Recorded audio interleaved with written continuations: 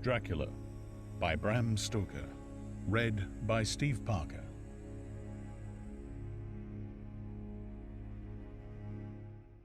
Chapter 1.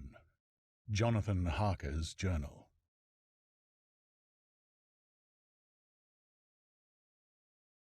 "3rd of May, Bistritz. Left Munich at 8:35 p.m. on the 1st of May, arriving at Vienna early next morning. Should have arrived at 6:46, but train was an hour late. Budapest seems a wonderful place from the glimpse which I got of it from the train and the little I could walk through the streets. I feared to go very far from the station, as we had arrived late and would start as near the correct time as possible. The impression I had was that we were leaving the west and entering the east. The most western of splendid bridges over the Danube, which is here of noble width and depth, took us among the traditions of Turkish rule. We left in pretty good time and came after nightfall to Klausenburg. Here I stopped for the night at the Hotel Royal. I had for dinner, or rather supper, a chicken done up some way with red pepper, which was very good but thirsty. Memorandum: get recipe for Mina. I asked the waiter, and he said it was called paprika Händel, and that as it was a national dish, I should be able to get it anywhere along the Carpathians. I found my smattering of German very useful here. Indeed, I don't know how I should be able to get on without it. Having had some time at my disposal when in London, I had visited the British Museum and made search among the books and maps in the library regarding Transylvania. It had struck me that some foreknowledge of the country could hardly fail to have some importance in dealing with a nobleman of that country. I find that the district he named is in the extreme east of the country, just on the borders of 3 states, Transylvania, Moldavia, and Bukovina, in the midst of the Carpathian Mountains, one of the wildest and least known portions of Europe. I was not able to light on any map or work giving the exact locality of the castle Dracula, as there are no maps of this country as yet to compare with our own Ordnance Survey maps. But I found that Bistritz, the post town named by Count Dracula, is a fairly well-known place. I shall enter here some of my notes, as they may refresh my memory when I talk over my travels with Mina. In the population of Transylvania, there are 4 distinct nationalities: Saxons in the south, and mixed with them the Wallachs, who are the descendants of the Dacians, Magyars in the west, and Sekelis in the east and north. I am going among the latter, who claim to be descended from Attila and the Huns. This may be so, for when the Magyars conquered the country in the 11th century, they found the Huns settled in it. I read that every known superstition in the world is gathered into the horseshoe of the Carpathians, as if it were the centre of some sort of imaginative whirlpool. If so, my stay may be very interesting. Memorandum: I must ask the Count all about them. I did not sleep well, though my bed was comfortable enough, for I had all sorts of queer dreams. There was a dog howling all night under my window, which may have had something to do with it, or it may have been the paprika, for I had to drink up all the water in my carafe and was still thirsty. Towards morning I slept and was wakened by the continuous knocking at my door, so I guess I must have been sleeping soundly then. I had for breakfast more paprika and a sort of porridge of maize flour, which they said was mamalaga, and eggplant stuffed with force meat, a very excellent dish which they called impellata. Memorandum: get a recipe for this also. I had to hurry breakfast, for the train started a little before 8, or rather it ought to have done so, for after rushing to the station at 7:30 I had to sit in the carriage for more than an hour before we began to move. It seems to me that the further east you go, the more unpunctual are the trains. What ought they to be in China? All day long we seemed to dawdle through a country which was full of beauty of every kind. Sometimes we saw little towns or castles on the top of steep hills, such as we see in old missals. Sometimes we ran by rivers and streams which seemed, from the wide stony margin on each side of them, to be subject to great floods. It takes a lot of water, and running strong, to sweep the outside edge of a river clear. At every station there were groups of people, sometimes crowds, and in all sorts of attire. Some of them were just like peasants at home, or those I saw coming through France and Germany, with short jackets and round hats and homemade trousers. but others were very picturesque. The women looked pretty, except when you got near them, but they were very clumsy about the waist. They had all full white sleeves of some kind or another, and most of them had big belts with a lot of strips of something fluttering from them like the dresses in a ballet, but of course there were petticoats under them. The strangest figures we saw were the Slovaks, who were more barbarian than the rest, with their big cowboy hats, great baggy dirty white trousers, white linen shirts, and enormous heavy leather belts nearly a foot wide, all studded over with brass nails. They wore high boots with their trousers tucked into them and had long black hair and heavy black moustaches.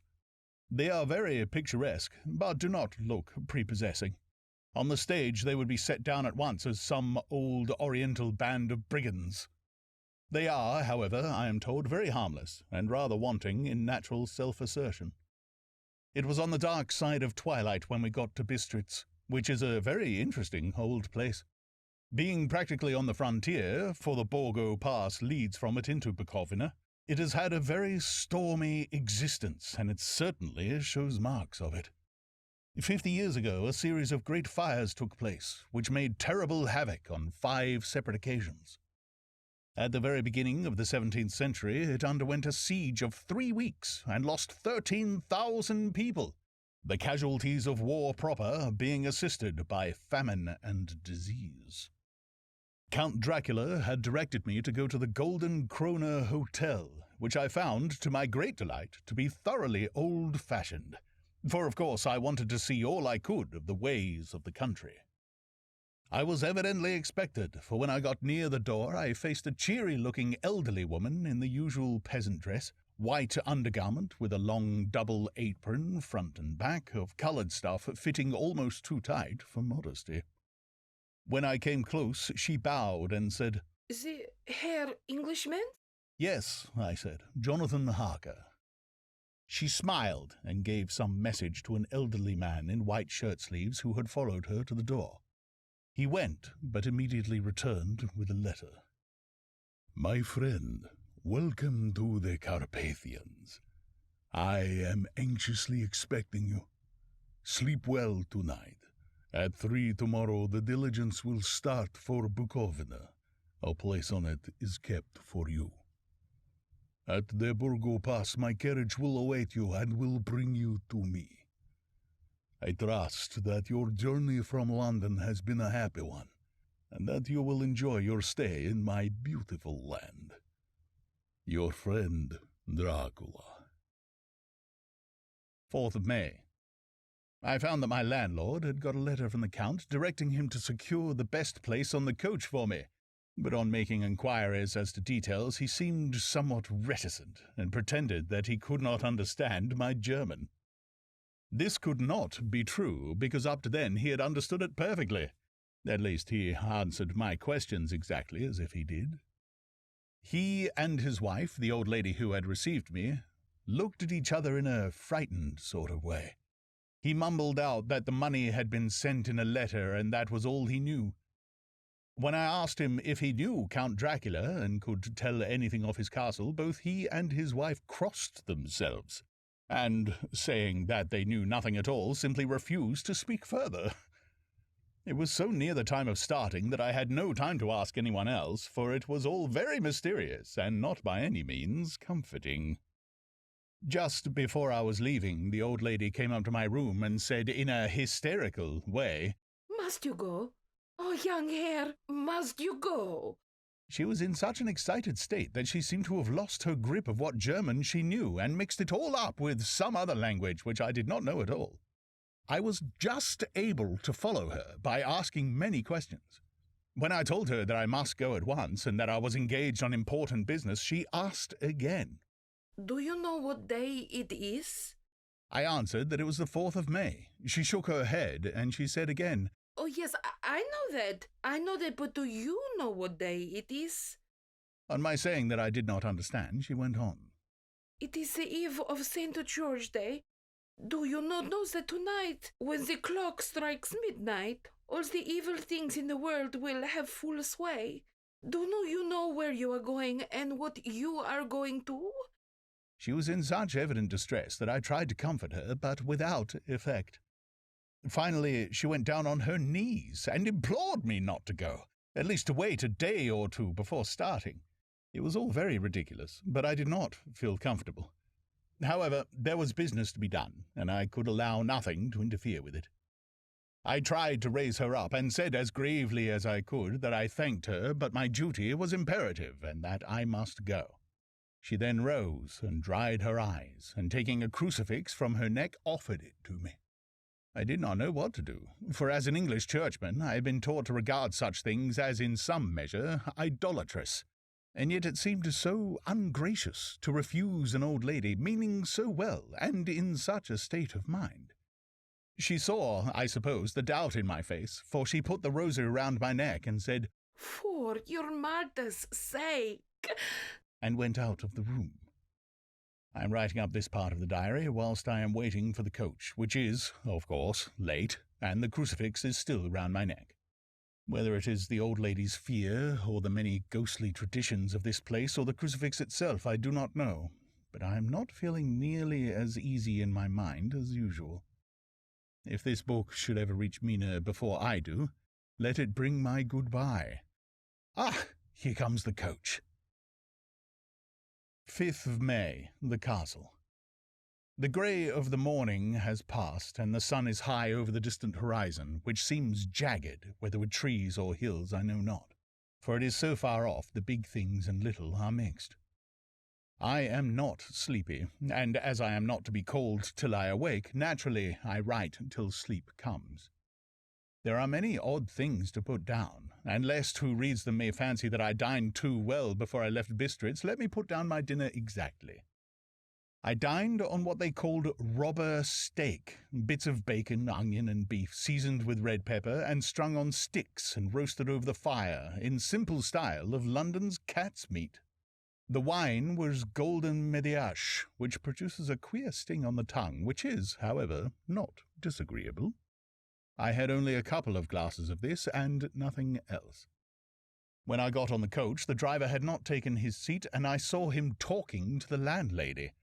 They were evidently talking of me, for every now and then they looked at me, and some of the people who were sitting on the bench outside the door came and listened, and then looked at me, most of them, pityingly. I could hear a lot of words often repeated, queer words, for there were many nationalities in the crowd, so I quietly got my polyglot dictionary from my bag and looked them out. I must say, they were not cheering to me, for amongst them were Ordog, Satan, Pokal, Hell, Stregoica, Witch, Vrolok, and Vlkoslak both mean the same thing, one being Slovak and the other Serbian, for something that is either werewolf or vampire. Memorandum. I must ask the Count about these superstitions. When we started, the crowd around the inn door, which had by this time swelled to a considerable size, all made the sign of the cross and pointed 2 fingers towards me. With some difficulty, I got a fellow passenger to tell me what they meant. He would not answer at first, but on learning that I was English, he explained that it was a charm or guard against the evil eye. And this was not very pleasant for me, just starting for an unknown place to meet an unknown man, but everyone seemed so kind-hearted and so sorrowful and so sympathetic that I could not but be touched. I shall never forget the last glimpse which I had of the inn-yard and its crowd of picturesque figures all crossing themselves as they stood round the wide archway, with its background of rich foliage of oleander and orange trees in green tubs clustered in the centre of the yard. Then our driver, whose wide linen drawers covered the whole front of the box seat, Gotze, they called them, cracked his big whip over his 4 small horses, which ran abreast, and we set off on our journey. I soon lost sight and recollection of ghostly fears in the beauty of the scene as we drove along, although, had I known the language, or rather languages, which my fellow passengers were speaking, I might not have been able to throw them off so easily. Before us lay a green, sloping land full of forests and woods, with here and there steep hills crowned with clumps of trees or with farmhouses, the blank gable end to the road. There was everywhere a bewildering mass of fruit blossom, apple, plum, pear, cherry. and as we drove by I could see the green grass under the trees spangled with the fallen petals. In and out amongst these green hills of what they call here the Mittelland ran the road, losing itself as it swept round the grassy curve, or was shut out by the straggling ends of pine woods, which here and there ran down the hillsides like tongues of flame. The road was rugged, but still we seemed to fly over it with a feverish haste. I could not understand then what the haste meant, but the driver was evidently bent on losing no time in reaching Borgo Prund. I was told that this road is, in summertime, excellent, but that it had not yet been put in order after the winter snows. In this respect, it is different from the general run of roads in the Carpathians, for it is an old tradition that they are not to be kept in too good order. Of old, the hospodars would not repair them, lest the Turk should think that they were preparing to bring in foreign troops, and so hasten the war, which was always really at loading point. Beyond the green swelling hills of the Mittelland rose mighty slopes of forest up to the lofty steeps of the Carpathians themselves. Right and left of us they towered, with the afternoon sun falling full upon them and bringing out all the glorious colours of this beautiful range. Deep blue and purple in the shadows of the peaks, green and brown where grass and rock mingled, and an endless perspective of jagged rocks and pointed crags till they were themselves lost in the distance, where the snowy peaks rose grandly. Here and there seemed mighty rifts in the mountains, through which, as the sun began to sink, we saw now and again the white gleam of falling water. One of my companions touched my arm as we swept round the base of a hill and opened up the lofty, snow-covered peak of a mountain, which seemed, as we wound our serpentine way, to be right before us. "Look, Eastern Sek, God's seat!" And he crossed himself reverently. As we wound on our endless way and the sun sank lower and lower behind us, the shadows of the evening began to creep round us. This was emphasized by the fact that the snowy mountain tops still held the sunset and seemed to glow out with a delicate, cool pink. Here and there we passed Czechs and Slovaks, all in picturesque attire, but I noticed that goiter was painfully prevalent. By the roadside were many crosses, and as we swept by, my companions all crossed themselves. Here and there was a peasant man or woman kneeling before a shrine who did not even turn round as we approached, but seemed, in the self-surrender of devotion, to have neither eyes nor ears for the outer world. There were many things new to me. For instance, hay ricks in the trees, and here and there very beautiful masses of weeping birch, their white stems shining like silver through the delicate green of the leaves. Now and again we passed a later wagon, the ordinary peasant's cart, with its long, snake-like vertebra calculated to suit the inequalities of the road. On this were sure to be seated quite a group of home-coming peasants, the Czechs with their white and the Slovaks with their coloured sheepskins, the latter carrying, lance-fashion, their long staves with axe at end. As the evening fell, it began to get very cold, and the growing twilight seemed to merge into one dark mistiness the gloom of the trees, oak, beech, and pine, though in the valleys which ran deep between the spurs of the hills, as we ascended through the pass, the dark firs stood out here and there against the background of late-lying snow. Sometimes, as the road was cut through the pine woods that seemed in the darkness to be closing down upon us, great masses of greyness which here and there bestrewed the trees produced a peculiarly weird and solemn effect which carried on the thoughts and grim fancies engendered early in the evening, when the falling sunset threw into strange relief the ghost-like clouds which amongst the Carpathians seemed to wind ceaselessly through the valleys. Sometimes the hills were so steep that, despite our driver's haste, the horses could only go slowly. I wished to get down and walk up them as we do at home, but the driver would not hear of it. "No, no," he said. "You must not walk here. The dogs are too fierce." And then he added, with what he evidently meant for grim pleasantry, for he looked round to catch the approving smile of the rest, "And you may have enough of such matters before you go to sleep." The only stop he would make was a moment's pause to light his lamps. When it grew dark, there seemed to be some excitement amongst the passengers, and they kept speaking to him one after the other, as though urging him to further speed. He lashed the horses unmercifully with his long whip, and with wild cries of encouragement urged them on to further exertions. Then, through the darkness, I could see a sort of patch of grey light ahead of us, as though there were a cleft in the hills. The excitement of the passengers grew greater. The crazy coach rocked on its great leather springs and swayed like a boat tossed on a stormy sea. I had to hold on. The road grew more level, and we appeared to fly along. Then the mountains seemed to come nearer to us on each side and to frown down upon us. We were entering on the Borgo Pass. One by one, several of the passengers offered me gifts, which they pressed upon me with an earnestness which would take no denial. These were certainly of an odd and varied kind, but each was given in simple good faith, with a kindly word and a blessing, and that strange mixture of fear-meaning movements which I had seen outside the hotel at Bistritz, the sign of the cross and the guard against the evil eye. Then, as we flew along, the driver leaned forward, and on each side the passengers, craning over the edge of the coach, peered eagerly into the darkness.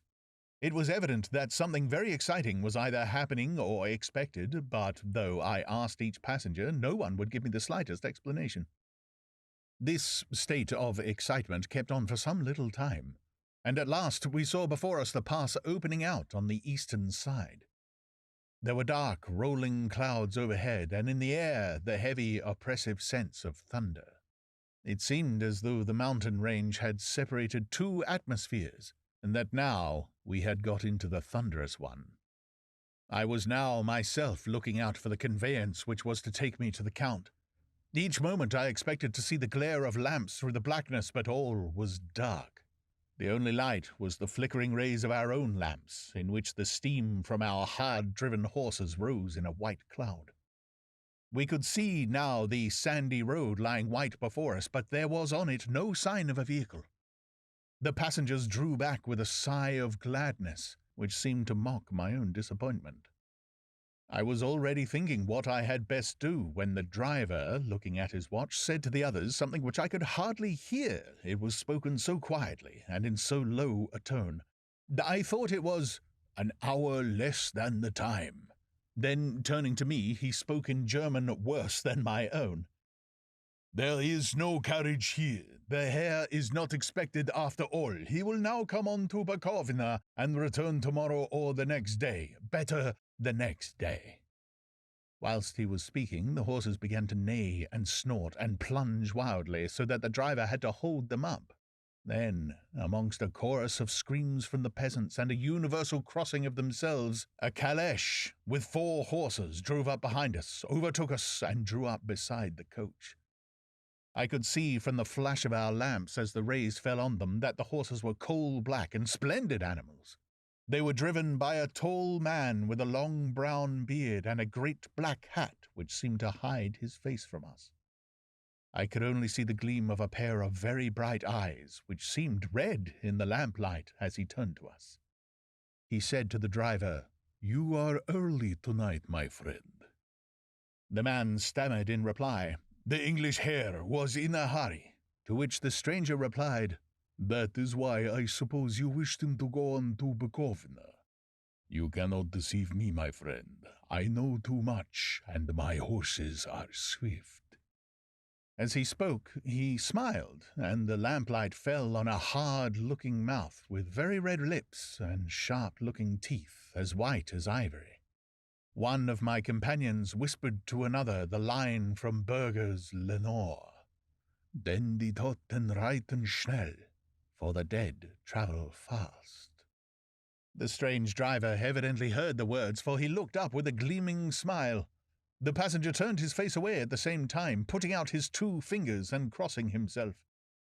"Give me the Herr's luggage," said the driver, and with exceeding alacrity my bags were handed out and put in the calèche.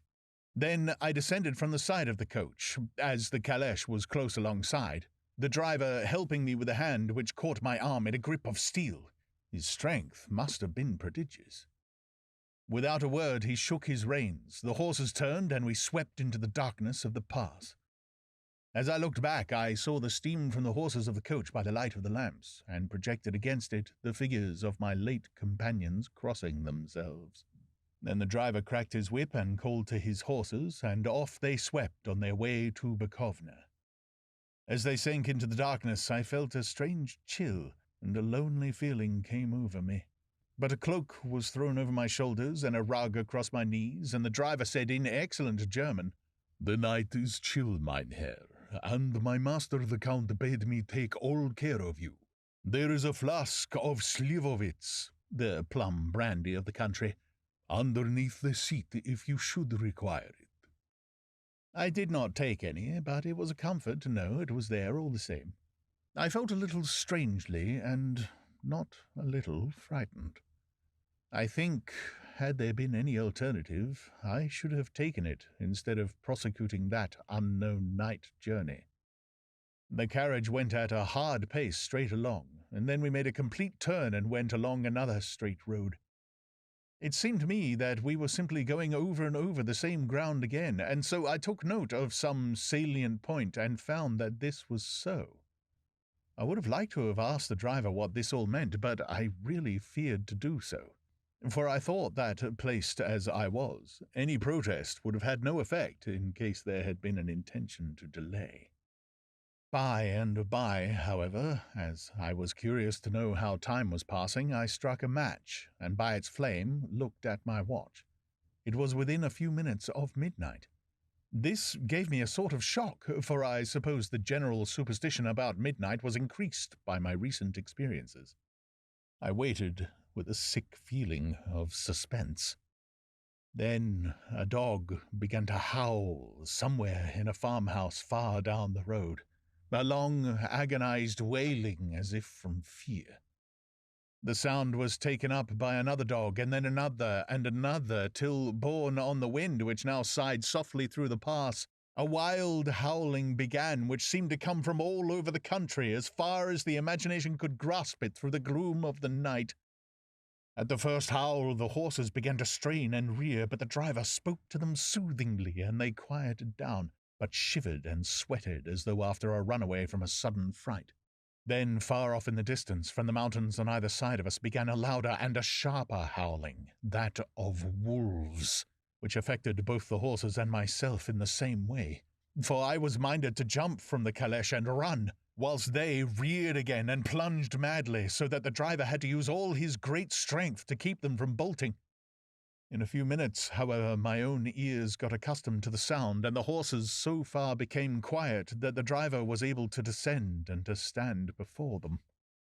He petted and soothed them and whispered something in their ears, as I have heard of horse-tamers doing, and with extraordinary effort, for under his caresses they became quite manageable again, though they still trembled.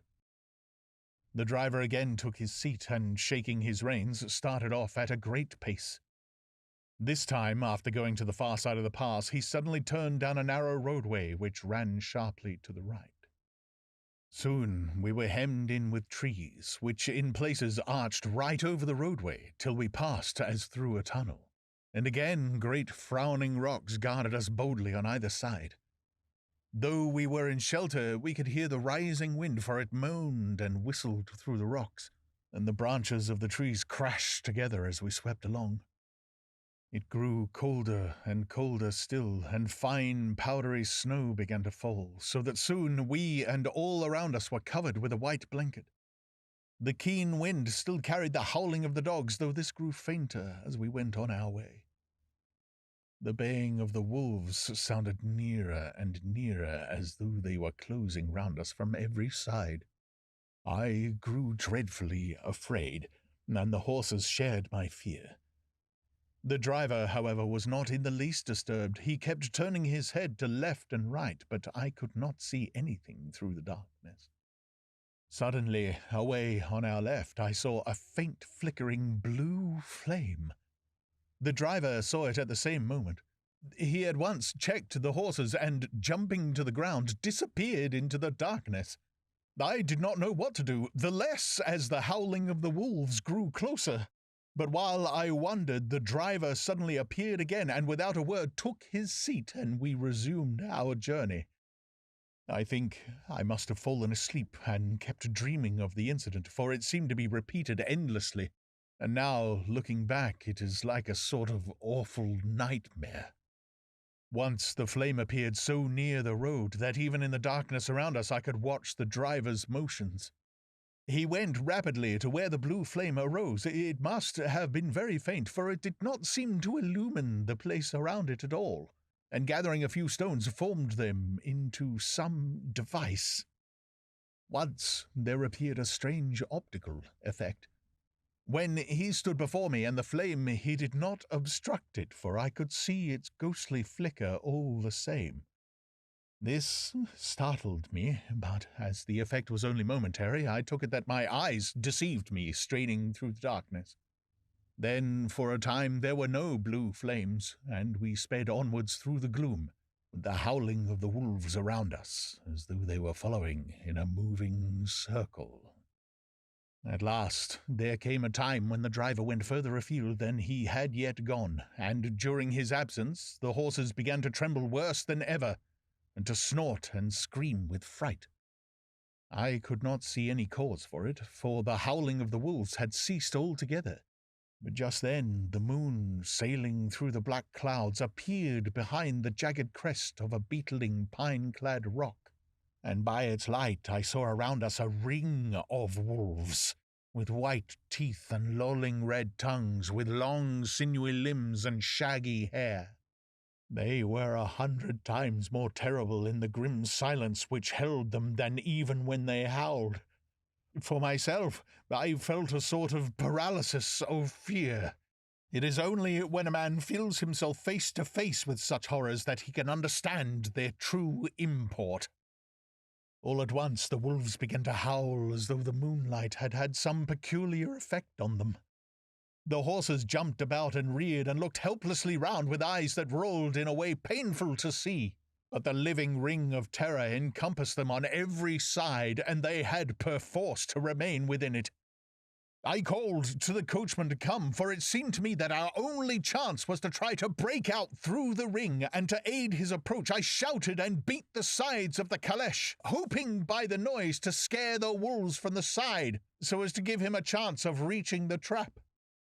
How he came there I know not, but I heard his voice raised in a tone of imperious command, and looking towards the sound saw him stand in the roadway.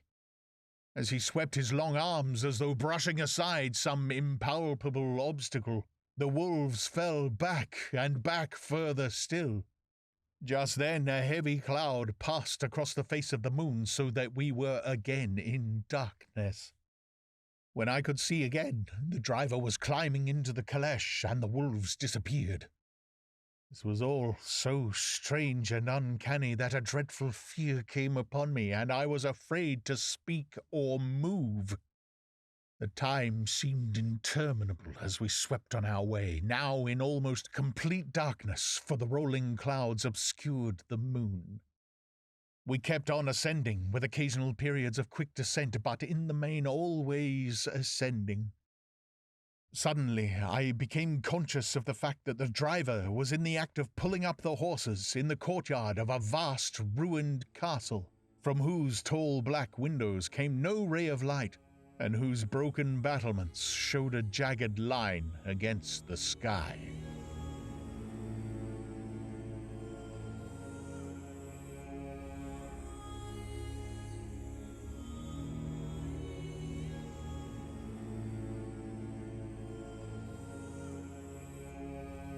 Chapter 2. Jonathan Harker's Journal continued. 5th of May. I must have been asleep, for certainly if I had been fully awake I must have noticed the approach of such a remarkable place. In the gloom the courtyard looked of considerable size, and as several dark ways led from it under great round arches, it perhaps seemed bigger than it really is. I have not yet been able to see it by daylight. When the caleche stopped, the driver jumped down and held out his hand to assist me to alight. Again, I could not but notice his prodigious strength. His hand actually seemed like a steel vice that could have crushed mine if he had chosen. Then he took my traps and placed them on the ground beside me as I stood close to a great door, old and studded with large iron nails, and set in a projecting doorway of massive stone. I could see, even in the dim light, that the stone was massively carved, but that the carving had been much worn by time and weather. As I stood, the driver jumped again into his seat and shook the reins. The horses started forward, and trap and all disappeared down one of the dark openings. I stood in silence where I was, for I did not know what to do. Of bell or knocker there was no sign. Through these frowning walls and dark window openings it was not likely that my voice could penetrate. The time I waited seemed endless, and I felt doubts and fears crowding upon me. What sort of place had I come to, and among what kind of people? What sort of grim adventure was it on which I had embarked? Was this a customary incident in the life of a solicitor's clerk sent out to explain the purchase of a London estate to a foreigner? Solicitor's clerk? Mina would not like that. Solicitor, for just before leaving London I got word that my examination was successful, and I am now a full-blown solicitor. I began to rub my eyes and pinch myself to see if I were awake. It all seemed like a horrible nightmare to me, and I expected that I should suddenly awake and find myself at home, with the dawn struggling in through the windows, as I had now and again felt in the morning after a day of overwork. But my flesh answered the pinching test, and my eyes were not to be deceived. I was indeed awake and among the Carpathians. All I could do now was to be patient and to wait the coming of morning. Just as I had come to this conclusion, I heard a heavy step approaching behind the great door, and saw through the chinks the gleam of a coming light. Then there was the sound of rattling chains and the clinking of massive bolts drawn back. A key was turned with the loud, grating noise of long disuse, and the great door swung back. Within stood a tall, old man, clean-shaven save for a long white moustache, and clad in black from head to foot, without a single speck of colour about him anywhere. He held in his hand an antique silver lamp in which the flame burned without a chimney or globe of any kind, throwing long quivering shadows as it flickered in the draught of the open door. The old man motioned me in with his right hand with a courtly gesture, saying in excellent English but with a strange intonation, "Welcome to my house. Enter freely and of your own free will." He made no motion of stepping to meet me, but stood like a statue, as though his gesture of welcome had fixed him into stone. The instant, however, that I had stepped over the threshold, he moved impulsively forward, and, holding out his hand, grasped mine with a strength which made me wince, an effect which was not lessened by the fact that it seemed cold as ice, more like the hand of a dead than a living man. Again he said, "Welcome to my house. Enter freely, go safely, and leave something of the happiness you bring." The strength of the handshake was so much akin to that which I had noticed in the driver, whose face I had not seen, that for a moment I doubted if it were not the same person to whom I was speaking. So, to make sure, I said interrogatively, "Count Dracula?" He bowed in a courtly way as he replied, "I am Dracula, and I bid you welcome, Mr. Harker, to my house. Come in. The night air is chill, and you must need to eat and rest." As he was speaking, he put the lamp on a bracket on the wall, and stepping out, took my luggage. He had carried it in before I could forestall him. I protested, but he insisted. "Nay, sir, you are my guest. It is late, and my people are not available. Please, let me see to your comfort myself." He insisted on carrying my traps along the passage, and then up a great winding stair, and along another great passage, on whose stone floor our steps rang heavily. At the end of this he threw open a heavy door, and I rejoiced to see within a well-lit room in which a table was spread for supper, and on whose mighty hearth a great fire of logs, freshly replenished, flamed and flared. The Count halted, putting down my bags, closed the door, and, crossing the room, opened another door, which led into a small octagonal room lit by a single lamp, and seemingly without a window of any sort. Passing through this, he opened another door, and motioned me to enter. It was a welcome sight, for here was a great bedroom well lighted and warmed with another log fire, also added to but lately, for the top logs were fresh, which sent a hollow roar up the wide chimney. The Count himself left my luggage inside and withdrew, saying, before he closed the door, "You will need after your journey to refresh yourself by making your toilet. I trust you will find all you wish. When you are ready, come into the other room, where you will find your supper prepared." The light and warmth and the Count's courteous welcome seemed to have dissipated all my doubts and fears. Having then reached my normal state, I discovered that I was half famished with hunger. So, making a hasty toilet, I went into the other room. I found supper already laid out. My host, who stood on one side of the great fireplace, leaning against the stonework, made a graceful wave of his hand to the table and said, "I pray you, be seated and sup how you please. You will, I trust, excuse me that I do not join you, but I have dined already, and I do not sup." I handed to him the sealed letter which Mr. Hawkins had entrusted to me. He opened it and read it gravely. Then, with a charming smile, he handed it to me to read. One passage of it, at least, gave me a thrill of pleasure. "I must regret that an attack of gout, from which malady I am a constant sufferer, forbids absolutely any travelling on my part for some time to come. But I am happy to say I can send a sufficient substitute, one in whom I have every possible confidence. He is a young man, full of energy and talent in his own way, and of a very faithful disposition. He is discreet and silent, and has grown into manhood in my service.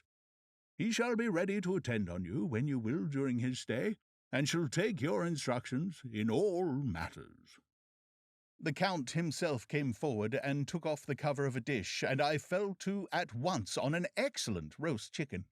This, with some cheese and a salad and a bottle of old Tokay, of which I had 2 glasses, was my supper.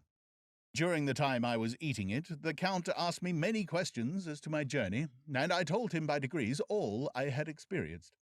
By this time I had finished my supper, and, by my host's desire, had drawn up a chair by the fire and begun to smoke a cigar which he offered me, at the same time excusing himself that he did not smoke. I had now an opportunity of observing him, and found him of a very marked physiognomy. His face was a very strong aquiline, with high bridge of thin nose and peculiarly arched nostrils, with lofty domed forehead, and hair growing scantily round the temples, but profusely everywhere. His eyebrows were very massive, almost meeting over the nose, and with bushy hair that seemed to curl in its own profusion. The mouth, so far as I could see it under the heavy moustache, was fixed and rather cruel-looking, with peculiarly sharp white teeth. These protruded over the lips, whose remarkable ruddiness showed astonishing vitality in a man of his years. For the rest, his ears were pale, and the tops extremely pointed. The chin was broad and strong, and the cheeks firm, though thin. The general effect was one of extraordinary pallor. Hitherto I had noticed the backs of his hands as they lay on his knees in the firelight, and they had seemed rather white and fine. But, seeing them now close to me, I could not but notice that they were rather coarse, broad, with squat fingers. Strange to say, there were hairs in the centre of the palm. The nails were long and fine, and cut to a sharp point. As the Count leaned over me and his hands touched me, I could not repress a shudder. It may have been that his breath was rank, but a horrible feeling of nausea came over me, which, do what I would, I could not conceal. The Count, evidently noticing it, drew back, and with a grim sort of smile, which showed more than he had yet done his protuberant teeth, sat himself down again on his own side of the fireplace. We were both silent for a while, and as I looked towards the window, I saw the first dim streak of the coming dawn. There seemed a strange stillness over everything, but as I listened, I heard, as if from down below in the valley, the howling of many wolves.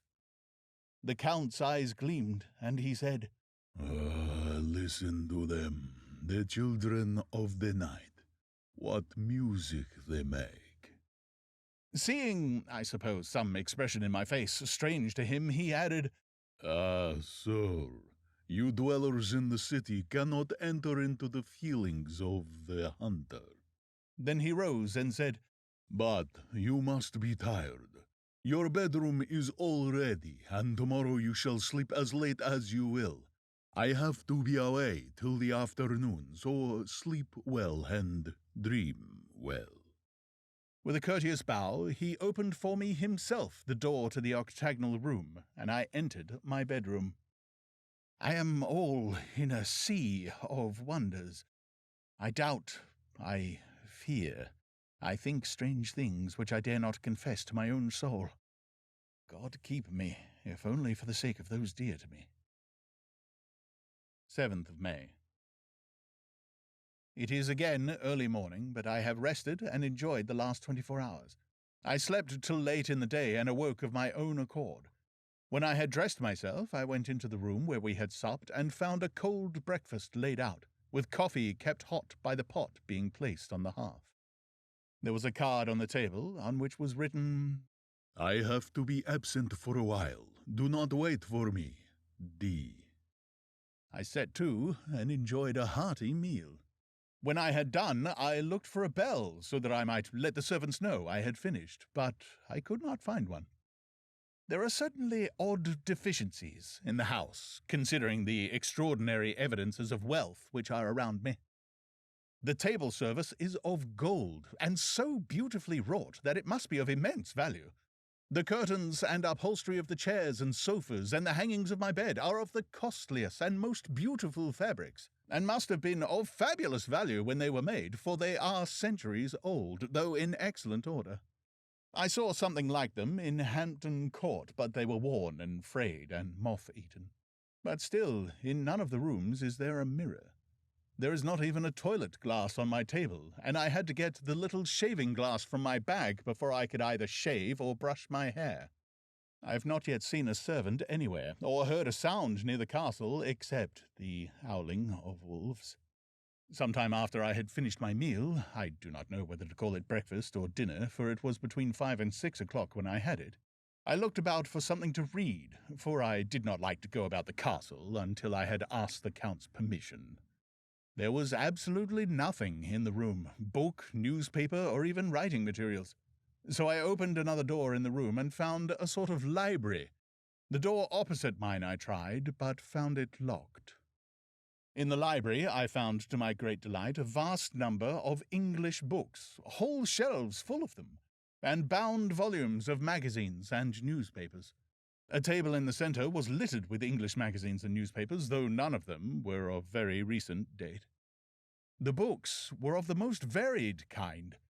History, geography, politics, political economy, botany, geology, law, all relating to England and English life and customs and manners.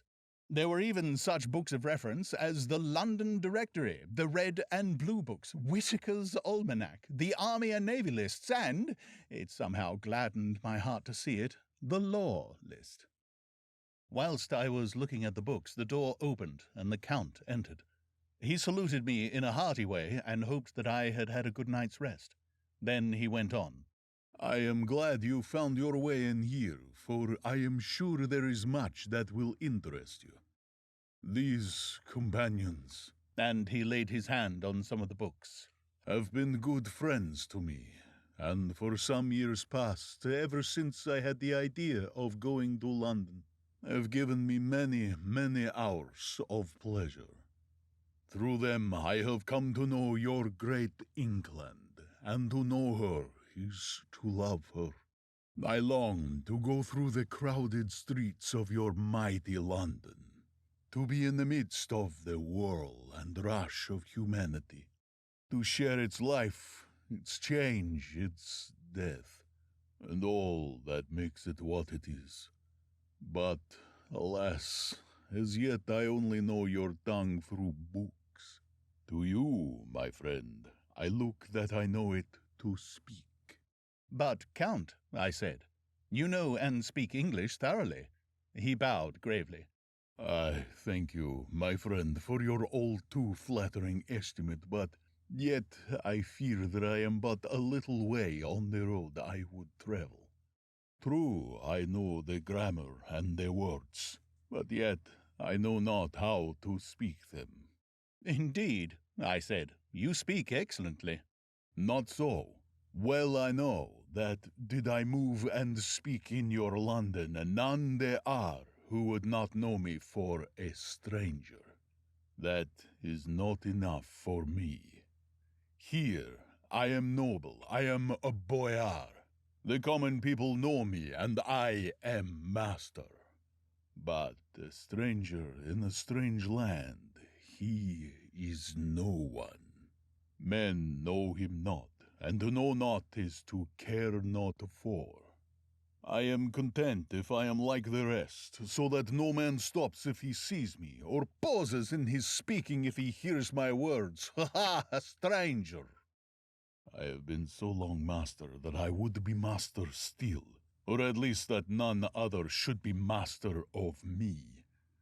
You come to me not alone as agent of my friend Peter Hawkins of Exeter to tell me all about my new estate in London.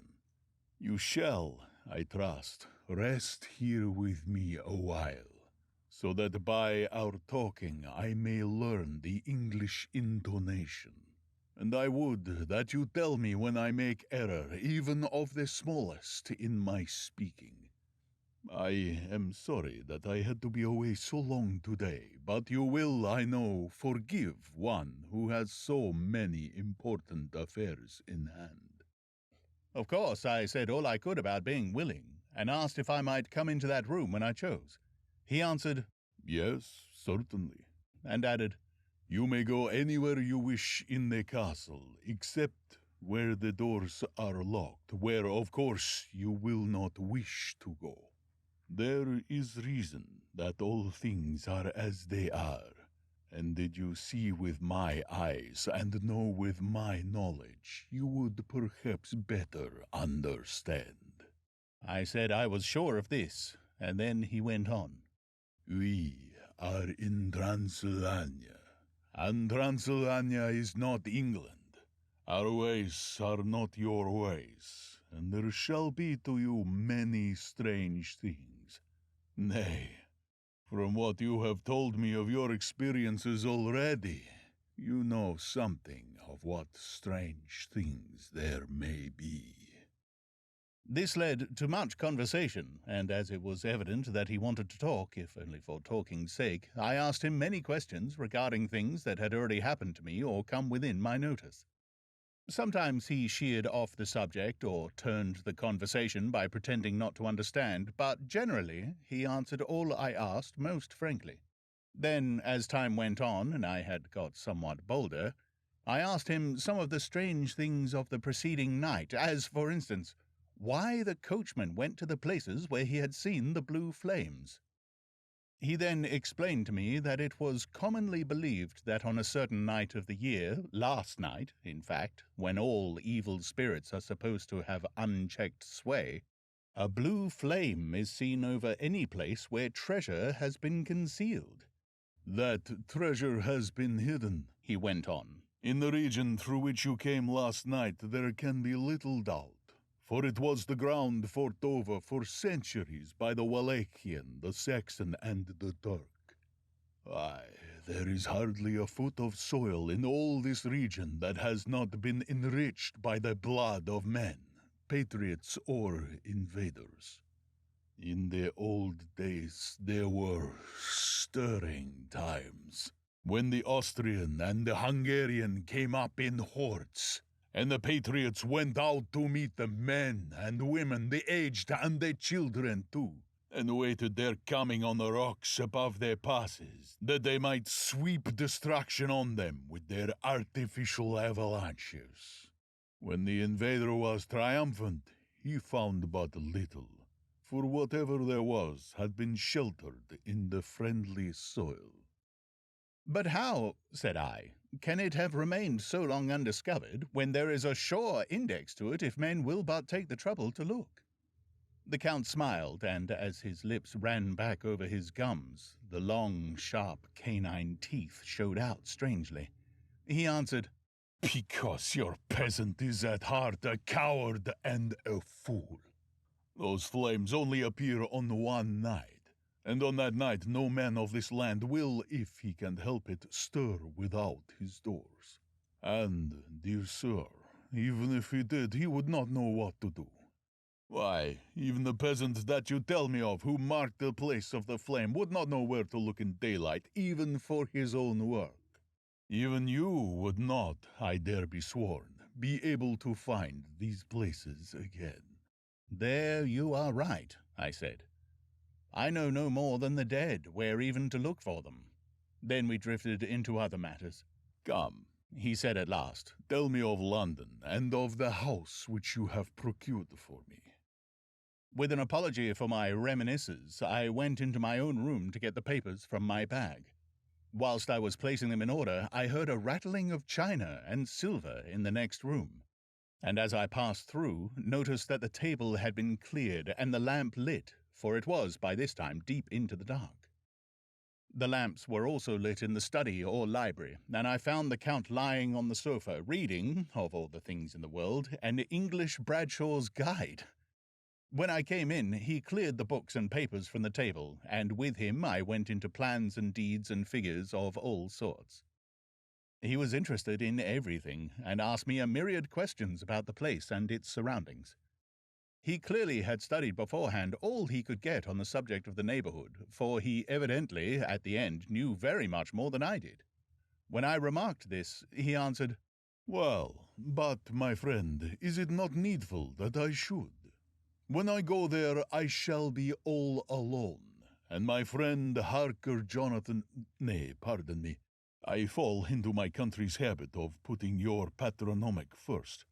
My friend Jonathan Harker will not be by my side to correct and aid me. He will be in Exeter, miles away, probably working at papers of the law with my other friend, Peter Hawkins. So? We went thoroughly into the business of the purchase of the estate at Purfleet. When I had told him the facts and got his signature to the necessary papers, and had written a letter with them ready to post to Mr. Hawkins, he began to ask me how I had come across so suitable a place. I read to him the notes which I had made at the time, and which I inscribe here. At Purfleet, on a by-road, I came across just such a place as seemed to be required, and where was displayed a dilapidated notice that the place was for sale. It was surrounded by a high wall of ancient structure built of heavy stones, and has not been repaired for a large number of years. The closed gates are of heavy old oak and iron, all eaten with rust. The estate is called Carfax, no doubt a corruption of the old Quatre Facce, as the house is four-sided, agreeing with the cardinal points of the compass. It contains in all some 20 acres, quite surrounded by the solid stone wall above mentioned. There are many trees on it, which make it in places gloomy, and there is a deep, dark-looking pond or small lake, evidently fed by some springs, as the water is clear and flows away in a fair-sized stream.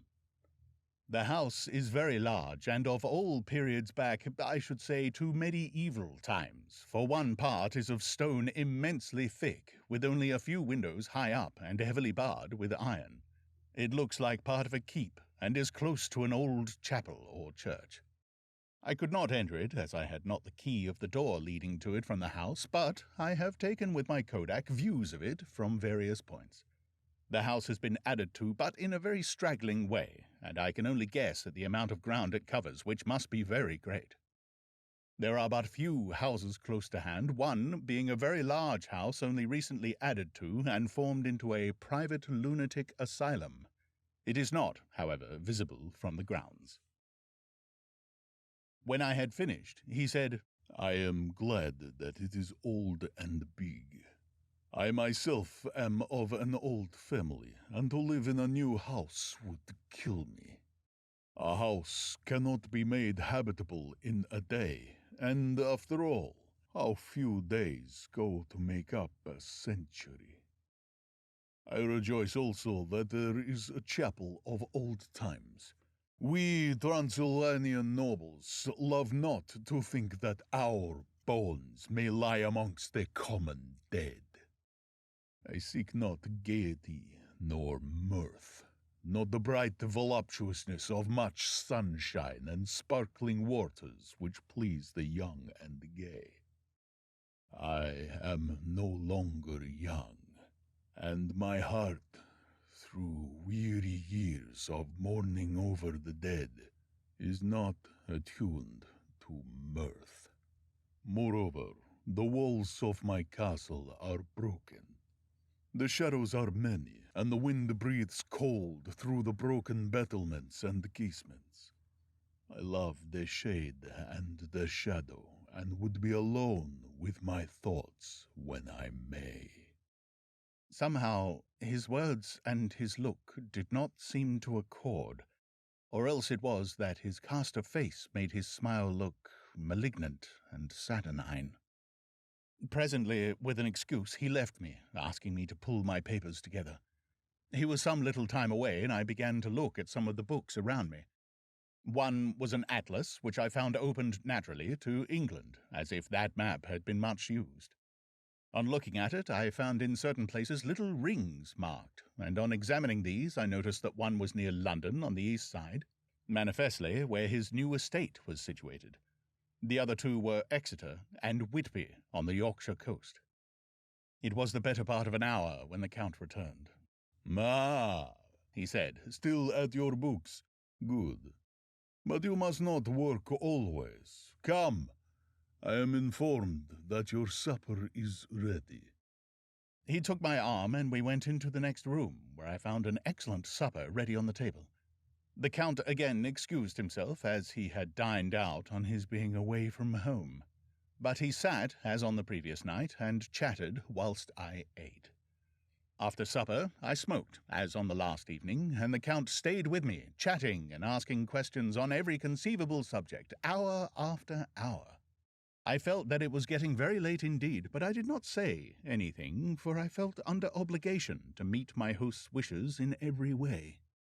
I was not sleepy, as the long sleep yesterday had fortified me, but I could not help experiencing that chill which comes over one at the coming of the dawn, which is like, in its way, the turn of the tide. They say that people who are near death die generally at the change to dawn or at the turn of the tide. Anyone who has, when tired, and tied as it were to his post, experienced this change in the atmosphere can well believe it. All at once we heard the crow of the cock coming up with preternatural stillness through the clear morning air. Count Dracula, jumping to his feet, said, "Why, there is the morning again. How remiss I am to let you stay up so long. You must make your conversation regarding my dear new country of England less interesting, so that I may not forget how time flies by us." And with a courtly bow, he quickly left me. I went into my room and drew the curtains, but there was little to notice. My window opened into the courtyard. All I could see was the warm grey of quickening sky. So I pulled the curtains again, and have written of this day. 8th of May. I began to fear, as I wrote in this book, that I was getting too diffuse, but now I am glad that I went into detail from the first, for there is something so strange about this place and all in it that I cannot but feel uneasy. I wish I was safe out of it, or that I had never come. It may be that this strange night existence is telling on me, but would that that were all. If there were anyone to talk to, I could bear it, but there is no one. I have only the Count to speak with, and he... I fear I am myself the only living soul within the place. Let me be prosaic, so far as facts can be. It will help me to bear up, and imagination must not run riot with me. If it does, I am lost.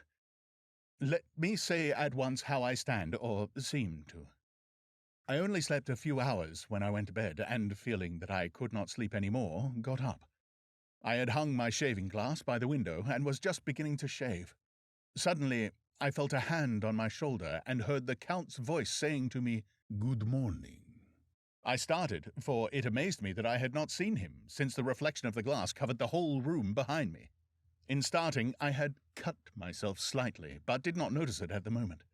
Having answered the Count's salutation, I turned to the glass again to see how I had been mistaken. This time there could be no error, for the man was close to me, and I could see him over my shoulder. But there was no reflection of him in the mirror. The whole room behind me was displayed, but there was no sign of a man in it except myself. This was startling, and coming on top of so many strange things was beginning to increase that vague feeling of uneasiness which I always have when the Count is near.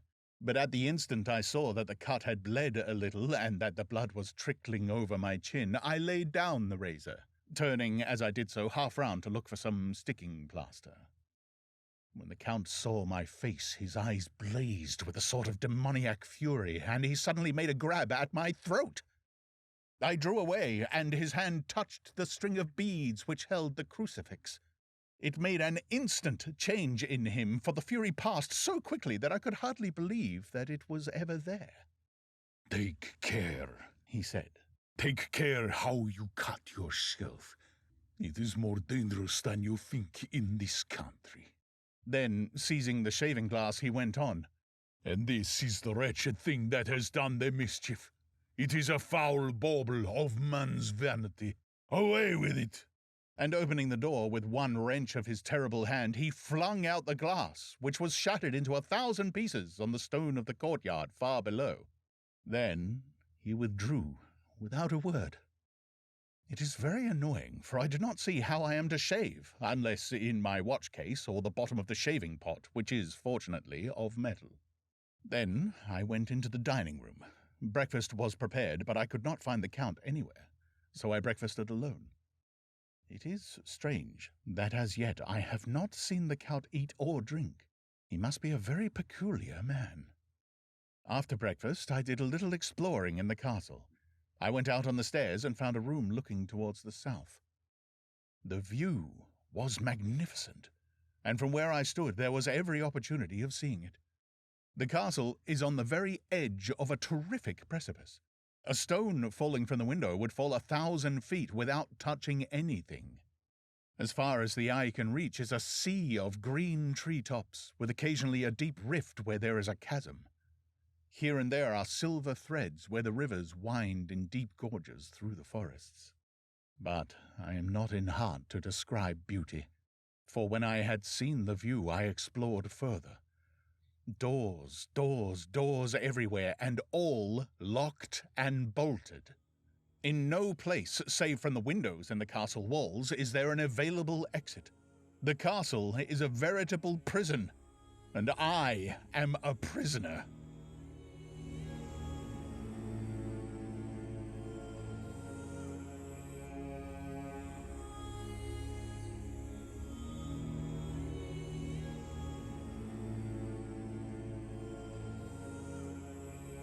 Chapter 3. Jonathan Harker's Journal continued. When I found that I was a prisoner, a sort of wild feeling came over me. I rushed up and down the stairs, trying every door and peering out of every window I could find, but after a little, the conviction of my helplessness overpowered all other feelings. When I look back after a few hours, I think I must have been mad for the time, for I behaved much as a rat does in a trap. When, however, the conviction had come to me that I was helpless, I sat down quietly as I have ever done anything in my life, and began to think over what was best to be done. I am thinking still, and as yet have come to no definite conclusion. Of one thing only I am certain, that it is no use making my ideas known to the Count. He knows well that I am imprisoned, and as he has done it himself, and has doubtless his own motives for it, he would only deceive me if I trusted him fully with the facts. So far as I can see, my only plan will be to keep my knowledge and my fears to myself, and my eyes open. I am, I know, either being deceived like a baby by my own fears, or else I am in desperate straits. And if the latter be so, I need, and shall need, all my brains to get through. I had hardly come to this conclusion when I heard the great door below shut, and knew the Count had returned. He did not come at once into the library, so I went cautiously to my own room and found him making the bed. This was odd, but only confirmed what I had all along thought, that there are no servants in the house. When later I saw him through the chink of the hinges of the door laying the table in the dining room, I was assured of it. For if he does himself all these menial offices, surely it is proof that there is no one else in the castle. It must have been the Count himself who was the driver of the coach that brought me here. This is a terrible thought, for if so, what does it mean that he could control the wolves as he did by only holding up his hand for silence? How was it that all the people at Bistritz and on the coach had some terrible fear for me? What meant the giving of the crucifix, of the garlic, of the wild rose, of the mountain ash?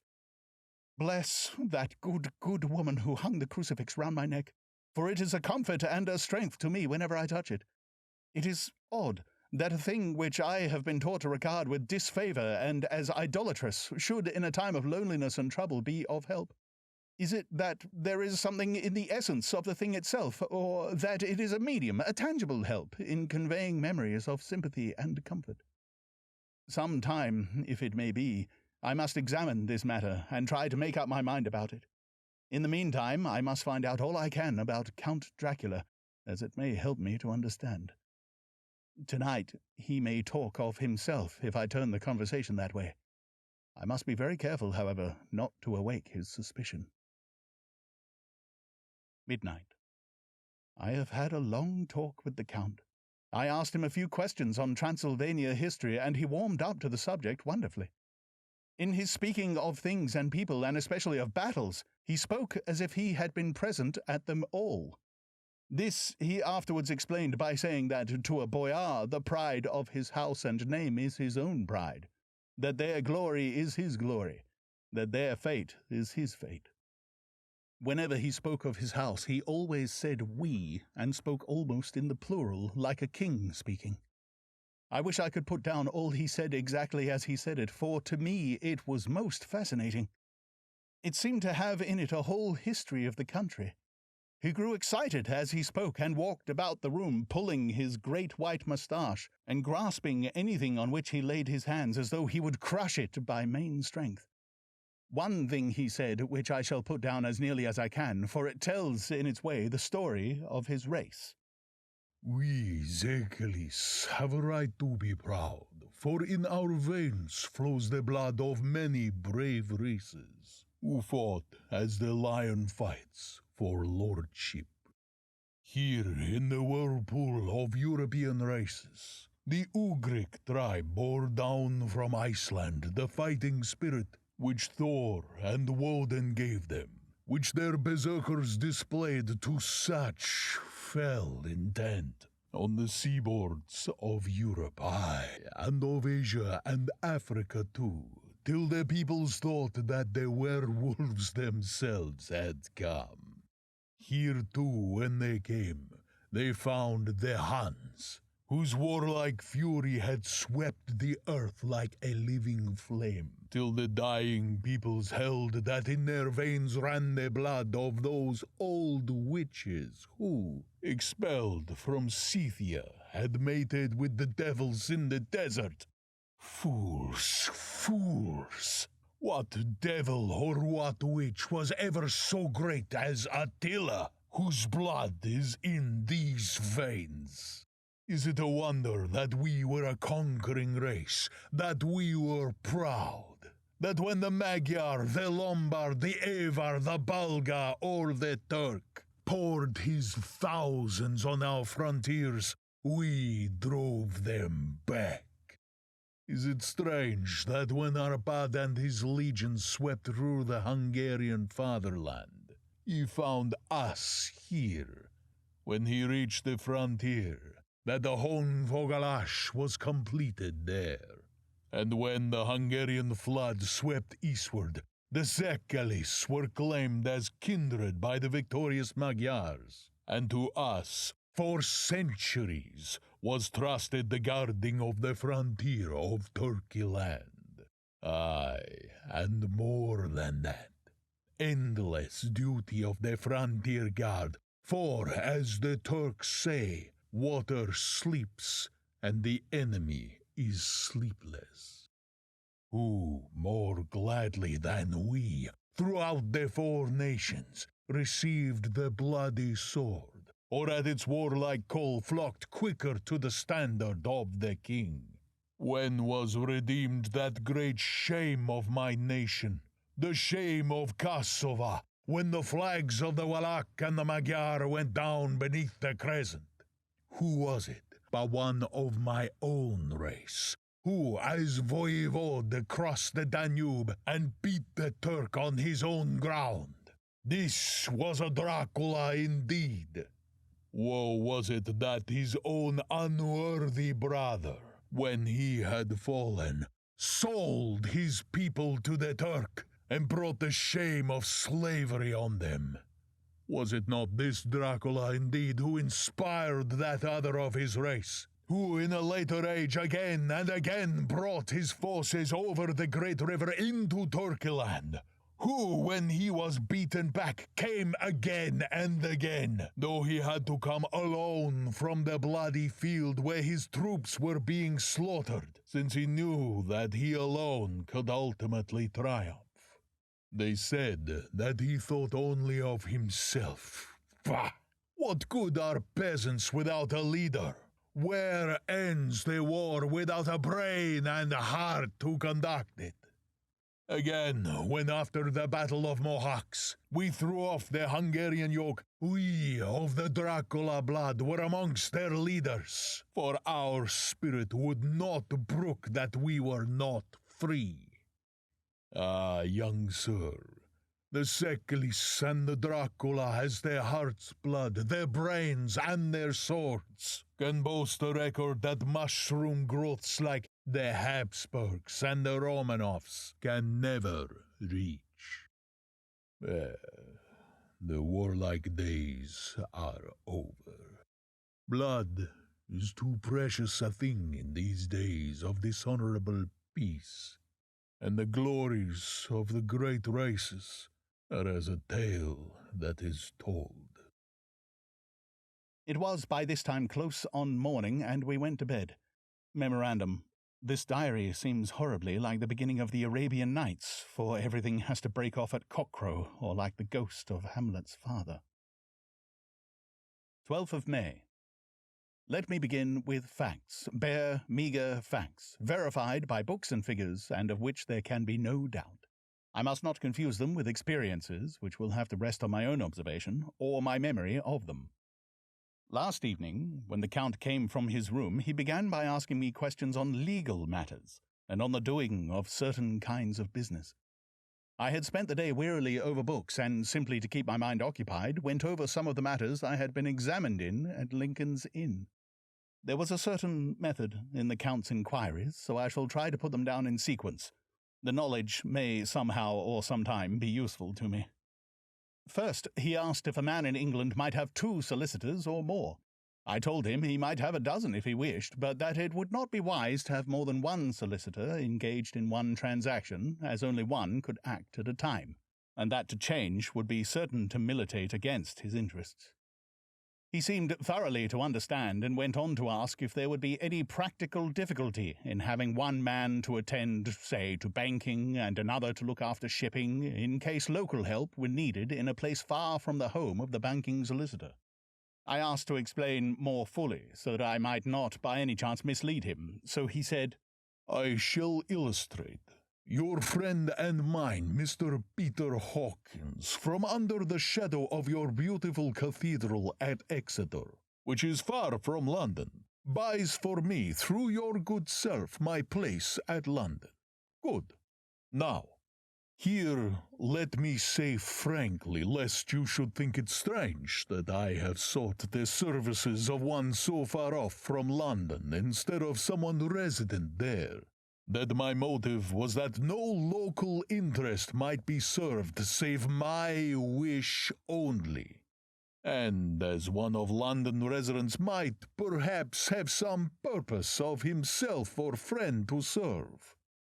I went thus afield to seek my agent, whose labors should be only to my interest. Now, suppose I, who have much of affairs, wish to ship goods, say, to Newcastle, or Durham, or Harwich, or Dover. Might it not be that it could with more ease be done by consigning to one in these ports? I answered that certainly it would be most easy, but that we solicitors had a system of agency, one for the other, so that local work could be done locally on instruction from any solicitor, so that the client, simply placing himself in the hands of one man, could have his wishes carried out by him without further trouble. But, said he, I could be at liberty to direct myself, is it not so? Of course, I replied, and such is often done by men of business, who do not like the whole of their affairs to be known by any one person. Good, he said, and then went on to ask about the means of making consignments and the forms to be gone through, and of all sorts of difficulties which might arise, but by forethought might be guarded against. I explained all these things to him to the best of my ability, and he certainly left me under the impression that he would have made a wonderful solicitor, for there was nothing that he did not think of or foresee. For a man who was never in the country, and who did not evidently do much in the way of business, his knowledge and acumen were wonderful.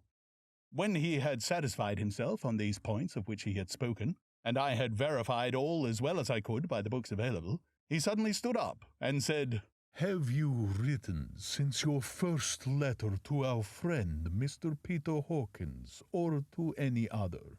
It was with some bitterness in my heart that I answered that I had not, that as yet I had not seen any opportunity of sending letters to anybody. Then, right now, my young friend, he said, laying a heavy hand on my shoulder. Write to our friend and to any other, and say, if it will please you, that you shall stay with me until a month from now. Do you wish me to stay so long? I asked, for my heart grew cold at the thought. I desire it much, nay, I will take no refusal. When your master, employer, what you will, engaged that someone should come on his behalf, it was understood that my needs only were to be consulted. I have not stinted, is it not so? What could I do but bow acceptance? It was Mr. Hawkins' interest, not mine, that I had to think of him, not myself. And besides, while Count Dracula was speaking, there was that in his eyes and in his bearing which made me remember that I was a prisoner, and that, if I wished it, I could have no choice. The Count saw his victory in my bow, and his mastery in the trouble on my face, for he began at once to use them, but in his own smooth, resistless way. I pray you, my good young friend, that you will not discourse of things other than business in your letters. It will doubtless please your friends to know that you are well, and that you look forward to getting home to them. Is it not so? As he spoke, he handed me 3 sheets of notepaper and 3 envelopes. They were all of the thinnest foreign post, and looking at them, then at him, and noticing his quiet smile with the sharp canine teeth laying over the red underlip, I understood as well as if he had spoken that I should be more careful what I wrote, for he would be able to read it. So I determined to write only formal notes now, but to write fully to Mr. Hawkins in secret, and also to Mina, for to her I could write shorthand, which would puzzle the Count if he did see it. When I had written my 2 letters, I sat quiet, reading a book, whilst the Count wrote several notes, referring as he wrote them to some books on his table. Then he took up my 2 and placed them with his own, and put by his writing materials, after which, the instant the door had closed behind him, I leaned over and looked at the letters which were face down on the table. I felt no compunction in doing so, for under the circumstances I felt that I should protect myself in every way I could. One of the letters was directed to Samuel F. Billington, No. 7, The Crescent, Whitby, another to Herr Leutner, Warner. The third was to Coutts & Co., London, and the fourth to Heron, Klopstock and Billruth, bankers, Budapest. The second and fourth were unsealed. I was just about to look at them when I saw the door handle move. I sank back in my seat, having just had time to resume my book before the Count, holding still another letter in his hand, entered the room. He took out the letters on the table and stamped them carefully, and turning to me, said, "I trust you will forgive me, but I have much work to do in private this evening. You will, I hope, find all things as you wish." At the door he turned, and after a moment's pause he said, "Let me advise you, my dear young friend, nay, let me warn you with all seriousness, that should you leave these rooms, you will not by any chance go to sleep in any other part of the castle. It is old and has many memories, and there are bad dreams for those who sleep unwisely. Be warned. Should sleep now or ever overcome you, or be like to do, then haste to your own chamber or to these rooms, for your rest will then be safe. But if you be not careful in this respect, then—" He finished his speech in a gruesome way, for he motioned with his hands as if he were washing them. I quite understood. My only doubt was as to whether any dream could be more terrible than the unnatural, horrible net of gloom and mystery which seemed closing around me. Later. I endorse the last words written, but this time there is no doubt in question. I shall not fear to sleep in any place where he is not. I have placed the crucifix over the head of my bed. I imagine that my rest is thus freer from dreams, and there it shall remain. When he left me, I went to my room. After a little while, not hearing any sound, I came out and went up the stone stair to where I could look out towards the south. There was some sense of freedom in that vast expanse, inaccessible though it was to me, as compared with the narrow darkness of the courtyard. Looking out on this, I felt that I was indeed in prison, and I seemed to want a breath of fresh air, though it were of the night. I am beginning to feel this nocturnal existence tell on me. It is destroying my nerve. I start at my own shadow, and am full of all sorts of horrible imaginings. God knows that there is ground for my terrible fear in this accursed place. I looked out over the beautiful expanse, bathed in soft yellow moonlight, till it was almost as light as day. In the soft light, the distant hills became melted, and the shadows in the valleys and gorges of velvety blackness. The mere beauty seemed to cheer me. There was peace and comfort in every breath I drew. As I leaned from the window, my eye was caught by something moving a story below me, and somewhat to my left, where I imagined, from the order of the rooms, that the windows of the Count's own room would look out. The window at which I stood was tall and deep, stone-mullioned, and though weather-worn, was still complete, but it was evidently many a day since the case had been there. I drew back behind the stonework and looked carefully out. What I saw was the Count's head coming out from the window. I did not see the face, but I knew the man by the neck and the movement of his back and arms. In any case, I could not mistake the hands which I had had many opportunities for studying. I was at first interested and somewhat amused, for it is wonderful how small a matter will interest and amuse a man when he is a prisoner. But my very feelings changed to repulsion and terror when I saw the whole man slowly emerge from the window and begin to crawl down the castle wall over the dreadful abyss, face down, with his cloak spreading out around him like great wings.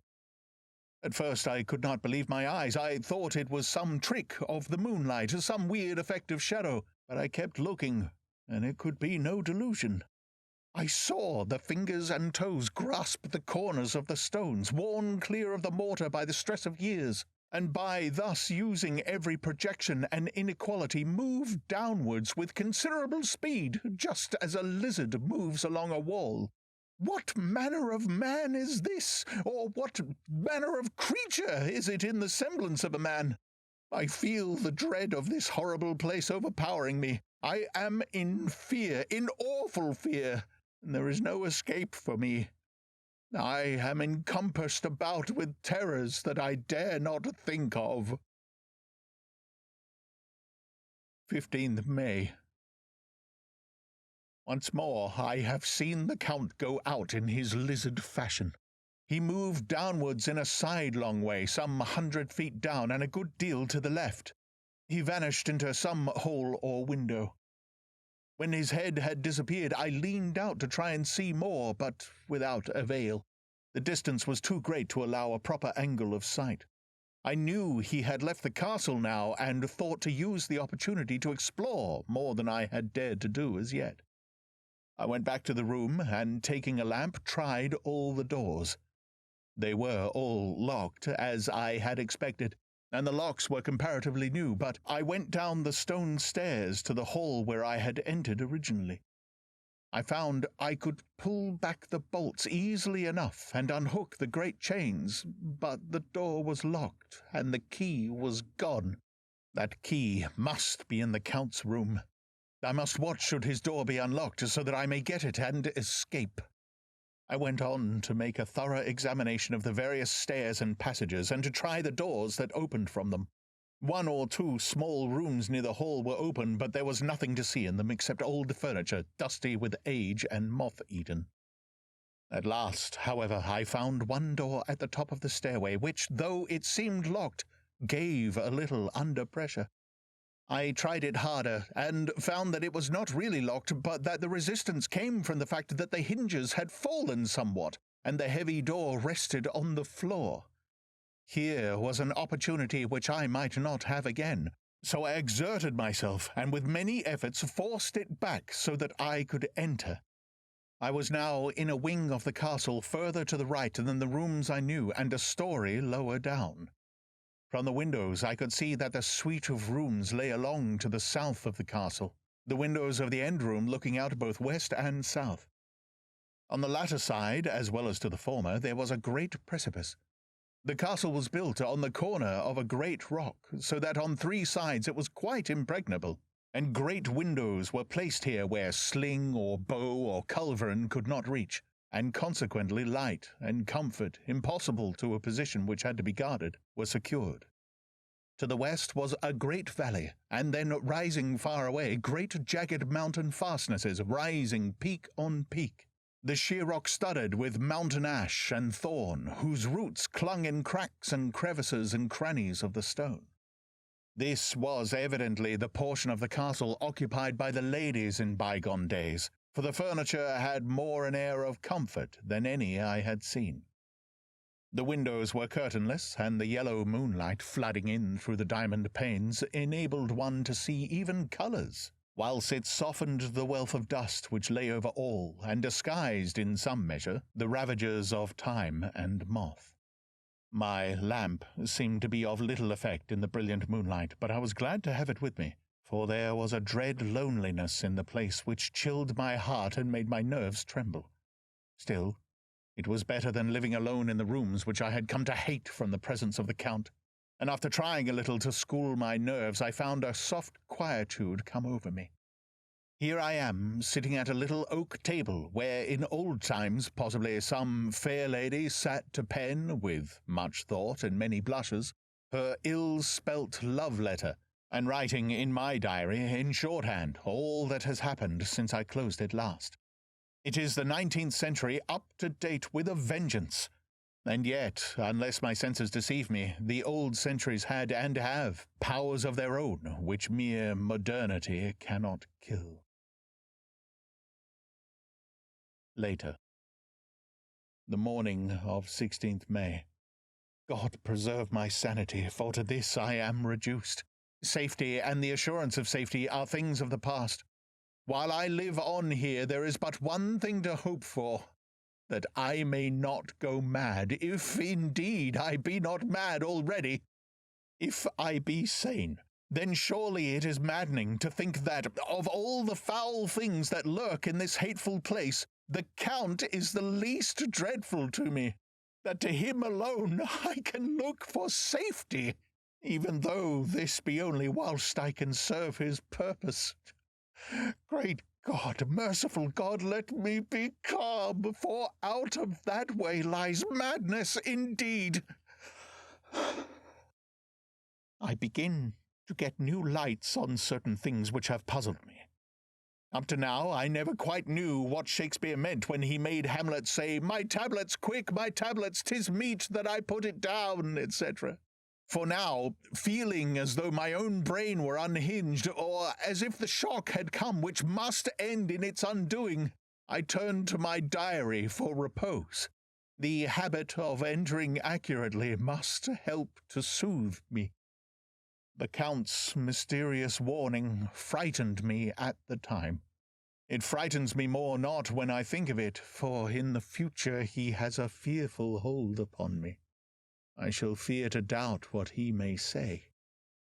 When I had written in my diary and had fortunately replaced the book and pen in my pocket, I felt sleepy. The Count's warning came into my mind, but I took pleasure in disobeying it. The sense of sleep was upon me, and with it the obstinacy which sleep brings as outrider. The soft moonlight soothed, and the wide expanse without gave a sense of freedom which refreshed me. I determined not to return tonight to the gloom-haunted rooms, but to sleep here, where of old ladies had sat and sung and lived sweet lives, whilst their gentle breasts were sad for their menfolk away in the midst of remorseless wars. I drew a great couch out of its place near the corner, so that as I lay I could look at the lovely view to east and south, and, unthinking of and uncaring for the dust, composed myself for sleep. I suppose I must have fallen asleep. I hope so, but I fear for all that followed was startlingly real. So real that now, sitting here in the broad, full sunlight of the morning, I cannot in the least believe that it was all sleep. I was not alone. The room was the same, unchanged in any way since I came into it. I could see along the floor in the brilliant moonlight my own footsteps marked where I had disturbed the long accumulation of dust. In the moonlight opposite me were 3 young women, ladies by their dress and manner. I thought at the time that I must be dreaming when I saw them. They threw no shadow on the floor. They came close to me and looked at me for some time and then whispered together. 2 were dark and had high aquiline noses, like the Count, and great dark piercing eyes that seemed to be almost red when contrasted with the pale yellow moon. The other was fair as can be, with great masses of golden hair and eyes like pale sapphires. I seemed somehow to know her face, and to know it in connection with some dreamy fear, but I could not recollect at the moment how or where. All 3 had brilliant white teeth that shone like pearls against the ruby of their voluptuous lips. There was something about them that made me uneasy, some longing, and at the same time some deadly fear. I felt in my heart a wicked burning desire that they would kiss me with those red lips. It is not good to note this down, lest some day it should meet Mina's eyes and cause her pain, but it is the truth. They whispered together, and then they all 3 laughed, such a silvery, musical laugh, but as hard as though the sound could never have come through the softness of human lips. It was like the intolerable tingling sweetness of water glasses when played on by a cunning hand. The fair girl shook her head coquettishly, and the other 2 urged her on. One said, Go on. You are the first. We shall follow. Yours is the right to begin. The other added, He is young and strong. There are kisses for us all. I lay quiet, looking out from under my eyelashes in an agony of delightful anticipation. The fair girl advanced and bent over me till I could feel the movement of her breath upon me. Sweet it was, in one sense, honey-sweet, and sent the same tingling through the nerves as her voice, but with a bitter underlying the sweet, a bitter offensiveness, as one smells in blood. I was afraid to raise my eyelids, but looked out and saw perfectly under the lashes. The girl went on her knees and bent over me, simply gloating. There was a deliberate voluptuousness which was both thrilling and repulsive, and as she arched her neck she actually licked her lips like an animal, till I could see in the moonlight the moisture shining on the scarlet lips and on the red tongue as it lapped the white, sharp teeth. Lower and lower went her head as the lips went below the range of my mouth and chin and seemed to fasten on my throat. Then she paused, and I could hear the churning sound of her tongue as it licked her teeth and lips, and I could feel the hot breath on my neck. Then the skin of my throat began to tingle, as one's flesh does when the hand that is to tickle it approaches nearer, nearer. I could feel the soft shivering touch of the lips on the super-sensitive skin of my throat, and the hard dents of two sharp teeth just touching and pausing there. I closed my eyes in languorous ecstasy and waited with beating heart. But at that instant another sensation swept through me as quick as lightning. I was conscious of the presence of the Count, and of his being as if lapped in a storm of fury.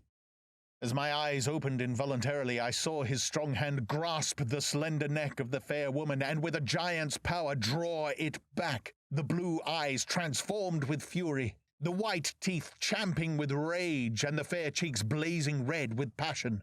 But the Count! Never did I imagine such wrath and fury, even to the demons of the pit. His eyes were positively blazing. The red light in them was lurid, as if the flames of hellfire blazed behind them. His face was deathly pale, and the lines of it were hard like drawn wires. The thick eyebrows that met over the nose now seemed to be a heaving bar of white-hot metal. With a fierce sweep of his arm, he hurled the woman from him and then motioned to the others as though he were beating them back. It was the same imperious gesture that I had seen used to the wolves.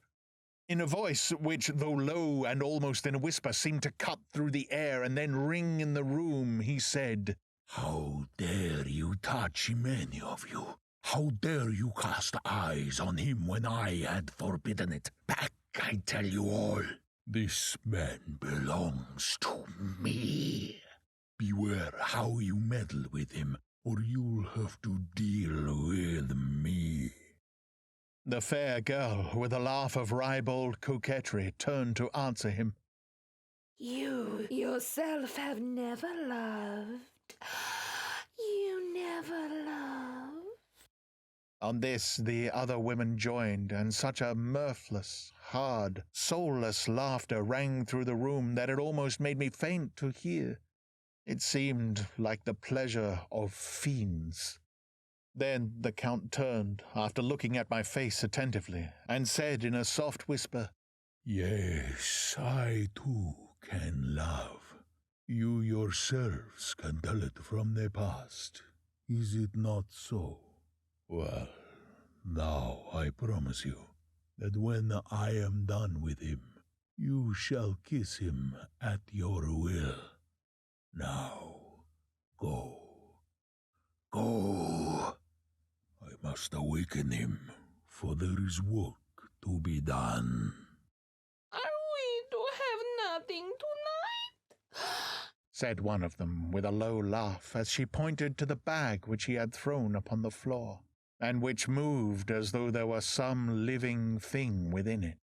For answer, he nodded his head. One of the women jumped forward and opened it. If my eyes did not deceive me, there was a gasp and a low wail, as of a half-smothered child. The women closed round, whilst I was aghast with horror, but as I looked, they disappeared, and with them the dreadful bag. There was no door near them, and they could not have passed me without my noticing. They simply seemed to fade into the rays of the moonlight and pass out through the window, for I could see outside the dim, shadowy forms for a moment before they entirely faded away. Then the horror overcame me, and I sank down unconscious.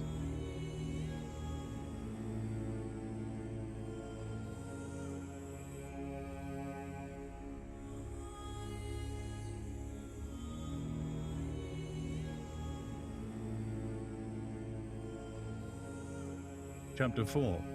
Jonathan Harker's Journal continued.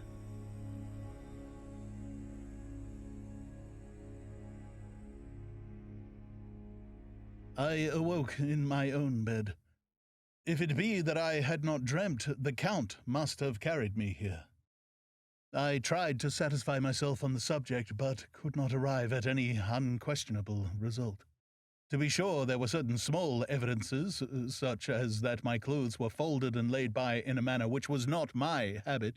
My watch was still unwound, and I am rigorously accustomed to wind it the last thing before going to bed, and many such details. But these things are no proof, for they may have been evidences that my mind was not as usual, and, for some cause or another, I had certainly been much upset. I must watch for proof. Of one thing I am glad. If it was that the Count carried me here and undressed me, he must have been hurried in his task, for my pockets are intact. I am sure this diary would have been a mystery to him which he would not have brooked. He would have taken or destroyed it. As I looked round this room, although it has been to me so full of fear, it is now a sort of sanctuary, for nothing can be more dreadful than those awful women who are waiting to suck my blood. 18th May. I have been down to look at that room again in daylight, for I must know the truth. When I got to the doorway at the top of the stairs, I found it closed. It had been so forcibly driven against the jamb that part of the woodwork was splintered. I could see that the bolt of the lock had not been shot, but the door is fastened from the inside. I fear it was no dream, and must act on this surmise. 19th May. I am surely in the toils. Last night the Count asked me in the suavest tones to write 3 letters, one saying that my work here was nearly done and that I should start for home within a few days, another that I was starting on the next morning from the time of the letter, and the third that I had left the castle and arrived at Bistritz. I would fain have rebelled, but felt that in the present state of things it would be madness to quarrel openly with the Count whilst I am so absolutely in his power, and to refuse would be to excite his suspicion and to arouse his anger. He knows that I know too much, and that I must not live lest I be dangerous to him. My only chance is to prolong my opportunities. Something may occur which will give me a chance to escape. I saw in his eyes something of that gathering wrath which was manifest when he hurled that fair woman from him. He explained to me that posts were few and uncertain, and that my writing now would ensure ease of mind to my friends. He assured me with so much impressiveness that he would countermand the later letters which would be held over at Bistritz until due time in case chance would admit of my prolonging my stay, that to oppose him would have been to create new suspicion. I therefore pretended to fall in with his views, and asked him what dates I should put on the letters. He calculated a minute and then said, The first should be June 12th, the second June 19th, and the third, June 29. I know now the span of my life. God help me. 28th May. There is a chance of escape, or at any rate of being able to send word home. A band of Scani have come to the castle and are encamped in the courtyard. These are gypsies. I have notes of them in my book. They are peculiar to this part of the world, though allied to the ordinary gypsies all the world over. There are thousands of them in Hungary and Transylvania who are almost outside all law. They attach themselves as a rule to some great noble or boyar and call themselves by his name. They are fearless and without religion save superstition, and they talk only their own varieties of the Romany tongue. I shall write some letters home, and shall try to get them to have them posted. I have already spoken to them through my window to begin acquaintanceship. They took their hats off and made obeisance and many signs, which, however, I could not understand any more than I could their spoken language. I have written the letters. Mina's is in shorthand, and I simply ask Mr. Hawkins to communicate with her. To her I have explained my situation, but without the horrors which I may only surmise. It would shock and frighten her to death were I to expose my heart to her. Should the letters not carry, then the Count shall not yet know my secret or the extent of my knowledge. I have given the letters. I threw them through the bars of my window with a gold piece, and made what signs I could to have them posted. The man who took them pressed them to his heart and bowed, and then put them in his cap. I could do no more. I stole back to the study and began to read. As the Count did not come in, I have written here. The Count has come. He sat down beside me and said in his smoothest voice as he opened 2 letters, "The Sgani have given me these, of which, though I know not whence they come, I shall, of course, take care. See." He must have looked at it. "One is from you, and to my friend Peter Hawkins. The other—" Here he caught sight of the strange symbols as he opened the envelope, and the dark look came into his face, and his eyes blazed wickedly. "The other is a vile thing, an outrage upon friendship and hospitality. It is not signed. Well, so it cannot matter to us." And he calmly held letter and envelope in the flame of the lamp till they were consumed. Then he went on. "The letter to Hawkins, that I shall, of course, send on, since it is yours. Your letters are sacred to me. Your pardon, my friend, that unknowingly I did break this seal. Will you not cover it again?" He held out the letter to me, and with a courteous bow handed me a clean envelope. I could only redirect it and hand it to him in silence. When he went out of the room, I could hear the key turn softly. A minute later I went over and tried it, and the door was locked. When, an hour or 2 after, the Count came quietly into the room, his coming awakened me, for I had gone to sleep on the sofa. He was very courteous and very cheery in his manner, and seeing that I had been sleeping, he said, "So, my friend, you are tired. Get to bed. There is the surest rest. I may not have the pleasure of talk tonight, since there are many labors to me, but you will sleep, I pray." I passed to my room and went to bed, and strange to say, slept without dreaming. Despair has its own calms. 31st May. This morning when I woke, I thought I would provide myself with some papers and envelopes from my bag and keep them in my pocket so that I might write in case I should get an opportunity, but again a surprise. Again a shock. Every scrap of paper was gone, and with it all my notes, my memoranda relating to railways and travel, my letter of credit, in fact all that might be useful to me were I once outside the castle. I sat and pondered a while, and then some thought occurred to me, and I made search of my portmanteau and in the wardrobe where I had placed my clothes. The suit in which I had travelled was gone, and also my overcoat and rug. I could find no trace of them anywhere. This looked like some new scheme of villainy. 17th June.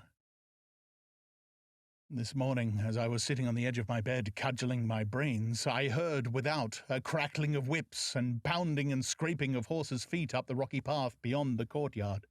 With joy, I hurried to the window and saw drive into the yard 2 great leiter wagons, each drawn by 8 sturdy horses, and at the head of each pair a Slovak with his wide hat, great nail-studded belt, dirty sheepskin, and high boots.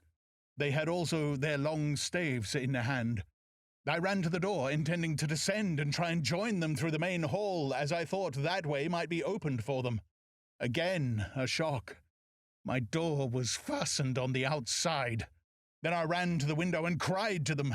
They looked up at me stupidly and pointed, but just then the headman of the Scani came out, and seeing them pointed to my window, said something, at which they laughed.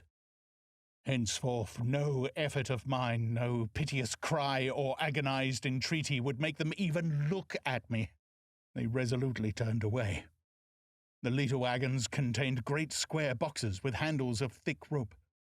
These were evidently empty by the ease with which the Slovaks handled them, and by their residents, as they were roughly moved. When they were all unloaded and packed in a great heap in one corner of the yard, the Slovaks were given some money by the Zgani, and, spitting on it for luck, lazily went each to his horse's head. Shortly afterwards, I heard the crackling of their whips die away in the distance. 24th June. Last night, the Count left me early and locked himself into his own room. As soon as I dared, I ran up the winding stair and looked out of the window, which opened south. I thought I would watch for the Count, for there is something going on. The Zgani are quartered somewhere in the castle and are doing work of some kind. I know it, for now and then I hear a faraway muffled sound as of mattock and spade, and wherever it is, it must be the end of some ruthless villainy.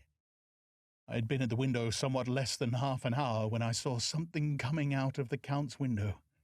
I drew back and watched carefully and saw the whole man emerge. It was a new shock to me to find that he had on the suit of clothes which I had worn whilst travelling here, and slung over his shoulder the terrible bag which I had seen the women take away. There could be no doubt as to his quest, and in my garb, too. This, then, is his new scheme of evil, that he will allow others to see me, as they think, so that he may both leave evidence that I had been seen in the towns or villages posting my own letters, and that any wickedness which he may do shall by the local people be attributed to me. It makes me rage to think that this can go on, and whilst I am shut up here, a veritable prisoner, but without the protection of the law, which is even a criminal's right and consolation. I thought I would watch for the Count's return, and for a long time sat doggedly at the window. Then I began to notice that there were some quaint little specks floating in the rays of the moonlight. They were like the tiniest grains of dust, and they whirled round and gathered in clusters in a nebulous sort of way. I watched them with a sense of soothing, and a sort of calm stole over me. I leaned back into the embrasure in a more comfortable position so that I could enjoy more fully the aerial gambolling. Something made me start up, a low, piteous howling of dogs somewhere far below in the valley, which was hidden from my sight. Louder it seemed to ring in my ears, and the floating motes of dust to take new shapes to the sound as they danced in the moonlight. I felt myself struggling to awake to some call of my instincts. Nay, my very soul was struggling, and my half-remembered sensibilities were striving to answer the call. I was becoming hypnotized. Quicker and quicker danced the dust. The moonbeams seemed to quiver as they went by me into the mass of gloom beyond. More and more they gathered till they seemed to take dim phantom shapes. And then I started, broad awake and in full possession of my senses, and ran screaming from the place. The phantom shapes, which were becoming gradually materialized from the moonbeams, were those 3 ghastly women to whom I was doomed. I fled, and felt somewhat safer in my own room, where there was no moonlight and where the lamp was burning brightly. When a couple of hours had passed, I heard something stirring in the Count's room, something like a sharp wail quickly suppressed, and then there was silence, deep, awful silence, which chilled me.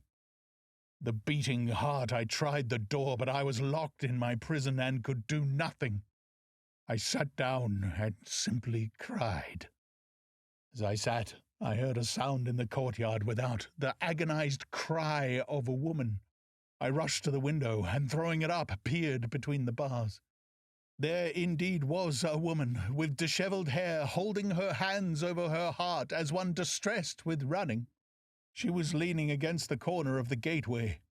When she saw my face at the window, she threw herself forward and shouted in a voice laden with menace, "Monster! Give me my child!"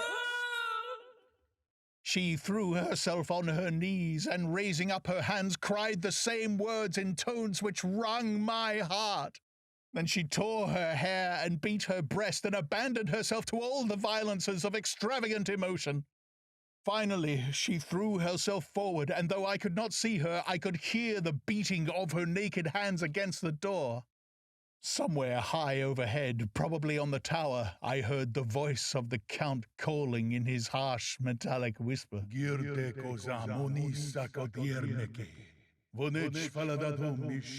His call seemed to be answered from far and wide by the howling of wolves.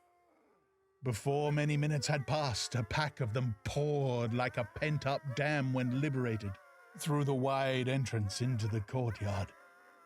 There was no cry from the woman, and the howling of the wolves was but short. Before long, they streamed away singly, licking their lips. I could not pity her, for I knew now what had become of her child, and she was better dead. What shall I do? What can I do? How can I escape from this dreadful thing of night, gloom, and fear? 25th June. No man knows till he has suffered from the night how sweet and dear to his heart and eye the morning can be. When the sun grew so high this morning that it struck the top of the great gateway opposite my window, the high spot which it touched seemed to me as if the dove from the ark had lighted there. My fear fell from me as if it had been a vaporous garment which dissolved in the warmth. I must take action of some sort whilst the courage of the day is upon me. Last night one of my post-dated letters went to post, the first of that fatal series which is to blot out the very traces of my existence from the earth. Let me not think of it. Action! It has always been at night time that I have been molested or threatened or in some way in danger or in fear. I have not yet seen the Count in the daylight. Can it be that he sleeps when others wake, that he may be awake whilst they sleep? If I could only get into his room! But there is no possible way. The door is always locked. No way for me. Yes, there is a way, if one dares to take it. Where his body has gone, why may not another body go? I have seen him myself crawl from his window. Why should not I imitate him and go in by his window? The chances are desperate, but my need is more desperate still. I shall risk it. At the worst, it can only be death, and a man's death is not a calf's, and the dreaded hereafter may still be open to me. God help me in my task. Goodbye, Mina, if I fail. Goodbye, my faithful friend and second father. Goodbye all, and last of all, Mina. Same day, later. I have made the effort, and God helping me, have come safely back to this room. I must put down every detail in order. I went, whilst my courage was fresh, straight to the window on the south side, and at once got outside on this side. The stones are big and roughly cut, and the mortar has, by process of time, been washed away between them. I took off my boots and ventured out on the desperate way. I looked down once, so as to make sure that a sudden glimpse of the awful depth would not overcome me, but after that kept my eyes away from it. I know pretty well the direction and distance of the Count's window, and made for it as well as I could, having regard to the opportunities available. I did not feel dizzy. I suppose I was too excited, and the time seemed ridiculously short till I found myself standing on the window-sill and trying to raise up the sash. I was filled with agitation, however, when I bent down and slid feet foremost in through the window. Then I looked around for the Count, but with surprise and gladness made a discovery. The room was empty. It was barely furnished with odd things which seemed to have never been used. The furniture was something the same style as that in the south rooms, and was covered with dust. I looked for the key, but it was not in the lock, and I could not find it anywhere. The only thing I found was a great heap of gold in one corner, gold of all kinds, Roman and British and Austrian and Hungarian and Greek and Turkish money covered with a film of dust, as though it had lain long in the ground. None of it that I noticed was less than 300 years old. There were also chains and ornaments, some jewelled, but all of them old and stained. At one corner of the room was a heavy door. I tried it, for since I could not find the key of the room or the key of the outer door, which was the main object of my search, I must make further examination, or all my efforts would be in vain. It was open, and led through a stone passage to a circular stairway, which went steeply down. I descended, minding carefully where I went, for the stairs were dark, being only lit by loopholes in the heavy masonry. At the bottom there was a dark tunnel-like passage through which came a deathly, sickly odour, the odour of old earth newly turned. As I went through the passage the smell grew closer and heavier.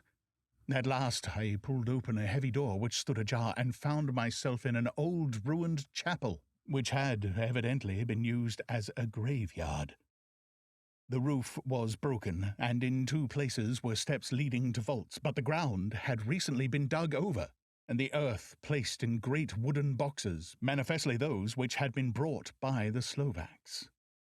There was nobody about, and I made a search over every inch of the ground so as not to lose a chance. I went down even into the vaults, where the dim light struggled, although to do so was a dread to my very soul. Into 2 of these I went, but saw nothing except fragments of old coffins and piles of dust. In the 3rd, however, I made a discovery. There, in one of the great boxes, of which there were 50 in all, on a pile of newly dug earth, lay the Count. He was either dead or asleep, I could not say which, for eyes were open and stony, but without the glassiness of death, and the cheeks had the warmth of life through all their pallor. The lips were as red as ever, but there was no sign of movement, no pulse, no breath, no beating of the heart. I bent over him and tried to find any sign of life, but in vain. He could not have lain there long, for the earthy smell would have passed away in a few hours. By the side of the box was its cover, pierced with holes here and there. I thought he might have the keys on him, but when I went to search I saw the dead eyes, and in them, dead though they were, such a look of hate, though unconscious of my presence, that I fled from the place, and leaving the Count's room by the window, crawled again up the castle wall. Regaining my room, I threw myself panting upon the bed, and tried to think. 29th June. Today is the date of my last letter, and the Count has taken steps to prove that it was genuine, for again I saw him leave the castle by the same window, and in my clothes. As he went down the wall, lizard fashion, I wished I had a gun or some lethal weapon that I might destroy him, but I fear that no weapon wrought by man's hand would have any effect on him. I dared not wait to see him return, for I feared to see those weird sisters. I came back to the library and read there till I fell asleep. I was awakened by the Count, who looked at me as grimly as a man could look, as he said, "Tomorrow, my friend, we must part. You return to your beautiful England, I to some work which may have such an end that we may never meet. Your letter home has been dispatched. Tomorrow I shall not be here, but all shall be ready for your journey.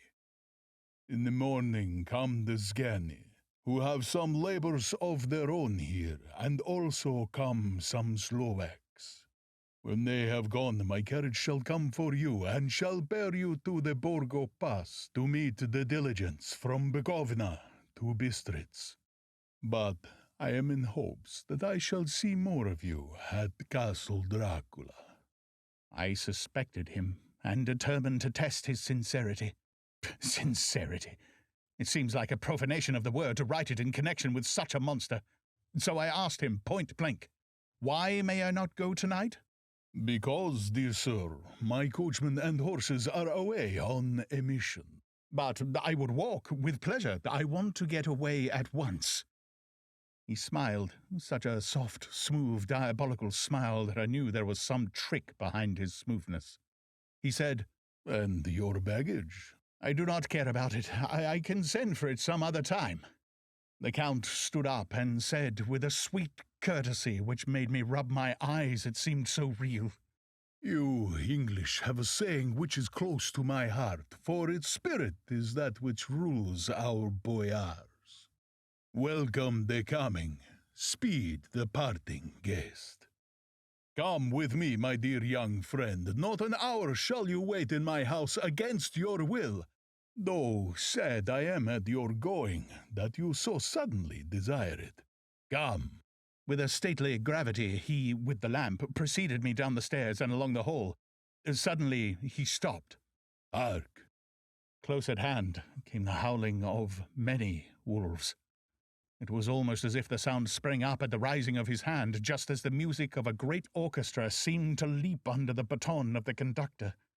After a pause of a moment, he proceeded in his stately way to the door, drew back the ponderous bolts, unhooked the heavy chains, and began to draw it open.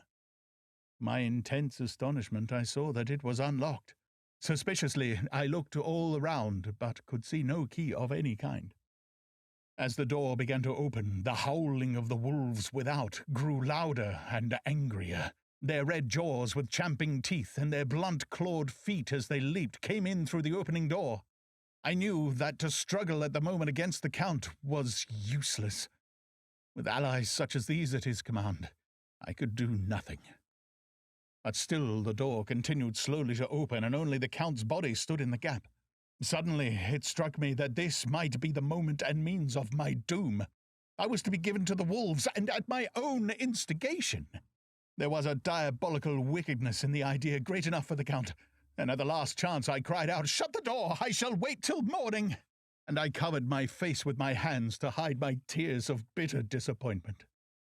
With one sweep of his powerful arm, the Count threw the door shut, and the great bolts clanged and echoed through the hall as they shot back into their places. In silence we returned to the library, and after a minute or two I went to my own room. The last I saw of Count Dracula was his kissing his hand to me, with a red light of triumph in his eyes, and with a smile that Judas in hell might be proud of. When I was in my room and about to lie down, I thought I heard a whispering at my door. I went to it softly and listened. Unless my ears deceived me, I heard the voice of the Count. Back to your own place. Your time is not yet come. Wait, have patience. Tonight is mine. Tomorrow night is yours." There was a low, sweet ripple of laughter, and in a rage I threw open the door and saw without the three terrible women licking their lips. As I approached, they all joined in a horrible laugh and ran away. I came back to my room and threw myself on my knees. Is it then so near the end? Tomorrow! Lord help me and those to whom I am dear. 30th June. These may be the last words I ever write in this diary. I slept till just before the dawn, and when I woke, threw myself on my knees, for I determined that if death come, he should find me ready. At last I felt that subtle change in the air, and knew that the morning had come. Then came the welcome cockcrow, and I felt that I was safe. With a glad heart I opened the door and ran down the hall. I had seen that the door was unlocked, and now escape was before me. With hands that trembled with eagerness, I unhooked the chains and threw back the massive bolts, but the door would not move. Despair seized me. I pulled and pulled at the door and shook it till, massive as it was, it rattled in its casement. I could see the bolt shut. It had been locked after I left the Count. Then A wild desire took me to obtain the key at any risk, and I determined then and there to scale the wall again and gain the Count's room. He might kill me, but death now seemed the happier choice of evils. Without a pause, I rushed up to the east window and scrambled down the wall, as before, into the Count's room. It was empty, but that was as I expected. I could not see a key anywhere, but the heap of gold remained. I went through the door in the corner and down the winding stair and along the dark passage to the old chapel. I knew now well enough where to find the monster I sought. The great box was in the same place close against the wall, but the lid was laid on it, not fastened down, but with the nails ready in their places to be hammered home. I knew I must reach the body for the key, so I raised the lid and laid it back against the wall. And then I saw something which filled my very soul with horror. There lay the Count, but looking as if his youth had been half restored, for the white hair and moustache were changed to dark iron grey. The cheeks were fuller, and the white skin seemed ruby red underneath. The mouth was redder than ever, for on the lips were gouts of fresh blood which trickled from the corners of the mouth and ran down over the chin and neck. Even the deep burning eyes seemed set amongst swollen flesh, for the lids and pouches underneath were bloated. It seemed as if the whole awful creature was simply gorged with blood. He lay like a filthy leech, exhausted with his repletion. I shuddered as I bent over to touch him, and every sense in me revolted at the contact, but I had to search, or I was lost. The coming night might see my own body a banquet in a similar war to those horrid three. I felt all over the body, but no sign could I find of the key. Then I stopped and looked at the Count. There was a mocking smile on the bloated face which seemed to drive me mad. This was the being I was helping to transfer to London, where perhaps for centuries to come he might, amongst its teeming millions, satiate his lust for blood and create a new and ever-widening circle of semi-demons to batten on the helpless. The very thought drove me mad. A terrible desire came upon me to rid the world of such a monster. There was no lethal weapon at hand, but I seized a shovel which the workmen had been using to fill the cases, and lifting it high, struck with the edge downward at the hateful face. But as I did so, the head turned, and the eyes fell upon me with all their blaze of basilisk horror. The sight seemed to paralyze me, and the shovel turned in my hand and glanced from the face, merely making a deep gash above the forehead. The shovel fell from my hand across the box, and as I pulled it away, the flange of the blade caught the edge of the lid, which fell over again, and hid the horrid thing from my sight. The last glimpse I had was of the bloated face, blood-stained and fixed with a grin of malice which would have held its own in the nethermost hell. I thought and thought what should be my next move, but my brain seemed on fire, and I waited with a despairing feeling growing over me. As I waited, I heard in the distance a gypsy song sung by merry voices coming closer, and through their song the rolling of heavy wheels and the cracking of whips. The Zgani and the Slovaks of whom the Count had spoken were coming. With a last look around and at the box which contained the vile body, I ran from the place and gained the Count's room, determined to rush out at the moment the door should be opened. With strained ears I listened, and heard downstairs the grinding of the key in the great lock and the falling back of the heavy door. There must have been some other means of entry, or someone had a key for one of the locked doors. Then there came the sound of many feet tramping and dying away in some passage which sent up a clanging echo. I turned to run down again towards the vault where I might find the new entrance, but at that moment there seemed to come a violent puff of wind, and the door to the winding stair blew to with such a shock that set the dust from the lintels flying. When I ran to push it open, I found that it was hopelessly fast. I was again a prisoner, and the net of doom was closing round me more closely. As I write, There is in the passage below a sound of many tramping feet, and the crash of weights being sent down heavily, doubtless the boxes, with their freight of earth. There was a sound of hammering. It is the box being nailed down. Now I can hear the heavy feet tramping again along the hall, with many other idle feet coming behind them. The door is shut, the chains rattle, there is a grinding of the key in the lock. I can hear the key withdrawn. Then another door opens and shuts. I hear the creaking of lock and bolt. Hark! In the courtyard and down the rocky way, the roll of heavy wheels, the crack of whips, and the chorus of the Zgani as they pass into the distance. I am alone in the castle with those horrible women. Pah! Mina is a woman, and there is naught in common. They are devils of the pit. I shall not remain alone with them. I shall try to scale the castle wall farther than I have yet attempted. I shall take some of the gold with me, lest I want it later. I may find a way from this dreadful place, and then away for home, away to the quickest and nearest train, away from the cursed spot, from this cursed land where the devil and his children still walk with earthly feet. At least God's mercy is better than that of those monsters, and the precipice is steep and high. At its foot a man may sleep as a man. Goodbye all, Mina.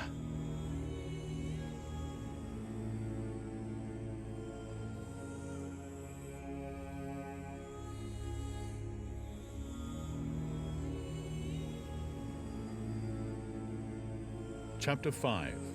Letter from Miss Mina Murray to Miss Lucy Westenra. 9th of May. My dearest Lucy, forgive my long delay in writing, but I have been simply overwhelmed with work. The life of an assistant schoolmistress is sometimes trying. I am longing to be with you and by the sea, where we can talk together freely and build our castles in the air.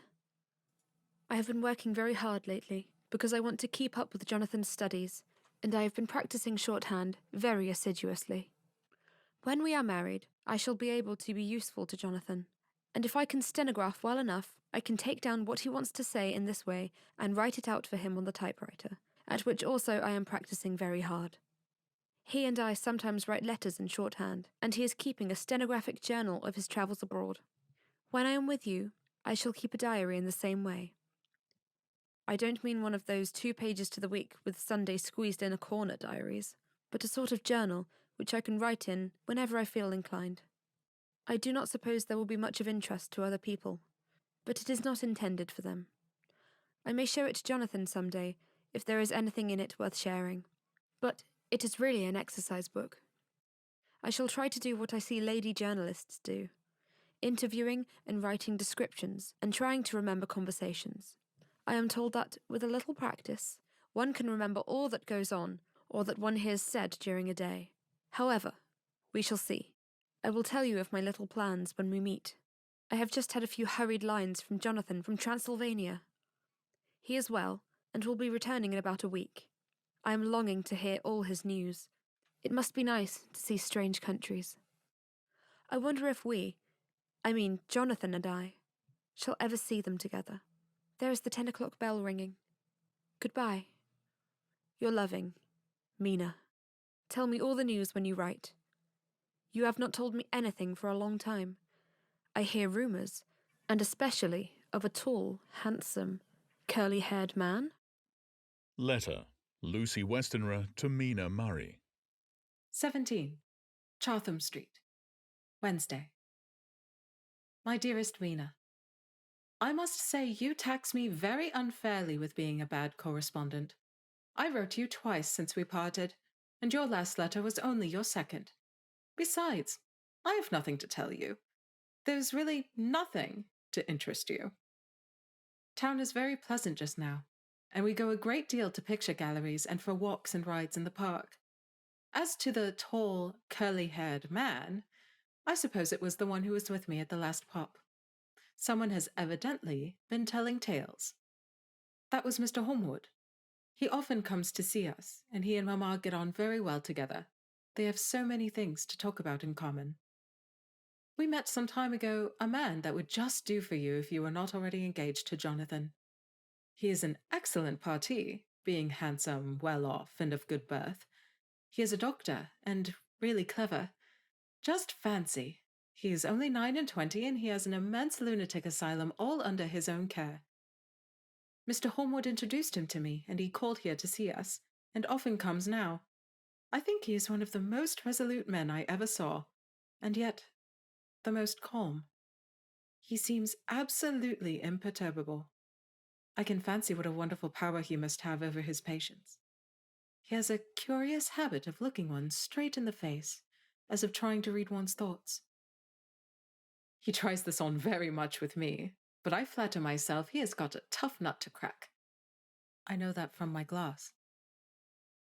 Do you ever try to read your own face? I do. And I can tell you it is not a bad study, and gives you more trouble than you can well fancy if you have never tried it. He says that I afford him a curious psychological study, and I humbly think I do. I do not, as you know, take sufficient interest in dress to be able to describe the new fashions. Dress is a bore. That is slang again, but never mind. Arthur says that every day. There it is, all out, Mina. We have told all our secrets to each other since we were children. We have slept together and eaten together and laughed and cried together. And now, though I have spoken, I would like to speak more. Oh, Mina, couldn't you guess? I love him. I am blushing as I write, for although I think he loves me, he has not told me so in words. But oh, Mina, I love him. I love him. There, that does me good. I wish I were with you, dear, sitting by the fire, undressing as we used to sit, and I would try to tell you what I feel. I do not know how I am writing this, even to you. I am afraid to stop, or I should tear up the letter. I don't want to stop, for I do so want to tell you all. Let me hear from you at once, and tell me all that you think about it. Mina, pray for my happiness. Lucy. P.S. I need not tell you this is a secret. Good night again. L. Letter. Lucy Westenra to Mina Murray. 24th of May. My dearest Mina, thanks and thanks and thanks again for your sweet letter. It was so nice to be able to tell you and to have your sympathy. My dear, it never rains, but it pours. How true the old proverbs are. Here am I, who shall be 20 in September, and yet I never had a proposal till today. Not a real proposal. And today I had 3.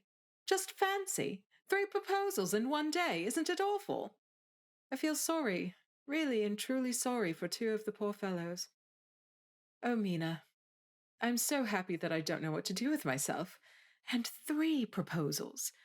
But for goodness sake, don't tell any of the girls, or they would be getting all sorts of extravagant ideas and imagining themselves injured and slighted if, in their very first day at home, they did not get 6, at least. Some girls are so vain. You and I, Mina dear, who are engaged and are going to settle down soon, soberly, into old married women, can despise vanity. Well, I must tell you about the 3, but you must keep it a secret, dear, from everyone except, of course, Jonathan. You will tell him, because I would, if I were in your place, certainly tell Arthur. A woman ought to tell her husband everything. Don't you think so, dear? And I must be fair. Men like women, certainly their wives, to be quite as fair as they are. And women, I am afraid, are not always quite as fair as they should be. Well, my dear, number 1 came just before lunch. I told you of him, Dr. John Seward, the lunatic asylum man with the strong jaw and the good forehead.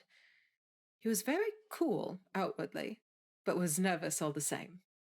He had evidently been schooling himself as to all sorts of little things, and remembered them, but he almost managed to sit down on a silk hat, which men don't generally do when they are cool, and then when he wanted to appear at ease, he kept playing with a lancet in a way that made me nearly scream. He spoke to me, Mina, very straightforwardly. He told me how dear I was to him, though he had known me so little, and what his life would be with me to help and cheer him. He was going to tell me how unhappy he would be if I did not care for him. But when he saw me cry, he said he was a brute and would not add to my present trouble. Then he broke off and asked if I could love him in time, and when I shook my head, his hands trembled. And then with some hesitation, he asked me if I cared already for anyone else. He put it very nicely, saying that he did not want to wring my confidence from me, but only to know, because if a woman's heart was free, a man might have hope. And then, Mina, I felt a sort of duty to tell him that there was someone. I only told him that much, and then he stood up, and he looked very strong and very grave, as he took both my hands in his and said he hoped I would be happy, and that if I ever wanted a friend, I must count him one of my best. Mina, dear, I can't help crying, and you must excuse this letter being all blotted. Being proposed to is all very nice and all that sort of thing, but it isn't at all a happy thing when you have to see a poor fellow whom you know loves you so honestly going away and looking all broken-hearted, and to know that, no matter what he might say at the moment, you are passing out of his life. My dear, I must stop here at present. I feel so miserable, though I am so happy. Evening. Arthur has just gone, and I feel in better spirits than when I left off, so I can go on telling you about the day. Well, my dear, number 2 came after lunch. He is such a nice fellow, an American from Texas, and he looks so young and so fresh that it seems almost impossible that he has been to so many places and has such adventures. I sympathize with poor Desdemona when she had such a stream poured in her ear, even by a black man. I suppose that we women are such cowards that we think a man will save us from fears, and we marry him. I know now what I would do if I were a man and wanted to make a girl love me. No, I don't, for there was Mr. Morris telling us his stories, and Arthur never told any, and yet... My dear, I am somewhat previous. Mr. Quincy P. Morris found me alone. It seems that a man always does find a girl alone. No, he doesn't. For Arthur tried twice to make a chance, and I helping him all I could, I am not ashamed to say it now. I must tell you beforehand that Mr. Morris doesn't always speak slang. That is to say, he never does so to strangers or before them, for he is really well educated and has exquisite manners. But he found out that it amused me to hear him talk American slang, and whenever I was present and there was no one to be shocked, he said such funny things. I am afraid, my dear, he has to invent it all, for it fits exactly into whatever else he has to say. But this is a way slang has. I do not know myself if I shall ever speak slang. I do not know if Arthur likes it, as I have never heard him use any as yet. Well, Mr. Morris sat down beside me and looked as happy and jolly as he could, but I could see all the same that he was very nervous. He took my hands in his and said ever so sweetly, Miss Lucy, I know I ain't good enough to regulate the fixin's of your little shoes, but I guess if you wait till you find a man that is, you will go join them 7 young women with the lamps when you quit. Won't you just hitch up alongside of me and let us go down the long road together, driving in double harness? Well, he did look so good-humoured and so jolly that it didn't seem half so hard to refuse him as it did poor Dr. Seward. So I said, as lightly as I could, that I did not know anything of hitching, and that I wasn't broken to harness at all yet. Then he said that he had spoken in a light manner, and he hoped that, if he had made a mistake in doing so on so grave, so momentous an occasion for him, I would forgive him. He really did look serious when he was saying it, and I couldn't help feeling a sort of exultation that he was number 2 in one day. And then, my dear, before I could say a word, he began pouring out a perfect torrent of love-making, laying his very heart and soul at my feet. He looked so earnest over it that I shall never again think that a man must be playful always, and never earnest, because he is merry at times. I suppose he saw something in my face which checked him, for he suddenly stopped and said with a sort of manly fervour that I could have loved him for if I had been free. Lucy, you are an honest-hearted girl, I know. I should not be here speaking to you as I am now if I did not believe you clean grit right through to the very depths of your soul. Tell me, like one good fellow to another, Is there anyone else that you care for?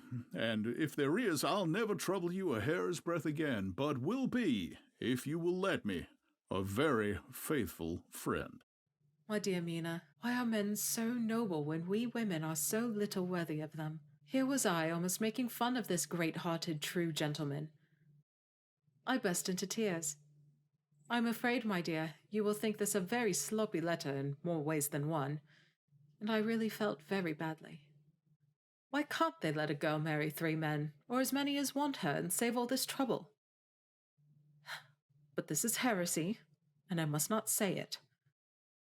I am glad to say that, though I was crying, I was able to look into Mr. Morris's brave eyes, and I told him out straight. Yes, there is someone I love, though he has not told me yet that he even loves me.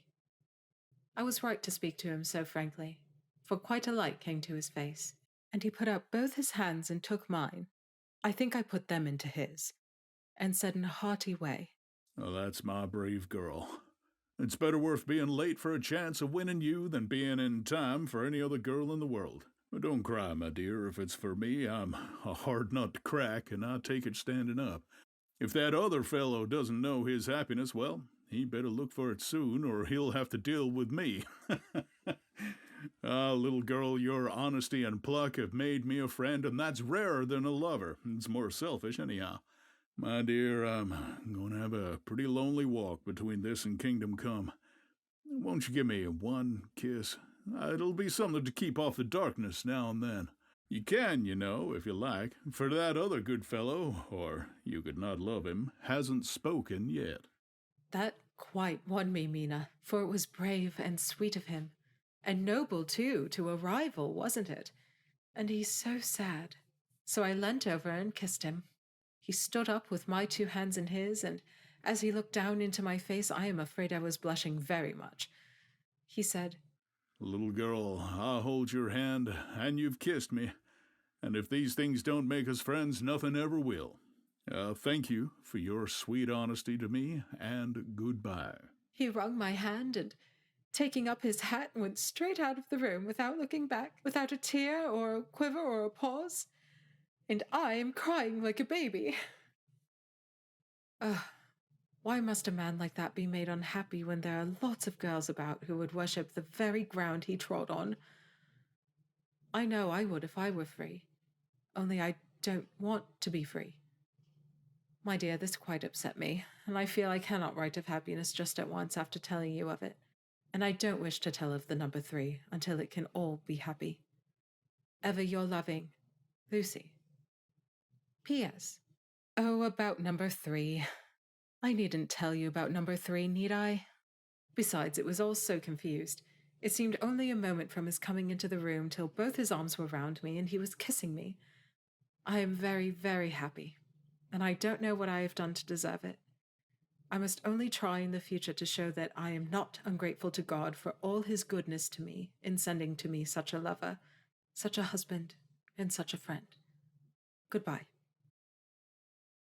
Dr. Seward's diary, kept in phonograph. 25th of May. Ebb tide in appetite today. Cannot eat, cannot rest, so diary instead. Since my rebuff of yesterday, I have a sort of empty feeling. Nothing in the world seems of sufficient importance to be worth doing.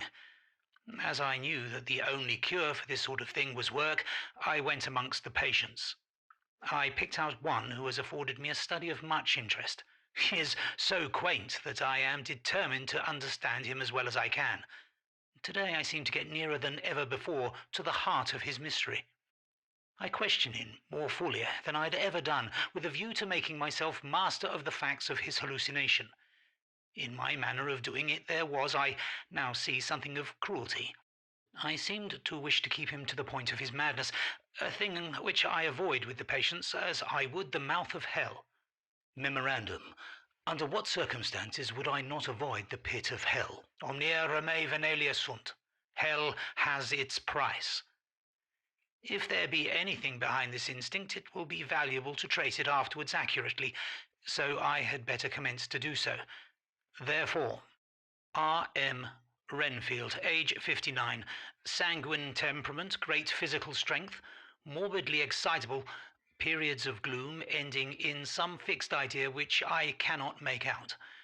I presume that the sanguine temperament itself and the disturbing influence end in a mentally accomplished finish. A possibly dangerous man, probably dangerous if unselfish.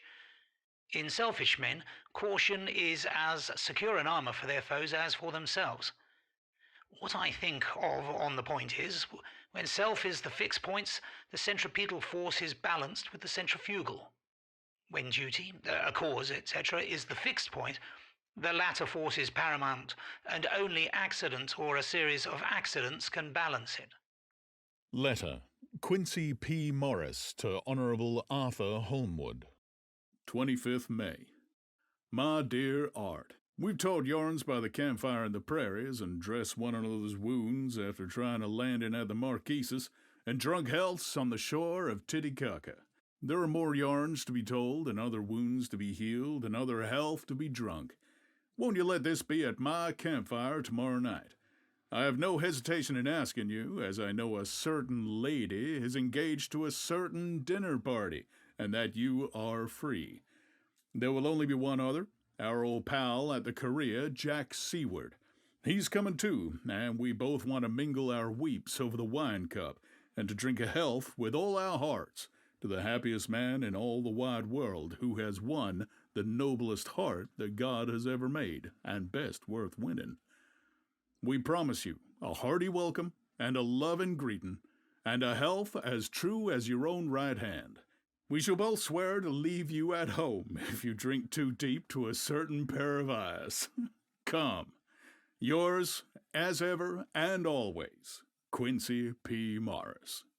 Telegram from Arthur Holmwood to Quincy P. Morris. 26th of May. Count me in, of course. I bear messages that will make both your ears tingle. Art.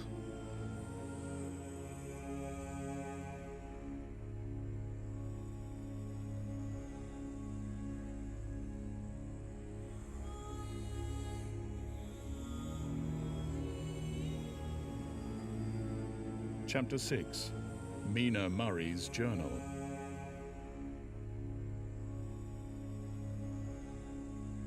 The 24th of July. Whitby. Lucy met me at the station, looking sweeter and lovelier than ever, and we drove up to the house at the Crescent in which they have rooms. This is a lovely place. The little river, the Esk, runs through a deep valley, which broadens out as it comes near the harbour. A great viaduct runs across, with high piers through which the view seems somehow further away than it really is. The valley is beautifully green, and it is so steep that when you're on the highland on either side, you look right across it, unless you're near enough to see down. The houses of the old town, the side away from us, are all red-roofed, and seem piled up, one over the other anyhow, like the pictures we see of Nuremberg. Right over the town is the ruin of Whitby Abbey, which was sacked by the Danes, and which is the scene of part of Marmion, where the girl was built up in the wall. It is a most noble ruin, of immense size, and full of beautiful and romantic bits. There is a legend that a white lady is seen in one of the windows. Between it and the town there is another church, the parish one, round which is a big graveyard, all full of tombstones. This is to my mind the nicest spot in Whitby, for it lies right over the town, and has a full view of the harbour, and all up the bay to where the headland called Kettleness stretches out into the sea. It descends so steeply over the harbour that part of the bank has fallen away, and some of the graves have been destroyed. In one place, part of the stonework of the graves stretches out over the sandy pathway far below. There are walks, with seats beside them, through the churchyard, and people go and sit there all day long, looking at the beautiful view and enjoying the breeze. I shall come and sit here often myself and work. Indeed, I am writing now, with my book on my knee, and listening to the talk of 3 old men who are sitting beside me. They seem to do nothing all day but sit here and talk. The harbour lies below me. On the far side, one long granite wall stretching out into the sea, with a curve outwards at the end of it, in the middle of which is a lighthouse. A heavy sea wall runs along outside of it. On the near side, the sea wall makes an elbow crooked inversely, and its end too has a lighthouse. Between the 2 piers there is a narrow opening into the harbour, which then suddenly widens.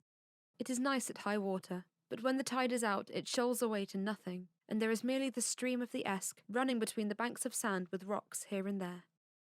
Outside the harbour on this side, there rises for about half a mile of great reef, the sharp of which runs straight out from behind the south lighthouse.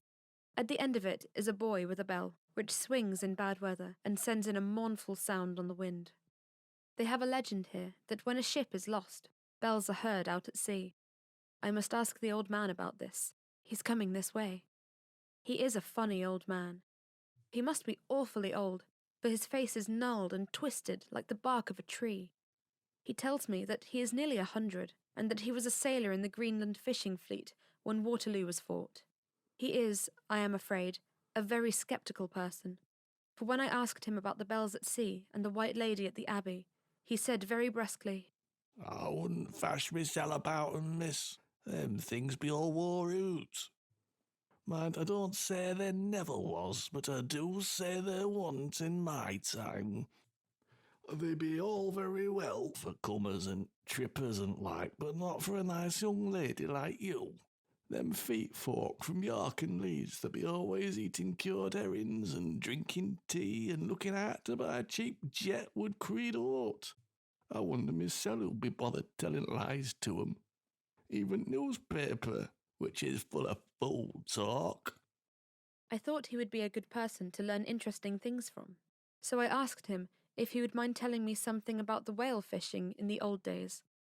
He was just settling himself to begin when the clock struck 6, whereupon he laboured to get up and said, "I must gang againward home now, miss. My granddaughter don't like to be kept waiting when tea's ready, for it takes me time to crumble above the grease. For there be many of 'em, and Miss I like belly timber. Surely by clock." He hobbled away, and I could see him hurrying, as well as he could, down the steps. The steps are a great feature on the place. They lead from the town to the church. There are hundreds of them. I do not know how many, and they wind up in a delicate curve. The slope is so gentle that a horse could easily walk up and down them. I think they must originally have had something to do with the Abbey. I shall go home too. Lucy went out, visiting with her mother, and as they were only duty calls, I did not go.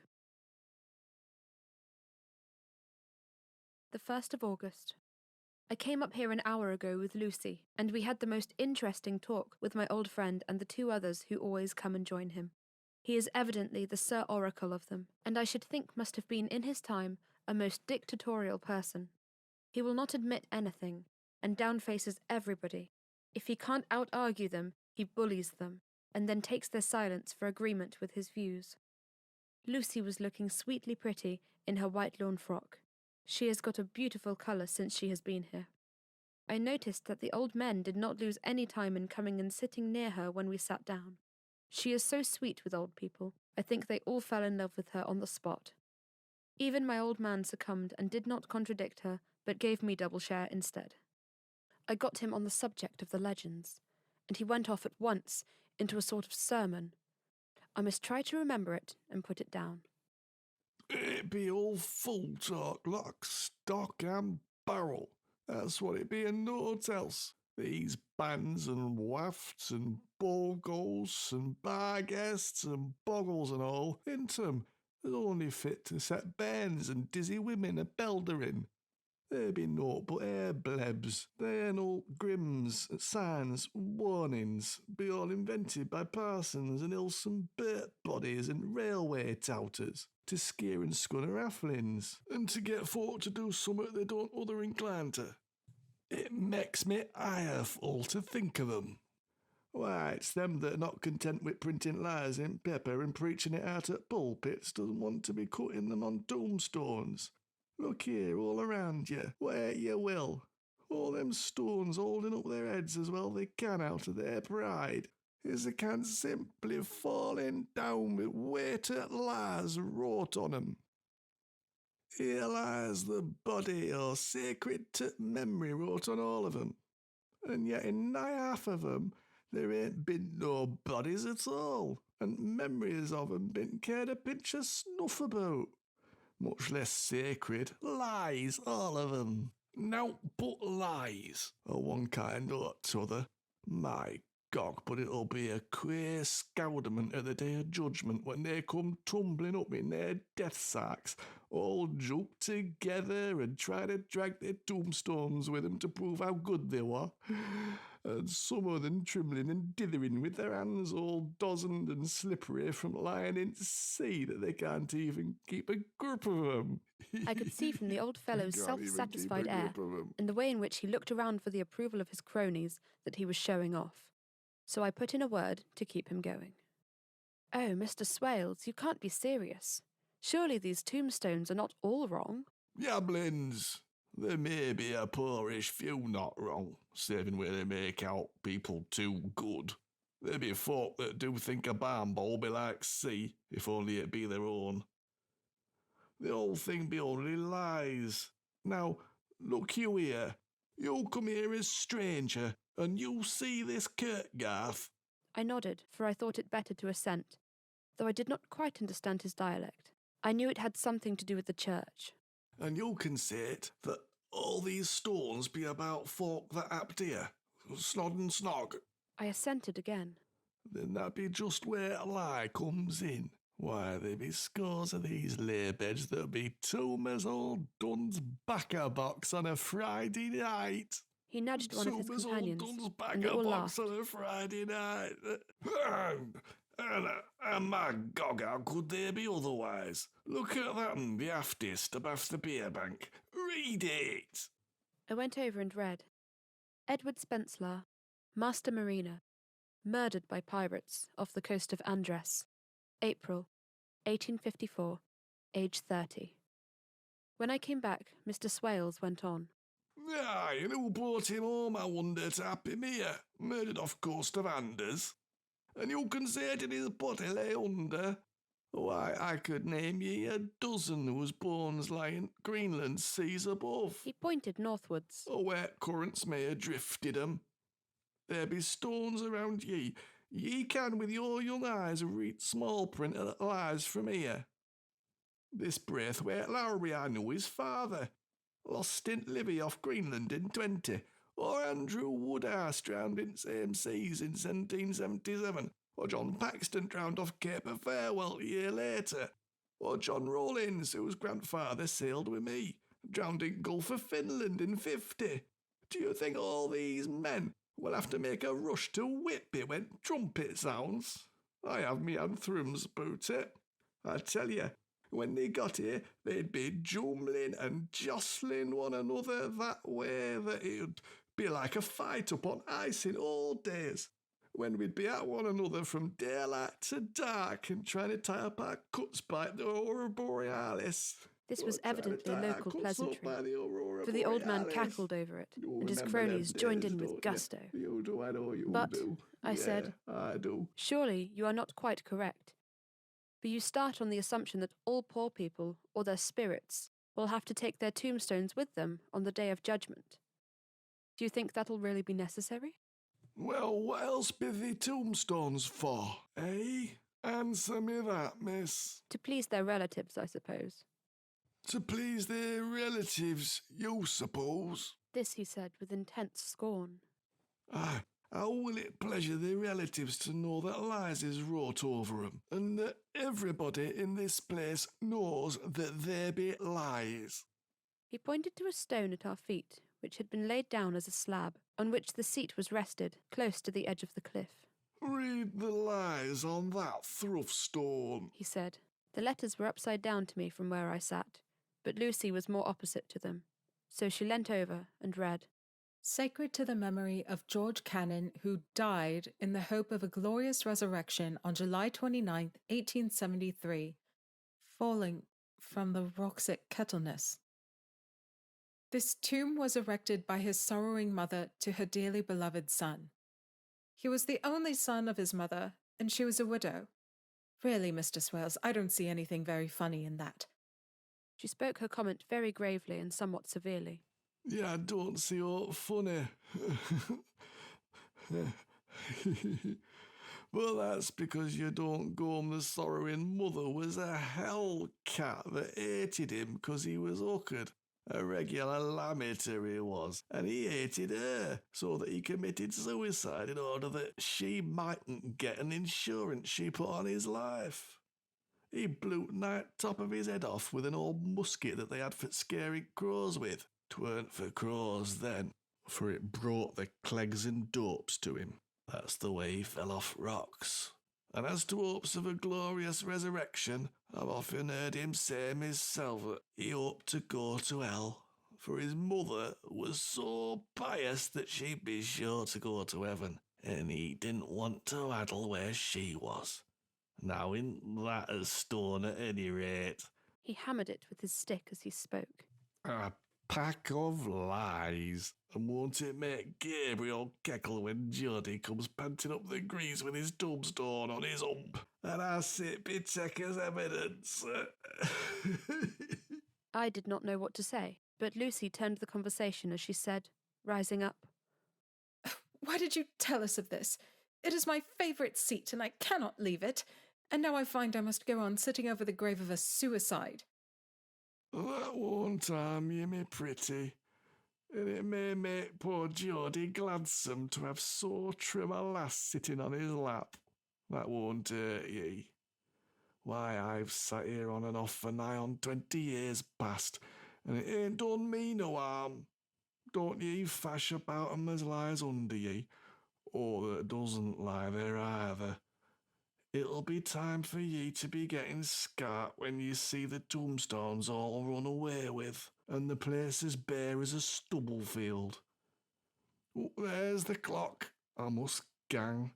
Me service to you, ladies. And off he hobbled. Lucy and I sat a while, and it was all so beautiful before us that we took hands as we sat, and she told me all over again about Arthur and their coming marriage. That made me just a little heartsick, for I haven't heard from Jonathan for a whole month. The same day, I came here alone, for I am very sad. There was no letter for me. I hope there cannot be anything the matter with Jonathan. The clock has just struck 9. I see the lights scattered all over the town, sometimes in rows where the streets are, and sometimes singly. They run right up the Esk and die away in the curve of the valley. To my left, the view is cut off by a black line of roof of the old house next to the abbey. The sheep and lambs are bleating in the fields away behind me, and there is a clatter of donkeys' hoofs up the paved road below. The band on the pier is playing a harsh waltz in good time, and further along the quay there is a Salvation Army meeting in a back street. Neither of the bands hears the other, but up here I hear and see them both. I wonder where Jonathan is, and if he is thinking of me. I wish he were here. Dr. Seward's diary. 5th of June. The case of Renfield grows more interesting the more I get to understand the man. He has certain qualities, very largely developed: selfishness, secrecy, and purpose. I wish I could get at what is the object of the latter. He seems to have some settled scheme of his own, but what it is I do not know. His redeeming quality is a love of animals, though, indeed, he has such curious turns in it that I sometimes imagine he is only abnormally cruel. His pets are of odd sorts. Just now his hobby is catching flies. He has at present such a quantity that I have had myself to expostulate. To my astonishment, he did not break out into a fury, as I expected, but took the matter in simple seriousness. He thought for a moment and then said, May I have 3 days? I shall clear them away. Of course, I said that would do. I must watch him. 18th of June. He has turned his mind now to spiders, and has got several very big fellows in a box.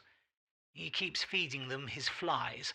The number of the latter is becoming sensibly diminished, although he has used half his food in attracting more flies from outside to his room. 1st of July.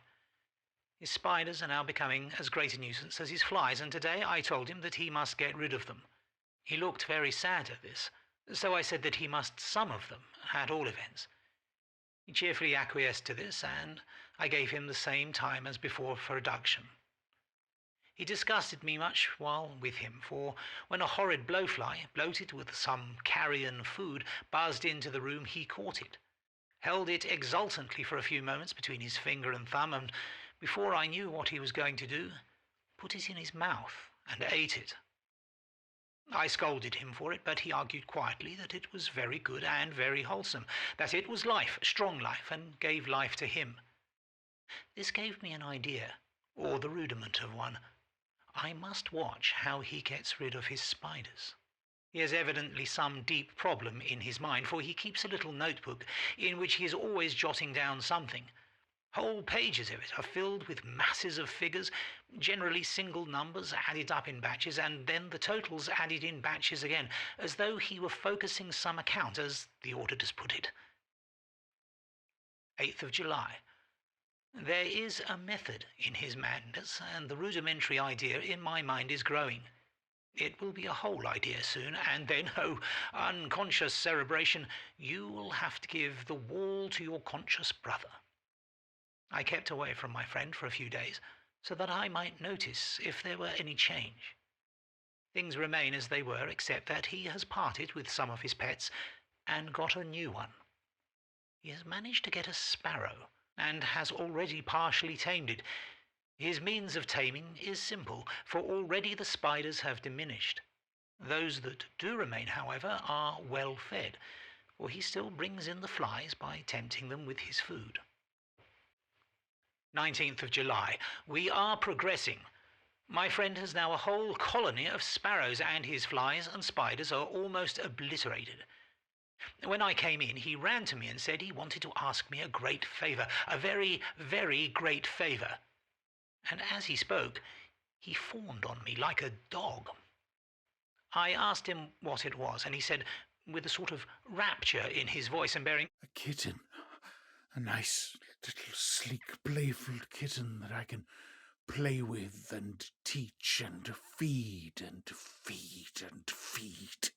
I was not unprepared for this request, for I had noticed how his pets went on increasing in size and vivacity.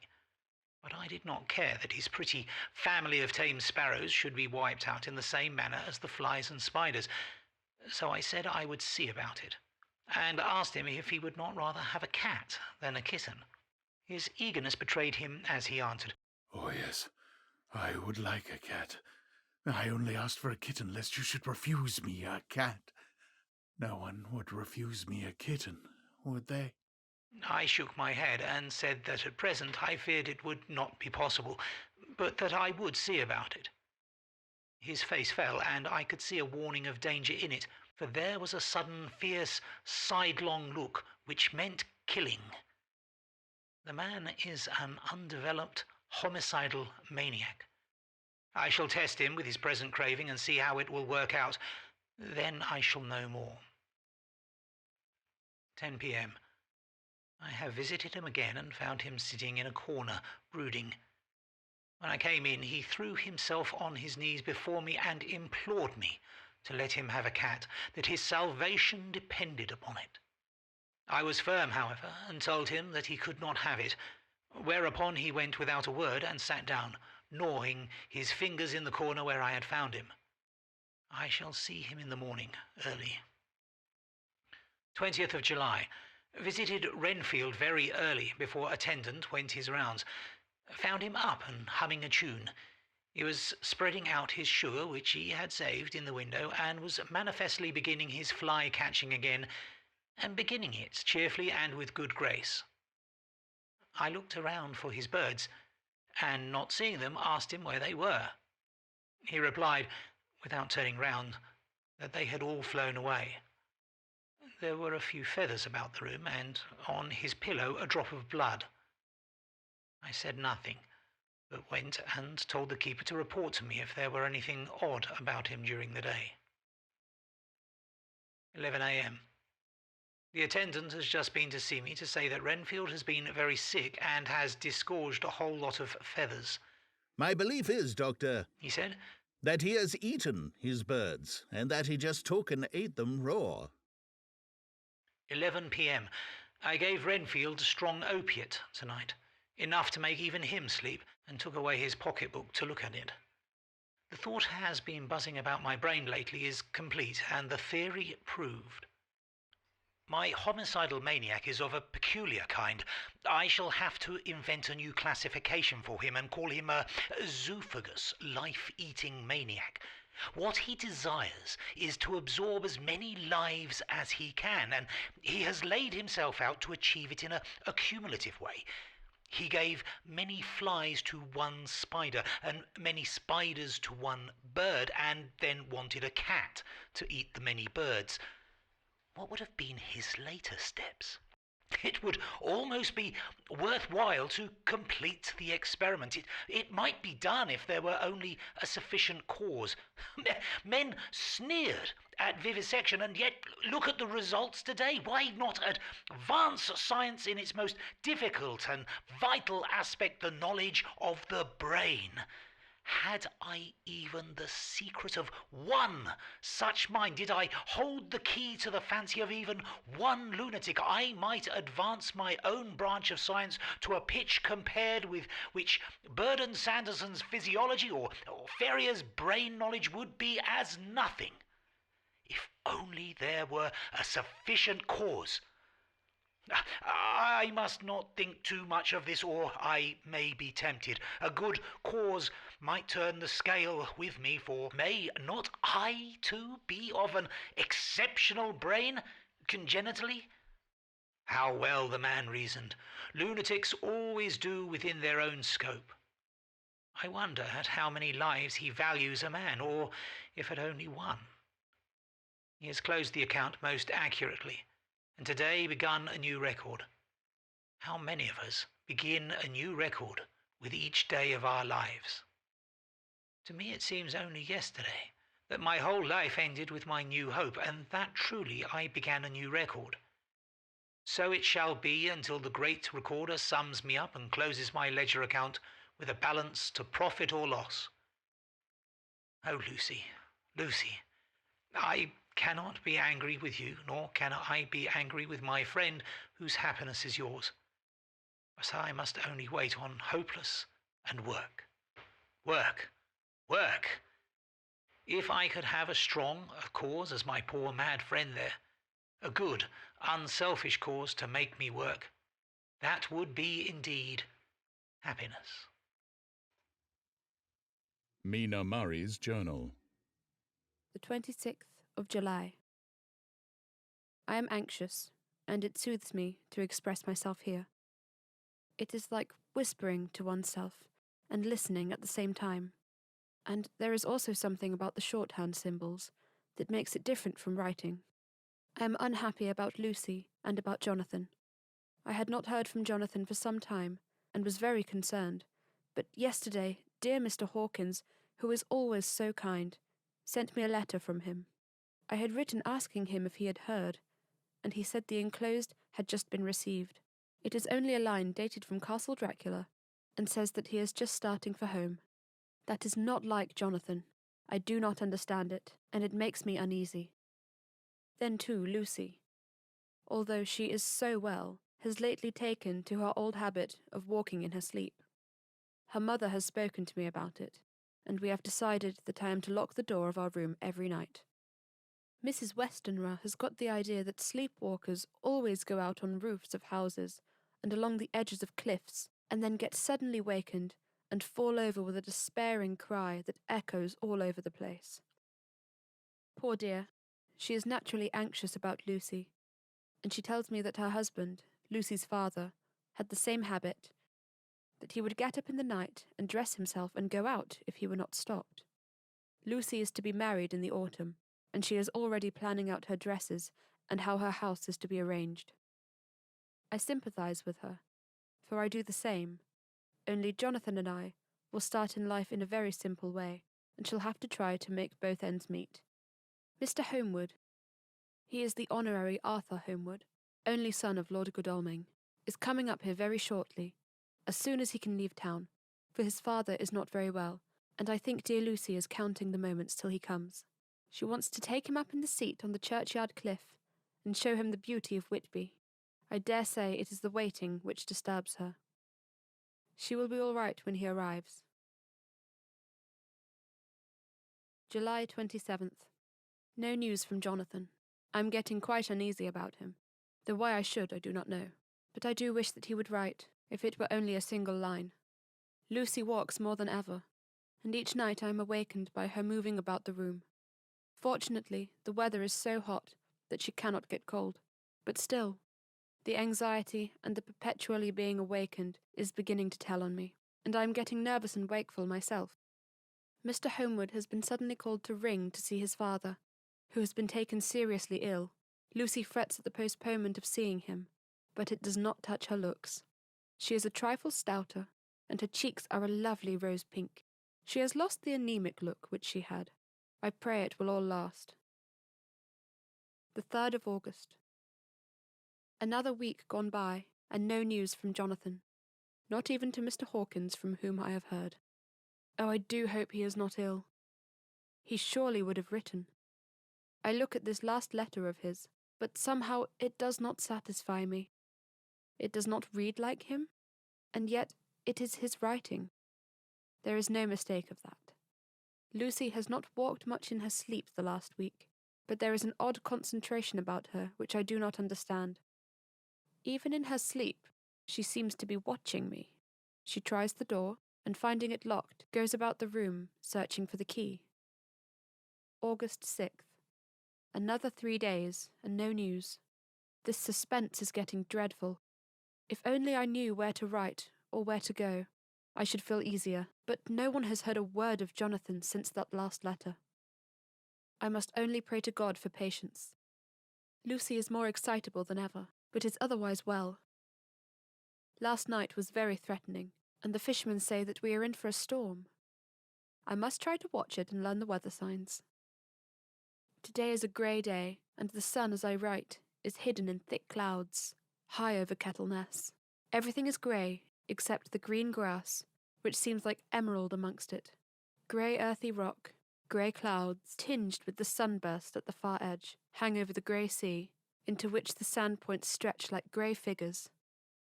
The sea is tumbling in over the shallows and the sandy rocks with a roar, muffled in the sea mists drifting inland. The horizon is lost in a grey mist, all vastness. The clouds are piled up like giant rocks, and there is a brool over the sea that sounds like some passage of doom. Dark figures are on the beach here and there, sometimes half shrouded in the mist, and seem men like trees walking. The fishing boats are racing for home, and rise and dip in the groundswell as they sweep into the harbour, bending to the scuppers. Here comes old Mr. Swales. He is making straight for me, and I can see by the way he lifts his hat that he wants to talk. I have been quite touched by the change in the poor old man. When he sat down beside me, he said in a very gentle way, I want to say something to you, miss. I could see he was not at ease, so I took his poor, old, wrinkled hand in mine, and asked him to speak fully. So he said, leaving his hand in mine, I am afraid, my dearie, that I must have shocked you by all the wicked things I've been saying about the dead and such like for weeks past. But I didn't mean them, and I want you to remember that when I'm gone, we old folks that be daffled and with one foot abaft the croak-hole don't altogether like to think of it, and we don't want to feel scared of it. And that's why I took to making light of it, so that I'd cheer up my own heart a bit. Oh, but Lord ye, miss, I ain't afraid of dying, although I don't want to die if I can help it. My time must be nigh at hand now, for I be old. 100 years is too much for any man to expect. And I'm so nigh it that the old man is already whetting his scythe. You see, I can't get out the habit of caffing about it all at once. The chaffs will wag as they used to. Some day soon, the angel of death will sound his trumpet for me. Oh, but don't you dull and greet me, dearie. for he saw that I was crying. If he should come this very night, I do not refuse to answer his call. For life be, after all, only waiting for something else than what we're doing. And death be all that we can rightly depend on. But I'm content it's coming for me, me dearie, and coming quick. It may be coming while we're looking and wondering. Maybe it's in that wind out over at sea that's bringing with it loss and wreck and sore distress and sad hearts. Look! Look! He cried suddenly. There's something in the wind and in the host beyond that sounds and looks and tastes and smells like death. It's in the air. I can feel it coming. Lord, make me answer cheerful when my time comes. He held up his arms devoutly and raised his hat. His mouth moved as though he were praying. After a few minutes' silence, he got up, shook hands with me, and blessed me, and said goodbye, and hobbled off. It all touched me, and upset me very much. I was glad when the Coast Guard came along, with his spyglass under his arm. He stopped to talk with me, as he always does, but all the same kept looking at a strange ship. I can't make her out, he said. She's Russian, by the look of her, but she's knocking about in the queerest way. She doesn't know her mind a bit. She seems to see the storm coming, but can't decide whether to run up north in the open or to put in here. Here, look, there again. She is steered mighty strangely, for she doesn't mind the hand on the wheel. Changes about with every puff of wind. We'll hear more of her before this time tomorrow.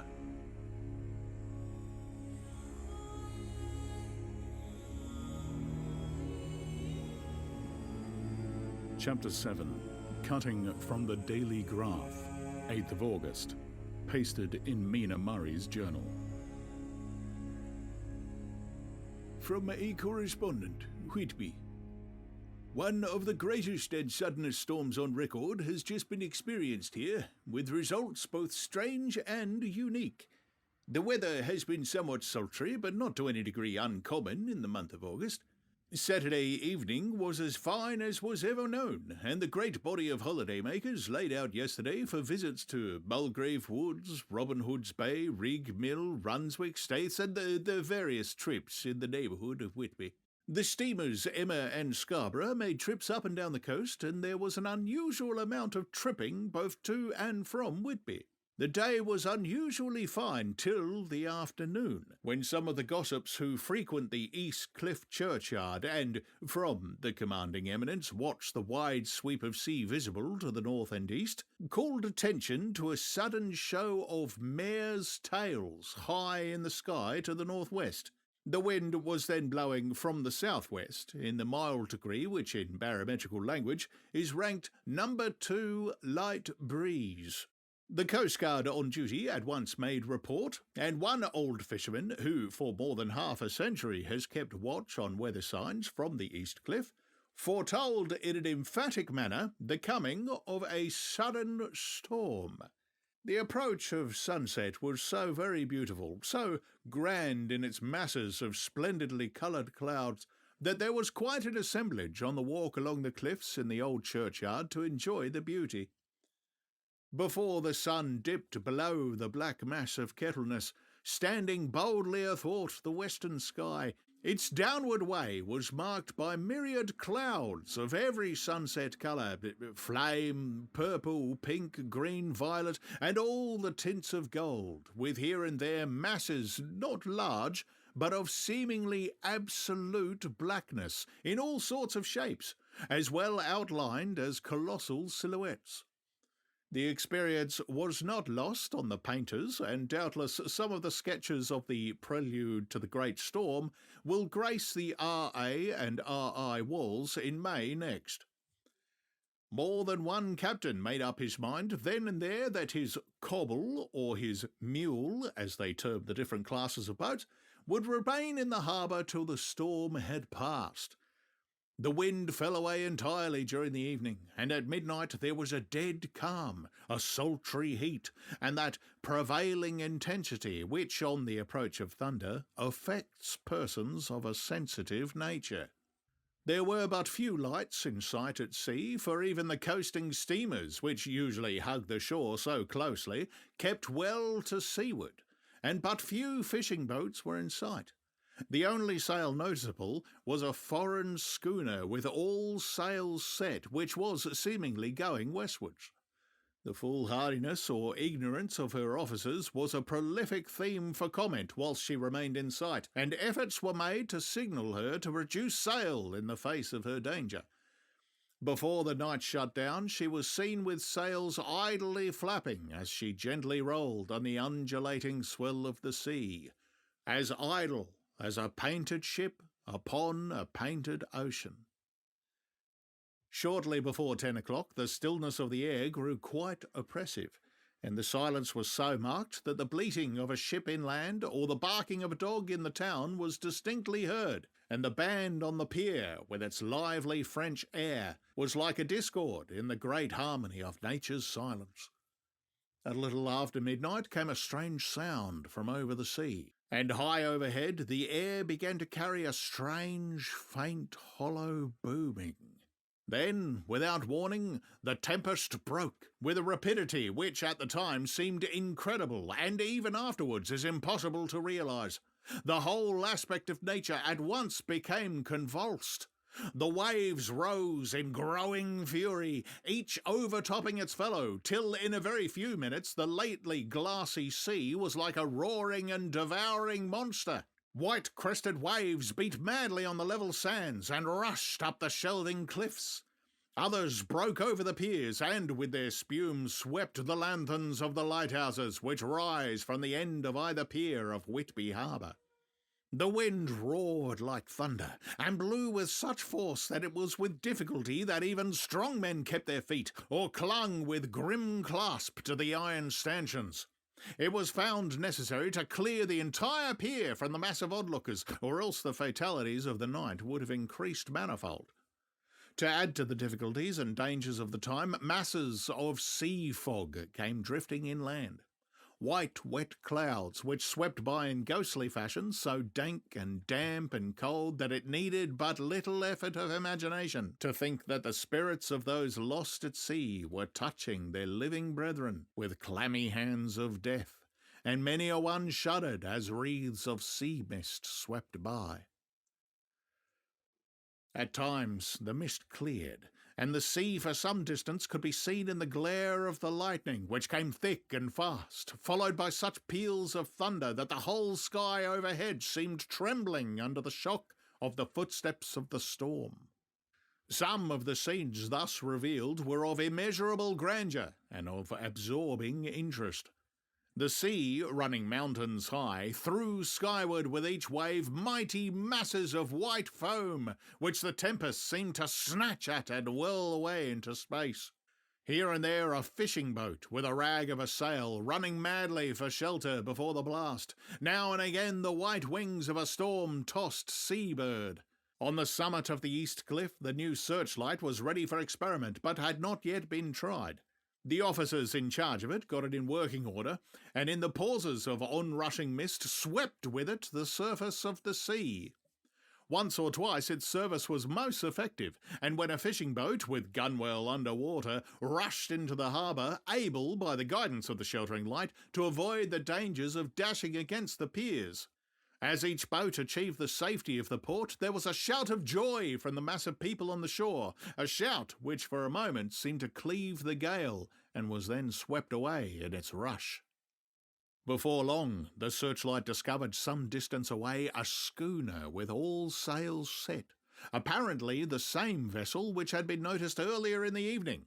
The wind had by this time backed to the east, and there was a shudder among the watchers on the cliff as they realised the terrible danger in which she now was.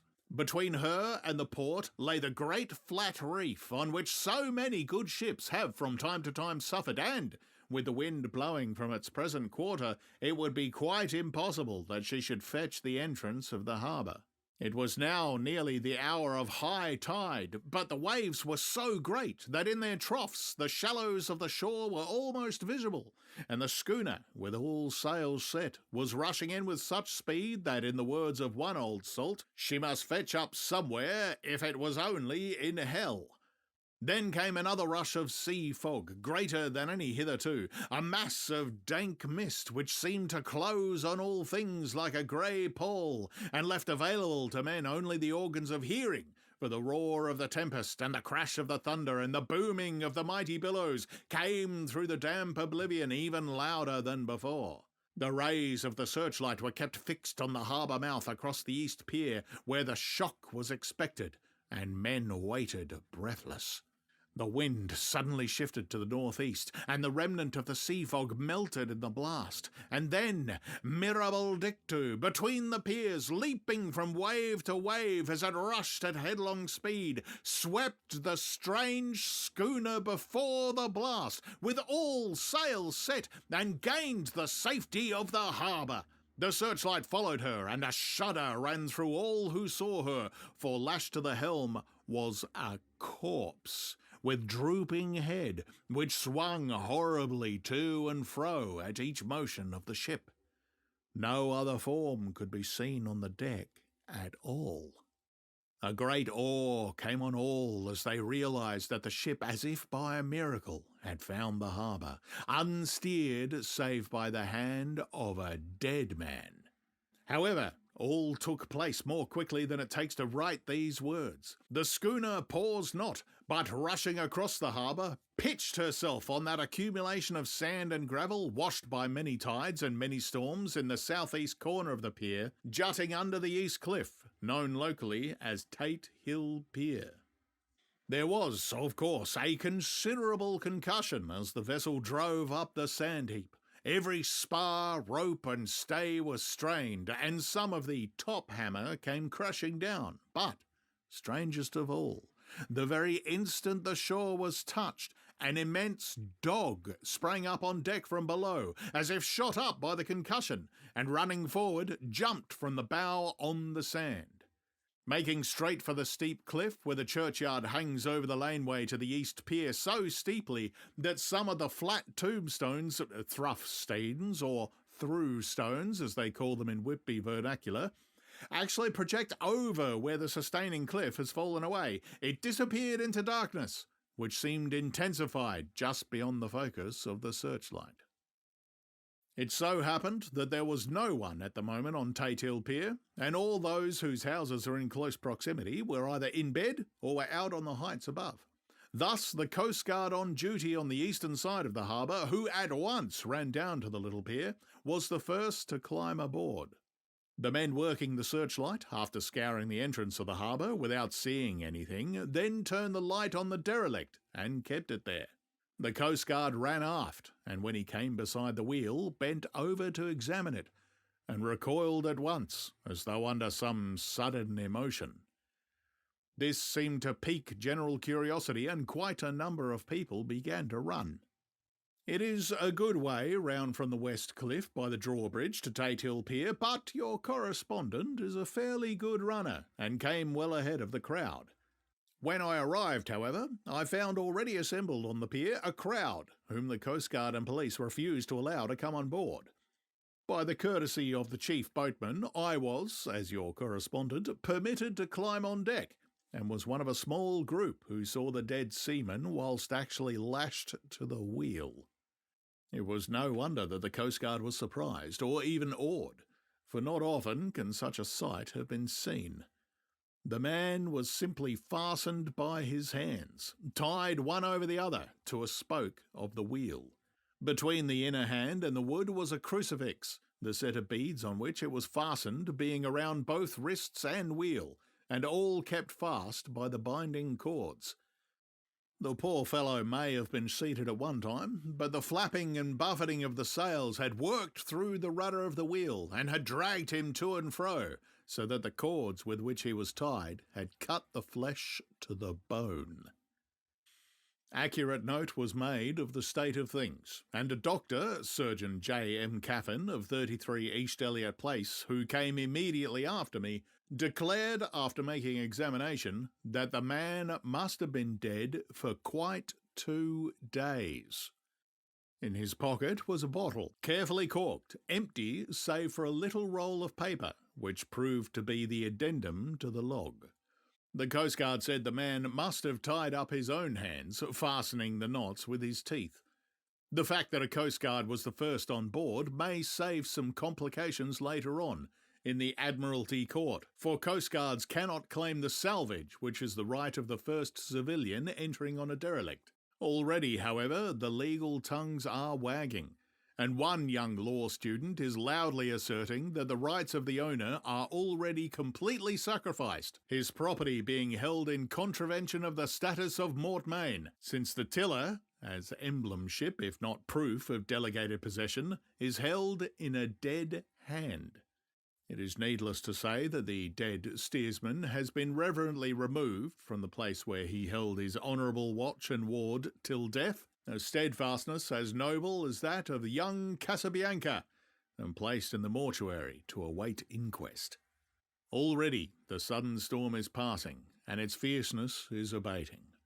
Crowds are scattered backward, and the sky is beginning to redden over the Yorkshire wolds. I shall send, in time for your next issue, further details of the derelict ship which found her way so miraculously into harbour in the storm. 9th of August. The sequel to the strange arrival of the derelict in the storm last night is almost more startling than the thing itself. It turns out that the schooner is Russian, from Varna, and is called the Demeter. She is almost entirely in ballast of silver sand, with only a small amount of cargo, a number of great wooden boxes filled with mould. This cargo was consigned to a Whitby solicitor, Mr. S.F. Billington of 7 The Crescent, who this morning went aboard and took formal possession of the goods consigned to him. The Russian consul, too, acting for the charter party, took formal possession of the ship and paid all harbour dues, etc. Nothing is talked about here today except the strange coincidence. The officials of the Board of Trade have been most exacting in seeing that every compliance has been made with existing regulations.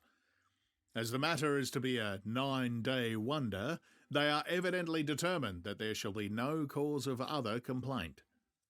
A good deal of interest was abroad concerning the dog, which landed when the ship struck, and more than a few members of the SPCA, which is very strong in Whitby, have tried to befriend the animal. To the general disappointment, however, it was not to be found. It seems to have disappeared entirely from the town. It may be that it was frightened and made its way onto the moors, where it is still hiding in terror. There are some who look with dread on such a possibility, lest later on it should in itself become a danger, for it is evidently a fierce brute. Early this morning, a large dog, a half-bred mastiff belonging to a coal merchant close to Tate Hill Pier, was found dead in the roadway opposite its master's yard. It had been fighting, and manifestly had had a savage opponent, for its throat was torn away, and its belly was slit open as if with a savage claw. Later. By the kindness of the Board of Trade Inspector, I have been permitted to look over the logbook of the Demeter, which was in order up to within 3 days, but contained nothing of special interest except as to the facts of missing men. The greatest interest, however, is with regard to the paper found in the bottle, which was today produced at the inquest. And a more strange narrative than the two between them unfold, it has not been my lot to come across. As there is no motive for concealment, I am permitted to use them, and accordingly send you a transcript, simply omitting technical details of seamanship and supercargo. It almost seems as though the captain has been seized with some kind of mania before he had got well into blue water, and that this had developed persistently throughout the voyage. Of course, my statement must be taken cum grano, since I am writing from the dictation of a clerk of the Russian consul, who kindly translated for me, time being short. Log of the Demeter, Varna to Whitby. Written 18 July, Things so strange happening that I shall keep accurate note henceforth till we land. On 6 July, we finished taking in cargo, silver, sand, and boxes of earth. At noon, set sail, east wind fresh. Crew 5 hands, 2 mates, cook, and myself, captain. On 11 July at dawn, enter Bofors, boarded by Turkish customs officers. Bakshish, all correct, underway at 4 p.m. On 12 July through Dardanelles, more customs officers and flagboat of guarding squadron. Bakshish again. Work of officers thorough but quick. Want us off soon. At dark, passed into Archipelago. On 13 July, past Cape Matapan. Crew dissatisfied about something. Seemed scared, but would not speak out. On 14 July, was somewhat anxious about crew. Men all steady fellows who sailed with me before. Mate could not make out what was wrong. They only told him there was something, and crossed themselves. Mate lost temper with one of them that day and struck him. Expected fierce quarrel, but all was quiet. On 16 July, mate reported in the morning that one of the crew, Petrovsky, was missing. Could not account for it. Took larboard watch, 8 bells last night, was relieved by Amramov, but did not go to bunk. Men more downcast than ever. All said they expected something of the kind, but would not say more than there was something aboard. Mate getting very impatient with them. Feared some trouble ahead. On 17 July, yesterday, one of the men, Olgarin, came to my cabin and in an awestruck way confided to me that he thought there was a strange man aboard the ship. He said that in his watch he had been sheltering behind the deckhouse as there was a rainstorm, when he saw a tall, thin man who was not like any of the crew come up the companionway and go along the deck forward and disappear. He followed cautiously, but when he got to bows, found no one, and the hatchways were all closed. He was in a panic of superstitious fear, and I am afraid the panic may spread. To allay it, I shall today search the entire ship carefully from stem to stern. Later in the day, I got together the whole crew and told them, as they evidently thought that there was someone in the ship, we would search from stem to stern. First mate, angry, said it was folly, and to yield to such foolish ideas would demoralize the men, said he would engage to keep them out of trouble with a handspike. I let him take the helm while the rest began a thorough search, all keeping abreast with lanterns. We left no corner unsearched. As there were only the big wooden boxes, there were no odd corners where a man could hide. Men much relieved when search over, and went back to work cheerfully.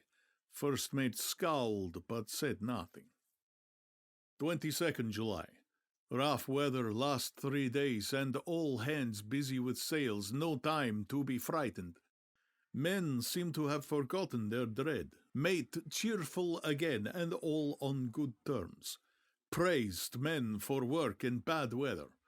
Past Gibraltar and out through straits, all well. 24 July.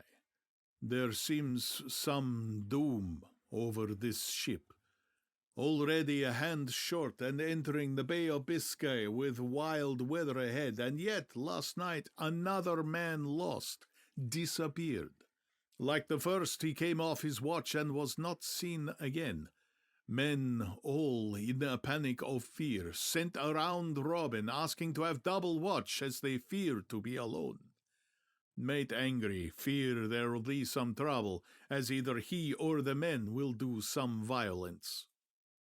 28th July, 4 days in hell, knocking about in a sort of maelstrom and the wind a tempest. No sleep for anyone.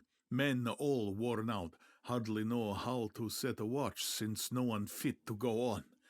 Second mate volunteered to steer and watch and let men snatch a few hours' sleep.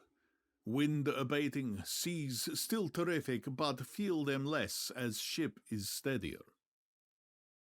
29 July, another tragedy.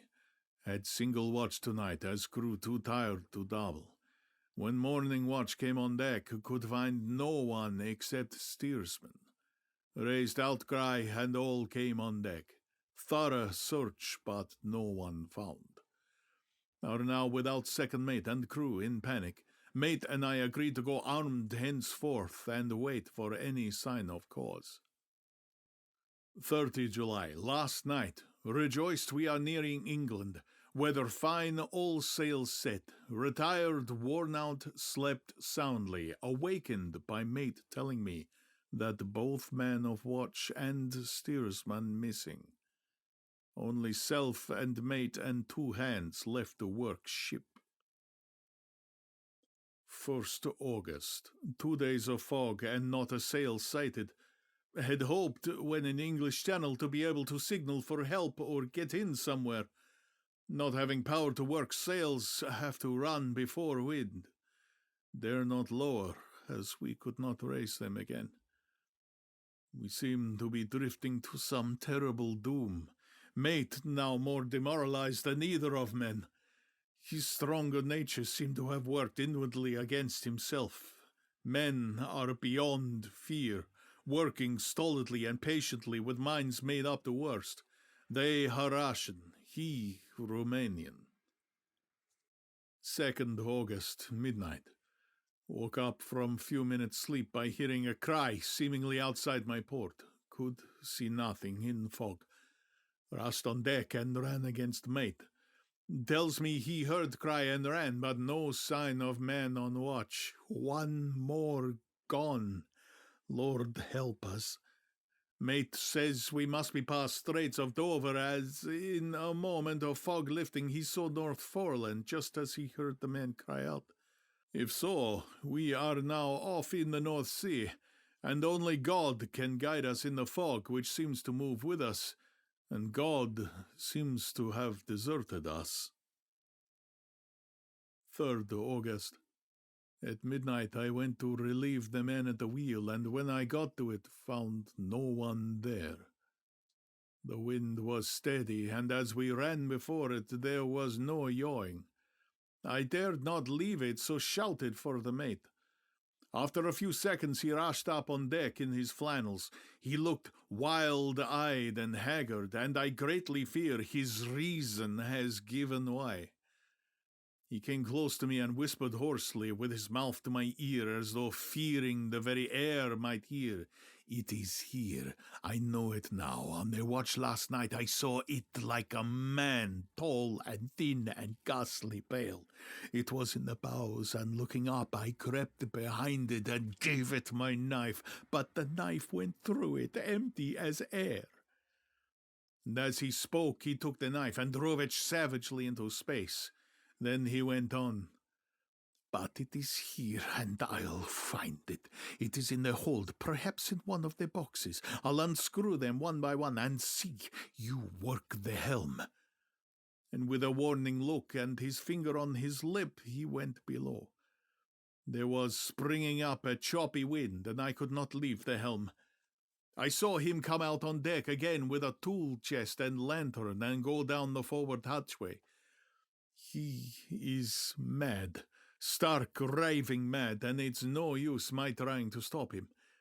He can't hurt those big boxes. They are invoiced as clay, and to put them about is as harmless a thing as he can do. So here I stay and mind the helm and write these notes. I can only trust in God and wait till the fog clears. Then, if I can't steer to any harbour with the wind that is, I shall cut down sails and lie by and signal for help. It is nearly all over now. Just as I was beginning to hope that the mate would come out calmer, for I heard him knocking away at something in the hold, and work is good for him, there came up the hatchway a sudden, startled scream which made my blood run cold. And up on the deck he came as if shot from a gun, a raving madman with his eyes rolling and his face convulsed with fear. Save me, he cried, and then looked round on the blanket of fog. His horror turned to despair, and in a steady voice he said, "You had better come too, Captain, before it is too late. He is there. I know the secret now. The sea will save me from him, and it is all that is left." Before I could say a word or move forward to seize him, he sprang on the bulwark and deliberately threw himself into the sea. I suppose I know the secret too now. It was this madman who had got rid of the men one by one, and now he's followed them himself. God help me. How am I to account for all these horrors when I get to port? When I get to port, will that ever be? 4th August.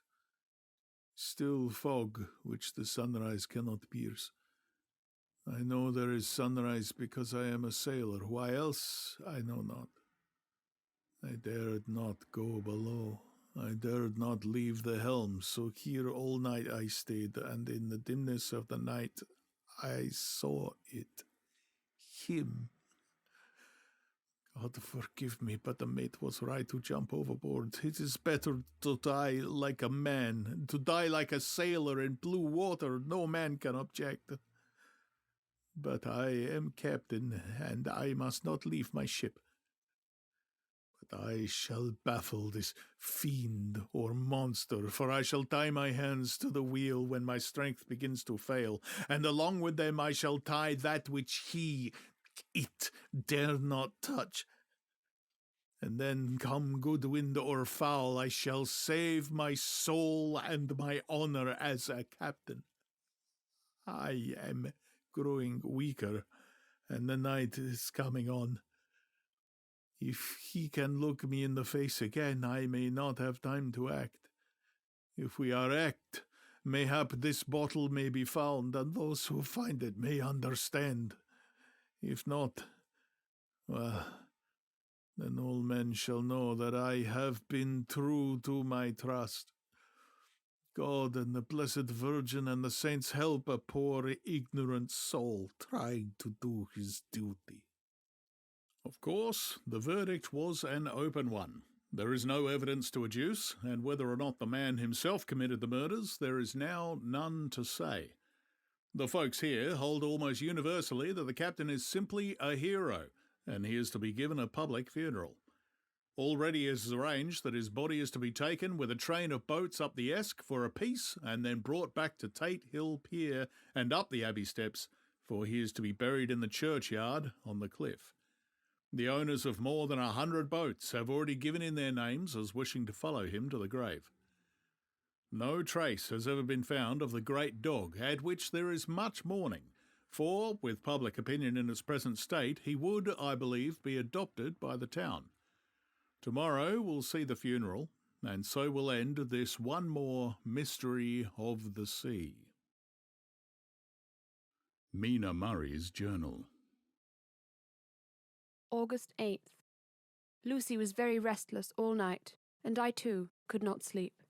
The storm was fearful, and as it boomed loudly among the chimney pots, it made me shudder. When a sharp puff came, it seemed to be like a distant gun.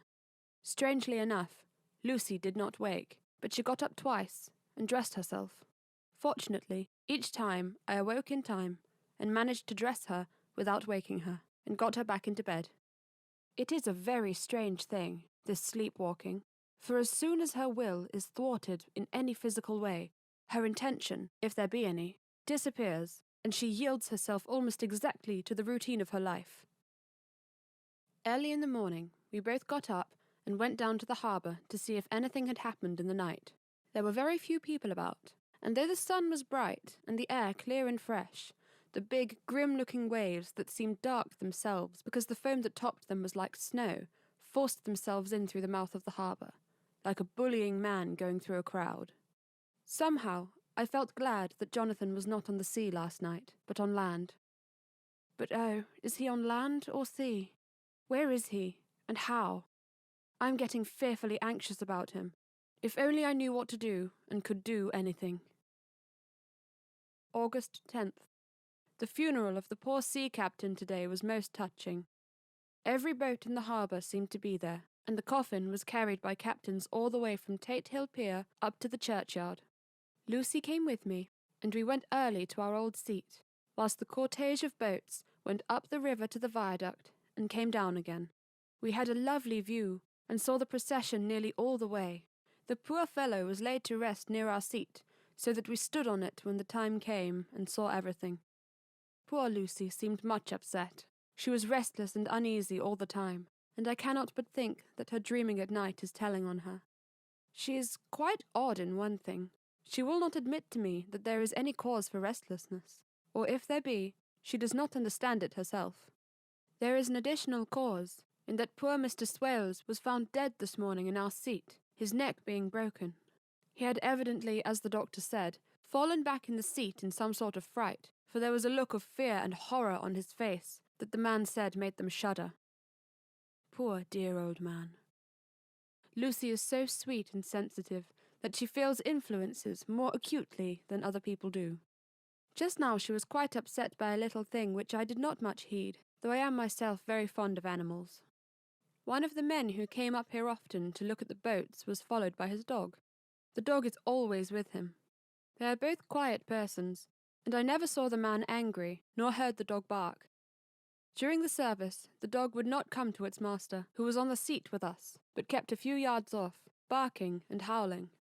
Its master spoke to it gently, and then harshly, and then angrily. But it would neither come nor cease to make a noise. It was in a fury, with its eyes savage, and all its hair bristling out like a cat's tail when puss is on the war-path.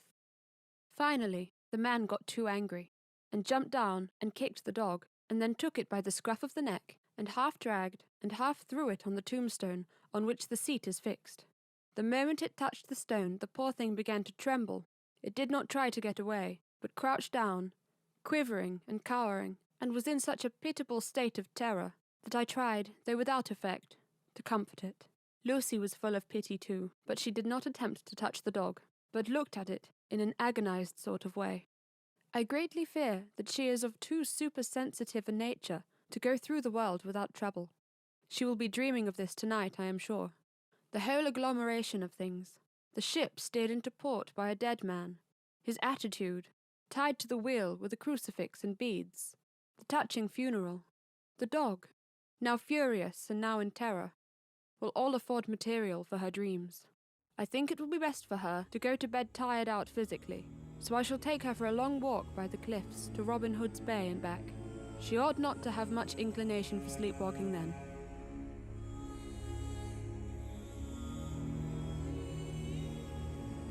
Chapter 8. Mina Murray's Journal.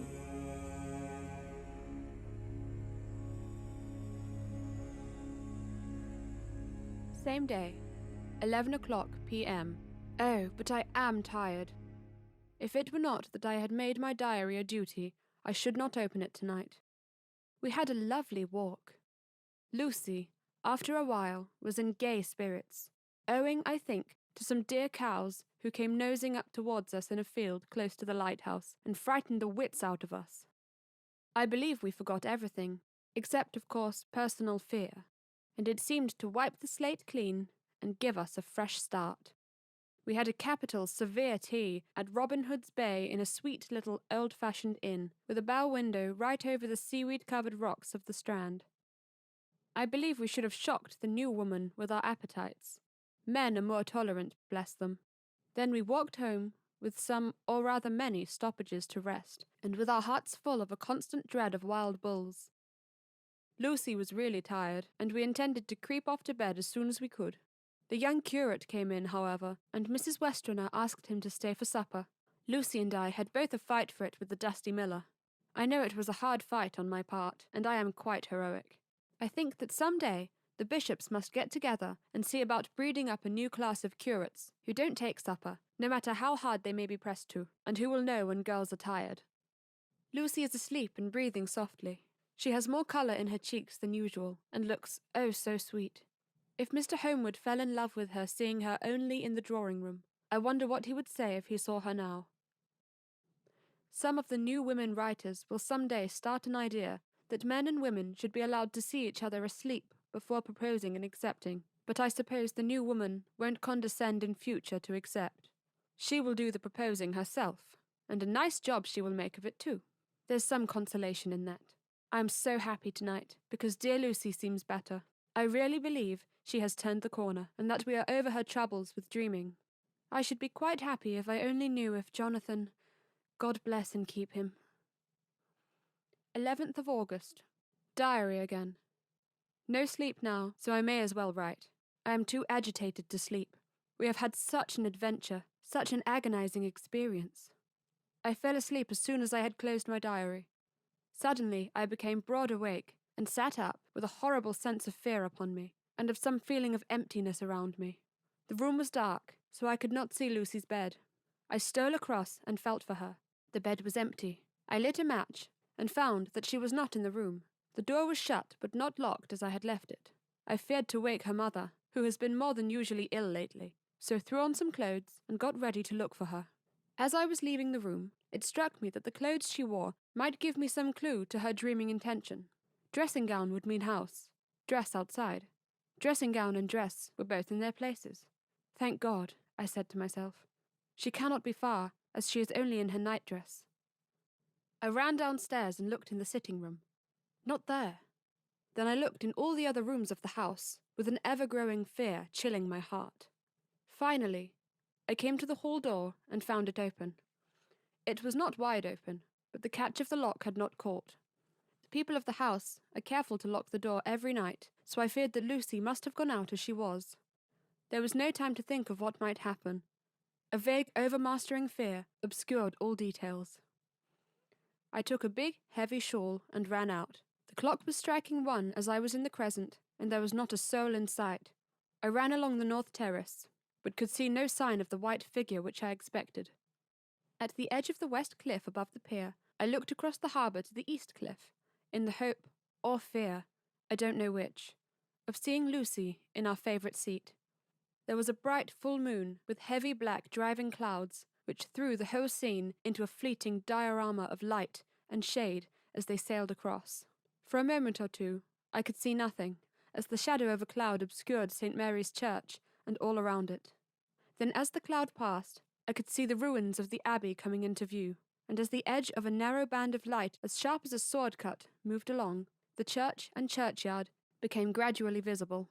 Whatever my expectation was, it was not disappointment, for there, in our favourite seat, the silver light of the moon struck a half-reclining figure, snowy white. The coming of the cloud was too quick for me to see much, for a shadow shut down on light almost immediately. But it seemed to me as though something dark stood behind the seat where the white figure shone, and bent over it. What it was, whether man or beast, I could not tell. I did not wait to catch another glance, but flew down the steep steps to the pier and along by the fish market to the bridge, which was the only way to reach the east cliff. The town seemed as dead, for not a soul did I see. I rejoiced that it was so, for I wanted no witness of poor Lucy's condition. The time and distance seemed endless, and my knees trembled and my breath came laboured as I toiled up the endless steps to the abbey. I must have gone fast, and yet it seemed to me as if my feet were weighted with lead, and as though every joint in my body were rusty.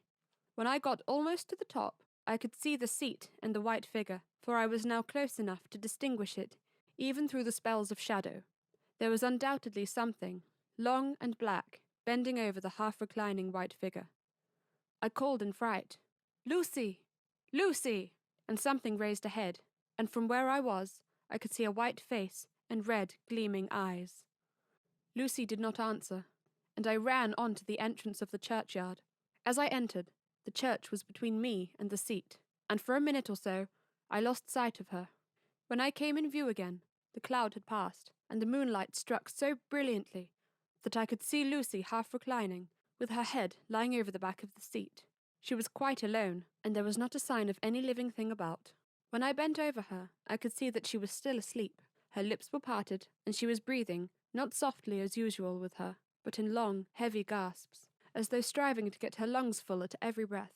As I came close, she put up her hand in her sleep and pulled the collar of her nightdress close around her, as though she felt cold. I flung the warm shawl over her and drew the edges tight around her neck, for I dreaded lest she should get some deadly chill from the night air, unclad as she was.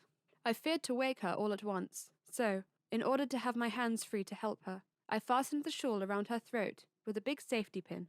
But I must have been clumsy in my anxiety, and pinched or pricked her with it, for by and by, when her breathing became quieter, she put her hand to her throat again and moaned. When I had her carefully wrapped up, I put my shoes on her feet, and then began very gently to wake her. At first, she did not respond, but gradually she became more and more uneasy in her sleep, moaning and sighing occasionally. At last, as time was passing fast, and for many other reasons, I wished to get her home at once. I shook her forcibly, till finally she opened her eyes and awoke. She did not seem surprised to see me, as, of course, she did not realize all at once where she was. Lucy always wakes prettily, and even at such a time, when her body must have been chilled with cold, and her mind somewhat appalled at waking unclad in a churchyard at night, she did not lose her grace. She trembled a little, and clung to me.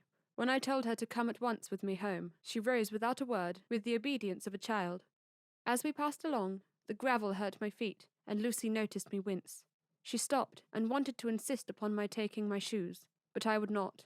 However, when we got to the pathway outside the churchyard, where there was a puddle of water remaining from the storm, I daubed my feet with mud, using each foot in turn on the other, so that as we went home, no one, in case we should meet anyone, would notice my bare feet. Fortune favoured us, and we got home without meeting a soul. Once we saw a man, who seemed not quite sober, passing along a street in front of us, but we hid in a door till he had disappeared up an opening such as there are here. Steep little closes, or wynds, as they call them in Scotland. My heart beat so loud all the time sometimes I thought I should faint. I was filled with anxiety about Lucy, not only for her health, lest she should suffer from the exposure, but for her reputation in case the story should get wind. When we got in, and had washed our feet, and had said a prayer of thankfulness together, I tucked her into bed. Before falling asleep she asked, even implored, me not to say a word to anyone, even her mother, about her sleepwalking adventure. I hesitated at first, to promise, but on thinking of the state of her mother's health, and how the knowledge of such a thing would fret her, and think, too, of how such a story might become distorted, nay, infallibly would, in case it should leak out, I thought it wiser to do so. I hope I did right. I have locked the door, and the key is tied to my wrist, so perhaps I shall not be again disturbed. Lucy is sleeping soundly. The reflex of the dawn is high and far over the sea. Same day, noon. All goes well. Lucy slept till I woke her, and seemed not to have even changed her side. The adventure of the night does not seem to have harmed her. On the contrary, it has benefited her, for she looks better this morning than she has done in weeks. I was sorry to notice that my clumsiness with the safety pin hurt her. Indeed, it might have been serious, for the skin of her throat was pierced. I must have pinched up a piece of loose skin and have transfixed it, for there were 2 little red points like pinpricks, and on the band of her nightdress was a drop of blood. When I apologized and was concerned about it, she laughed and petted me, and said she did not even feel it. Fortunately, it cannot leave a scar, as it is so tiny. Same day, night. We passed a happy day. The air was clear, and the sun bright, and there was a cool breeze. We took our lunch to Mulgrove Woods, Mrs. Westenra driving by the road and Lucy and I walking by the cliff path and joining her at the gate. I felt a little sad myself, for I could not but feel how absolutely happy it would have been had Jonathan been with me. But there, I must only be patient. In the evening we strolled in the casino terrace and heard some good music by Spoor and Mackenzie, and went to bed early. Lucy seems more restful than she has been for some time, and fell asleep at once. I shall lock the door and secure the key the same as before, though I do not expect any trouble tonight. 12th of August. My expectations were wrong, for twice during the night I was wakened by Lucy trying to get out. She seemed, even in her sleep, to be a little impatient at finding the door shut, and went back to bed under a sort of protest. I woke with the dawn, and heard the birds chirping outside the window. Lucy woke too, and I was glad to see was even better than on the previous morning. All her old gaiety of manner seemed to have come back, and she came and snuggled in beside me and told me all about Arthur. I told her how anxious I was about Jonathan, and then she tried to comfort me. Well, she succeeded somewhat, for, though sympathy can't alter facts, it can make them more bearable. August 13th. Another quiet day. and to bed with the key on my wrist as before. Again I woke in the night, and found Lucy sitting up in bed, still asleep, pointing to the window. I got up quietly, and pulling aside the blind, looked out. It was brilliant moonlight, and the soft effect of the light over the sea and sky, merged together in one great silent mystery, was beautiful beyond words. Between me and the moonlight flitted a great bat, coming and going in great whirling circles. Once or twice it came quite close, but was, I suppose, frightened at seeing me, and flitted away across the harbour towards the Abbey. When I came back from the window, Lucy had lain down again and was sleeping peacefully. She did not stir again all night. August 14th. On the East Cliff, reading and writing all day. Lucy seems to have become as much in love with the spot as I am, and it is hard to get her away from it when it is time to come home for lunch or tea or dinner. This afternoon she made a funny remark. We were coming home for dinner and had come to the top of the steps, up from the West Pier, and stopped to look at the view as we generally do. The setting sun, low down in the sky, was just dropping behind Kettle Ness. The red light was thrown over on the East Cliff and the old Abbey, and seemed to bathe everything in a beautiful rosy glow. We were silent for a while, and suddenly Lucy murmured as if to herself, His red eyes again. They are just the same. It was such an odd expression, coming apropos of nothing, that it quite startled me. I slewed round a little, so as to see Lucy well without seeming to stare at her, and saw that she was in a half-dreamy state, with an odd look on her face that I could not quite make out, so I said nothing, but followed her eyes. She appeared to be looking over at our own seat, whereon was a dark figure seated alone. I was quite a little startled myself, for it seemed for an instant as if the stranger had great eyes like burning flames, but a second look dispelled the illusion. The red sunlight was shining on the windows of St. Mary's Church behind our seat, and as the sun dipped, there was just sufficient change in the refraction and reflection to make it appear as if the light moved. I called Lucy's attention to the peculiar effect, and she became herself with a start, but she looked sad all the same. It may have been that she was thinking of that terrible night up there. We never refer to it, so I said nothing, and we went home to dinner. Lucy had a headache, and went early to bed. I saw her asleep, and went out for a little stroll myself. I walked along the cliffs to the westward, and was full of sweet sadness, for I was thinking of Jonathan. When coming home, it was then bright moonlight, so bright that though the front of our part of the crescent was in shadow, everything could be well seen. I threw a glance up at our window, and saw Lucy's head leaning out. I opened my handkerchief and waved it. She did not notice, or make any movement whatsoever. Just then, the moonlight crept round an angle of the building, and the light fell on the window. There, distinctly, was Lucy, with her head lying up against the side of the windowsill, and her eyes shut. She was fast asleep, and by her, seated on the windowsill, was something that looked like a good-sized bird. I was afraid she might get a chill, so I ran upstairs, but as I came into the room, she was moving back to her bed, fast asleep, and breathing heavily. She was holding her hand to her throat, as though to protect it from the cold. I did not wake her, but tucked her up warmly. I have taken care that the door is locked and the window securely fastened. She looks so sweet as she sleeps, but she is paler than is her wont, and there is a drawn, haggard look under her eyes which I do not like. I fear she is fretting about something. I wish I could find out what it is. August 15th. Rose later than usual. Lucy was languid and tired, and slept on after we had been called. We had a happy surprise at breakfast. Arthur's father is better, and wants the marriage to come off soon. Lucy is full of quiet joy, and her mother is glad and sorry at once. Later on in the day, she told me the cause. She is grieved to lose Lucy as her very own, but she is rejoiced that she is soon to have someone to protect her. Poor dear, sweet lady. She confided to me that she has got her death warrant. She has not told Lucy, and made me promise secrecy. Her doctor told her that within a few months, at most, she must die, for her heart is weakening. At any time, even now, a sudden shock would be almost sure to kill her. Ah, we were wise to keep from her the affair of the dreadful night of Lucy's sleepwalking. 17th of August. No diary for 2 whole days. I have not had the heart to write. Some sort of shadowy pall seems to be coming over our happiness. No news from Jonathan, and Lucy seems to be growing weaker, whilst her mother's hours are numbering to a close. I do not understand Lucy's fading away as she is doing. She eats well and sleeps well and enjoys the fresh air, but all the time the roses in her cheeks are fading and she gets weaker and more languid day by day. At night I hear her gasping as if for air. I keep the key of our door always fastened to my wrist at night, but she gets up and walks about the room and sits at the open window. Last night I found her leaning out when I woke up, and when I tried to wake her, I could not. She was in a faint. When I managed to restore her, she was weak as water, and cried silently between long, painful struggles for breath. When I asked her how she came to be at the window, she shook her head and turned away. I trust her feeling ill may not be from that unlucky prick of the safety pin. I looked at her throat just now as she lay asleep, and the tiny wounds seem not to have healed. They are still open, and, if anything, larger than before, and the edges of them are faintly white. They are like little white dots, with red centres. Unless they heal within a day or two, I shall insist on the doctor seeing about them. Letter.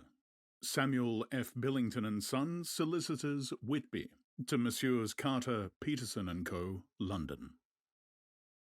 17th of August. Dear Sirs, herewith please receive invoice of goods sent by Great Northern Railway.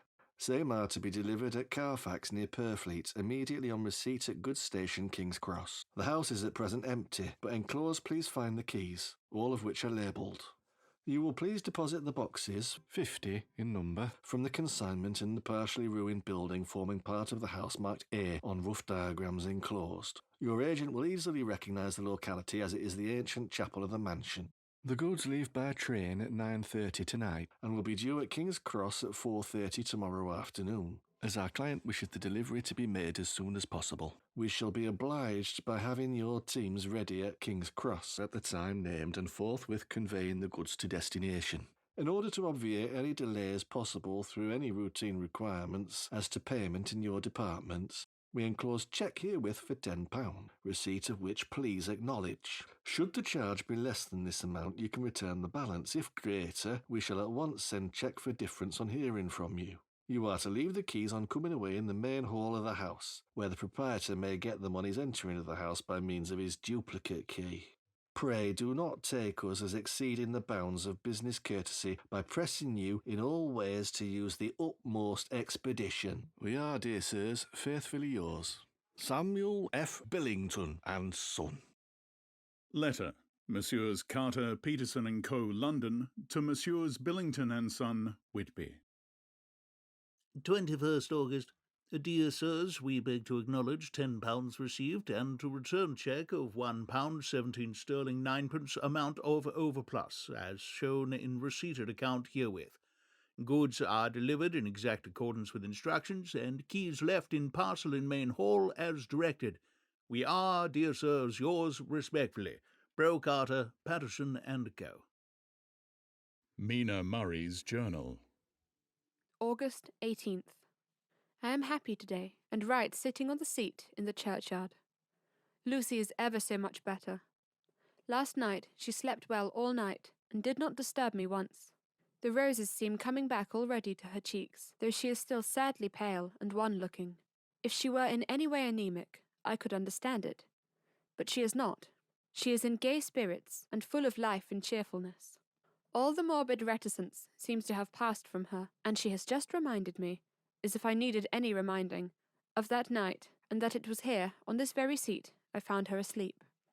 As she told me, she tapped playfully with the heel of her boot on the stone slab, and said,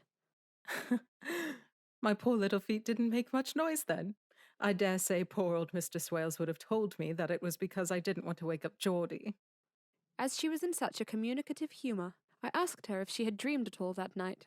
Before she answered, that sweet, puckered look came into her forehead, which Arthur, I call him Arthur from her habit, says he loves, and indeed, I don't wonder that he does. Then she went on, in a half-dreaming kind of way, as if trying to recall it to herself.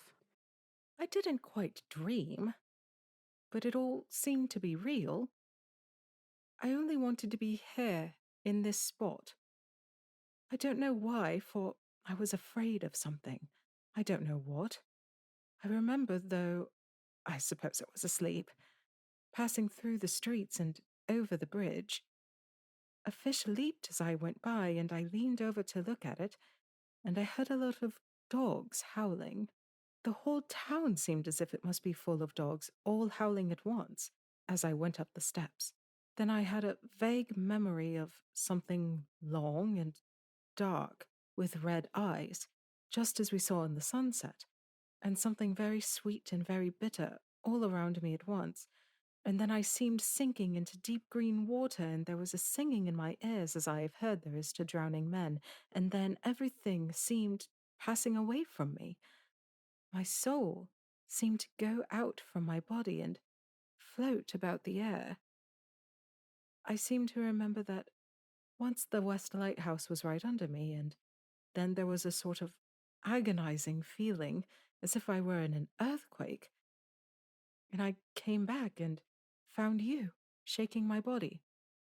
I saw you do it before I felt you. Then she began to laugh. It seemed a little uncanny to me, and I listened to her breathlessly. I did not quite like it, and thought it better not to keep her mind on the subject, so we drifted on to another subject, and Lucy was like her old self again. When we got home, the fresh breeze had braced her up, and her pale cheeks were really more rosy. Her mother rejoiced when she saw her, and we spent a very happy evening together. August 19th. Joy, joy, joy! Although not all joy. At last, news of Jonathan. The dear fellow has been ill, that is why he did not write. I am not afraid to think it, or to say it, now that I know. Mr. Hawkins sent me on the letter, and wrote himself oh so kindly. I am to leave in the morning, and go over to Jonathan, and to help to nurse him if necessary, and to bring him home. Mr. Hawkins says it would not be a bad thing if we were to be married out there. I have cried over the good sister's letter till I can feel it wet against my bosom, where it lies. It is of Jonathan, and must be near my heart, for he is in my heart. My journey is all mapped out, and my luggage ready. I am only taking one change of dress. Lucy will bring my trunk to London, and keep it till I send for it may be that. I must write no more. I must keep it to say to Jonathan, my husband. The letter that he has seen and touched must comfort me till we meet. Letter. Sister Agatha, Hospital of St. Joseph and St. Mary, Budapest, to Miss Wilhelmina Murray. 12th August. Dear Madam, I write by desire of Mr. Jonathan Harker, who is himself not strong enough to write, though progressing well, thanks to God and St. Joseph and St. Mary. He has been under our care for nearly 6 weeks, suffering from a violent brain fever. He wishes me to convey his love, and to say that by this post I write for him to Mr. Peter Hawkins, Exeter, to say, with his dutiful respects, that he is sorry for his delay, and all of his work is completed. He will require some few weeks' rest in our sanatorium in the hills, but will then return. He wishes me to say that he has not sufficient money with him, and that he would like to pay for his staying here, so that others who need shall not be wanting for help. Believe me, yours with sympathy and all blessings, Sister Agatha. P.S. My patient being asleep, I open this to let you know something more. He has told me all about you, and that you are shortly to be his wife. All blessings to you both. He has had some fearful shock, so says our doctor, and in his delirium his ravings have been dreadful, of wolves and poison and blood, of ghosts and demons, and I fear to say what. Be careful of him always, that there may be nothing to excite him of this kind for a long time to come. The traces of such an illness as his do not lightly die away. We should have written long ago, but we knew nothing of his friends, and there was nothing on him, nothing that anyone could understand. He came in the train from Klausburg, and the guard was told by the station-master there that he rushed into the station shouting for a ticket for home. Seeing from his violent demeanour that he was English, they gave him a ticket for the furthest station on the way thither that the train reached. Be assured that he is well cared for. He has won all hearts by his sweetness and gentleness. He is truly getting on well, and I have no doubt will in a few weeks be all himself. But be careful of him for safety's sake. There are, I pray God and St. Joseph and St. Mary, many, many happy years for you both. Dr. Seward's Diary. 19th of August. Strange and sudden change in Renfield last night. About 8 o'clock he began to get excited and sniff about as a dog does when setting. The attendant was struck by his manner and, knowing my interest in him, encouraged him to talk. He is usually respectful to the attendant and at times servile, but tonight, the man tells me, he was quite haughty, would not condescend to talk with him at all. All he would say was, I don't want to talk to you. You don't count now. The master is at hand. The attendant thinks it is some sudden form of religious mania which has seized him. If so, we must look out for squalls. For a strong man with homicidal and religious mania at once might be dangerous. The combination is a dreadful one. At 9 o'clock I visited him myself. His attitude to me was the same as to that of the attendant. In his sublime self-feeling, the difference between myself and the attendant seemed to him as nothing. It looks like religious mania, and he will soon think that he himself is God. These infinitesimal distinctions between man and man are too paltry for an omnipotent being. How these madmen give themselves away! The real God taketh heed lest a sparrow fall. But the God created from human vanity sees no difference between an eagle and a sparrow. Oh, if men only knew! For half an hour or more, Renfield kept getting excited in greater and greater degree. I did not pretend to be watching him, but I kept strict observation all the same. All at once that shifty look came into his eyes, which we always see when a madman has seized an idea, and with it the shifty movement of the head and back, which asylum attendants come to know so well. He became quite quiet, and went and sat on the edge of his bed resignedly, and looked into space with lacklustre eyes. I thought I would find out if his apathy were real or only assumed, and try to lead him to talk of his pets, a theme which had never failed to excite his attention. At first he made no reply, but at length said testily, Bother them all. I don't care a pin about them. What? I said. You don't mean to tell me you don't care about spiders? Spiders, at present, are his hobby, and the notebook is filling up with columns of small figures. To this he answered enigmatically, The bride maidens rejoice the eyes that wait the coming of the bride, but when the bride draweth near, then the maidens shine not to the eyes that are filled. He would not explain himself, but remained obstinately seated on his bed all the time I remained with him. I am weary tonight and low in spirits. I cannot but think of Lucy and how different things might have been. If I don't sleep at once, chloral, the modern Morpheus, I must be careful not to let it grow into a habit. No, I shall take none tonight. I have thought of Lucy, and I shall not dishonour her by mixing the two. If need be, tonight shall be sleepless. Later. Glad I made the resolution, gladder that I kept to it. I had lain tossing about, and had heard the clock strike only twice, when the night watchman came to me, sent up from the ward to say that Renfield had escaped. I threw on my clothes and ran down at once. My patient is too dangerous a person to be roaming about. Those ideas of his might work out dangerously with strangers. The attendant was waiting for me. He said he had seen him not 10 minutes before, seemingly asleep in his bed, when he had looked through the observation trap in the door. His attention was called by the sound of the window being wrenched out. He ran back and saw his feet disappear through the window, and had at once sent up for me. He was only in his night gear, and cannot be far off. The attendant thought it would be more useful to watch where he should go than to follow him, as he might lose sight of him whilst getting out of the building by the door. He is a bulky man, and couldn't get through the window.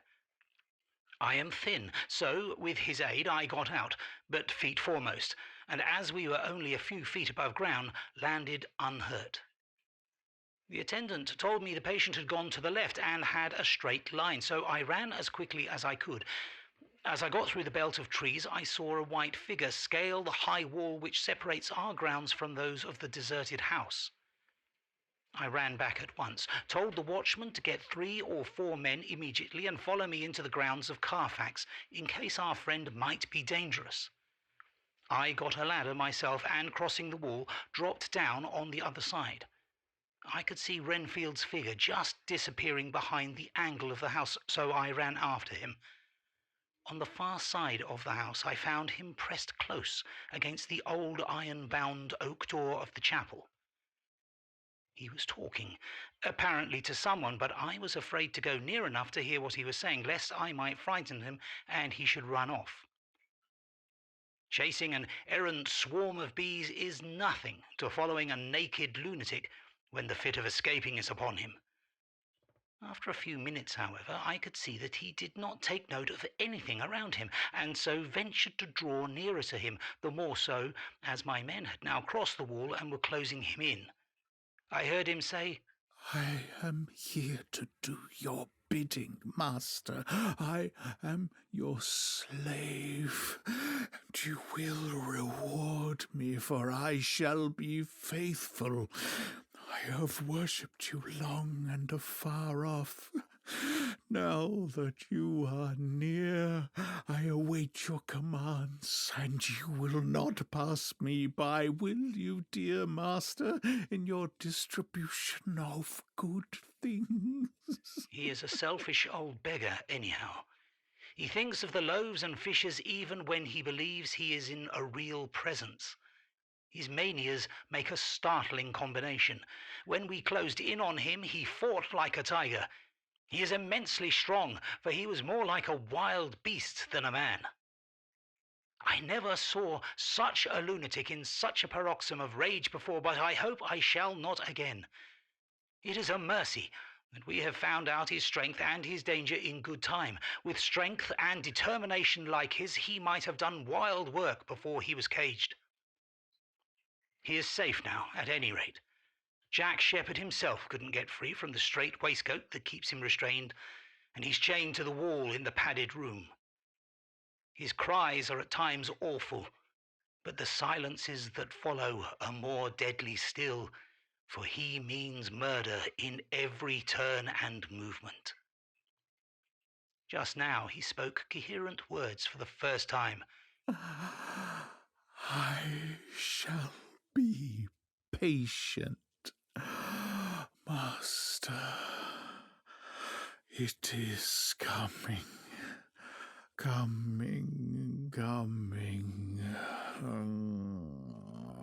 So I took the hint and came to. I was too excited to sleep, but this diary has quieted me, and I feel I shall get some sleep tonight.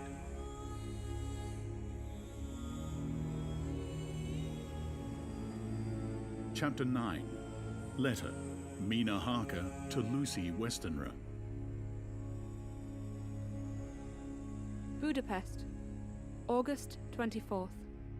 My dearest Lucy, I know you will be anxious to hear all that has happened since we parted at the railway station in Whitby. Well, my dear, I got to Hull all right, and caught the boat to Hamburg, and then the train on here. I feel that I can hardly recall anything of the journey, except that I knew I was coming to Jonathan, and that as I should have to do some nursing, I had better get all the sleep I could. I found my dear one, oh, so thin and pale and weak-looking. All the resolution has gone out of his dear eyes, and that quiet dignity which I told you was in his face has vanished. He is only a wreck of himself, and he does not remember anything that has happened to him for a long time past. At least, he wants me to believe so, and I shall never ask. He has had some terrible shock, and I fear it might tax his poor brain if he were to try to recall it.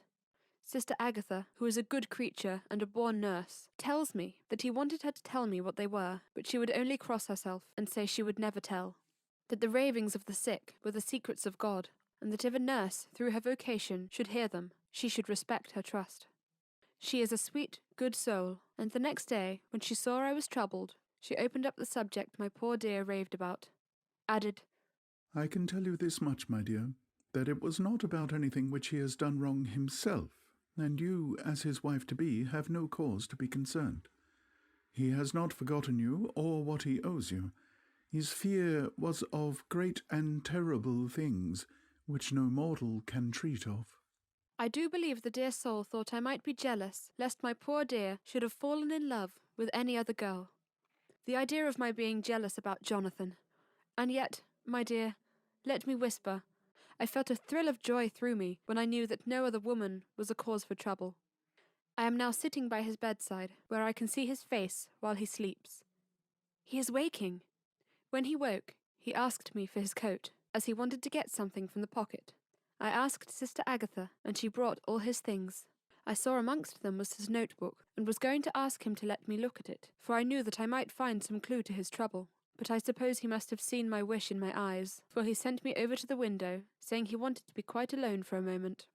Then he called me back, and he said to me very solemnly, Wilhelmina. I knew then that he was in deadly earnest, for he has never called me by that name since he asked me to marry him. You know, dear, my ideas of the trust between husband and wife. There should be no secret, no concealment. I have had a great shock, and when I try to think of what it is, I feel my head spin round, and I do not know if it was real or the dreaming of a madman. You know, I had brain fever, and that is to be mad. The secret is here, and I do not want to know it. I want to take up my life here with our marriage. For, my dear, we had decided to be married as soon as the formalities are complete. Are you willing, Wilhelmina, to share my ignorance? Here is the book. Take it and keep it. Read it, if you will, but never let me know unless, indeed, some solemn duty should come upon me to go back to the bitter hours, asleep or awake, sane or mad, recorded here. I will. He fell back, exhausted, and I put the book under his pillow and kissed him. I have asked Sister Agatha to beg the Superior to let our wedding be this afternoon, and am waiting her reply. She has come and told me that the chaplain of the English Mission Church has been sent for. We are to be married in an hour, or as soon after as Jonathan awakes. Lucy, the time has come and gone. I feel very solemn, but very, very happy. Jonathan woke a little after the hour, and all was ready, and he sat up in bed, propped up with pillows. He answered his I will firmly and strong. I could hardly speak. My heart was so full that even those words seemed to choke me. The dear sisters were so kind. Please God, I shall never, never forget them, nor the grave and sweet responsibilities I have taken upon me. I must tell you of my wedding present. When the chaplain and the sisters had left me alone with my husband, oh, Lucy, it is the first time I have written the words my husband. Left me alone with my husband. I took the book from under his pillow and wrapped it up in white paper, and tied it with a little bit of blue ribbon which was around my neck, and sealed it over the knot with sealing wax, and for my seal I used my wedding ring. Then I kissed it, and showed it to my husband, and told him that I would keep it so, and then it would be an outward and visible sign for us all our lives that we trusted each other, that I would never open it, unless it were for his own dear sake, or for the sake of some stern duty. Then he took my hand in his, and oh, Lucy, it was the first time he took his wife's hand, and said that it was the dearest thing in all the wide world, and that he would go through all the past again to win it, if need be. The poor dear meant to have said a part of the past, but he cannot think of time yet, and I shall not wonder if at first he mixes up not only the month, but the year. Well, my dear, what could I say? I could only tell him that I was the happiest woman in all the wide world, and that I had nothing to give him except myself, my life, and my trust, and that with these went my love and duty for all the days of my life. And, my dear, when he kissed me and drew me to him with his poor weak hands, it was like a solemn pledge between us. Lucy, dear, do you know why I tell you all of this? It is not only because it is all sweet to me, but because you have been, and are, very dear to me. It was my privilege to be your friend and guide when you came from the schoolroom to prepare for the world of life. I want you to see now, and with the eyes of a very happy wife, where the duty has led me, so that in your own married life you too may be all happy as I am. My dear, please, Almighty God, your life may be all it promises, a long day of sunshine with no harsh wind, no forgetting duty, no distrust. I must not wish you no pain, for that can never be, but I do hope you will be always as happy as I am now. Goodbye, my dear. I shall post this at once, and perhaps write you again very soon. I must stop, for Jonathan is waking. I must attend my husband. Your ever-loving, Mina Harker. Letter. Lucy Westenra to Mina Harker. Whitby, 30th of August. My dearest Mina, oceans of love and millions of kisses, and may you soon be in your own home with your husband. I wish you were coming home soon enough to stay with us here. The strong air would soon restore Jonathan.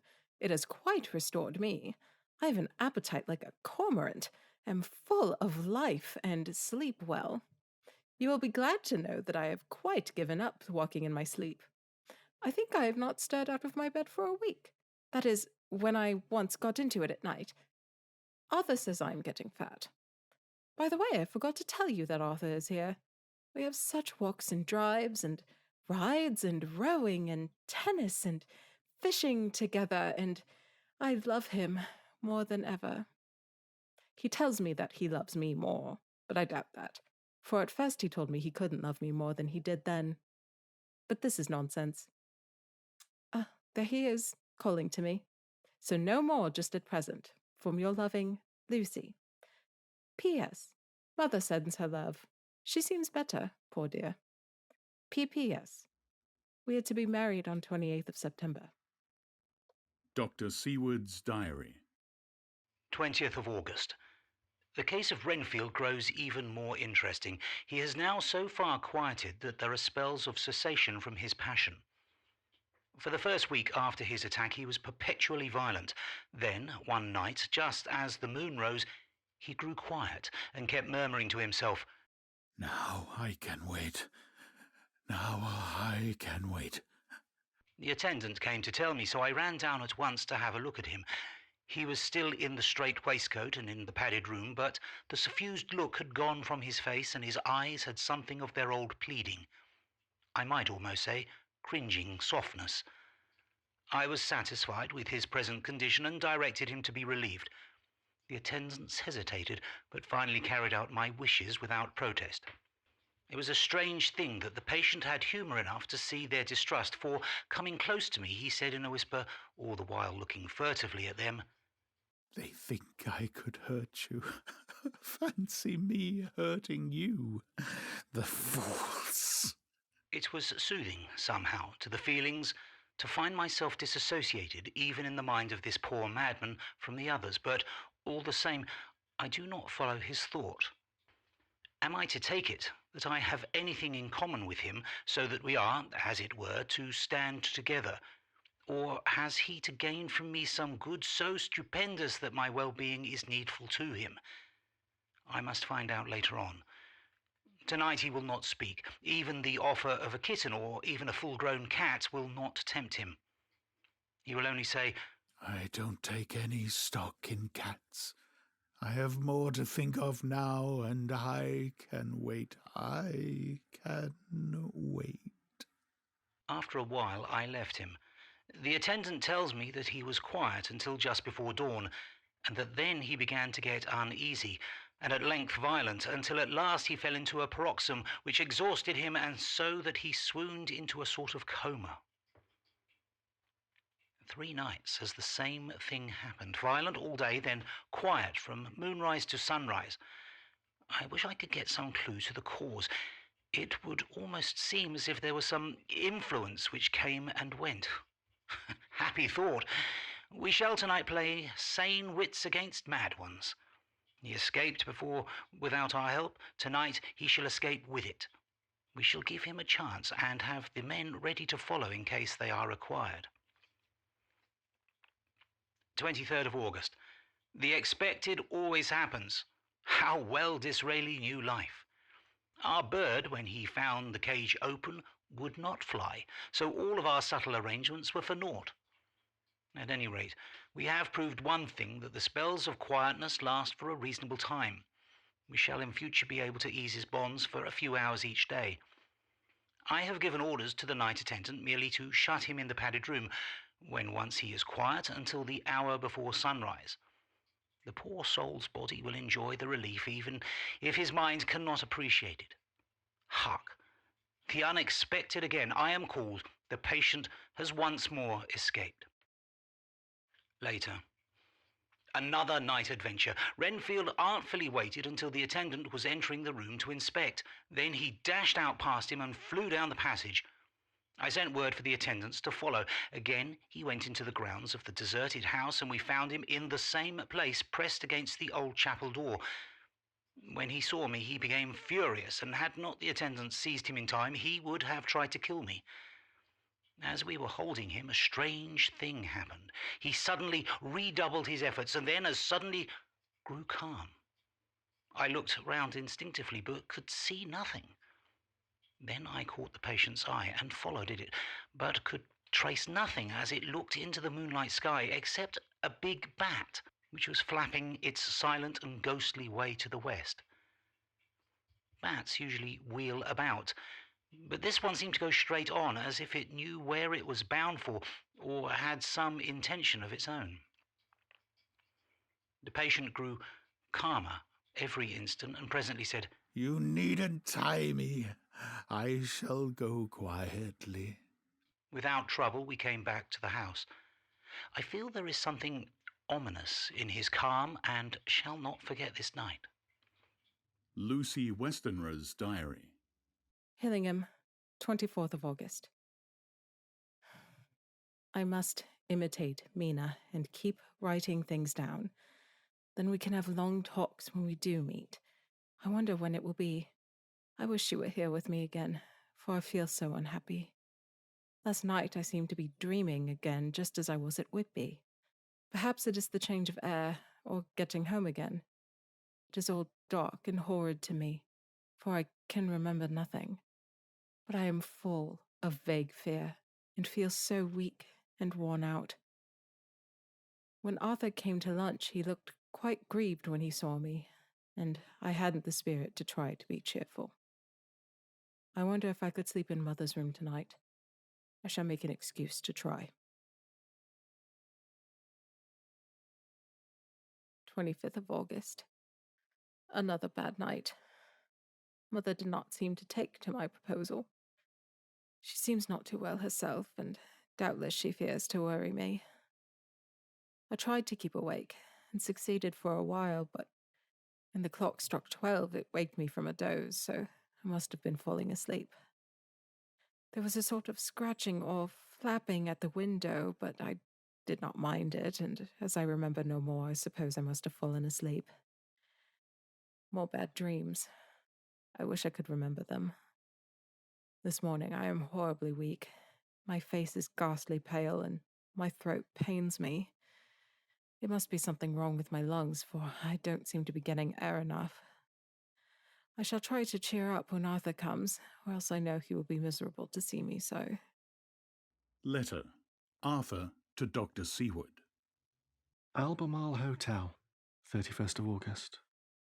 My dear Jack, I want you to do me a favour. Lucy is ill. That is to say, she has no special disease, but she looks awful.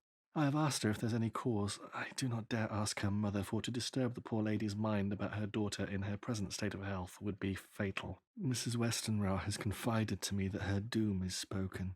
Disease of the heart. Though poor Lucy does not know it yet. I am sure that there is something preying on my dear girl's mind. I am most distracted when I think of her. To look at her gives me a pang. I told her I should ask you to see her, and though she demurred at first, I know why, old fellow. She finally consented. It will be a painful task for you, I know, old friend, but it is for her sake, and I must not hesitate to ask, or you to act. You are to come to lunch at Hillingham tomorrow, 2 o'clock, so as not to arouse any suspicion in Mrs. Westenra, and after lunch, Lucy will take an opportunity of being alone with you. I shall come in for tea, and we can go away together. I am filled with anxiety, and I want to consult with you as soon as I can after you've seen her. Do not fail. Arthur. Telegram. Arthur Holmwood to Seward. 1st of September. Am summoned to see my father, who is worse. Am writing. Write me fully by tonight's post to ring. Wire me if necessary. Letter from Dr. Seward to Arthur Holmwood. 2nd of September. My dear fellow, with regard to Miss Westenra's health, I hasten to let you know at once that in my opinion there is not any functional disturbance or any malady that I know of.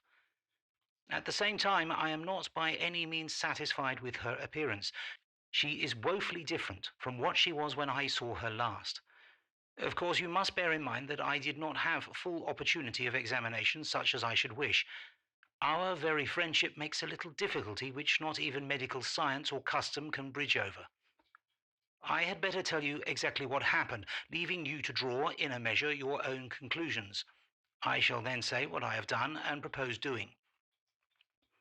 I found Miss Westenra in seemingly gay spirits.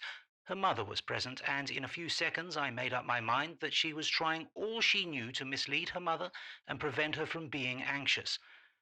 I have no doubt she guesses, if she does not know, what need of caution there is. We lunched alone, and as we all exerted ourselves to be cheerful, we got, as some kind of reward for our labours, some real cheerfulness amongst us. Then Mrs. Westenra went to lie down, and Lucy was left with me. We went into her boudoir. Until we got there, her gaiety remained, for the servants were coming and going. As soon as the door was closed, however, the mask fell from her face, and she sank down into a chair with a great sigh and hid her eyes with her hand. When I saw that her high spirits had failed, I at once took advantage of her reaction to make a diagnosis. She said to me very sweetly, I cannot tell you how I loathe talking about myself. I reminded her that a doctor's confidence was sacred, but that you were grievously anxious about her. She caught on to my meaning at once and settled that matter in a word. Tell Arthur everything you choose. I do not care for myself, but for him. So I am quite free. I could easily see that she was somewhat bloodless, but I could not see the usual anemic signs, and by the chance I was able to test the actual quality of her blood, for in opening a window which was stiff, a cord gave way, and she cut her hand slightly with broken glass. It was a slight matter in itself, but it gave me an evident chance, and I secured a few drops of the blood and have analyzed them. The qualitative analysis give a quite normal condition and shows, I should infer, in itself a vigorous state of health.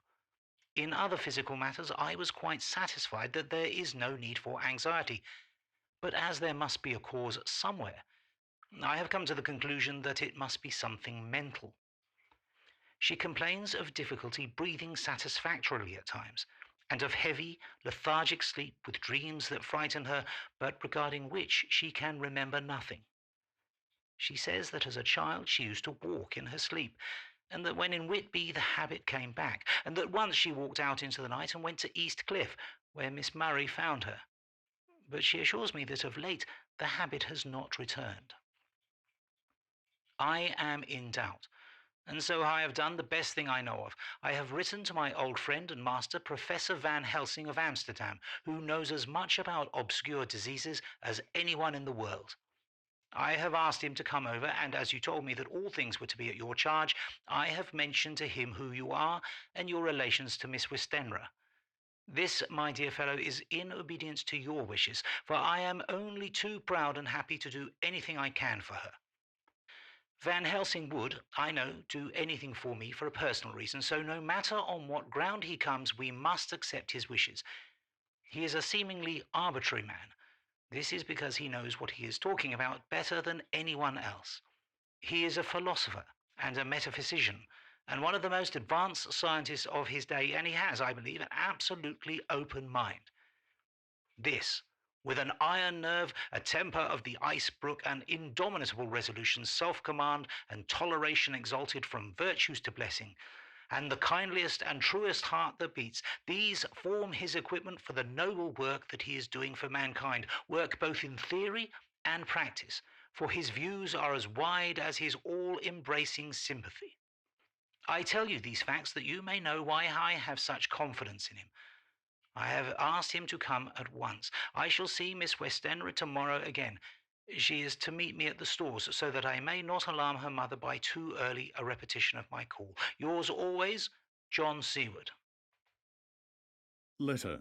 Abraham Van Helsing, MD, PhD, Lit, etc., to Dr. Seward. 2nd September. My good friend, When I received your letter, I am already coming to you. By good fortune, I can leave just at once, without wrong to any of those who have trusted me. Were fortune other, then it were bad for those who have trusted, for I come to my friend when he call me to aid those he holds dear. Tell your friends that when that time you suck from my wound so swiftly the poison of the gangrene from that knife that our other friend, too nervous, let slip, you did more for him when he wants my aids, and you call for them, than all his great fortune could do. But it is pleasure added to do for him, your friend, it is to you that I come. Have near at hand, and please it so arrange that we may see the young lady not too late on tomorrow, for it is likely that I may have to return here that night. But, if need be, I shall come again in 3 days, and stay longer if I must. Till then, goodbye, my friend Jon. Van Helsing. Letter. Dr. Seward to Honourable Arthur Holmwood. 3rd of September. My dear Art, Van Helsing has come and gone. He came on with me to Hillingham, and found that by Lucy's discretion her mother was lunching out, so that we were alone with her.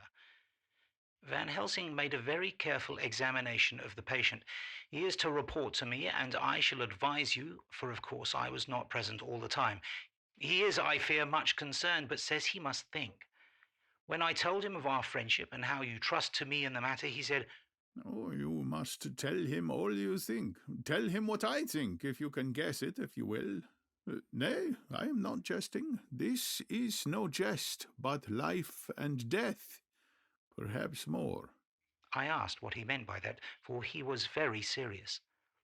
This was when we had come back to town, and he was having a cup of tea before starting on his return to Amsterdam. He would not give me any further clue. You must not be angry with me, Art, because his very reticence means that all his brains are working for her good. He will speak plainly enough when the time comes, be sure. So I told him I would simply write an account of our visit, just as if I were doing a descriptive special for the Daily Telegraph. He seemed not to notice, but remarked that the smuts of London were not quite so bad as they used to be when he was a student here. I am to get his report tomorrow, if he can possibly make it. In any case, I am to have a letter. Well, as to the visit, Lucy was more cheerful than on the day I first saw her, and certainly looked better. She had lost something of the ghastly look that so upset you, and her breathing was normal. She was very sweet to the Professor, as she always is, and tried to make him feel at ease, though I could see the poor girl was making a hard struggle of it. I believe Van Helsing saw it too, for I saw the quick look under his bushy brows that I knew of old. Then he began to chat of all things except ourselves and diseases, and with such an infinite geniality that I could see poor Lucy's pretence of animation merge into reality. Then, without any seeming change, he brought the conversation gently round to his visit, and suavely said, My dear young miss, I have the so great pleasure because you are so much beloved. That is much, my dear, even were there that which I do not see. They told me you were down in the spirit, and that you were a ghastly pale. To them I say, piffle. And he snapped his fingers at me and went on. But you and I shall show them how wrong they are. How can he? And he pointed at me with the same look and gesture at that which he pointed me out in his class on, or rather after a particular occasion which he never fails to remind me. Know anything of a young ladies. He has his madmen to play with, and to bring them back to happiness and to those that love them. It is much to do, and oh, but there are rewards in that we can bestow such happiness. But the young ladies, he has no wife, no daughter, and the young do not tell themselves to the young, but to the old, like me, who have known so many sorrows and the causes of them. So, my dear, we will send him away to smoke the cigarette in the garden, whilst you and I have little talk to ourselves. I took the hint and strolled about, and presently the Professor came to the window and called me in. He looked grave, but said, I have made careful examination, but there is no functional cause. With you I agree that there has been much blood lost. It has been, but is not. But the conditions of her are in no way anemic. I have asked her to send me her maid, that I may ask her just one or two questions, that so I may not chance to miss nothing. I know well what she will say, and yet there is cause. There is always cause for everything. I must go back home and think. You must send me the telegram every day, and if there be cause, I shall come again. The disease, for not to be well is a disease, interests me. And the sweet young dear, she interests me too. She charm me, and for her, if not for you or disease, I come. As I tell you, he would not say a word to me, even when we were alone, and so now, Art, you know all I know. I shall keep stern watch. I trust your poor father is rallying. It must be a terrible thing to you, my dear old fellow, to be placed in such a position between two people who are both so dear to you. I know your idea of duty to your father, and you are right to stick to it.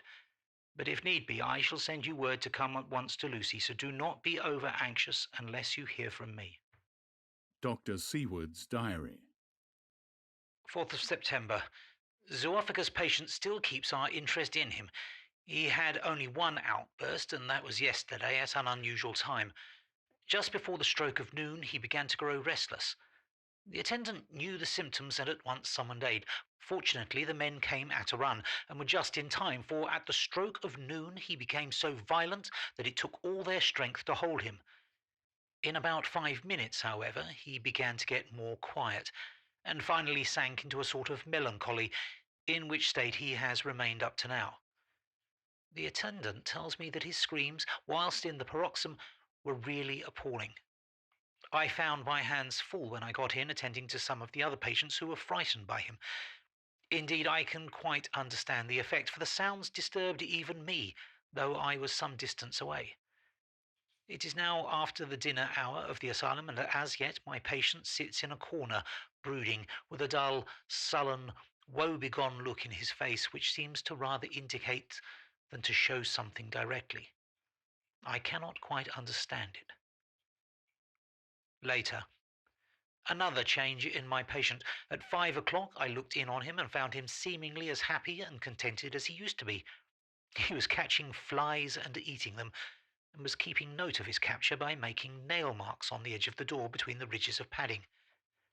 When he saw me, he came over and apologized for his bad conduct, and asked me in a very humble, cringing way to be led back to his own room, and to have his notebook again. I thought it well to humour him, so he is back in his room with the window open. He has the sugar of his tea spread out on the windowsill, and is reaping quite a harvest of flies. He is not now eating them, but putting them into a box as of old, and is already examining the corners of his room to find a spider. I tried to get him to talk about the past few days, for any clue to his thoughts would be of immense help to me, but he would not rise. For a moment or two he looked very sad, and said in a sort of far-away voice, as though saying it rather to himself than to me, All over, all over. He has deserted me. No hope for me now, unless I do it myself. Then suddenly turning to me in a resolute way, he said, Doctor, won't you be very good to me and let me have a little more sugar? I think it would be very good for me. And the flies, I said. Yes, the flies like it too, and I like the flies, therefore I like it. There are people who know so little as to think that madmen do not argue. I procured him a double supply, and left him as happy a man as, I suppose, any in the world. I wish I could fathom his mind. Midnight. Another change in him. I had been to see Miss Westenra, whom I found much better, and had just returned, and was standing at our own gate looking at the sunset, when once more I heard him yelling. As his room is on this side of the house, I could hear it better than in the morning. It was a shock to me to turn from the wonderful smoky beauty of a sunset over London, with its lurid lights and inky shadows and all the marvellous tints that come on foul clouds, even as on foul water, and to realise all the grim sternness of my own cold stone building, with its wealth of breathing misery, my own desolate heart to endure it all. I reached him just as the sun was going down, and from his window saw the red disk sink. As it sank, he became less and less frenzied, and just as it dipped, he slid from the hands that held him, an inert mass on the floor. It is wonderful, however, what intellectual recuperative power lunatics have, for within a few minutes he stood up quite calmly and looked around him. I signalled to the attendants not to hold him, for I was anxious to see what he would do. He went straight over to the window and brushed out the crumbs of sugar. Then he took his fly box and emptied it outside and threw away the box. Then he shut the window and, crossing over, sat down on his bed. All this surprised me, so I asked him, "Are you going to keep flies any more?" "No," said he. "I am sick of all that rubbish." He certainly is a wonderful, interesting study. I wish I could get some glimpse of his mind or of the cause of his sudden passion. Stop. There may be a clue after all. If we can find why today his paroxysms came out on a high noon and at sunset, can it be that there is a malign influence of the sun at periods which affects certain natures, as at times the moon does others? We shall see. Telegram. Seward, London, to Van Helsing, Amsterdam. 4 September. Patient still better today. Telegram. Seward, London, to Van Helsing, Amsterdam. 5 September. Patient greatly improved, good appetite, sleeps naturally, good spirits, colour coming back. Telegram. Seward, London, to Van Helsing, Amsterdam. 6 September. Terrible changes for the worse. Come at once. Do not lose an hour. I hold over telegram to homeward till have seen you.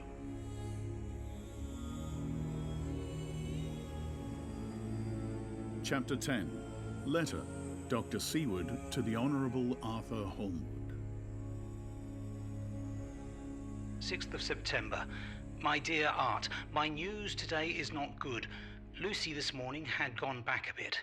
There is, however, one good thing which has arisen from it. Mrs. Westenra was naturally anxious concerning Lucy and has consulted me professionally about her.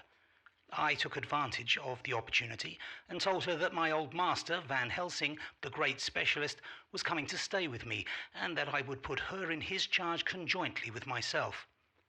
So now we can come and go without alarming her unduly, for a shock to her would mean sudden death, and this, in Lucy's weak condition, might be disastrous to her.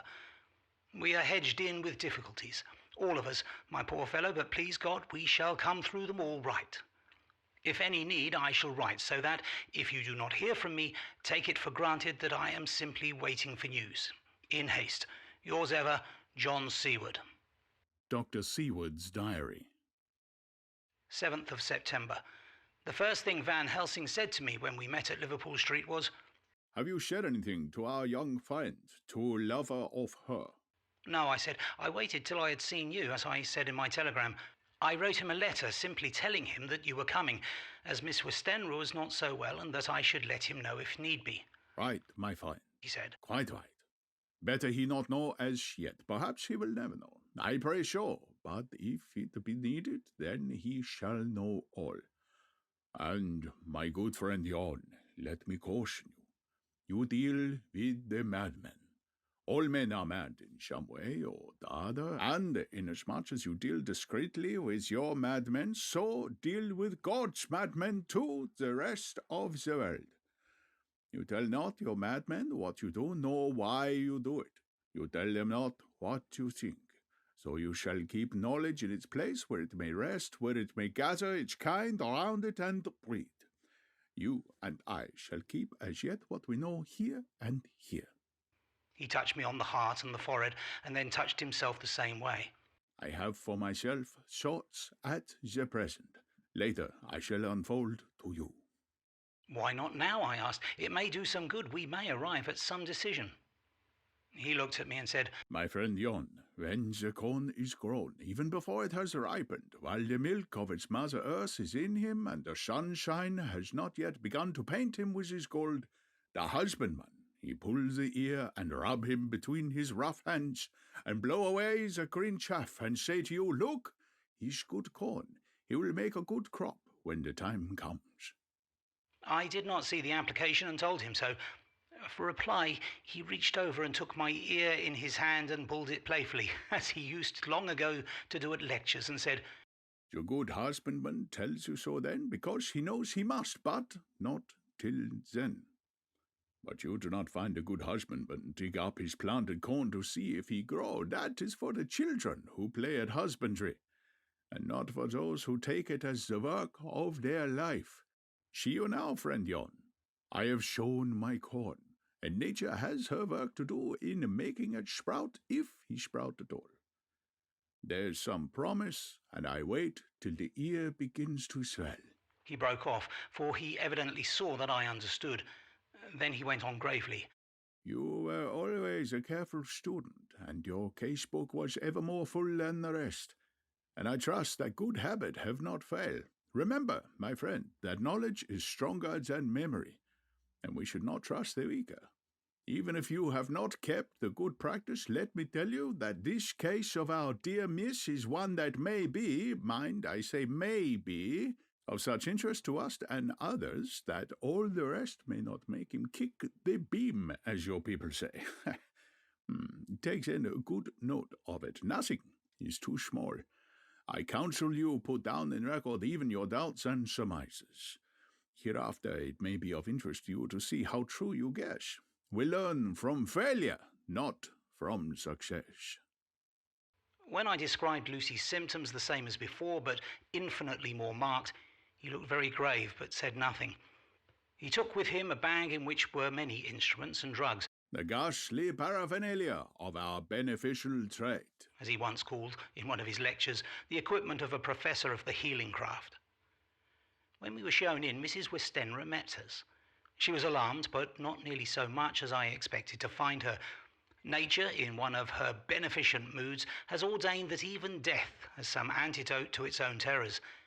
Here, in a case where any shock may prove fatal, matters are so ordered that from some cause or other, the things not personal, even the terrible change in her daughter to whom she is so attached, do not seem to reach her.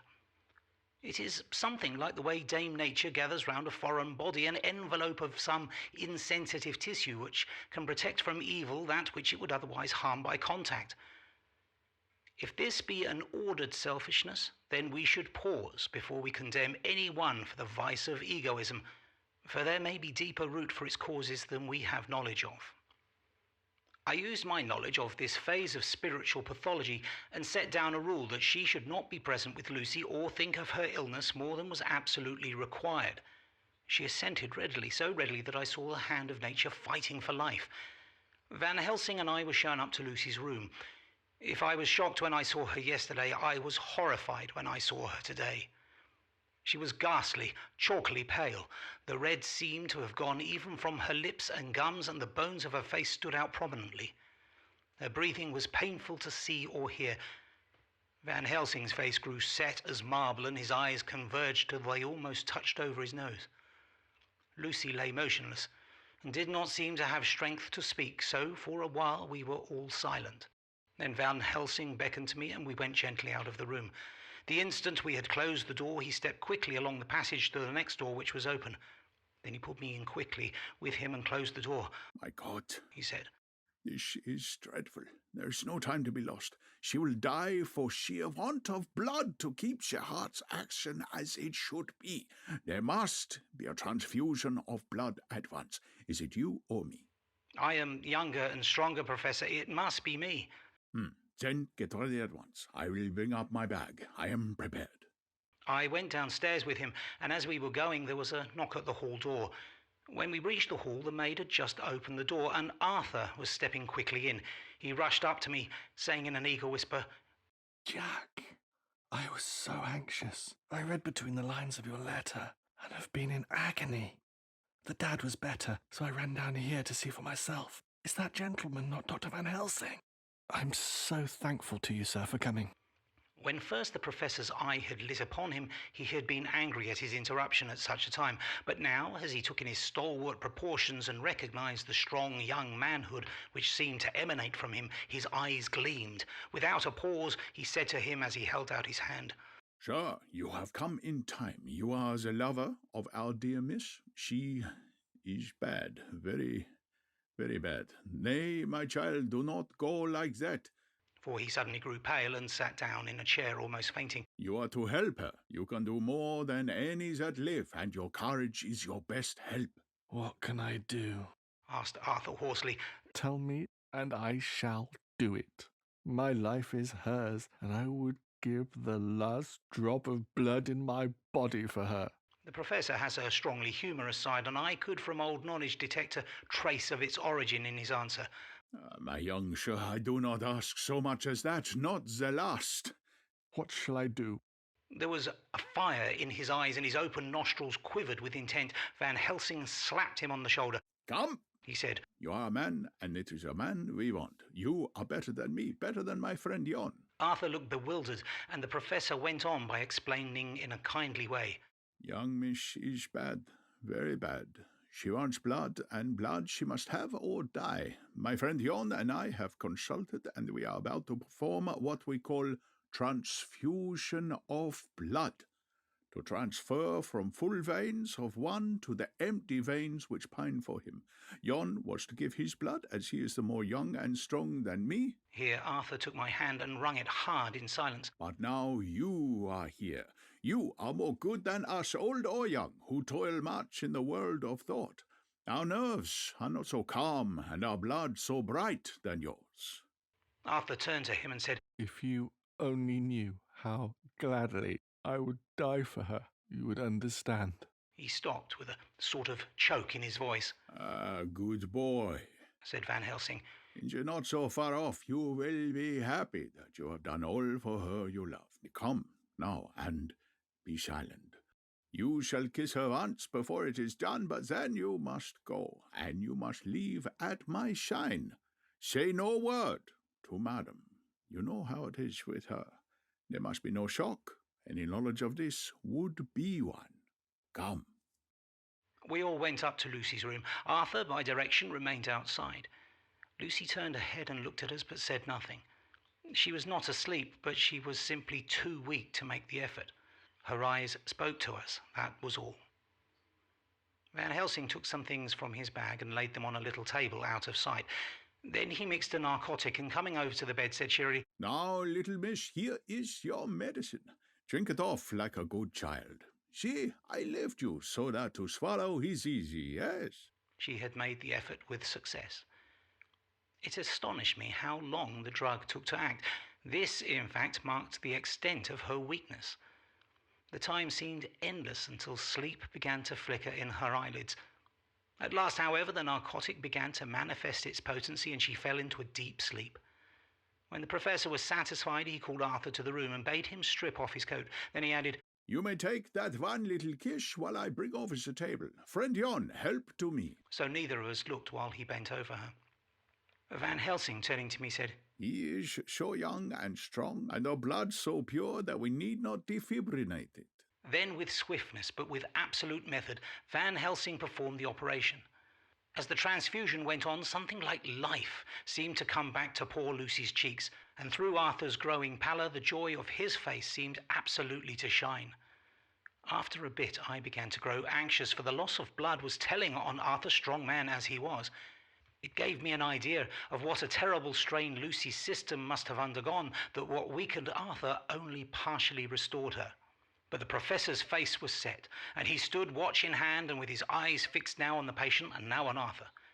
I could hear my own heart beat. Presently he said in a soft voice, Do not stir an instant. It is enough. You attend him. I will look to her. When all was over, I could see how much Arthur was weakened. I dressed the wound and took his arm to bring him away. When Van Helsing spoke without turning round, the man seems to have eyes in the back of his head. The brave lover, I think, deserve another kiss, which he shall have presently. And as he had now finished his operation, he adjusted the pillow to the patient's head. As he did so the narrow black velvet band, which seems always to wear round her throat, buckled with an old diamond buckle which her lover had given her, was dragged a little up and showed a red mark on her throat.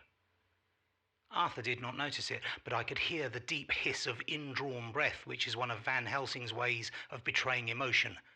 He said nothing at the moment, but turning to me, saying, "Now, take down our brave young lover, give him of the port wine, and let him lay down a while. He must then go home and rest, sleep much, and eat much, that he may be recruited of what he has so given to his love. He must not stay here. Hold a moment. I may take it, sir, that you are anxious of result. Then bring it with you, that in all ways the operation is successful. You have saved her life this time, and you can go home and rest easy in mind that all that can be is. I shall tell her all when she is well. She shall love you none the less for what you have done. Goodbye." When Arthur had gone, I went back to the room. Lucy was sleeping gently, but her breathing was stronger. I could see the counterpane move as her breast heaved.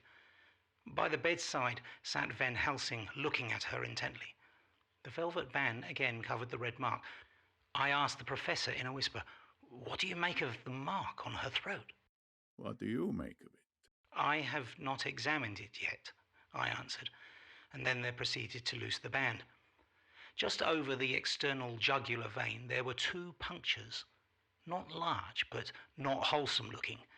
There was no sign of disease, but the edges were white and worn, looking as if by some trituration. It at once occurred to me that this wound, or whatever it was, might be the means of that manifest loss of blood. But I had abandoned the idea as soon as it formed, for such a thing could not be.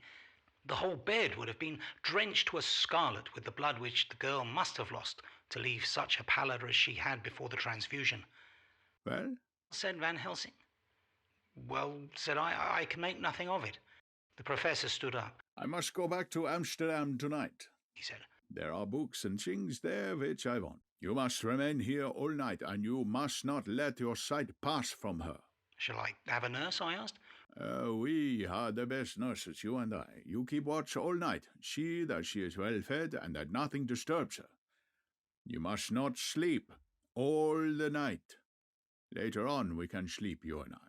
I shall be back as soon as possible, and then we may begin." "May begin?" I said. "What on earth do you mean?" "We shall see," he answered as he hurried out. He came back a moment later and put his head inside the door and said with a warning finger held up, "Remember, she is your charge. If you leave her and harm befall, you shall not sleep easy hereafter." Dr. Seward's diary continued.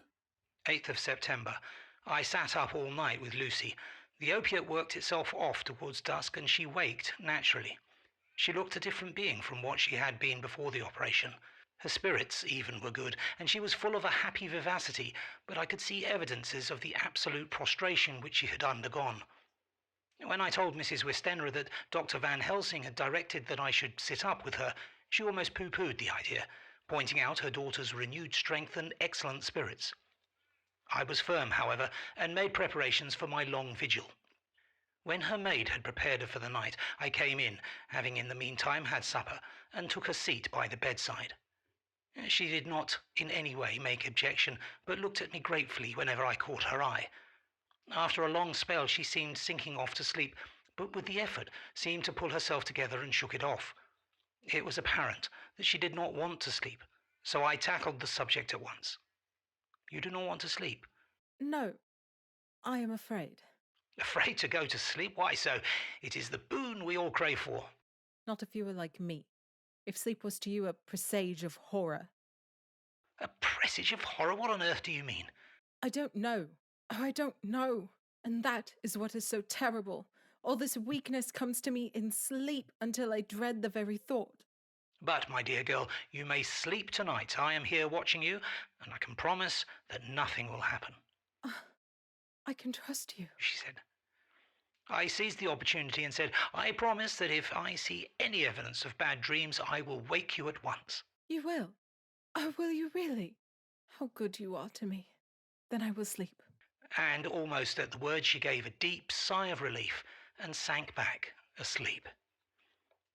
All night long I watched her. She never stirred, but slept on and on in a deep, tranquil, life-giving, health-giving sleep. Her lips were slightly parted, and her breast rose and fell with the regularity of a pendulum. There was a smile on her face, and it was evident that no bad dreams had come to disturb her peace of mind. In the early morning her maid came, and I left her in her care and took myself back home, for I was anxious about many things. I sent a short wire to Van Helsing and to Arthur, telling them of the excellent result of the operation. My own work, with its manifold arrears, took me all day to clear off. It was dark when I was able to inquire about my Suphicus patient. The report was good.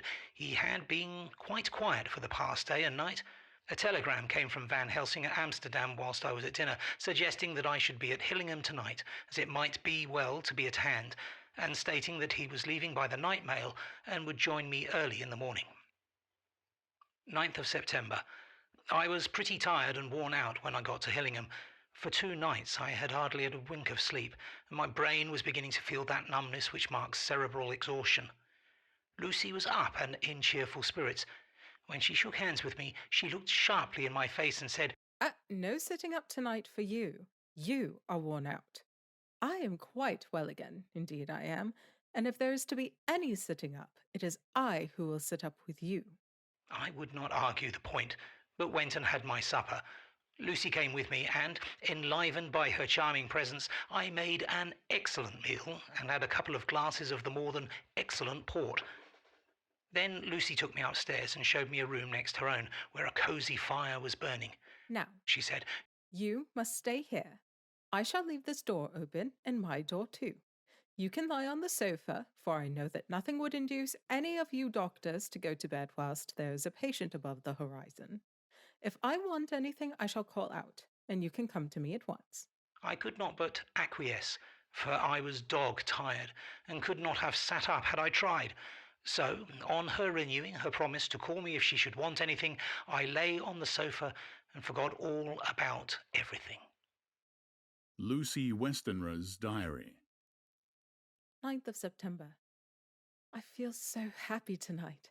I've been so miserably weak that to be able to think and move about is like feeling sunshine after a long spell of east wind out of a steel sky. Somehow Arthur feels very, very close to me. I seem to feel his presence warm about me.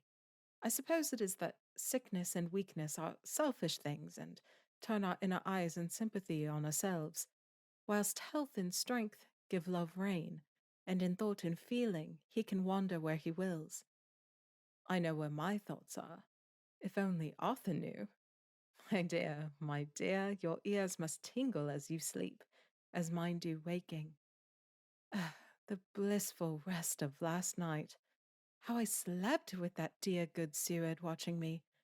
And tonight I shall not fear to sleep, since he is close at hand and within call. Thank everybody for being so good to me. Thank God. Good night, Arthur. Dr. Seward's diary. 10th of September. I was conscious of the professor's hand on my head and started awake all in a second. That is one of the things that we learn in an asylum at any rate. And how is our patient?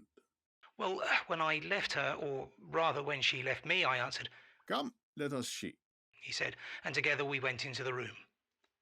The blind was down, and I went over to raise it gently whilst Van Helsing stepped with his soft, cat-like tread over to the bed. As I raised the blind, and the morning sunlight flooded the room, I heard the professor's low hiss of inspiration, and knowing its rarity, a deadly fear shot through my heart. As I passed over, he moved back, and his exclamation of horror, "Gott in Himmel," needed no enforcement from his agonized face.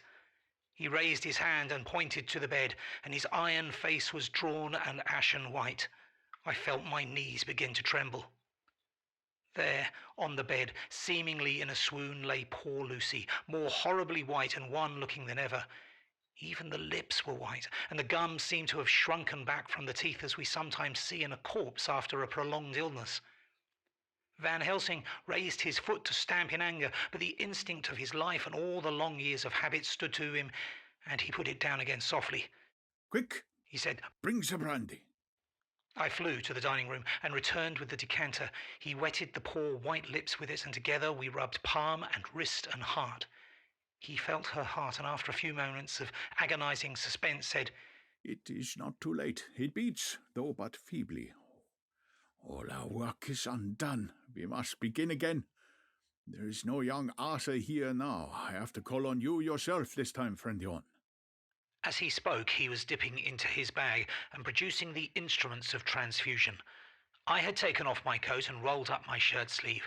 There was no possibility of an opiate just at present, and no need of one, and so, without a moment's delay, we began the operation. After a time, it did not seem a short time either, for the draining away of one's blood, no matter how willingly it be given, is a terrible feeling. Van Helsing held up a warning finger. "Do not stir," he said, "but I fear that with growing strength she may wake, and that would make danger, oh, so much danger. But I shall precaution take. I shall give hypodermic injection of morphia." He proceeded then swiftly and deftly to carry out his intent. The effect on Lucy was not bad, for the faints seemed to merge subtly into the narcotic sleep. It was with a feeling of personal pride that I could see a faint tinge of colour steal back into the pallid cheeks and lips. No man knows, till he experiences, what it is to feel his own lifeblood drawn away into the veins of the woman he loves. The professor watched me critically. "That will do," he said. "Already?" I remonstrated. "You took a great deal more from art." To which he smiled, a sad sort of smile, as he replied, "He is her lover, her fiancé. You have work, much work to do for her and for others, and the present will suffice." When we stopped the operation, he attended to Lucy, whilst I applied digital pressure to my own incision. I laid down, while I waited his leisure to attend to me, for I felt faint and a little sick. By and by he bound up my wound and sent me downstairs to get a glass of wine for myself. As I was leaving the room, he came after me and half whispered, "Mind, nothing must be said of this. If our young lover should turn up unexpected as before, no word to him. It would at once frighten him and enjealous him too. There must be none. So." When I came back, he looked at me carefully and then said, "You are not much the worse. Go into the room and lie on your sofa and rest a while. Then have much breakfast and come here to me." I followed out his orders, for I knew how right and wise they were. I had done my part, and now my next duty was to keep up my strength. I felt very weak, and in the weakness lost something of the amazement at what had occurred.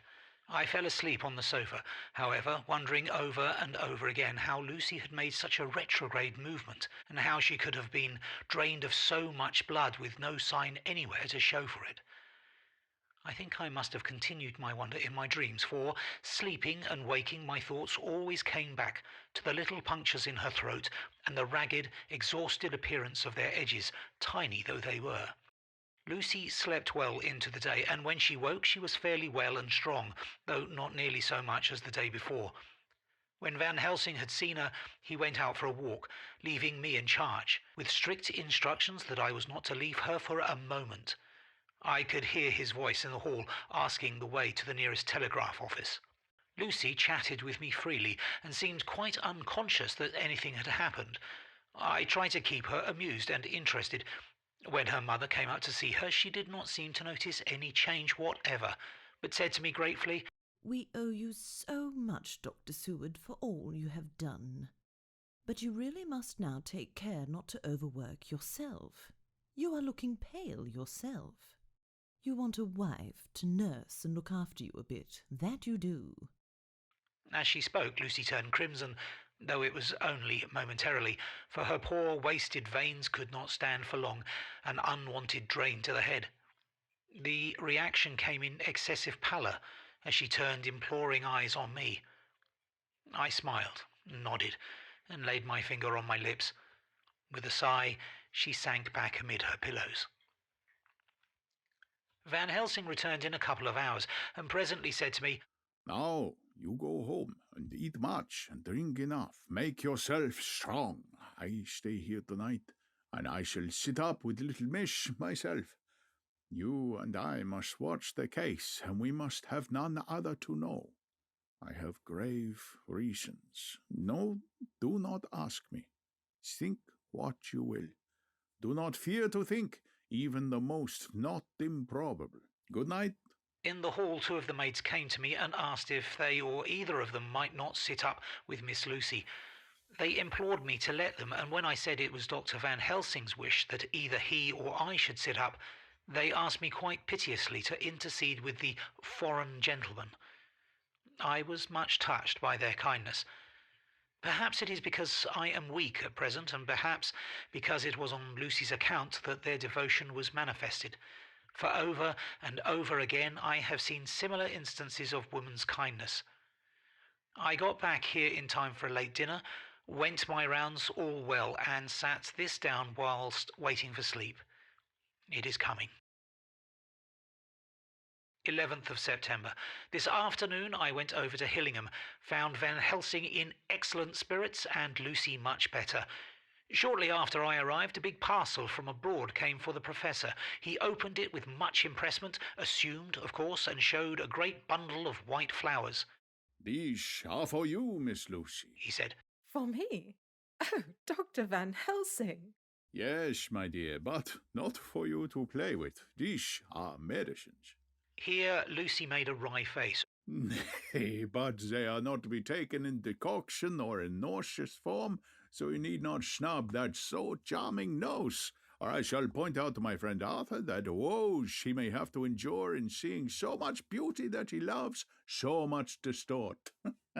"My pretty miss, that brings the so nice nose all straight again. This is medicinal, but you do not know how. I put him in your window. I make pretty wreath and hang round your neck, so you sleep well. Oh, yes, they, like the lotus flower, make your trouble forgotten.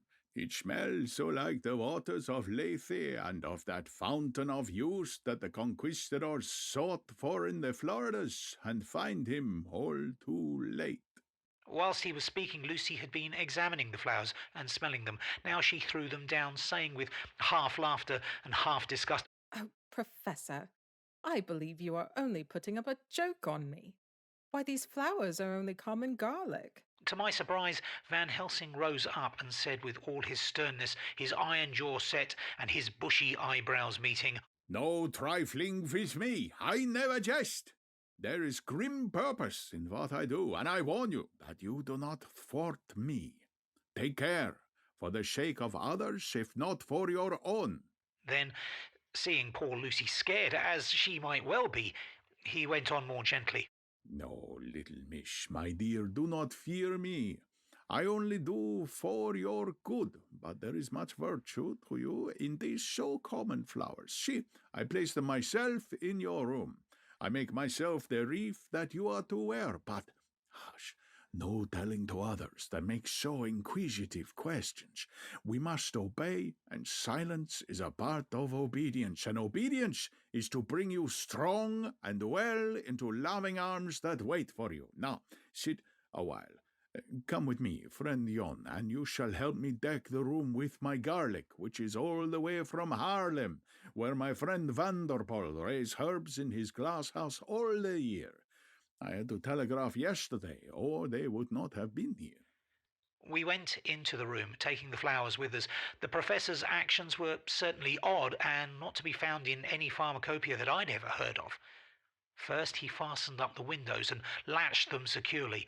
Next, taking a handful of the flowers, he rubbed them all over the sashes as though to ensure that every whiff of air that might get in would be laden with the garlic smell. Then, with the wisp, he rubbed all over the jamb of the door, above, below, and at each side, and round the fireplace in the same way. It all seemed grotesque to me, and presently I said, "Well, Professor, I know you always have a reason for what you do, but this certainly puzzles me. It is well we have no skeptic here, or he would say that you were working some spell to keep out an evil spirit." "Perhaps I am," he answered quietly, as he began to make the wreath which Lucy was to wear round her neck. We then waited whilst Lucy made her toilet for the night, and when she was in bed he came and fixed the wreath of garlic round her neck. The last words he said to her were, "Take care you do not disturb it, even if the room feel close. Do not tonight open the window or the door." I promise. said Lucy. And thank you both 1,000 times for all your kindness to me. Oh, what have I done to be blessed with such friends? As we left the house in my fly, which was waiting, Van Helsing said, Tonight I can sleep in peace, and sleep I want. 2 nights of travel, much reading in the day between, and much anxiety on the day to follow, and a night to shit up without a wink. Tomorrow in the morning early you call for me, and we come together to see our pretty miss, so much more strong for my spell which I have worked. He seemed so confident that I, remembering my own confidence 2 nights before and with the baneful result, felt awe and vague terror. It must have been my weakness that made me hesitate to tell it to my friend, but I felt it all the more like unshed tears.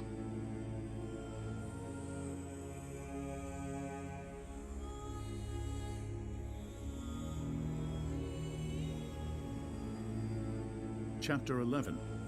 Lucy Westenra's Diary. 12th of September. How good they all are to me. I quite love that dear Dr. Van Helsing. I wonder why he was so anxious about these flowers. He positively frightened me, he was so fierce. And yet he must have been right, for I feel comfort from them already. Somehow I do not dread being alone tonight, and I can go to sleep without fear. I shall not mind any flapping outside the window. Ugh, the terrible struggle that I have had against sleep so often of late. The pain of sleeplessness, or the pain of the fear of sleep, and with such unknown horrors as it has for me. How blessed are some people, whose lives have no fears, no dreads, to whom sleep is a blessing that comes nightly and brings nothing but sweet dreams. Well, here I am tonight, hoping for sleep, and lying like Ophelia in the play, with virgin krantz and maiden struments.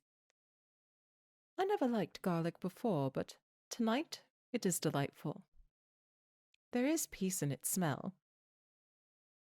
Oh, I feel sleep coming already. Good night, everybody. Dr. Seward's Diary. 13th of September. Called at the Berkeley and found Van Helsing, as usual, up to time. The carriage ordered from the hotel was waiting. The professor took his bag, which he always brings with him now. Let all be put down exactly. Van Helsing and I arrived at Hillingham at 8 o'clock. It was a lovely morning. The bright sunshine and all the fresh feeling of early autumn seemed like the completion of nature's annual work. The leaves were turning to all kinds of beautiful colours, but had not yet begun to drop from the trees. When we entered, we met Mrs. Westenra coming out of the morning room. She is always an early riser. She greeted us warmly and said, "You'll be glad to know that Lucy is better. The dear child is still asleep. I looked into her room and saw her, but did not go in, lest I should disturb her." The professor smiled and looked quite jubilant. He rubbed his hands together and said, Aha! I thought I had diagnosed the case. My treatment is working. To which she replied, "You must not take all the credit to yourself, Doctor. Lucy's state this morning is due in part to me." How do you mean, ma'am? asked the professor. "Well, I was anxious about the dear child in the night, and went into her room. She was sleeping soundly, so soundly that even my coming did not wake her. But the room was awfully stuffy. There were a lot of those horrible, strong-smelling flowers about everywhere. And she had actually a bunch of them around her neck. I feared that the heavy odour would be too much for the dear child in her weak state. So I took them all away and opened a bit of the window to let in a little fresh air. You will be pleased with her, I am sure." She moved off into her boudoir where she usually breakfasted early. As she had spoken, I watched the professor's face and saw it turn ashen grey. He had been able to retain his self-command whilst the poor lady was present, for he knew her state and how mischievous a shock would be. He actually smiled on her as he held open the door for her to pass into her room. But the instant she had disappeared, he pulled me suddenly and forcibly into the dining room and closed the door. Then, for the first time in my life, I saw Van Helsing break down. He raised his hands over his head in a sort of mute despair and then beat his palms together in a helpless way. Finally, he sat down on a chair and put his hands before his face, began to sob with loud, dry sobs that seemed to come from the very racking of his heart. And he raised his arms again, as though appealing to the whole universe. God, He said, what have we done? What has this poor thing done that we are so beset? Is there fate amongst us still sent down from the pagan world of old that such things must be, and in such way? This poor mother, all unknowing and all for the best, as she think, does such thing as lose her daughter body and soul, and we must not tell her, we must not even warn her, or she die. Then both die. Oh, we are beset. How are all the powers of the devils against us? Suddenly he jumped to his feet. Come, He said, come, we must see and act, devils or no devils, or all the devils at once. It matters not, we must fight him all the same. He went to the hall door for his bag, and together we went up to Lucy's room. Once again I drew up the blind whilst Van Helsing went towards the bed. This time he did not start, as he looked on the poor face with the same awful waxen pallor as before. He wore a look of stern sadness and infinite pity. As I expected, he murmured, with the hissing inspiration of which had meant so much. Without a word, he went and locked the door, and then began to set out on the little table the instruments for yet another operation of transfusion of blood. I had long ago recognized the necessity and began to take off my coat, but he stopped me with a warning hand. No, he said. Today you must operate. I shall provide.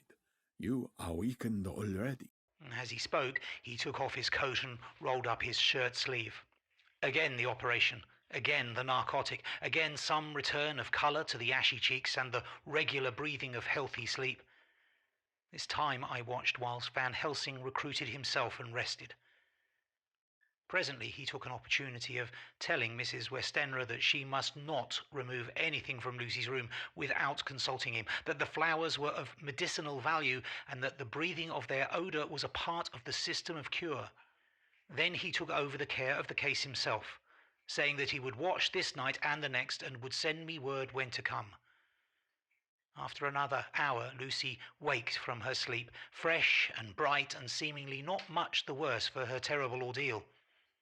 What does it all mean? I am beginning to wonder if my long habit of life amongst the insane is beginning to tell upon my own brain. Lucy Westenra's diary. 17th of September. 4 days and nights of peace. I am getting so strong again that I hardly know myself. It is as if I had passed through some long nightmare and had just awakened to see the beautiful sunshine and feel the fresh air of the morning around me. I have a dim half-remembrance of long, anxious times of waiting and fearing, darkness in which there was not even the pain of hope to make present distress more poignant, and then long spells of oblivion, and the rising back to life as a diver coming up through a great press of water. Since, however, Dr. Van Helsing has been with me, all this bad dreaming seems to have passed away. The noises that used to frighten me out of my wits, the flapping against the windows, the distant voices which seemed so close to me, the harsh sounds that came from I know not where and commanded me to do I know not what, have all ceased. I go to bed now without any fear of sleep. I do not even try to keep awake. I have grown quite fond of the garlic, and a boxful arrives for me every day from Haarlem. Tonight Dr. Van Helsing is going away, as he has to be for a day in Amsterdam. But I need not be watched. I am well enough to be left alone. Thank God for Mother's sake, and dear Arthur's, and for all our friends who have been so kind. I shall not even feel the change, for last night Dr. Van Helsing slept in his chair a lot of the time. I found him asleep twice when I awoke, but I did not fear to go to sleep again, although the boughs or bats or something flapped almost angrily against the window panes. The Pall Mall Gazette, 18th September. The Escaped Wolf, Perilous Adventure of Our Interviewer. Interview with the Keeper in the Zoological Gardens. After many inquiries and almost as many refusals, and perpetually using the words Pall Mall Gazette as a sort of talisman, I managed to find the keeper of the section of the Zoological Gardens in which the wolf department is included. Thomas Builder lives in one of the cottages in the enclosures behind the Elephant House and was just sitting down to his tea when I found him. Thomas and his wife are hospitable folk, elderly and without children, and if the specimen I enjoyed of their hospitality be of the average kind, their lives must be pretty comfortable. The keeper would not enter on what he called the business until the supper was over and we were all satisfied. Then, when the table was cleared and he had lit his pipe, he said, "Now, sir, you can go on and ask me what you want. You will excuse me refusing to talk of professional subjects afore meals. I gives the wolves and the jackals and the hyenas in all our section their tea afore I begins to ask them questions." "How do you mean, ask them questions?" I queried, wishful to get him into a talkative humour. Hitting them over the head with a pole is one way, scratching of their ears is another. When gents is a flush and wants a bit of a show-off to their gals, I don't so much mind the first, the hitting with a pole afore I chucks in their dinner, but I waits till they've had their sherry and coffee, so to speak, afore I tries on with the ear-scratching. Mind you, he added philosophically, there's a deal of the same nature in us as in them there animals. Here's you a-coming and asking me questions about my business, and I that grumpy like that only for your blooming £50 I'd have seen you blowed first, 'fore I'd answer. Not even when you asked me sarcastic like if I'd like you to ask the superintendent if you might ask me questions, without offence, did I tell you to go to hell? You did? And when you said you'd report me for using of obscene language, that was hitting me over the head. But the £50 made that all right, and did with my owl as the wolves and lions and tigers does. But Lord love her heart, now that the old woman has stuck a chunk of her tea cake in me and rinsed me out with a blooming old teapot, and I've lit up, you may scratch my ears for all you're worth, and won't get even a growl out of me. Drive along with your questions. I know what you're a-coming at. That here escaped wolf. Exactly. I want you to give me your view of it. Just tell me how it happened, and when I know the facts, I'll get you to say what you consider was the cause of it, and how you think the whole affair will end. All right, Governor. This here is about the old story. That here wolf, what we call Berserker, was one of 3 greyhounds that came out of Norway to Jamraks, which we bought off him 4 years ago. He was a nice, well-behaved wolf that never gave no trouble to talk of. I'm more surprised at him for wanting to get out, nor any other animal in the place. But there, you can't trust wolves no more nor women. "Don't you mind him, sir," broke in Mrs. Tom with a cheery laugh. "He's got minded the animals so long that blessed if he ain't like a old wolf hisself. But there ain't no harm in him." Well, sir, it were about 2 hours after feeding yesterday when I first hear my disturbance. I was making up a litter in monkey house for a young puma which is ill, but when I heard the yelping and howling, I came away straight. There was Berserker a-tearing like a mad thing at the bars, as if he wanted to get out. There wasn't much people about that day, and close at hand was only one man, a tall thin chap with a hook nose and a pointed beard with a few white hairs running through it.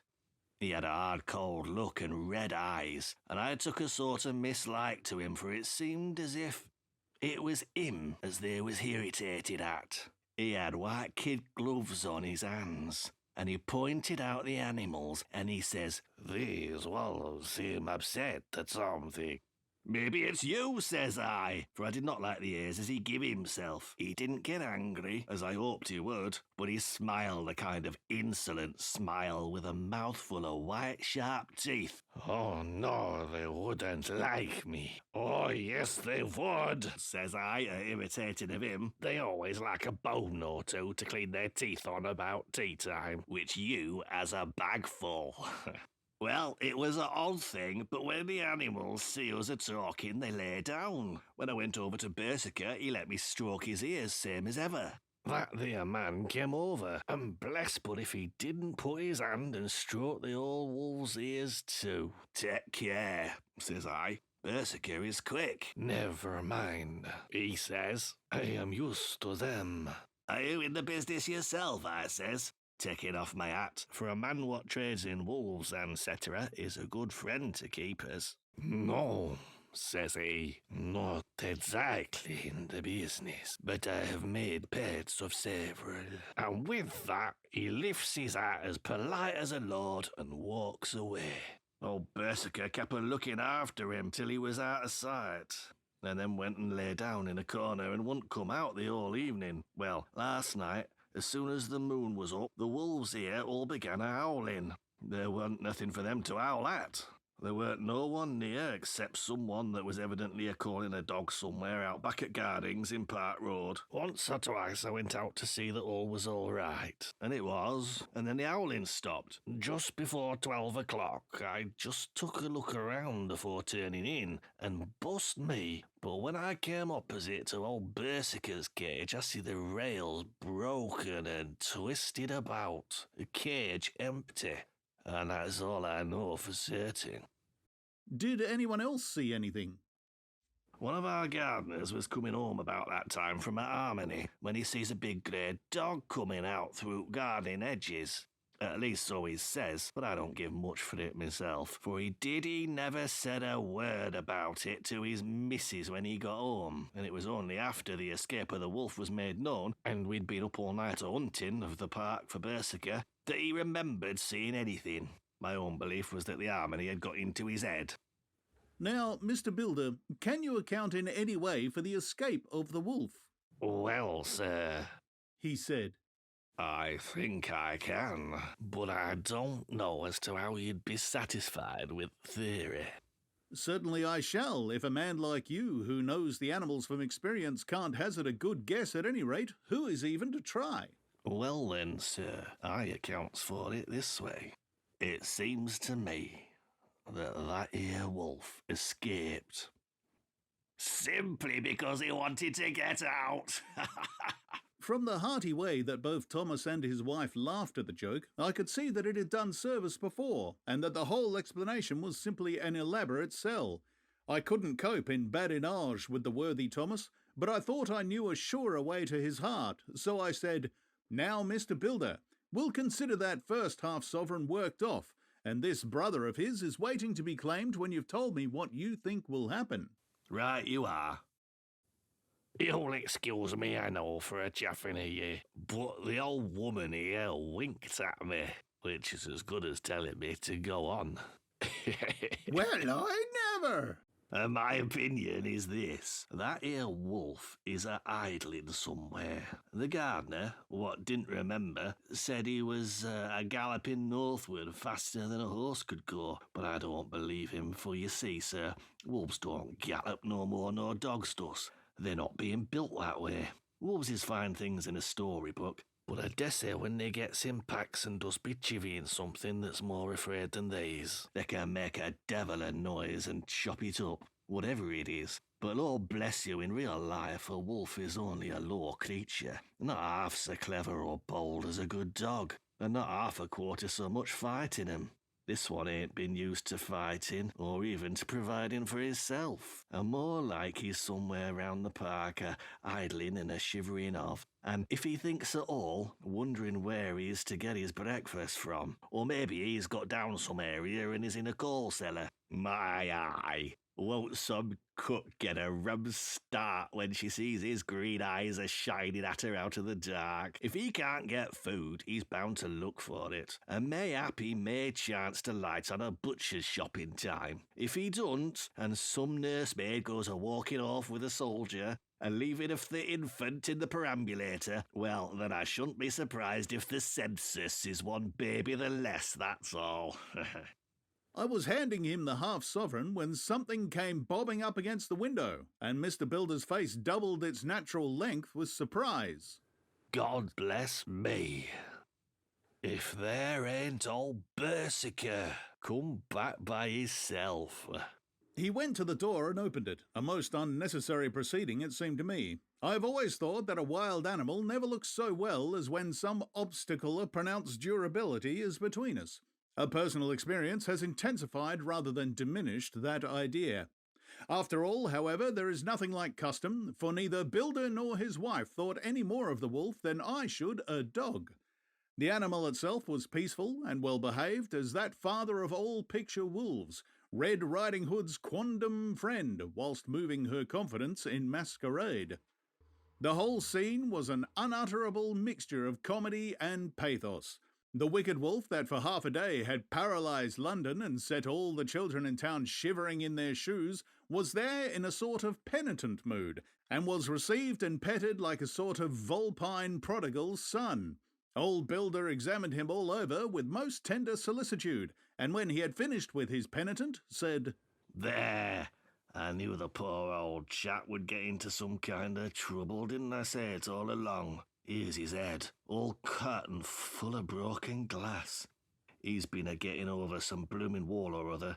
It's a shame that people are allowed to top their walls with broken bottles. This here's what comes of it. Come along, Berserker. He took the wolf and locked him up in a cage, with a piece of meat that satisfied, in quantity at any rate, the elementary conditions of the fatted calf, and went off to report. I came off too, to report the only exclusive information that is given today regarding the strange escapade at the zoo. Dr. Seward's Diary. 17th of September. I was engaged after dinner in my study posting up my books, which, through press of other work and the many visits to Lucy, had fallen sadly into her ear. Suddenly the door was burst open and in rushed my patient with his face distorted with passion. I was thunderstruck, for such a thing as a patient getting of his own accord into the superintendent's study is almost unknown. Without an instant's notice, he made straight at me. He had a dinner knife in his hand, and as I saw he was dangerous, I tried to keep the table between us. He was too quick and too strong for me, however, for before I could get my balance, he had struck at me and cut my left wrist rather severely. Before he could strike again, however, I got in my right hand, and he was sprawling on his back on the floor. My wrist bled freely, and quite a little pool trickled onto the carpet. I saw that my friend was not intent on further effort, and occupied myself binding up my wrist, keeping a wary eye on the prostrate figure all the time. When the attendants rushed in, and we turned our attention to him, his employment positively sickened me. He was lying on his belly on the floor, licking up, like a dog, the blood which had fallen from my wounded wrist. He was easily secured, and to my surprise went with the attendants quite placidly, simply repeating over and over again, The blood is the life. The blood is the life. I cannot afford to lose blood life. just at the Blood present. I've is lost the too life. much of late for my physical good. And then the prolonged strain of Lucy's illness and its horrible phases is telling on me. I am over-excited and weary, and I need rest. Rest. Rest. Happily, Van Helsing has not summoned me, so I need not forego my sleep. Tonight I could not well do without it. Telegram. Van Helsing, Antwerp, to Seward, Carfax. Sent to Carfax, Sussex, as no county given. Delivered late by 22 hours. Do not fail to be at Hillingham tonight. If not watching all the time, frequently visit and see that the flowers are as placed. Very important. Do not fail. Shall be with you as soon as possible after arrival. Dr. Seward's diary. 18th of September. Just off train to London. The arrival of Van Helsing's telegram filled me with dismay. A whole night lost, and I know by bitter experience what may happen in a night. Of course, it is possible that all may be well, but what may have happened? Surely there is some horrible doom hanging over us that every possible accident should thwart us in all we try to do. I shall take this cylinder with me, and then I can complete my entry on Lucy's phonograph. Memorandum left by Lucy Westenra. 17th of September. Night. I write this and leave it to be seen, so that no one may by any chance get into trouble through me. This is an exact record of what took place tonight. I feel I am dying of weakness, and have barely the strength to write. But it must be done if I die in the doing. I went to bed as usual, taking care that the flowers were placed as Dr. Van Helsing directed, and soon fell asleep. I was waked by the flapping at the window, which had begun after that sleepwalking on the cliff at Whitby, when Mina saved me, and which now I know so well. I was not afraid, but I did wish that Dr. Seward was in the next room, as Dr. Van Helsing said he would be, so that I might have called him. I tried to sleep, but I could not. Then there came to me the old fear of sleep, and I determined to keep awake. Perversely, sleep would try to come then when I did not want it. So, as I feared to be alone, I opened my door and called out, "Is there anybody there?" There was no answer. I was afraid to wake Mother, and so closed my door again. Then outside in the shrubbery I heard a sort of howl, like a dog's, but more fierce and deeper. I went to the window and looked out, but could see nothing, except a big bat, which had evidently been buffeting its wings against the window. So I went back to bed again, but determined not to go to sleep. Presently the door opened, and Mother looked in. Seeing by my moving that I was not asleep, she came in and sat by me. She said to me even more sweetly and softly than her wont, "I was uneasy about you, darling, and came in to see that you were all right." I feared she might catch cold sitting there, and asked her to come in and sleep with me. So she came into bed and lay down beside me. She did not take off her dressing gown, for she said she would only stay a while and then go back to her own bed. As she lay there in my arms, and I in hers, the flapping and buffeting came to the window again. She was startled and a little frightened and cried out. I tried to pacify her, and at last succeeded, and she lay quiet, but I could hear her poor dear heart still beating terribly. After a while there was the howl again out in the shrubbery, and shortly after there was a crash at the window, and a lot of broken glass was hurled on the floor. The window blind blew back with the wind that rushed in, and in the aperture of the broken panes there was the head of a great, gaunt, grey wolf. Mother cried out in a fright, and struggled up into a sitting posture, and clutched wildly at anything that would help her, amongst other things. She clutched the wreath of flowers that Dr. Van Helsing insisted on my wearing round my neck, and tore it away from me. For a second or two she sat up, pointing at the wolf, and there was a strange and horrible gurgling in her throat. Then she fell over, as if struck with lightning, and her head hit my forehead, and made me dizzy for a moment or two. The room, and all round, seemed to spin round. I kept my eyes fixed on the window, but the wolf drew his head back, and a whole myriad of little specks seemed to come blowing in through the broken window, and wheeling and circling round like the pillar of dust that travellers describe when there is a Simone in the desert. I tried to stir, but there was some spell upon me, and dear mother's poor body, which seemed to grow cold already, for her dear heart had ceased to beat and weighed me down, and I remembered no more for a while. The time did not seem long, but very, very awful, till I recovered consciousness again. Somewhere near, a passing bell was tolling.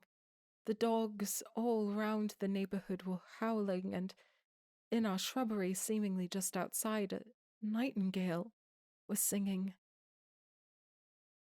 I was dazed and stupid with pain and terror and weakness, but the sound of the nightingale seemed like the voice of my dead mother come back to comfort me. The sound seemed to have awakened the maids, too, for I could hear their bare feet pattering outside my door. I called to them, and they came in, and when they saw what had happened, and what it was that lay over me on the bed, they screamed out. The wind rushed in through the broken window, and the door slammed to. They lifted the body of my dear mother and laid her, covered up with a sheet, on the bed after I had got up. They were all so frightened and nervous that I directed them to go to the dining room and each have a glass of wine. The door flew open for an instant and closed again. The maid shrieked and went in a body to the dining room, and I had laid what flowers I had on my dear mother's breast. When they were there, I remembered what Dr. Van Helsing had told me, but I didn't like to remove them. And besides, I would have some of the servants to sit up with me now. I was surprised that the maids did not come back. I called them but got no answer, so I went to the dining room to look for them. My heart sank when I saw what had happened. They all four lay helpless on the floor, breathing heavily. The decanter of sherry was on the table half full, but there was a queer, acrid smell about. I was suspicious and examined the decanter. It smelt of laudanum, and looking at the sideboard I found the bottle which Mother's doctor uses for her... did use. Was empty. What am I to do? What am I to do? I am back in the room with Mother. I cannot leave her, and I am alone, save for the sleeping servants whom someone has drugged. Alone with the dead. I dare not go out, for I can hear the low howl of the wolf through the broken window. The air seems full of specks, floating and circling in the draught from the window, and the lights burn blue and dim. What am I to do? God shield me from harm this night. I shall hide this paper in my breast, where they shall find it when they come to lay me out. My dear mother, gone. It is time that I go too. Goodbye, dear Arthur, if I should not survive this night. God keep you, dear, and God help you.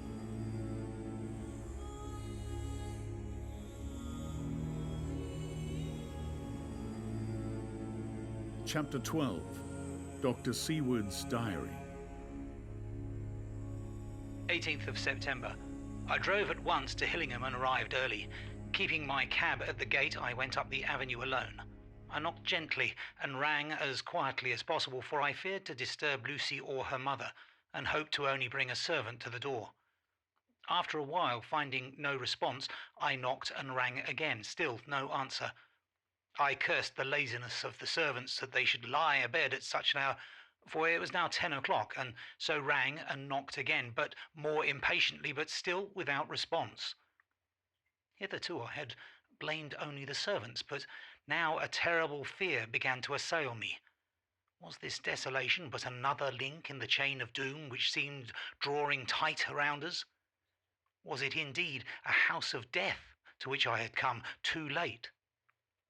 I know that minutes, even seconds of delay might mean hours of danger to Lucy if she had again one of those frightful relapses, and I went round the house to try if I could find by chance an entry anywhere.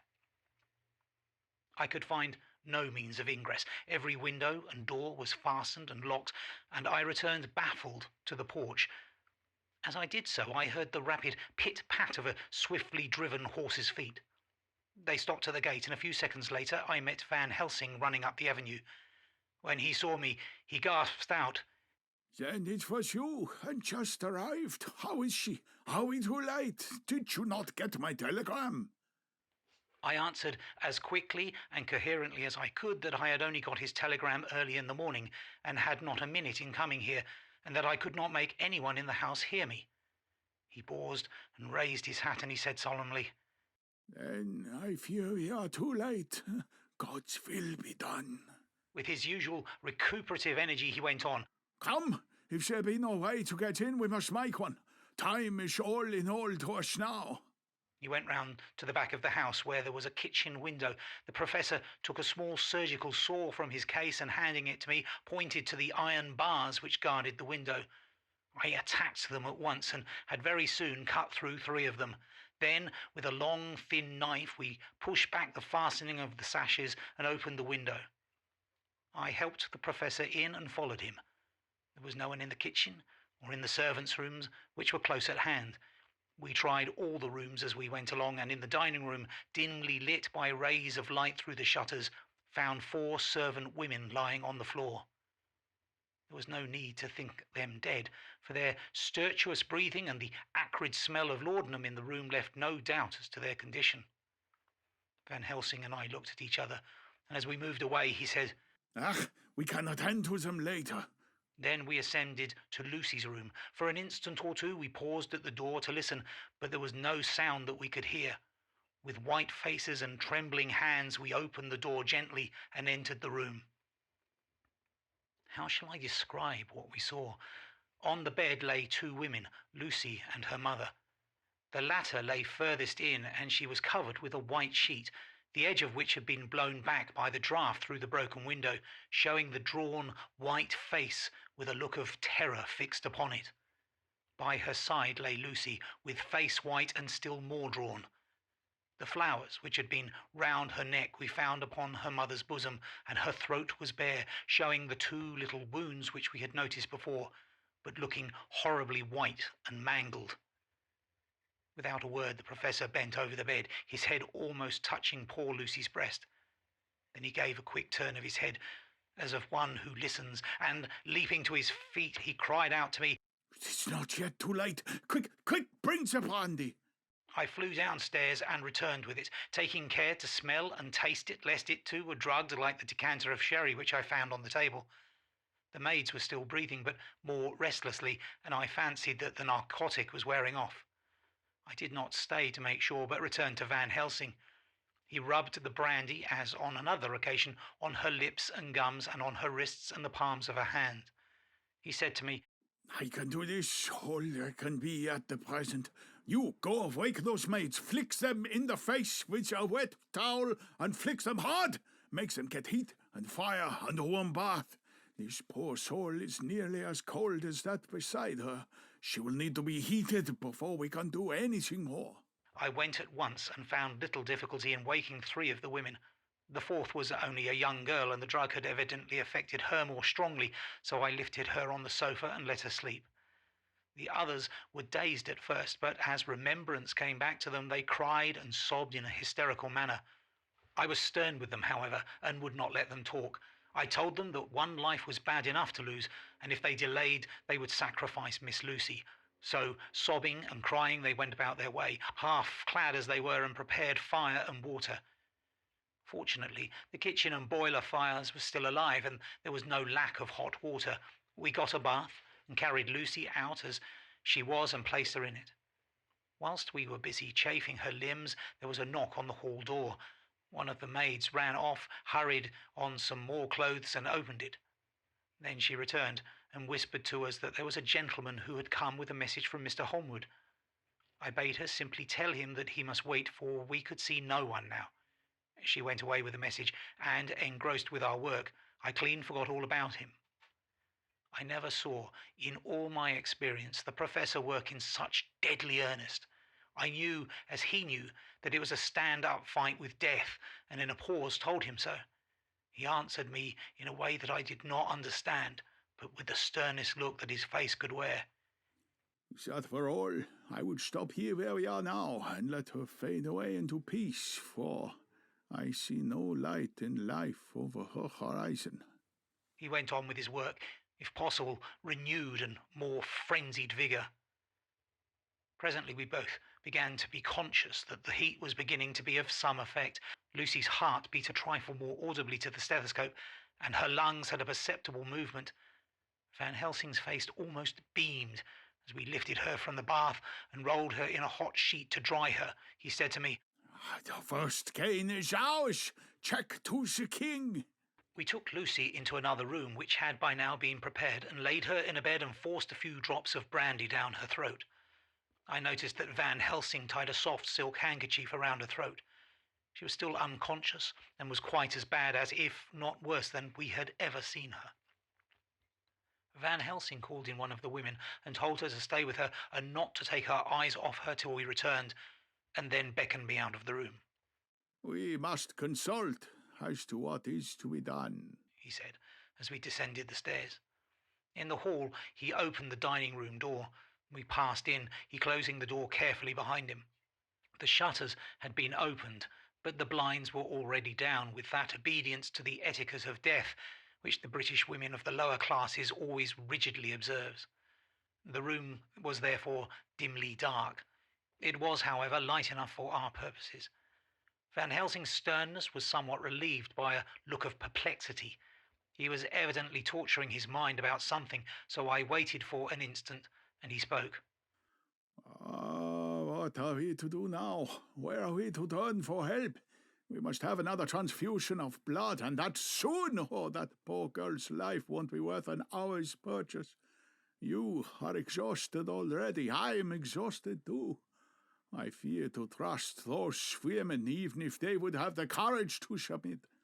What are we to do for someone who will open his veins for her? What's wrong with me, anyhow? The voice came from the sofa across the room, and its tones brought relief and joy to my heart, for they were those of Quincy Morris. Van Helsing started angrily at the first sound, but his face softened, and a glad look came to his eyes as I cried out, "Quincy Morris!" and rushed towards him with outstretched hands. "What brought you here?" I cried as our hands met. Well, I guess art is the cause. He handed me a telegram. "Have not heard from Seward for 3 days, and am terribly anxious. Cannot leave, father still in same condition. Send me word how Lucy is. Do not delay. Homeward." I think I came just in the nick of time. You know you have only to tell me what to do. Van Helsing strode forward and took his hand, looking him straight in the eyes as he said, "A brave man's blood is the best thing on this earth when a woman is in trouble. You're a man and no mistake. Well, the devil may work against us for all he's worth, but God sends us men when we want them." Once again, we went through the ghastly operation. I have not the heart to go through with the details. Lucy had got a terrible shock, and it told on her more than before, for though plenty of blood went into her veins, her body did not respond to the treatment as well as on the other occasions. Her struggle back into life was something frightful to see and hear. However, the action of both heart and lungs improved, and Van Helsing made a subcutaneous injection of morphia, as before, and with good effect. Her faint became a profound slumber. The Professor watched while I went downstairs with Quincy Morris and sent one of the maids to pay off one of the cabmen who were waiting. I left Quincy lying down after having a glass of wine and told the cook to get ready a good breakfast. Then a thought struck me, and I went back to the room where Lucy now was. When I came softly in, I found Van Helsing with a sheet or two of notepaper in his hand. He had evidently read it and was thinking it over as he sat with his hand to his brow. There was a look of grim satisfaction in his face, as of one who has had a doubt solved. He handed me the paper, saying only, "It dropped from Lucy's breast when we carried her to the bath." When I had read it, I stood looking at the professor, and after a pause asked him, "In God's name, what does it all mean? Was she, or is she mad, or what sort of horrible danger is it?" I was so bewildered that I did not know what to say more. Van Helsing put out his hand and took the paper, saying, "I do not trouble about it now. Forget it for the present. You shall know and understand it all in good time, but it will be later. And now, what is it that you have come to me to say?" This brought me back to fact, and I was all myself again. "I came to speak about the certificate of death. If we do not act properly and wisely, there may be an inquest, and that paper would have to be produced. I am in hopes that we need have no inquest, for if we had it, it would surely kill poor Lucy if nothing else did. I know, and you know, and the other doctor who attended her knows, that Mrs. Westenra had disease of the heart, and we can certify that she died of it. Let us fill up the certificate at once, and I shall take it myself to the registrar and go to the undertaker." "Oh, good. Oh, my friend Jon, well thought of. Truly, Miss Lucy, if she be sad in the foes that beset her, is at least happy in the friends that love her. 1, 2, 3, all open their veins for her, besides one old man. Ah, yes, I know, friend Jon, I am not blind. I love you all the more for it. Now, go!" In the hall, I met Quincy Morris with a telegram for Arthur telling him that Mrs. Westenra was dead, that Lucy also had been ill but was now going on better, and that Van Helsing and I were with her. I told him where I was going, and he hurried me out, but as I was going said, "When you come back, Jack, may I have 2 words with you all to ourselves?" I nodded in reply and went out. I found no difficulty about the registration and arranged with the local undertaker to come up in the evening to measure for the coffin and to make arrangements. When I got back, Quincy was waiting for me. I told him I would see him as soon as I knew about Lucy and went up to her room. She was still sleeping, and the professor seemingly had not moved from his seat at her side. From his putting his finger to his lips, I gathered that he expected her to wait before long and was afraid of forestalling nature. So I went down to Quincy and took him into the breakfast room, where the blinds were not drawn down, and which was a little more cheerful, or rather less cheerless, than the other rooms. When we were alone, he said to me, "Jack Seward, I don't want to shove myself in anywhere where I'd no right to go, but this is no ordinary case. You know I love that girl and wanted to marry her, but although that's all past and gone, I can't help feeling anxious about her all the same. What is it that's wrong with her? The Dutchman, and a fine old fellow he is, I can see that, said the time you 2 came into the room that you must have another transfusion of blood, and that both you and he were exhausted. Now, I know well that you medical men speak in camera, and that a man must not expect to know what they consult about in private, but this is no common matter, and whatever it is, I have done my part. Is that not so?" "That's so," I said, and he went on, "I take it that both you and Van Helsing have done already what I did today. Is not that so?" "That's so." "And I guess Art was in it too. When I saw him 4 days ago down at his own place, he looked queer. I've not seen anything pulled down so quick since I was on the Pampas and had a mare that I was fond of go to grass all in one night. One of those big bats that they call vampires had got at her in the night. And what's with all this gorge and the vein left open, there wasn't enough blood in her to let her stand up, and I had to put a bullet through her as she lay. Jack, if you may tell me without betraying confidence, Arthur was the first. Is not that so?" As he spoke, the poor fellow looked terribly anxious. He was in a torture of suspense regarding the woman he loved, and his utter ignorance of the terrible mystery which seemed to surround her intensified his pain.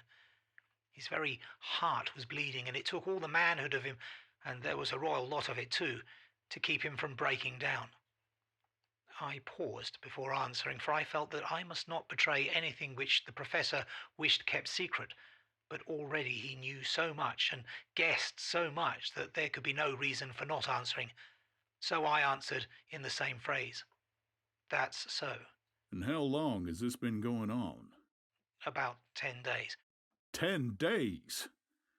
Well, then I guess, Jack Seward, that poor pretty creature that we all love has had put in her veins within that time the blood of 4 strong men. Man alive, her whole body wouldn't hold it. Then, coming close to me, he spoke in a fierce half-whisper. What took it out? I shook my head. That, I said, is the crux. Van Helsing is simply frantic about it, and I am at my wit's end. I can't even hazard a guess. There has been a series of little circumstances which have thrown out all our calculations as to Lucy being properly watched. But these shall not occur again. Here we stay until all be well or ill. Quincy held out his hand. Count me in, he said. You and the Dutchman will tell me what to do, and I'll do it. When she woke in the late afternoon, Lucy's first movement was to feel in her breast and, to my surprise, produce the paper which Van Helsing had given me to read. The careful professor had replaced it where it had come from, lest on waking she should be alarmed. Her eyes then lit on Van Helsing and on me and gladdened. Then she looked around the room and, seeing where she was, shuddered. She gave a loud cry and put her poor thin hands before her pale face. We both understood what was meant, that she had realized the full her mother's death. So we tried what we could to comfort her. Doubtless sympathy eased her somewhat, but she was very low in thought and spirit and wept silently and weakly for a long time. We told her that either or both of us would now remain with her all the time, and that seemed to comfort her. Towards dusk she fell into a doze. Here a very odd thing occurred. Whilst still asleep, she took the paper from her breast and tore it in two. Van Helsing stepped over and took the pieces from her. All the same, however, she went on with the action of tearing as though the material were still in her hands. Finally, she lifted her hands and opened them as though scattering the fragments. Van Helsing seemed surprised, and his brows gathered as if in thought, but he said nothing. 19th of September. All last night she slept fitfully, being always afraid to sleep and something weaker when she woke from it. The professor and I took turns to watch, and we never left her for a moment unattended. Quincy Morris said nothing about his intention, but I knew that all night long he patrolled round and round the house. When the day came, its searching light showed the ravages in poor Lucy's strength. She was hardly able to turn her head, and the little nourishment which she could take seemed to do her no good. At times she slept, and both Van Helsing and I noticed the difference in her between sleeping and waking. Whilst asleep she looked stronger, although more haggard, and her breathing was softer. Her open mouth showed the pale gums drawn back from the teeth, which looked positively longer and sharper than usual.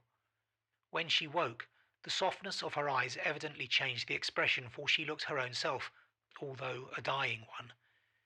In the afternoon she asked for Arthur, and we telegraphed for him. Quincy went off to meet him at the station. When he arrived, it was nearly 6 o'clock, and the sun was setting full and warm, and the red light streamed in through the window and gave more colour to the pale cheeks. When he saw her, Arthur was simply choking with emotion, and none of us could speak. In the hours that had passed, the fits of sleep, or the comatose condition that passed for it, had grown more frequent, so that the pauses when conversation was possible were shortened. Arthur's presence, however, seemed to act as a stimulant. She rallied a little and spoke to him more brightly than she had done since we arrived. He, too, pulled himself together and spoke as cheerily as he could, so that the best was made of everything. It's now nearly 1 o'clock, and he and Van Helsing are sitting with her. I am to relieve them in a quarter of an hour, and I am entering this on Lucy's phonograph. Until 6 o'clock they are to try and rest. I fear that tomorrow will end our watching, for the shock has been too great. The poor child cannot rally. God help us all. Letter, Mina Harker to Lucy Westenra, unopened by her. September 17th. My dearest Lucy, it seems an age since I heard from you, or indeed since I wrote. You will pardon me, I know, for all my faults, when you have read all my budget of news. Well, I got my husband back all right.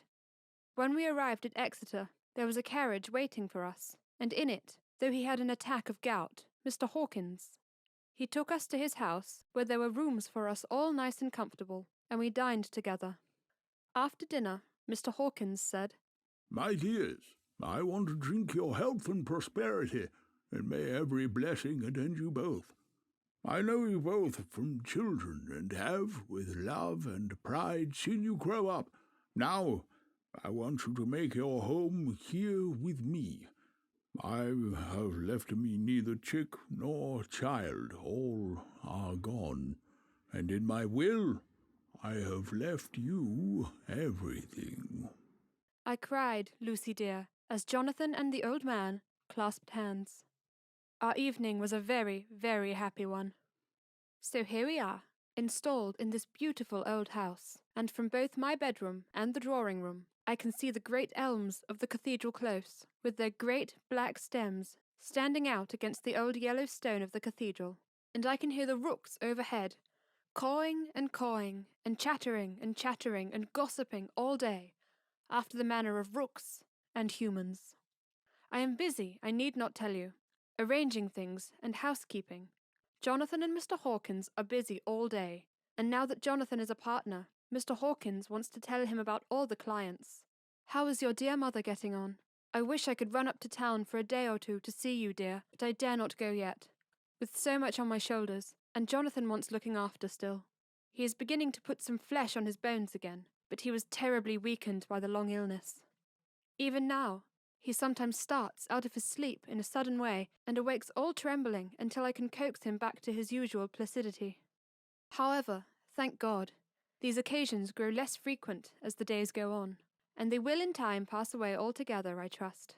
And now I have told you my news, let me ask yours. When are you to be married? And where? And who is to perform the ceremony? And what are you to wear? And is it to be a public or private wedding? Tell me all about it, dear. Tell me all about everything, for there is nothing which interests you which will not be dear to me. Jonathan asks me to send his respectful duty, but I do not think that is good enough from the junior partner of the important firm Hawkins and Harker. And so, as you love me, and he loves me, and I love you with all the moods and tenses of the verb, I send you simply his love instead. Goodbye, my dearest Lucy, and blessings on you. Yours, Mina Harker. Report from Patrick Hennessy, MD, MRCSLK, QCPI, etc., etc., to John Seward, MD. 20th September. My dear Sir, in accordance with your wishes, I enclose a report of the conditions of everything left in my charge. With regard to patient Renfield, there is more to say. He has had another outbreak, which may have had a dreadful ending, but which, as it fortunately happened, was unattended with any unhappy results. This afternoon, a carrier's cart with 2 men made a call at the empty house, whose grounds abut on ours, the house to which, you will remember, the patient twice ran away. The men stopped at our gate to ask the porter their ways, as they were strangers. I was myself looking out the study window, having a smoke after dinner, and saw one of them coming up to the house. As he passed the window to Renfield's room, the patient began to rate him from within, and calling him all the foul names he could lay his tongue to. The man, who seemed a decent fellow enough, contented himself by telling him to shut up for a foul-mouthed beggar, whereupon our man accused him of robbing him and wanting to murder him, and said that he would hinder him if he were to swing for it. I opened the window and signed to the man not to notice, so he contented himself after looking the place over and making up his mind as to what place he had come to by saying, "Lor bless you, sir, I wouldn't mind what was said to me in that bloomin' madhouse. I pity ye and the governor for having to live in a house with a wild beast like that." Then he asked his way civilly enough, and I told him where the gate of the empty house was. He went away, followed by threats and curses and revilings from our man. I went down to see if I could make out any cause for his anger, since he is usually such a well-behaved man, and except his violent fits, nothing of the kind has ever occurred. I found him, to my astonishment, quite composed and most genial in his manner. I tried to get him to talk of the incident, but he blandly asked me questions as to what I meant, and led him to believe that he was completely oblivious of the affair. It was, I'm sorry to say, however, only another instance of his cunning, for within half an hour I heard of him again. This time, he had broken out through the window of his room and was running down the avenue. I called to the attendants to follow me and run after him, for I feared he was intent on some mischief. My fear was justified when I saw the same cart that had passed before coming down the road, having on it some great wooden boxes. The men were wiping their foreheads and were flushed in the face as if with violent exercise. Before I could get up to him, the patient rushed at them and, pulling one of them off the cart, began to knock his head against the ground. If I'd not seized him just at that moment, I believe he would have killed the man there and then. The other fellow jumped on and struck him over the head with the butt end of his heavy whip. It was a horrible blow, but he did not seem to mind it, but seized him also, and struggled with the three of us, pulling him to and fro as if we were kittens. You know I'm no lightweight, and the others were both burly men. At first, he was silent in his fighting, but as we began to master him and the attendants were putting a straight waistcoat on him, he began to shout, "I'll frustrate them. They shan't rob me. They shan't murder me by inches. I'll fight for my lord and master!" and all sorts of similar incoherent ravings. It was with very considerable difficulty that they got him back to the house and put him in the padded room. One of the attendants, Hardy, had a finger broken. However, I set it all right, and he is going on well. The two carriers were at first loud in their threats of actions for damages and promised to rain all the penalties of the law on us. Their threats were, however, mingled with some sort of indirect apology for the defeat to the two of them by a feeble madman. They said that if it had not been for the way their strength had been spent in carrying and raising the heavy boxes to the cart, they would have made short work of him. They gave us another reason for their defeat, the extraordinary state of drought to which they had been reduced by the dusty nature of their occupation and the reprehensible distance from the scene of their labours of any place of public entertainment. I quite understood their drift, and after a stiff glass of strong grog, or rather more of the same, and with each a sovereign in hand, they made light of the attack, and swore that they would encounter a worse madman any day for the pleasure of meeting so bloomin' good a bloke as your correspondent. I took their names and addresses in case they might be needed. They are as follows: Jack Smollett at Duddon's Rents, King George Road, Great Walworth, and Thomas Snelling, Peter Furlow's Row, Guide Court, Bethnal Green. They are both in the employment of Harris' Sons, Moving and Shipping Company, Orange Masters Yard, Soho. I shall report to you any matter of interest occurring here, and shall wire you at once if there is anything of importance. Believe me, dear sir, yours faithfully, Patrick Hennessy. Letter, Mina Harker to Lucy Westenra, unopened by her. September 18th. My dearest Lucy, such a sad blow has befallen us. Mr. Hawkins has died very suddenly. Some may not think it so sad for us, but we had both come to so love him that it really seems as though we had lost a father. I never knew either father or mother, so that the dear old man's death is a real blow to me. Jonathan is greatly distressed. It is not only that he feels sorrow, deep sorrow, for the dear, good man who has befriended him all his life, and now at the end has treated him like his own son, and left him a fortune which to people of our modest bringing up is wealth beyond the dream of avarice. But Jonathan feels it on another account. He says the amount of responsibility which it puts upon him makes him nervous. He begins to doubt himself. I try to cheer him up, and my belief in him helps him to have a belief in himself. But it is here that the grave shock that he experienced tells upon him the most. Oh, it is too hard that a sweet, simple, noble, strong nature such as his, a nature which enabled him by our dear good friend's aid to rise from clerk to master in a few years, should be so injured that the very essence of its strength is gone. Forgive me, dear, if I worry you with my troubles in the midst of your own happiness. But Lucy, dear, I must tell someone, for the strain of keeping up a brave and cheerful appearance to Jonathan tries me, and I have no one here that I can confide in. I dread coming up to London, as we must do that day after tomorrow, for poor Mr. Hawkins left in his will that he was to be buried in the grave with his father. As there are no relations at all, Jonathan will have to be chief mourner. I shall try to run over to see you, dearest, if only for a few minutes. Forgive me for troubling you. With all blessings, your loving Mina Harker. Dr. Seward's Diary. 20th of September. Only resolution and habit can let me make an entry tonight. I am too miserable, too low-spirited, too sick of the world and all in it, including life itself, that I would not care if I heard this moment the flapping of the wings of the angel of death. And he has been flapping those grim wings to some purpose of late. Lucy's mother and Arthur's father, and now let me get on with my work. I duly relieved Van Helsing in his watch over Lucy. We wanted Arthur to go to rest also, but he refused at first. It was only when I told him that we should want him to help us during the day, and that we must not all break down for want of rest, lest Lucy should suffer, that he agreed to go. Van Helsing was very kind to him. "Come, my child," he said. "Come with me. You are sick and weak and have had much sorrow and much mental pain, as well as that tax on your strength that we know of. You must not be alone, for to be alone is to be full of fears and alarms.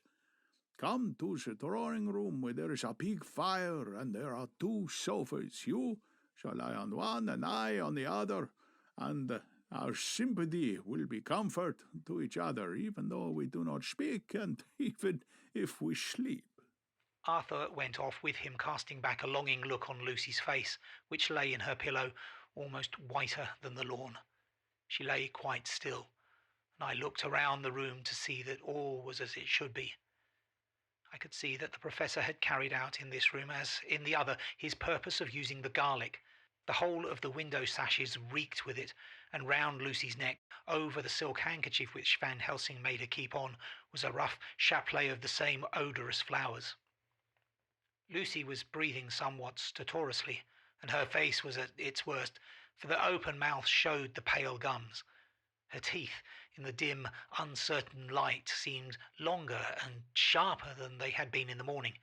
In particular, by some trick of the light, the canine teeth looked longer and sharper than the rest.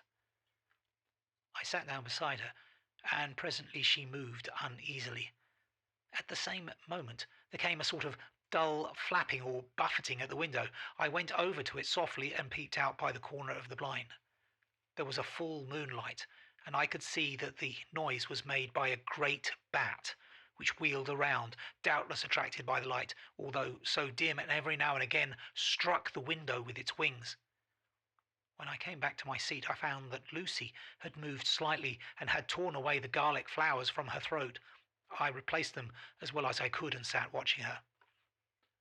Presently she woke, and I gave her food, as Van Helsing had prescribed. She took but a little, and that languidly. There did not seem to be with her now the unconscious struggle for life and strength that had hitherto so marked her illness. It struck me as curious that the moment she became conscious she pressed the garlic flowers close to her. It was certainly odd that whenever she got into that lethargic state, with a stertorous breathing, she put the flowers from her, but that when she waked she clutched them close.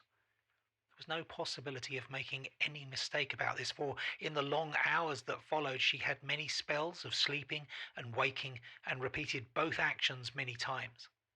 At 6 o'clock Van Helsing came to relieve me. Arthur had then fallen into a doze, and he mercifully let him sleep on. When he saw Lucy's face, I could hear the hissing indraw of breath, and he said to me in a sharp whisper, "Draw up the blind, I want light." Then he bent down, and with his face almost touching Lucy's, examined her carefully. He removed the flowers and lifted the silk handkerchief from her throat. As he did so, he started back, and I could hear his ejaculation, "Mein Gott!" as it was smothered in his throat. I bent over and looked too, and as I noticed, some queer chill came over me. The wounds on the throat had absolutely disappeared. For fully 5 minutes Van Helsing stood looking at her, with his face at its sternest. Then he turned to me and said calmly, "She is dying. It will not be long now. It will be much difference, mark me, whether she dies conscious or in her sleep. Wake that poor boy, and let him come and see the last. He trusts us, and we have promised him." I went to the dining room and waked him. He was dazed for a moment, but when he saw the sunlight streaming in through the edges of the shutters, he thought he was late and expressed his fear. I assured him that Lucy was still asleep, and told him as gently as I could that both Van Helsing and I feared that the end was near. He covered his face with his hands and slid down on his knees by the sofa, where he remained perhaps a minute, with his head buried, praying, whilst his shoulders shook with grief. I took him by the hand and raised him up. "Come," I said, "my dear old fellow, summon all your fortitude. It will be best and easiest for her.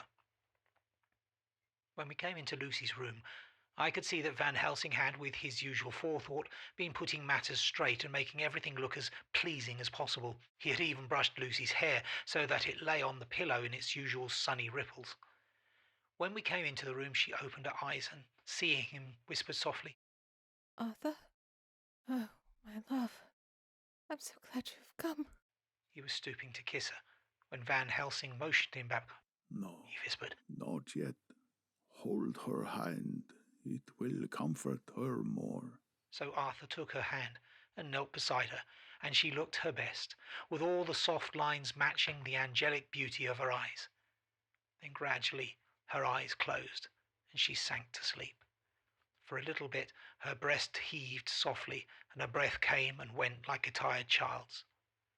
And then, insensibly, there came the strange change which I had noticed in the night. Her breathing grew stertorous, the mouth opened, and the pale gums, drawn back, made the teeth look longer and sharper than ever. In a sort of sleep-waking, vague, unconscious way, she opened her eyes, which were now dull and hard at once, and said in a soft, voluptuous voice, such as I had never heard from her lips, Arthur, oh, my love, I'm so glad you have come. Kiss me. Arthur bent eagerly over to kiss her, but at that instant Van Helsing, who, like me, had been startled by her voice, swooped upon him, and catching him by the neck with both hands, dragged him back with a fury of strength which I have never thought he could have possessed, and actually hurled him almost across the room. Not on your life, he said. Not for your living soul and hers. And he stood between them like a lion at bay. Arthur was so taken aback that he did not for a moment know what to do or say, and before any impulse of violence could seize him, he realized the place and the occasion and stood silent, waiting. I kept my eyes fixed on Lucy, as did Van Helsing, and we saw a spasm as of rage flit like a shadow over her face. The sharp teeth clamped together, then her eyes closed, and she breathed heavily. Very shortly after, she opened her eyes in all their softness, and putting out her poor, pale, thin hand, took Van Helsing's great brown one. Drawing it close to her, she kissed it. My true friend, she said in a faint voice, but with untellable pathos. My true friend and his. Oh, guard him, and give me peace. I swear it, he said solemnly, kneeling beside her and holding up his hand as one who registers an oath. Then he turned to Arthur and said to him, I swear it. Come, my child, take her hand in yours and kiss her on the forehead, and only once. Their eyes met instead of their lips, and so they parted. Lucy's eyes closed, and Van Helsing, who had been watching closely, took Arthur's arm and drew him away. And then Lucy's breathing became stertorous again, and all at once it ceased. It's all over, said Van Helsing. She is dead. I took Arthur by the arm and led him away to the drawing room, where he sat down and covered his face with his hands, sobbing in a way that nearly broke me down to see. I went back to the room and found Van Helsing looking at the poor Lucy, and his face was sterner than ever. Some change had come over her body. Death had given back part of her beauty, for her brow and cheeks had recovered some of their flowing lines. Even the lips had lost their deadly pallor. It was as if the blood, no longer needed for the working of the heart, had gone to make the harshness of death as little rude as it might be. We shot her dying while she slept and sleeping when she died. I stood beside Van Helsing and said, Ah, well, poor girl. There is peace for her at last. It's the end. He turned to me and said with grave solemnity, Not so, alas, not so. It is only the beginning. When I asked him what he meant, he only shook his head and answered,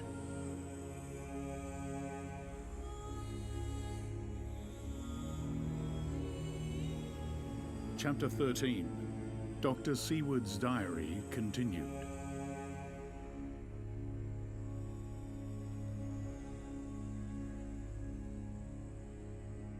The funeral was arranged for the next succeeding day, so that Lucy and her mother might be buried together. I attended to all the ghastly formalities, and the urbane undertaker proved that his staff was afflicted, or blessed, with something of his own obsequious suavity. Even the woman who performed the last offices for the dead remarked to me, in a confidential, brother-professional way, when she had come out from the death chamber, "She makes a very beautiful corpse, sir. It's quite a privilege to attend on her. It's not too much to say that she will do credit to our establishment." I noticed that Van Helsing never kept far away. This was possible from the disordered state of things in the household. There were no relatives at hand, and as Arthur had to be back the next day to attend his father's funeral, we were unable to notify anyone who should have been bidden. Under the circumstances, Van Helsing and I took it upon ourselves to examine papers, etc. He insisted upon looking over Lucy's papers himself. I asked him why, for I feared that he, being a foreigner, might not be quite aware of English legal requirements, and so might in ignorance make some unnecessary trouble. He answered me, I know. You forget that I am a lawyer as well as a doctor, but this is not altogether for the law. You knew that when you avoided the coroner, I have more than him to avoid. There may be papers more such as this. As he spoke, he took from his pocketbook the memorandum which had been in Lucy's breast, and which she had torn in her sleep. When you find anything of the solicitor who is for the late Miss Westenra, seal all her papers and write them tonight. For me, I watch here in the room and in Miss Lucy's old rooms all night, and I myself search for what may be. It is not well that her very thoughts go into the hands of strangers. I went on with my part of the work, and in another half hour had found the name and address of Mrs. Westenra's solicitor, and had written to him. All the poor lady's papers were in order. Explicit directions regarding the place of burial were given. I had hardly sealed the letter when, to my surprise, Van Helsing walked into the room saying, Can I help you, friend Jon? I am free, and if I may, my service is to you. Have you got what you looked for? I asked. To which he replied, I did not look for any specific thing. I only hoped to find, and find I have all that there was. Only some letters and a few memoranda and the diary new begun. But I have them here, and we shall for the present say nothing of them. I shall see that poor lad tomorrow evening, and with his sanction I shall use some. When we had finished the work in hand, he said to me, And now, friend Jon, I think we may to bed. We want to sleep, both you and I, and rest to recuperate. Tomorrow we shall have much to do, but for tonight there is no need of us, alas. Before turning in, we went to look at poor Lucy. The undertaker had certainly done his work well, for the room was turned into a small chapelle andante. There was a wilderness of beautiful white flowers, and death was made as little repulsive as might be. The end of the winding sheet was laid over the face. When the professor bent over and turned it gently back, we both started at the beauty before us. The tall wax candle showing a sufficient light to note it well. All Lucy's loveliness had come back to her in death, and the hours that had passed, instead of leaving traces of decay's effacing fingers, had but restored the beauty of life till positively I could not believe my eyes that I was looking at a corpse. The professor looked sternly grave. He had not loved her as I had, and there was no need for tears in his eyes. He said to me, Remain till I return, and left the room. He came back with a handful of wild garlic from the box waiting in the hall, but which had not been opened, and placed the flowers amongst the others on and around the bed. Then he took from his neck inside his collar a little gold crucifix and placed it over her mouth. He restored the sheet to its place, and we came away. I was dressing in my own room when, with a premonitory tap at the door, he entered and at once began to speak. Tomorrow I want you to bring me before night a set of post-mortem knives. Must we make an autopsy? I asked. Yes and no. I want to operate, but not what you think. Let me tell you now, but not a word to another. I want to cut off her head and take out her heart. Ha! You, a surgeon, and so shocked. You, whom I have seen with no tremble of hand or heart to operations of life and death to make the rest shudder. But I must not forget, my dear friend Jon, that you loved her, and I have not forgotten it, for it is I that shall operate, and you must not help. I would like to do it tonight, but for Arthur, he will be free after his father's funeral tomorrow, and he will want to see her, to see it. Then, when she is coffined, ready for the next day, you and I shall come when all sleep. We shall unscrew the coffin lid and shall do our operation, and then replace all so that none know save we alone. But why do it at all? The girl is dead. Why mutilate her poor body without need? And if there is no necessity for a post-mortem and nothing to gain by it, no good to her, to us, to science, to human knowledge, why do it? Without such, it is monstrous. For answer, he put his hand on my shoulder and said with infinite tenderness, Friend Jon, I pity your poor bleeding heart, and I love you the more because it does so bleed. If I could, I would take on myself the burden that you do bear, but there are things that you know not, but that you shall know, and bless me for knowing, though they are not pleasant things. Jon, my child, you have been my friend now many years, and yet did you ever know me to do any without good cause? I may err, I am but man, but I believe in all I do. Was it not for these causes that you sent for me when this great trouble came, yes? Were you not amazed, nay, horrified, when I would not let Arthur kiss his love, though she was dying, and snatched him away by all my strength, yes? And yet you saw how she thanked me with her so beautiful dying eyes, her voice, too, so weak, and she kissed my rough old hand and blessed me, yes? And did you not hear me swear promise to her, that so she closed her eyes grateful, yes? Well, I have good reason now for all I want to do. You may have for many years trust me. You have believed me weeks past, when there be things so strange that you might have well doubt. Believe me yet a little, friend Jon. If you trust me not, then I must tell you what I think, and that is not, perhaps, well.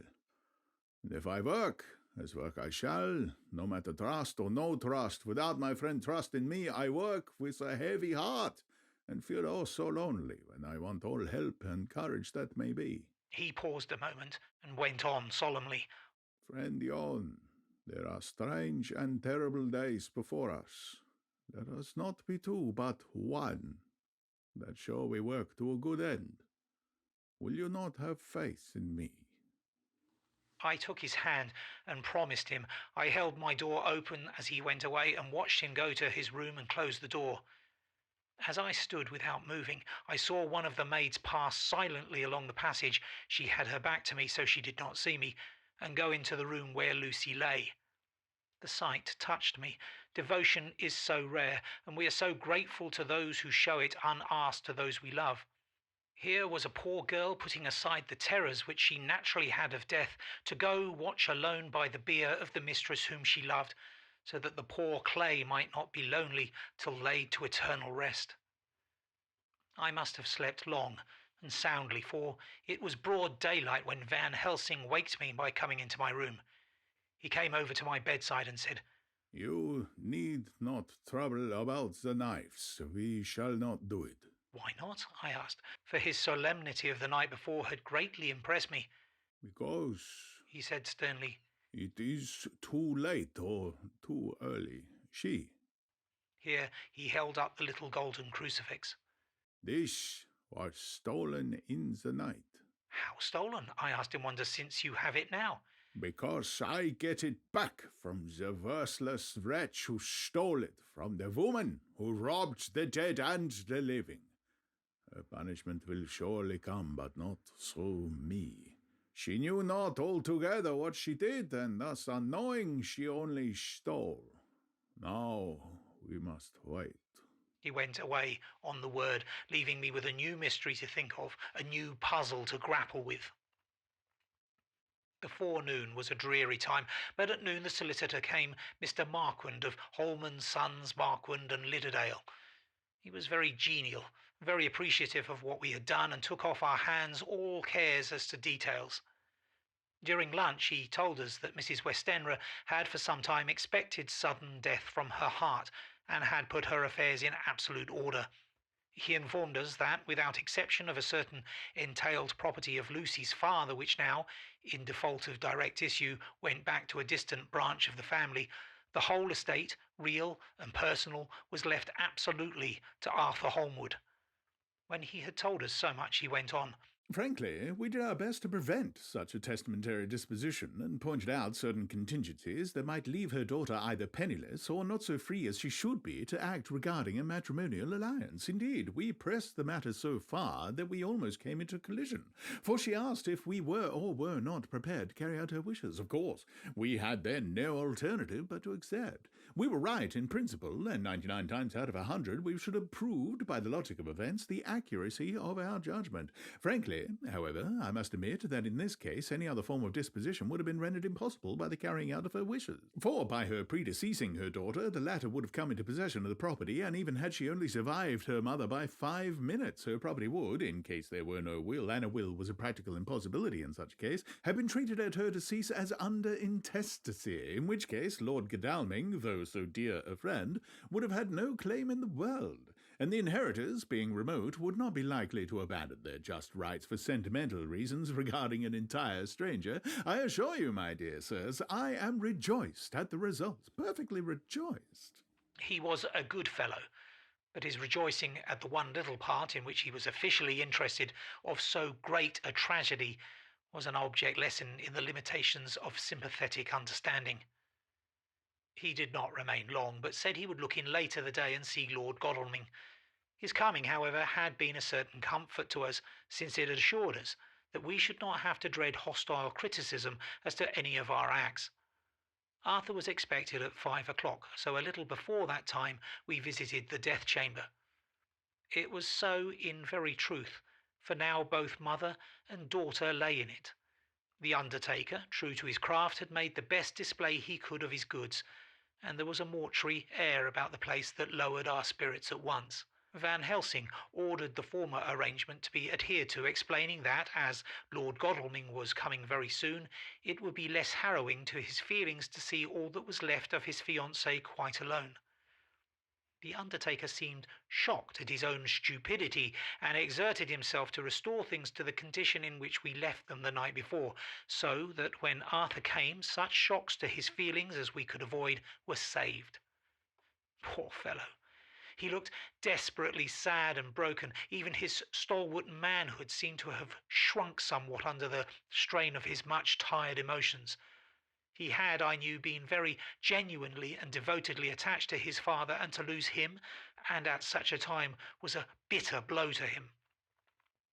With me he was warm as ever, and to Van Helsing he was sweetly courteous, but I could not help seeing that there was some constraint with him.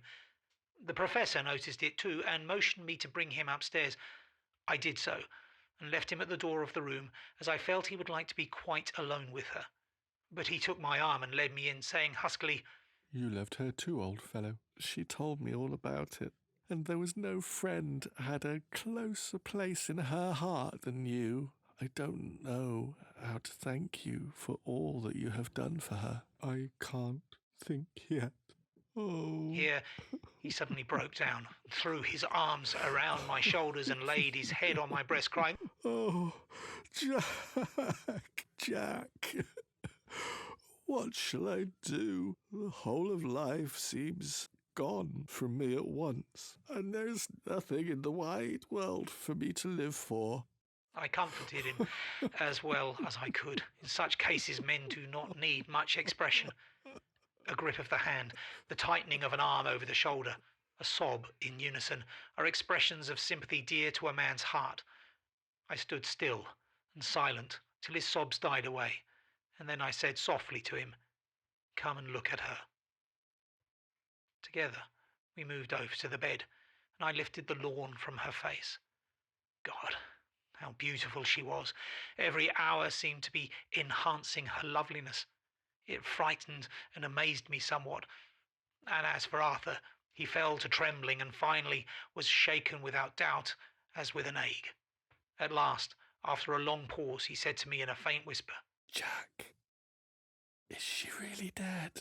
I assured him sadly that it was so, and went on to suggest, for I felt that such a horrible doubt should not have life for a moment longer than I could help, that it often happened that after death faces become softened and even resolved into their youthful beauty, that this was especially so when death had been preceded by any acute or prolonged suffering. I seemed to quite do away with any doubt, and after kneeling beside the couch for a while and looking at her lovingly and long, he turned aside.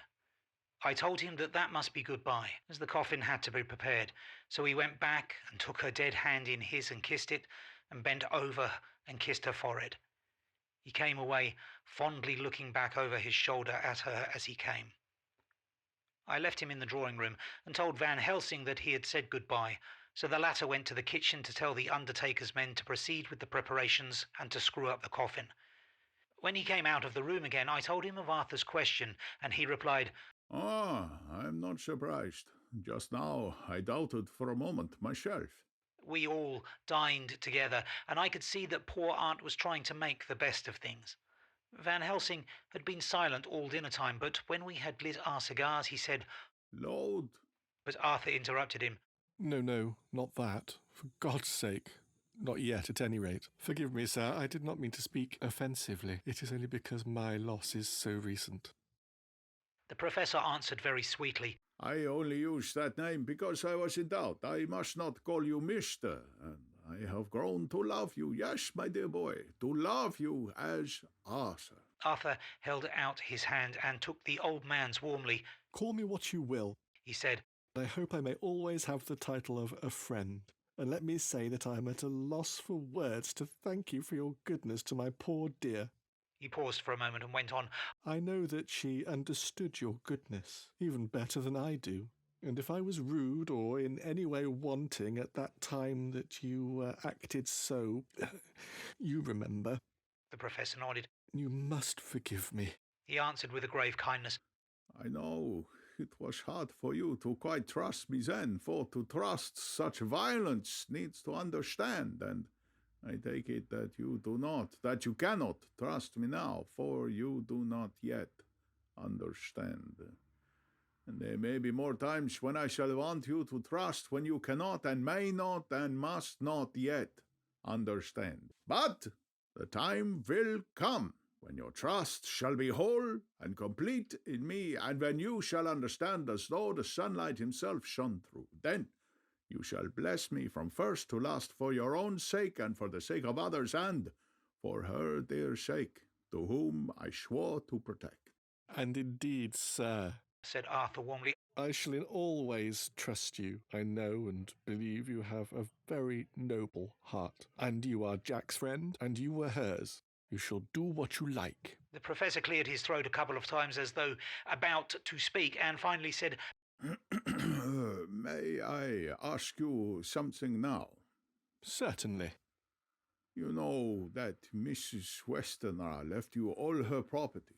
No, poor dear. I never thought of it. And as it is all yours, you have a right to deal with it as you will. I want you to give me permission to read all Miss Lucy's papers and letters. Believe me, it is no idle curiosity. I have a motive of which be sure she would have approved. I have them all here. I took them before we knew that all was yours, so that no strange hand might touch them, no strange eye look through words into her soul.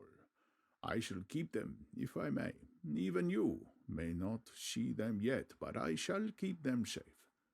No word shall be lost, and in good time I shall give them back to you. It is a hard thing that I ask, but you will do it, will you not, for Lucy's sake?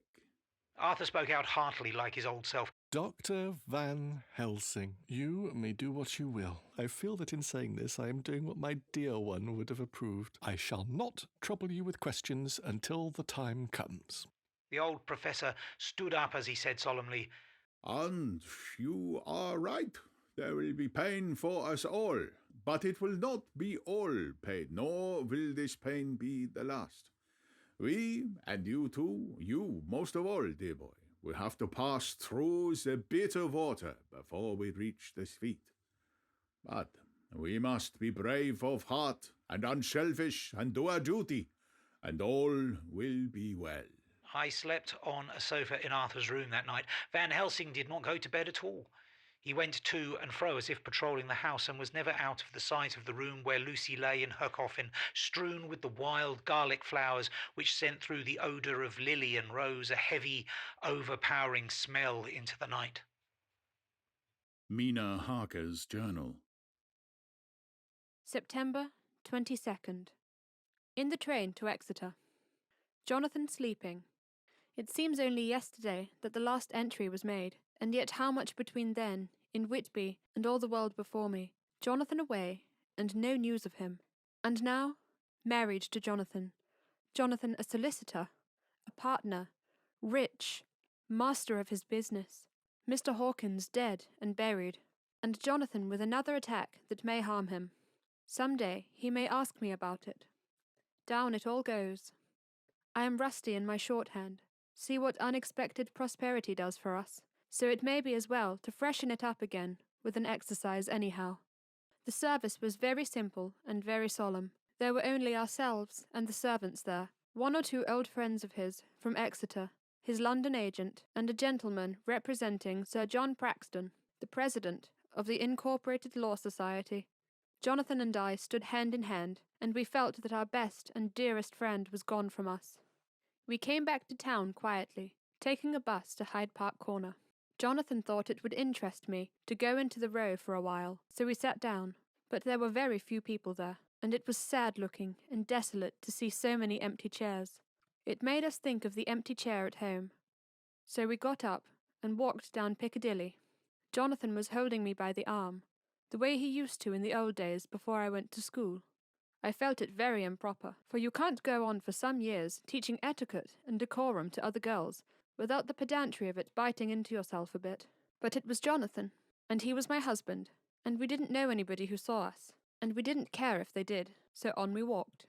I was looking at a very beautiful girl, in a big cartwheel hat, sitting in a Victoria outside Guiano's, when I felt Jonathan clutch my arm so tight that he hurt me, and he said under his breath, "My God." I am always anxious about Jonathan, for I fear that some nervous fit may upset him again, so I turned to him quickly and asked him what it was that disturbed him. He was very pale, and his eyes seemed bulging out as, half in terror and half in amazement, he gazed at a tall, thin man with a beaky nose and a black moustache and a pointed beard, who was also observing the pretty girl. He was looking at her so hard that he did not see either of us, and so I had a good view of him. His face was not a good face. It was hard, and cruel, and sensual, and big white teeth that looked all the whiter because his lips were so red, were pointed like an animal's. Jonathan kept staring at him, till I was afraid he would notice. I feared he might take it ill. He looked so fierce and nasty.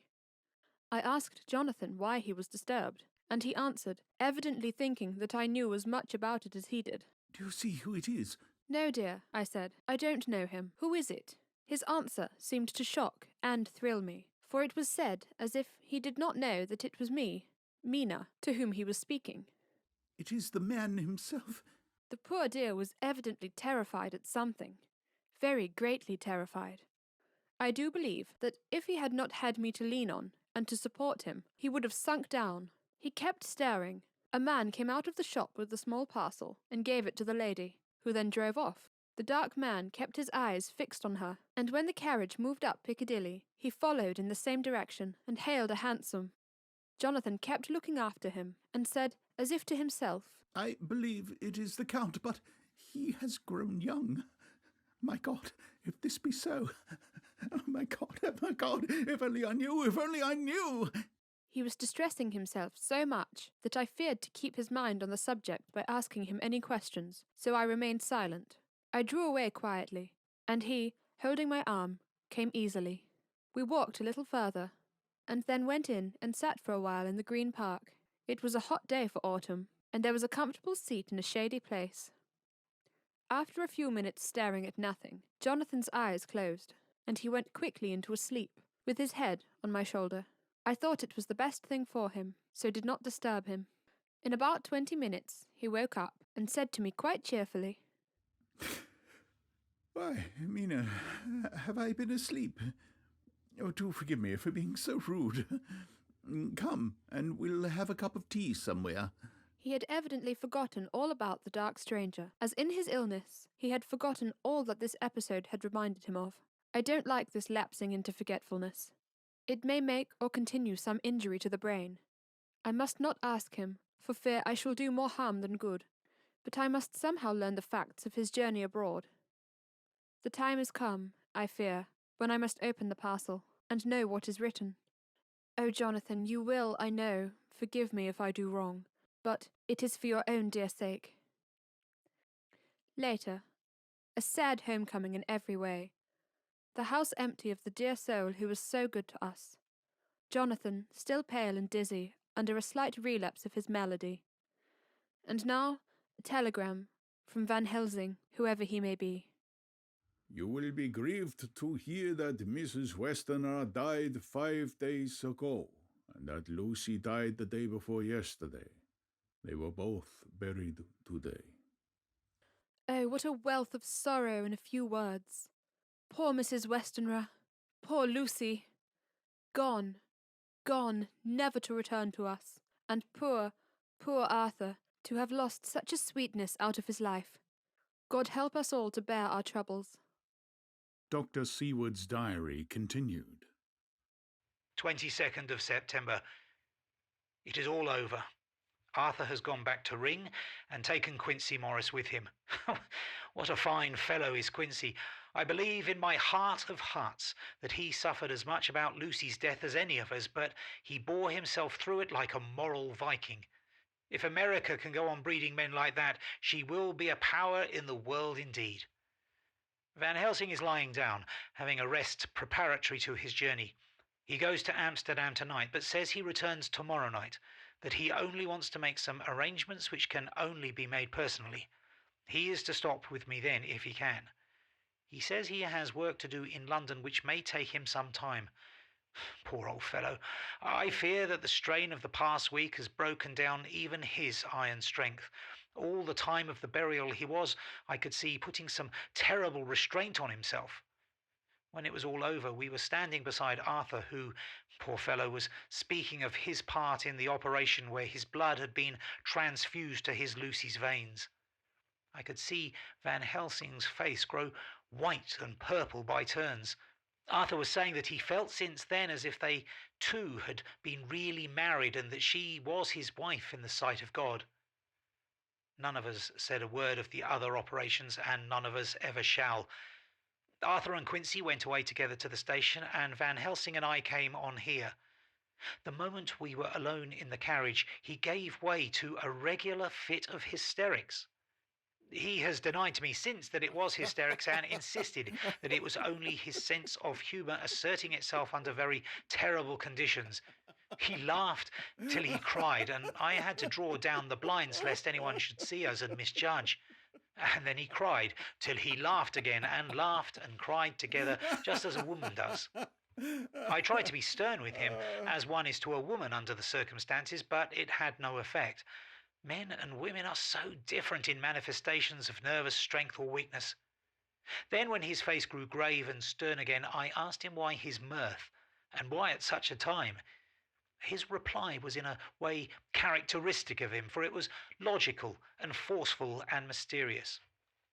He said, You don't comprehend, friend Jon.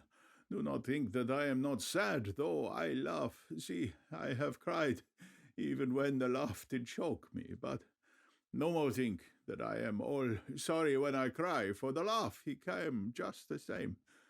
Keep it always with you, that laughter. Who knock at your door and say, "May I come in?" is no true laughter. No, he is a king, and he come when and how he like. He ask no person, he choose no time of suitability. He say, "I am here. Behold, in example, I grieve my heart out for that so sweet young girl. I give my blood for her, though I am old and worn. I give my time, my skill, my sleep. I let my other sufferers want that she may have all, and yet I can laugh at her very grave. Laugh when the clay from the spade of the sexton drop upon her coffin and say, "Thud, thud," to my heart, till it send back the blood from my cheek, my heart bleed, for that poor boy, that dear boy. So of the age of mine own boy have I been blessed that he live, and with his hair and eyes the same. There, you know now why I love him so. And yet, when he say things that touch my husband heart to the quick, and make my father heart yearn to him, as to no other man, not even you, friend Jon, for we are more level in experiences than father and son, and yet, at such a moment, King laugh, he come to me, and shout and bellow in my ear, "Here I am," till the blood come dance back, and bring some sunshine that he carries with him to my cheek. Oh, friend Jon, it is a strange world, a sad world, a world full of miseries and woes and troubles, and yet, when King Laugh come, he make them all dance to the tune he play. Our bleeding hearts and dry bones of the churchyard and tears that burn as they fall all dance together to the music that he make with their smileless mouth of him. And believe me, friend Jon, that he is good to come and kind. We men and women are like ropes drawn tight with strain that pull us different ways. Then tears come, and like the rain on the ropes, they brace us up until perhaps the strain becomes too great and we break. But King Laugh, he come like the sunshine, and he ease off the strain again, and we bear to go on with our labor, what it may be. I did not like to wound him by pretending not to see his idea, but as I did not yet understand the cause of his laughter, I asked him. As he answered me, his face grew stern, and he said in quite a different tone, Oh, it was the grim irony of it all. This so lovely lady garlanded with flowers and looked so fair as life, till one by one we wondered if she was truly dead. She laid in that so fine marble house in that lonely churchyard, where rest so many of her kin, laid there with her mother who loved her, and whom she loved, and that sacred bell going toll, toll, toll, so sad and slow, and those holy men with the white garments of the angel pretending to read books, and yet all the time their eyes never on the page, and all of us with the bowed head, and all for what? She's dead, is it not? Well, for the life of me, Professor, I said, I can't see anything to laugh at in all that. Why, your expression makes it a harder puzzle than before, but even if the burial service was comic, what about poor Art and his trouble? Why, his heart was simply breaking. Just so. Said he not that the transfusion of his blood to her veins had made her truly his bride? Yes, and it was a sweet and comforting idea for him. Quite so, but there was a difficulty, friend Jon. If so that, then what about the others? This so sweet maid is a polyandrist, and me, with my poor wife dead to me, but alive by church's law, though no wits all gone, even I, who am faithful husband to this now no wife, I don't see where the joke comes in either, I said, and I did not feel particularly pleased with him for saying such things. He laid his hand on my arm and said, friend Jon, forgive me if I pain. I show not my feelings to others when it would only wound, but only to you, my old friend, whom I can trust. If you could have looked into my heart then when I want to laugh, If you could have done so when the laugh arrived, if you could do so now when King Laugh have packed up his crown, and all that is to him, for he go far, far away from me, and for a long, long time. Maybe you would perhaps pity me the most of all. I was touched by the tenderness of his tone and asked why. Because I know. And now we are all scattered, and for many a long day loneliness will sit over our roofs with brooding wings. Lucy lies in the tomb of her kin, a lordly death house in a lonely churchyard away from teeming London, where the air is fresh and the sun rises over Hampstead Hill, and where wildflowers grow of their own accord. So I can finish this diary, and God only knows if I shall ever begin another. If I do, or if I even open this again, it will be to deal with different people and different themes. For here, at the end, where the romance of my life is told, ere I go back to take up the thread of my life's work, I say sadly, and without hope, Fini. The Westminster Gazette, 25th September, A Hampstead Mystery. The neighbourhood of Hampstead is just at present exercised with a series of events which seem to run on lines parallel to those of what was known to the writers of headlines as the Kensington Horror, or the Stabbing Woman, or the Woman in Black. During the past 2 or 3 days, several cases have occurred of young children straying from home or neglecting to return from their playing on the heath. In all these cases, the children were too young to give any properly intelligible account of themselves, but the consensus of their excuses is that they had been with a bloofer lady. It has always been late in the evening when they have been missed, and on 2 occasions the children have not been found until early in the following morning.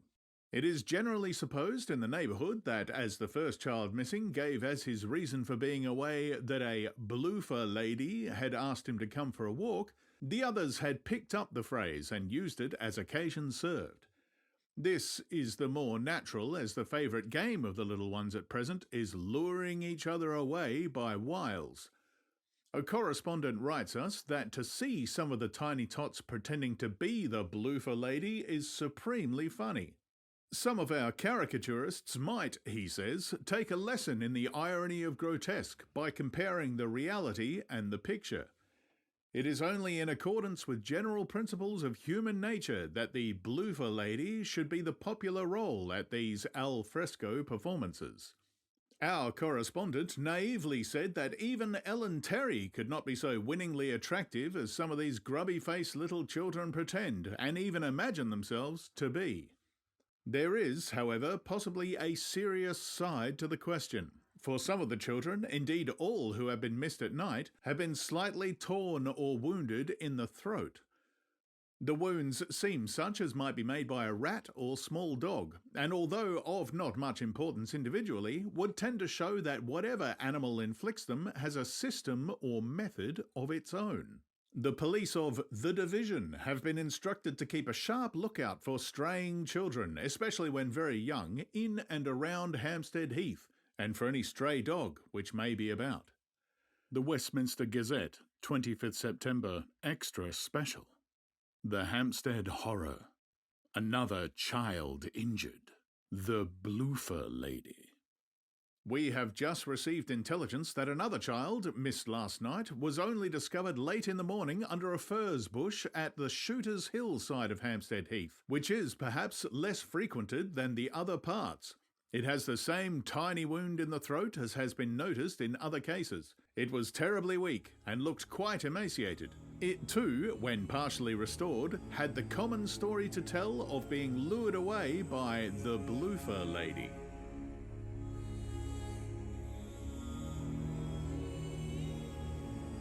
Chapter 14. Mina Harker's Journal.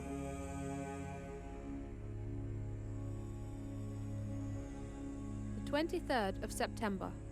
Jonathan is better after a bad night. I am so glad that he has plenty of work to do, for that keeps his mind off the terrible things. And oh, I am rejoiced that he is not now weighed down with the responsibility of his new position.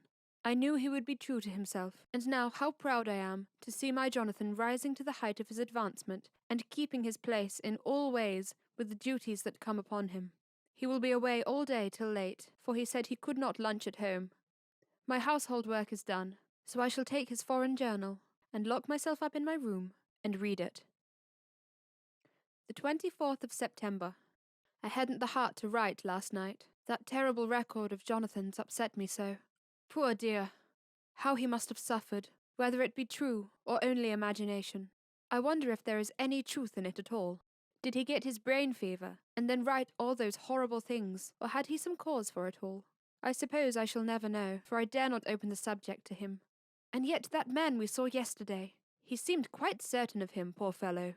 I suppose it was the funeral upset him, and sent his mind back on some train of thought. He believes it all himself. I remember how on our wedding day he said, "Unless some solemn duty come upon me to go back to the bitter hours, asleep or awake, mad or sane." There seems to be through it all some thread of continuity. That fearful Count was coming to London. If it should be, and he came to London, with its teeming millions, there may be a solemn duty, and if it come we must not shrink from it. I shall be prepared. I shall get my typewriter this very hour and begin transcribing. Then we shall be ready for other eyes if required, and if it be wanted, then, perhaps, if I am ready, poor Jonathan may not be upset, for I can speak for him, and never let him be troubled or worried with it at all. If ever Jonathan quite gets over the nervousness, he may want to tell me of it all, and I can ask him questions, and find out things, and see how I may comfort him. Letter. Van Helsing to Mrs. Harker. 24 September. Confidence. Dear Madam, I pray you to pardon my writing in that I am so far friend as that I sent you sad news of Miss Lucy Westenra's death. By the kindness of Lord Godalming, I am empowered to read her letters and papers, for I am deeply concerned about certain matters vitally important. In them I find some letters from you, which show how great friends you were, and how you love her. Oh, Madam Mina, by that love I implore you, help me. It is for others' good that I ask, to redress great wrong, and to lift much and terrible troubles that may be more great than you can know. May it be that I see you. You can trust me. I am friend of Dr. John Seward and of Lord Godalming, that was author of Miss Lucy. I must keep it private for the present from all. I should come to Exeter to see you at once if you tell me I'm privileged to come, and where and when. I implore your pardon, madam. I have read your letters to poor Lucy, and know how good you are, and how your husband suffer. So I pray you, if it may be, enlighten him not, lest it may harm. Again, your pardon, and forgive me. Van Helsing. Telegram. Mrs. Harker to Van Helsing. September 25th. Come today by 10:15 train if you can catch it. Can see you any time you call. Wilhelmina Harker. Mina Harker's Journal.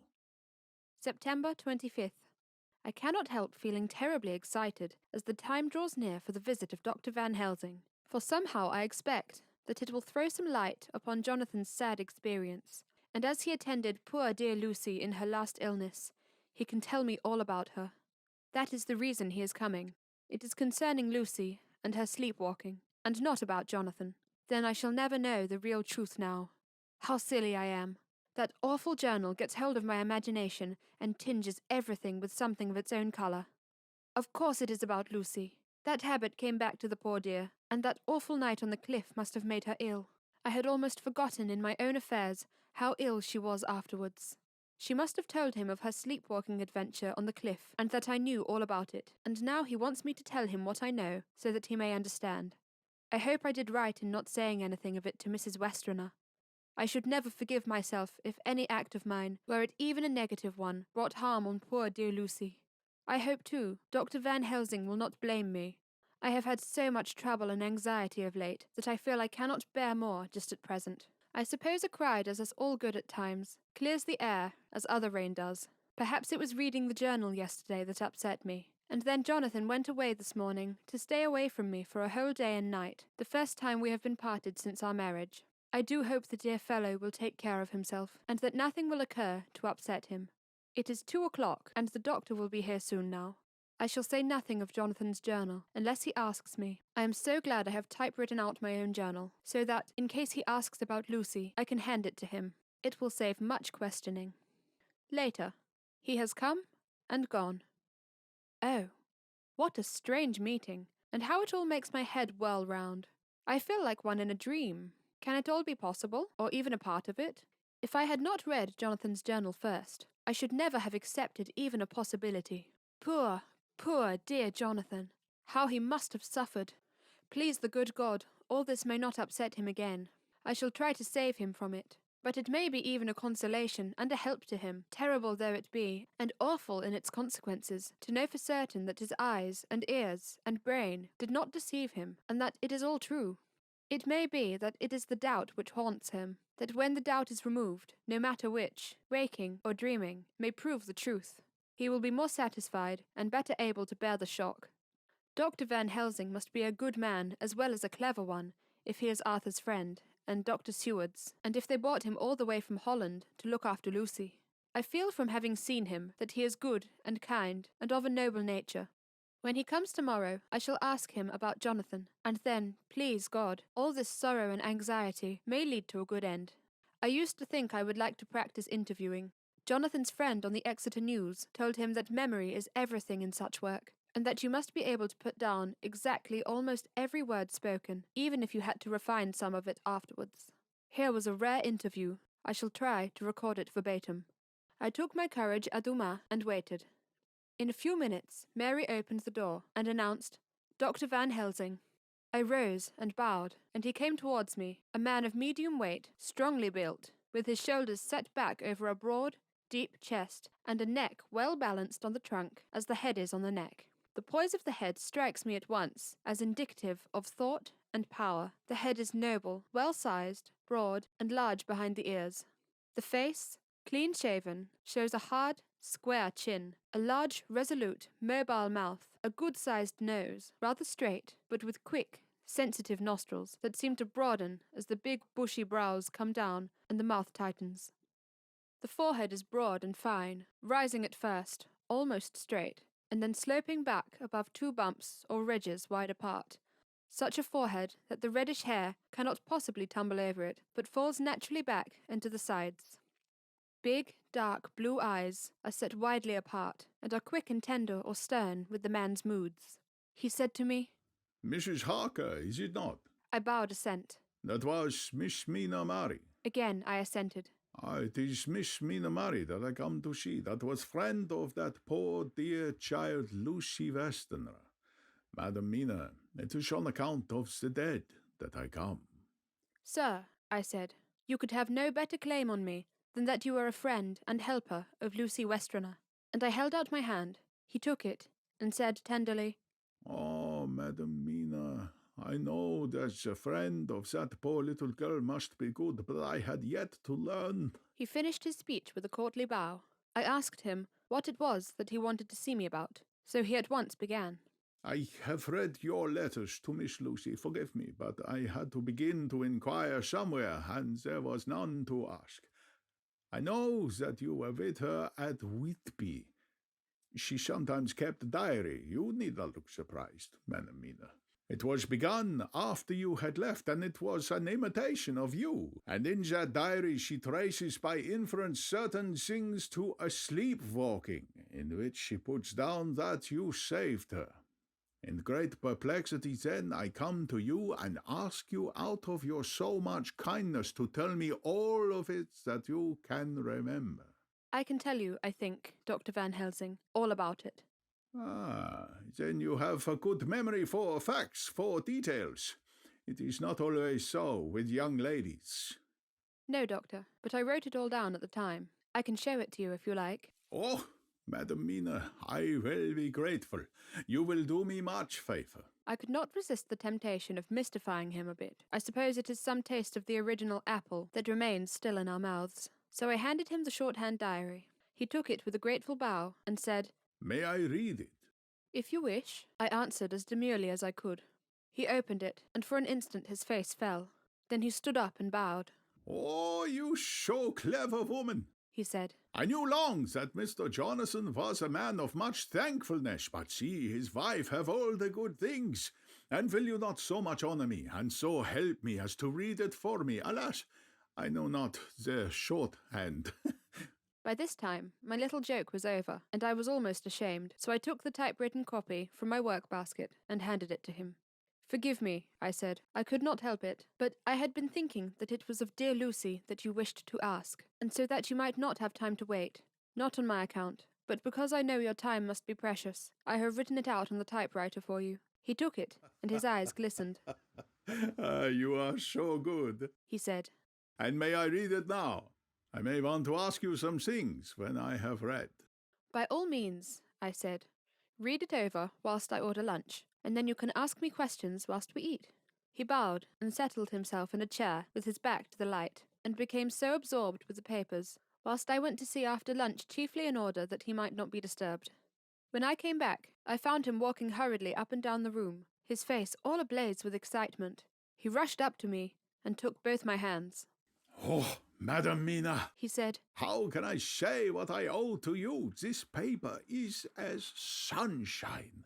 It opens the gate to me. I am dazed, I am dazzled with so much light, and yet clouds roll in behind the light every time, but that you cannot comprehend. Oh, but I am grateful to you, you so clever woman, madam." He said this very solemnly.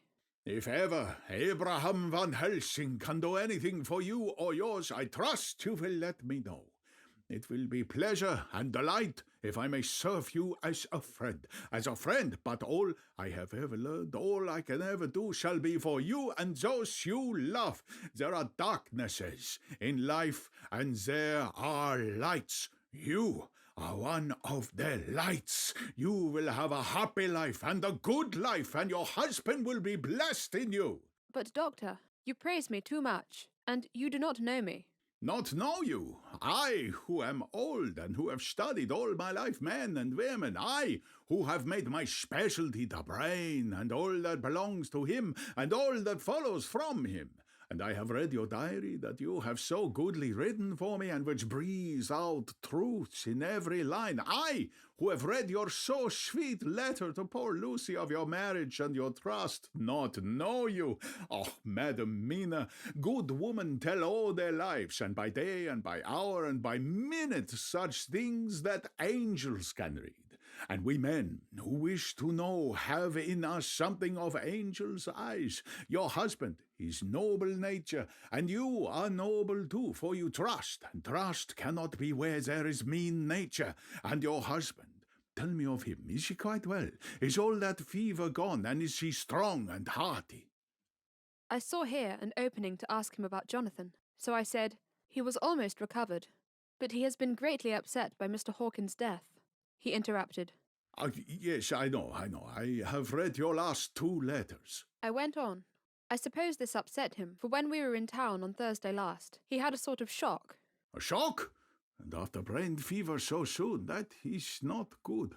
What kind of shock was it? He thought he saw someone who recalled something terrible, something which led to his brain fever. And here, the whole thing seemed to overwhelm me in a rush. The pity for Jonathan, the horror which he experienced, the whole fearful mystery of his diary, and the fear that has been brooding over me ever since, all came to a tumult. I suppose I was hysterical, for I threw myself on my knees and held up my hands to him, and implored him to make my husband well again. He took my hands and raised me up, and made me sit on the sofa, and sat by me. He held my hand in his, and said to me with, oh, such infinite sweetness, "My life is a barren and a lonely one, and so full of work that I have not that much time for friendships. But since I have been summoned to here by my friend John Seward, I have known so many good people, and seen such nobility, that I feel more than ever, and it has grown with my advancing years, the loneliness of my life. Believe me, then, that I come here full of respect for you, and you have given me hope not in what I am seeking of, but that there are good women still left to make life happy. Good women whose lives and whose truths may make good lesson for the children that are to be. I am glad that I may be here of some use to you. For if your husband suffer, he suffer within the range of my study and experience. I promise you that I will gladly do all for him that I can, all to make his life strong and manly, and your life a happy one. Now, you must eat. You are overwrought and perhaps over-anxious. Husband Jonathan would not like to see you so pale, and what he like not where he love is not to his good. Therefore, for his sake, you must eat and smile. You have told me about Lucy, and so now we may not speak of it lest it distress. I shall stay in Exeter tonight, for I want to think much over what you have told me, and when I have thought, I will ask you questions, if I may, and then too, you will tell me of husband Jonathan's troubles so far as you can, but not yet. You must eat now. Afterwards, you shall tell me all. After lunch, when we went back to the drawing room, he said to me, And now tell me all about him. When it came to speaking to this great learned man, I began to fear that he would think me as a weak fool, and Jonathan a madman. That journal is all so strange, and I hesitated to go on. But he was so sweet and kind, and he had promised to help, and I trusted him. So I said, Dr. Van Helsing, what I have to tell you is so queer that you must not laugh at me or at my husband. I have been since yesterday in a sort of fever of doubt. You must be kind to me, and not think me foolish that I have even half believed some very strange things. He reassured me by his manner as well as his words, when he said, Oh, my dear, if you only knew how strange is the matter regarding which I am here, it is you who would laugh. I have learned not to think little of anyone's belief, no matter how strange it may be. I have tried to keep an open mind, and it is not the ordinary things of life that could close it, but the strange things, the extraordinary things, the things that make one doubt if they be mad or sane.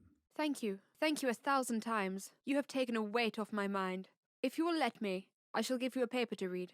It is long, but I have typewritten it out. It will tell you my trouble, and Jonathan's. It is the copy of his journal when abroad, and all that happened. I dare not say anything of it. You will read for yourself and judge, and then when I see you, perhaps, you will be very kind and tell me what you think. I promise, he said as I gave him the papers. I shall, in the morning, as soon as I can, come to see you and your husband if I may. Jonathan will be here at 11:30, and you must come to lunch with us and see him then. You could catch the quick 3:34 train, which will leave you at Paddington before 8. He was surprised at my knowledge of the trains offhand, but he does not know that I have made up all the trains to and from Exeter, so that I may help Jonathan in case he is in a hurry. So he took the papers with him and went away, and I sit here thinking I don't know what. Letter by hand. Van Helsing to Mrs. Harker. 25th September, 6 o'clock.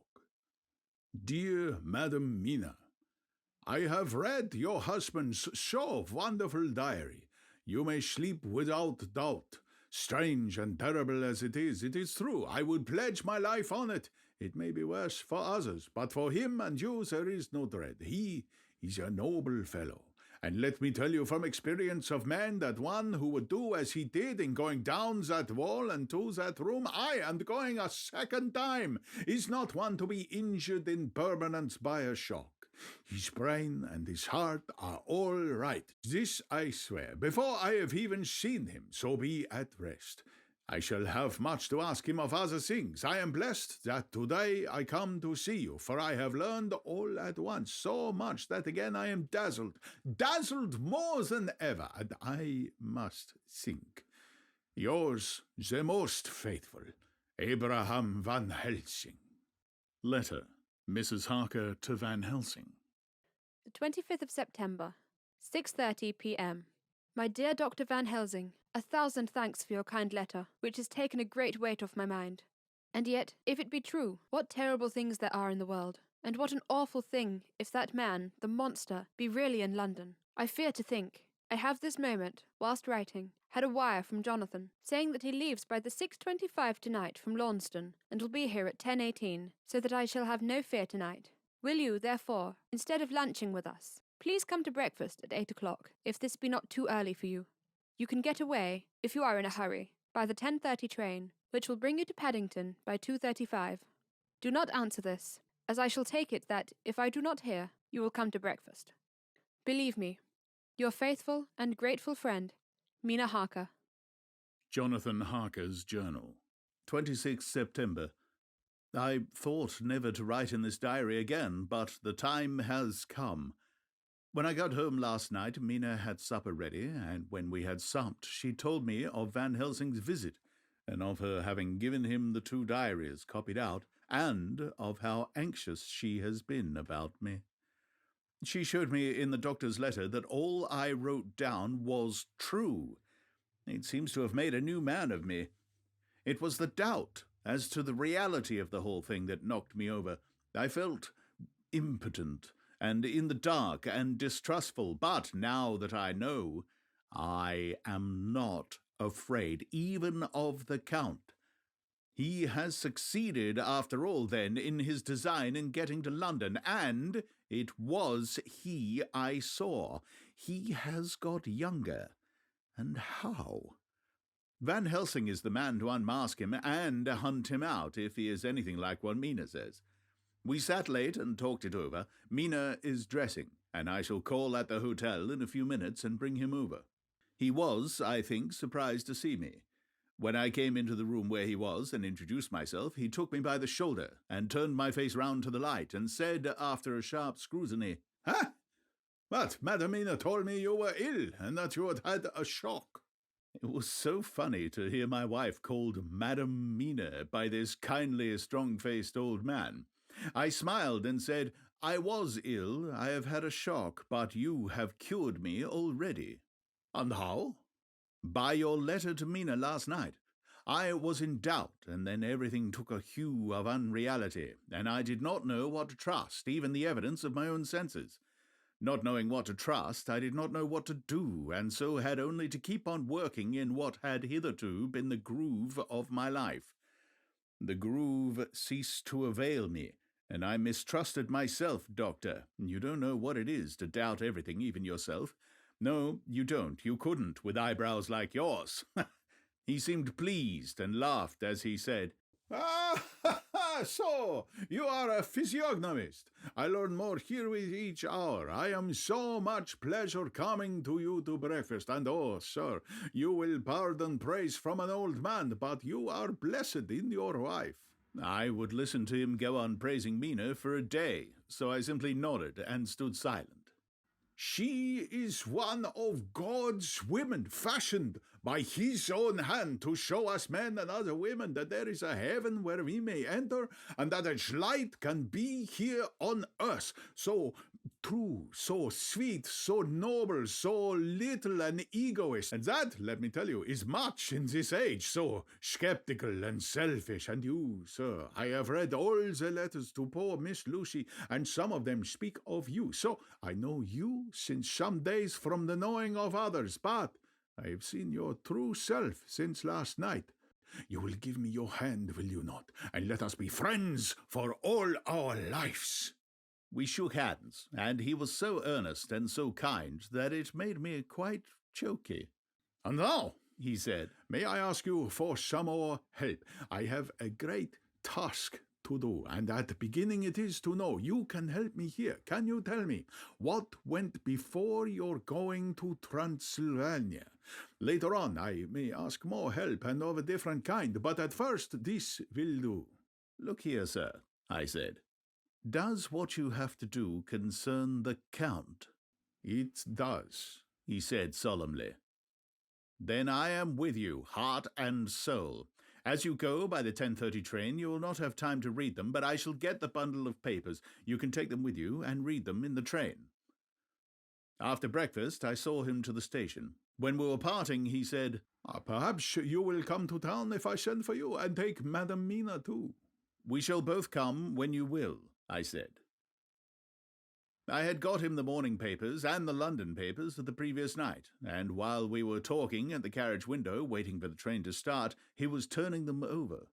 His eyes suddenly seemed to catch something in one of them. The Westminster Gazette, I knew it by the colour, and he grew quite white. He read something intently, groaning to himself. Mein Gott, so soon, so soon. I do not think he remembered me at the moment. Just then the whistle blew, and the train moved off. This recalled him to himself, and he leaned out of the window and waved his hand, calling, Love to Madam Mina. I shall write so soon as ever I can. Dr. Seward's Diary. 26th of September. Truly there is no such thing as finality. Not a week since I said fini, and yet here I am starting fresh again, or rather going on with the record. Until this afternoon I had no cause to think of what is done.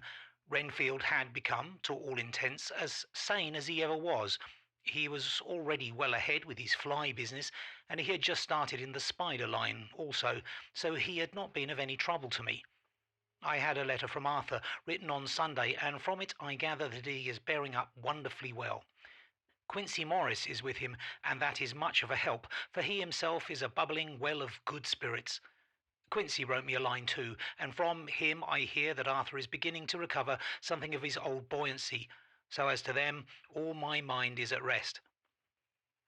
As for myself, I was settling down to my work with the enthusiasm which I used to have for it, so that I might fairly have said that the wound which poor Lucy left on me was becoming cicatrized. Everything is, however, now reopened, and what is to be the end, God only knows. I have an idea that Van Helsing thinks he knows too, but he will only let out enough at a time to whet curiosity. He went to Exeter yesterday and stayed there all night. Today he came back and almost bounded into the room at about 5:30 and thrust last night's Westminster Gazette into my hand. What do you think of that? Huh? He asked as he stood back and folded his arms. I looked over the paper, for I really did not know what he meant, but he took it from me and pointed out a paragraph about children being decoyed away at Hampstead. It did not convey much to me until I reached a passage where it described small puncture wounds on their throats. An idea struck me, and I looked up. Well? He said, It's like poor Lucy's. And what do you make of it? Simply that there is some cause in common. Whatever it was that injured her has injured them. I did not quite understand his answer. That is true, indirectly, but not directly. How do you mean, Professor? I asked. I was a little inclined to take his seriousness lightly, for, after all, 4 days of rest and freedom from burning, harrowing anxiety does help to restore one's spirits. But when I saw his face, it sobered me. Never, even in the midst of our despair about poor Lucy, had he looked more stern. Tell me, I said. I can hazard no opinion. I do not know what to think, and I have no data on which to found a conjecture. Do you mean to tell me, friend Jon, that you have no suspicion as to what poor Lucy died of, not after all the hints given, not only by events, but by me? Of nervous prostration following a great loss or waste of blood. And how was the blood lost or wasted? I shook my head. He stepped over and sat down beside me and went on. You are a clever man, friend Jon. You reason well and your wit is bold, but you are too prejudiced. You do not let your eyes see, nor your ears hear. And that which is outside your daily life is not of account to you. Do you not think that there are things which you cannot understand, and yet which are? And some people see things that others cannot. But there are things old and new which must not be contemplated by men's eyes, because they know, or think they know, some things which other men have told them. It is the fault of our science that it wants to explain all, and if it explains not, then it says there is nothing to explain. But yet we see around us every day the growth of new beliefs, which think themselves new, and which are yet but the old, which pretend to be young, like the fine ladies at the opera. I suppose now you do not believe in corporeal transference, no? Nor in materialization, no, nor in astral bodies, no, nor in the reading of thoughts, no, nor in hypnotism. Yes, I said, Charcot has proved that pretty well. He smiled and went on. Then you are satisfied as to it, yes. And of course, then you understand how it acts and can follow the mind of the great Charcot, alas, that he is no more, into the very soul of the patient that he influenced, no? Then, friend Dion, am I to take it that you simply accept the fact and are satisfied to let from premise to conclusion be a blank, no? Then tell me, for I am a student of the brain, how you accept hypnotism and reject the thought reading. Let me tell you, my friend, that there are things done today in electrical science which would have been deemed unholy by the very men who discovered electricity, who would themselves not so long before have been burned as wizards. There are always mysteries in life. Why was it that Methuselah lived 900 years and old Pa 169, and yet that poor Lucy, with 4 men's blood in her poor veins, could not live even 1 day? For, had she lived 1 more day, we could save her. Do you know all the mystery of life and death? Do you know the altogether of comparative anatomy, and can say wherefore the quantities of brutes are in some men and not in others? Can you tell me why, when other spiders die small and soon, that one great spider lived for centuries in the tower of the old Spanish church, and grew till on descending he could drink the oil of all the church lamps? Can you tell me why, in the pampas, aye, and elsewhere, there are bats that come out at night and open the veins of cattle and horses and suck dry their veins? How in some islands of the western seas there are bats which hang on the trees all day, and those who have seen describe as like giant nuts or pods, and that when the sailors sleep on the deck, because that it is hot, flit down on them, and then in the mornings are found dead, white as even Miss Lucy was. God, Professor, I said, starting up, do you mean to tell me that Lucy was bitten by such a bat and that such a thing is here in London in the 19th century? He waved his hand for silence and went on. Can you tell me why the tortoise lives more long than generations of men? Why the elephant goes on and on till he have seen dynasties? And why the parrot never die only of bite of cat or dog or other complaint? Can you tell me why men believe in all ages and places that there are men and women who cannot die?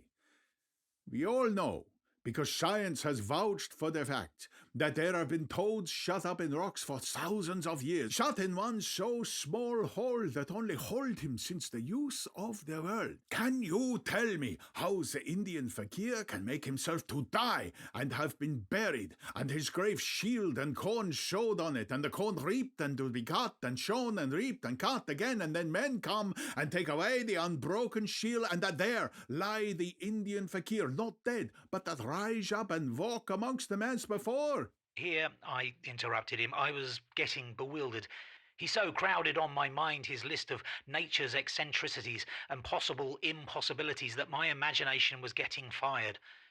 I had a dim idea that he was teaching me some lesson, as long ago he used to do in his study in Amsterdam. But he used them to tell me the things so that I could have the object of thought in mind all the time. But now I was without his help, yet I wanted to follow him, so I said, Professor, let me be your pet student again. Tell me the thesis so that I may apply your knowledge as you go on. At present, I am going in my mind from point to point as a madman, and not a sane one follows an idea. I feel like a novice lumbering through a bog in a midst, jumping from one tussock to another in the mere blind effort to move on without knowledge where I am going. That is a good image, he said. Well, I shall tell you. My thesis is this. I want you to believe. To believe what? To believe in things that you cannot. Let me illustrate. I heard once of an American who so defined faith. That faculty which enables us to believe things which we know to be untrue. For one, I follow that man. He meant that we shall have an open mind and not let a little bit of truth check the rush of the big truth, like a small rock does a railway track. We get the small truth first. Good, we keep him and we value him, but all the same we must not let him think himself all the truth in the universe. Then you want me not to let some previous conviction inure the receptivity of my mind with regard to some strange matter. Do I read your lesson aright? You are my favorite pupil still. It is worth to teach you. Now that you are willing to understand, you have taken the first step to understand. You think then that those so small holes in the children's throats were made by the same that made the holes in Miss Lucy? I suppose so. He stood up and said solemnly, Then you are wrong. Oh, would it were so, but alas, no. It is worse. Far, far worse. In God's name, Professor Van Helsing, what do you mean? I cried. He threw himself with a despairing gesture into a chair and placed his elbows on the table, covering his face with his hands as he spoke. They were made by Miss Lucy.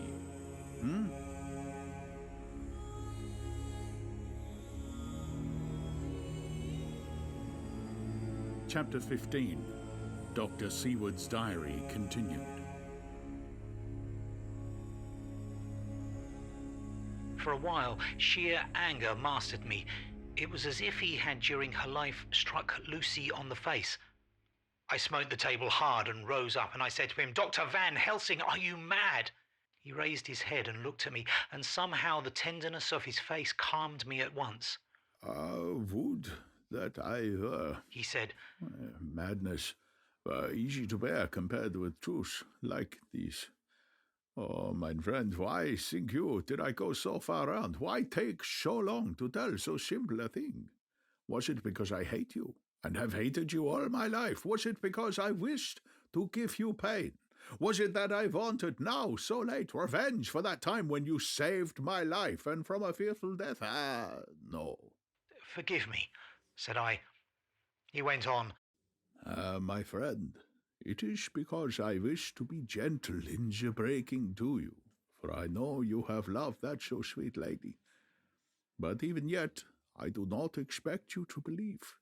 It is so hard to accept that there wants any abstract truths that we may doubt such to be possible when we have always believed the no of it. It is more hard still to accept so sad a concrete truth, and of such a one as Miss Lucy. Tonight I go to prove it. Dare you come with me? This staggered me. A man does not like to prove such a truth. Byron excepted from the category jealousy, and prove the very truth he most abhorred. He saw my hesitation and spoke. The logic is simple. No madman's logic this time, jumping from tussock to tussock in a misty bog. If it not be true, then proof will be relief. At worst, it will not harm. If it be true, there is the dread.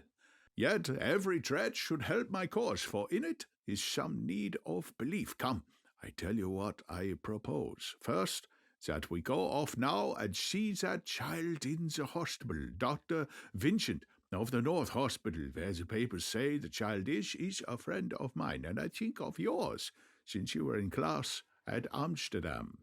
He will let two scientists see his case if he will not let two friends. We shall tell him nothing, but only that we wish to learn, and then... And then? He took a key from his pocket and held it up. And then we spend the night, you and I, in the churchyard where Lucy lies. This is the key that locked the tomb. I had it from the coffin man to give to Arthur. My heart sank within me, for I felt that there was some fearful ordeal before us. I could do nothing, however, so I plucked up what heart I could and said that we had better hasten, as the afternoon was passing. We found the child awake. It had had a sleep and taken some food, and altogether was going on well. Dr. Vincent took the bandage from its throat and showed us the punctures. There was no mistaking the similarity to those which had been on Lucy's throat. They were smaller, and the edges looked fresher, that was all. We asked Vincent to what he attributed them, and he replied that it must have been a bite of some animal, perhaps a rat, but for his own part he was inclined to think it was one of the bats which are so numerous on the northern heights of London. Out of so many harmless ones, he said, there may be some wild specimens from the south of a more malignant species.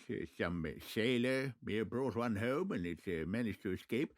Or even from the zoological gardens. A young one may have gotten loose, or one be bred there from a vampire. These things do occur, you know. Only 10 days ago a wolf got out and was, I believe, traced up in this direction. For a week after, the children were playing nothing but Red Riding Hood on the heath, and in every alley in the place until this blue fur lady scare came along. Since then, it has been quite a gala time with them. Even this poor little mite, when he woke up today, asked the nurse if he might go away. When she asked him why she wanted to go, he said he wanted to play with the blue fur lady.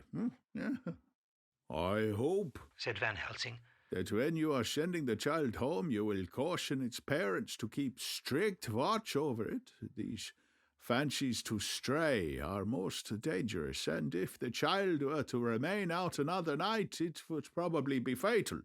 But in any case, I suppose you will not let it away for some days.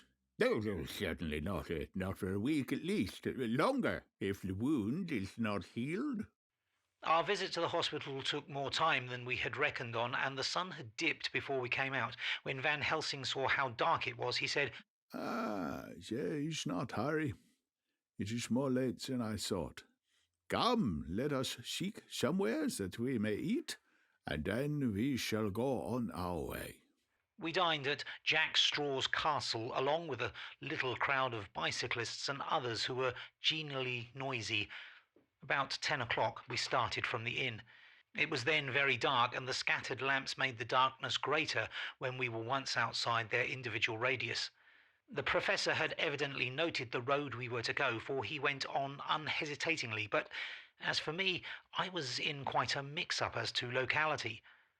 As we went further, we met fewer and fewer people, till at last we were somewhat surprised when we met even the patrol of horse police going their usual suburban round.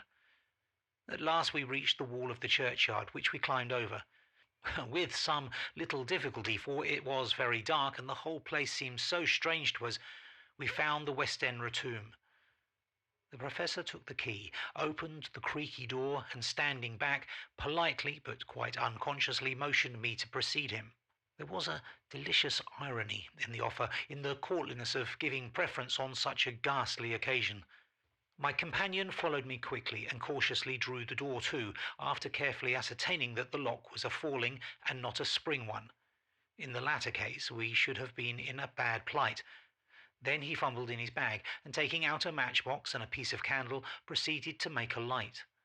The tomb, in the daytime, and when wreathed with fresh flowers, had looked grim and gruesome enough, but now, some days afterwards, when the flowers hung lank and dead, their whites turning to rust and their greens to browns, when the spider and the beetle had resumed their accustomed dominance, when the time-discoloured stone and dust-encrusted mortar and rusty dank iron and tarnished brass and cloud-silver plating gave back the feeble glimmer of a candle, the effect was more miserable and sordid than could ever have been imagined.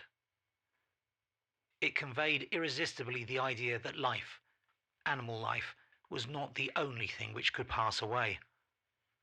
Van Helsing went about his work systematically, holding his candle so that he could read the coffin plates, and so holding it that the sperm dropped in white patches which congealed as they touched the metal. He made assurance of Lucy's coffin. Another search in his bag, and he took out a turnscrew. "What are you going to do?" I asked. To open the coffin. You shall yet be convinced. Straight away he began taking out the screws, and finally lifted off the lid, showing the case of lead beneath. The sight was almost too much for me. It seemed to be as much an affront to the dead as it would have been to have stripped off her clothing in her sleep whilst living. I actually took hold of his hand to stop him. He only said, "You shall see," and again, fumbling in his bag, took out a tiny fret saw. Striking the turn screw through the lead with a swift downward stab which made me wince, he made a small hole, which was, however, big enough to admit the point of the saw. I had expected a rush of gas from the week-old corpse. We doctors who have had to study our dangers have to become accustomed to such things, and I drew back towards the door. But the professor never stopped for a moment. He sawed down a couple of feet along one side of the lead coffin and then across and down the other side. Taking the edge of the loose flange, he bent it back towards the foot of the coffin and, holding up the candle into the aperture, motioned to me to look. I drew near and looked. The coffin was empty. It was certainly a surprise to me and gave me a considerable shock, but Van Helsing was unmoved. He was now more sure than ever of his ground, and so emboldened to proceed in his task. Are you satisfied now, friend Jon? I felt all the dogged argumentativeness of my nature awake within me as I answered him. I am satisfied that Lucy's body is not in that coffin, but that only proves one thing. What is that, friend Jon? That it is not there. That is good logic, he said, so far as it goes. But how can you account for it not being there? Perhaps a body snatcher, I suggested. Some of the Undertaker's people may have stolen it. I felt that I was speaking folly, and yet it was the only real cause which I could suggest. The professor sighed. Well, he said, we must have proof. Come with me. He put on the coffin lid again, gathered up all his things and placed them in the bag, blew out the light and placed the candle also in the bag. We opened the door and went out. Behind us he closed the door and locked it. He handed me the key, saying, Will you keep it? You had better be assured. I laughed. It was not a very cheerful laugh, I am bound to say, as I motioned him to keep it. A key is nothing, I said. There are many duplicates, and anyhow it is not difficult to pick a lock of this kind. He said nothing, but put the key in his pocket. Then he told me to watch at one side of the churchyard whilst he would watch at the other. I took up my place behind a yew tree, and I saw his dark figure move until the intervening headstones and trees hid it from my sight. It was a lonely vigil. Just after I had taken my place, I heard a distant clock strike 12, and in time came 1 and 2. I was chilled and unnerved and angry with the professor for taking me on such an errand, and with myself for coming. I was too cold and too sleepy to be keenly observant, and not sleepy enough to betray my trust, so altogether I had a dreary, miserable time. Suddenly, as I turned round, I thought I saw something like a white streak moving between 2 dark yew trees at the side of the churchyard furthest from the tomb. At the same time, a dark mass moved from the professor's side of the ground and hurriedly went towards it. Then I too moved, but I had to go round headstones and railed off tombs, and I stumbled over graves. The sky was overcast, and somewhere far off an early cock crew. A little ways off, behind a line of scattered juniper trees which marked the pathway to the church, a white, dim figure flitted in the direction of the tomb. The tomb itself was hidden by trees, and I could not see where the figure had disappeared. I heard the rustle of actual movement where I had first seen the white figure, and coming over, found the professor holding in his arms a tiny child. When he saw me, he held it out to me and said, Are you satisfied now? No, I said, in a way that I felt was aggressive. Do you not see the child? Yes, it is a child, but who brought it here? And is it wounded? We shall see, said the professor, and with one impulse we took our way out of the churchyard, he carrying the sleeping child. When we had got some little distance away, we went into a clump of trees and struck a match and looked at the child's throat. It was without a scratch or scar of any kind. Was I right? I asked triumphantly. We were just in time, said the professor thankfully. We had now to decide what we were to do with the child, and so consulted about it. If we were to take it to a police station, we should have to give some account of our movements during the night. At least we should have had to make some statement as to how we had come to find the child. So finally we decided that we would take it to the heath, and when we heard a policeman coming, would leave it where he could not fail to find it. We would then seek our way home as quickly as we could. All fell out well. At the edge of Hampstead Heath we heard a policeman's heavy tramp, and laying the child on the pathway, we waited and watched until he saw it as he flashed his lantern to and fro. We heard his exclamation of astonishment, and then we went away silently. By good chance we got a cab near the Spaniards and drove to town. I cannot sleep, so I make this entry. But I must try to get a few hours' sleep, as Van Helsing is to call for me at noon. He insists that I go with him on another expedition. 27th of September. It was 2 o'clock before we found a suitable opportunity for our attempt. The funeral, held at noon, was all completed, and the last stragglers of the mourners had taken themselves lazily away, when, looking carefully from behind a clump of alder trees, we saw the sexton lock the gate after him. We knew that we were safe till morning did we desire it, but the professor told me that we should not want more than an hour at most. Again, I felt that horrid sense of the reality of things in which any effort of imagination seemed out of place, and I realized distinctly the perils of the law which we were incurring in our unhallowed work. Besides, I felt it was all so useless. Outrageous as it was to open a leaden coffin to see if a woman dead nearly a week were really dead, it now seemed the height of folly to open the tomb again, when we knew from the evidence of our own eyesight that the coffin was empty. I shrugged my shoulders, however, and rested silent, for Van Helsing had a way of going on his own road, no matter who remonstrated. He took the key, opened the vault, and again courteously motioned me to proceed. The place was not so gruesome as last night, but oh, how unutterably mean-looking when the sunshine streamed in. Van Helsing walked over to Lucy's coffin, and I followed. He bent over and again forced back the leaden flange, and a shock of surprise and dismay shot through me. There lay Lucy, seemingly just as we had seen her the night before her funeral. She was, if possible, more radiantly beautiful than ever, and I could not believe that she was dead. The lips were red, nay, redder than before, and on the cheeks was a delicate bloom. "Is this a juggle?" I said to him. "Are you convinced now?" said the professor in response, and as he spoke he put over his hand and, in a way that made me shudder, pulled back the dead lips and showed the white teeth. "See," he went on, "they are even sharper than before. With this and this," and he touched one of the canine teeth and that below it, "the little children can be bitten. Are you of belief now, friend Jon?" Once more, argumentative hostility woke within me. I could not accept such an overwhelming idea as he suggested. So, with an attempt to argue of which I was even at the moment ashamed, I said, "She may have been placed here since last night." "Indeed, that is sure. And by whom?" "I do not know. Someone has done it." "And yet she has been dead 1 week. Most people since that time would not look so. I had no answer for this, so I was silent. Van Helsing did not seem to notice my silence. At any rate, he showed neither chagrin nor triumph. He was looking intently at the face of the dead woman, raising the eyelids and looking at the eyes, and once more opening the lips and examining the teeth.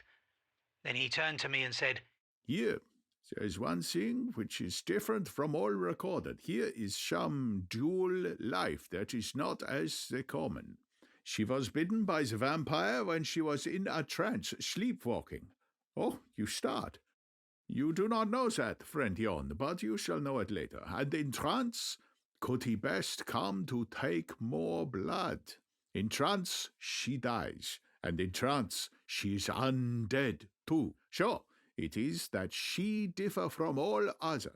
Usually, when the undead sleeps at home..." As he spoke, he made a comprehensive sweep of his arm to designate what to a vampire was home. "Their face show what they are, but this so sweet that was when she not undead, she go back to the nothings of the common dead. There is no malign there, see, and sure it make hard that I must kill her in her sleep." This turned my blood cold, and it began to dawn upon me that I was accepting Van Helsing's theories. But if she were really dead, What was there of terror in the idea of killing her? He looked up at me and evidently saw the change in my face, for he said almost joyously, "Ah, you believe now?" I answered, "Do not press me too hard all at once. I am willing to accept. How will you do this bloody work?" "Ah, I shall cut off her head and fill her mouth with garlic, and I shall drive a stake through her body." It made me shudder to think of so mutilating the body of the woman I had loved. And yet the feeling was not so strong as I had expected. I was, in fact, beginning to shudder at the presence of this being, this undead, as Van Helsing called it, and to loathe it. Is it possible that love is all subjective or all objective? I waited a considerable time for Van Helsing to begin, but he stood as if wrapped in thought. Presently he closed the catch of his bag with a snap and said, "I have been thinking, and have made up my mind as to what is best. If I did simply follow my inclinings, I would do now at this moment what is to be done. But there are other things to follow, and things that are 1,000 times more difficult, in that them we do not know. This is simple. She have yet no life taken, though that is of time, and to act now would be to take danger from her forever. But then we may have to want Arthur, and how shall we tell him of this?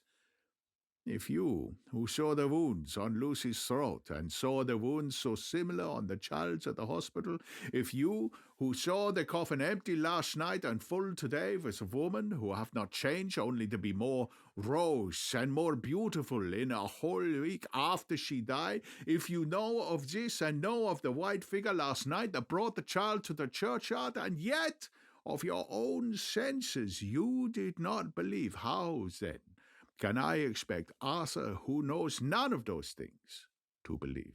He doubted me when I took him from her kiss when she was dying. I know he has forgiven me because in some mistaken idea I have done things that prevent him say goodbye as he ought, and he may think that in some more mistaken idea this woman was buried alive, and that in most mistake of all we have killed her. He will then argue back that it is we mistaken ones that have killed her by our ideas, and so he will be much unhappy always. Yet he never can be sure, and that is the worst of all.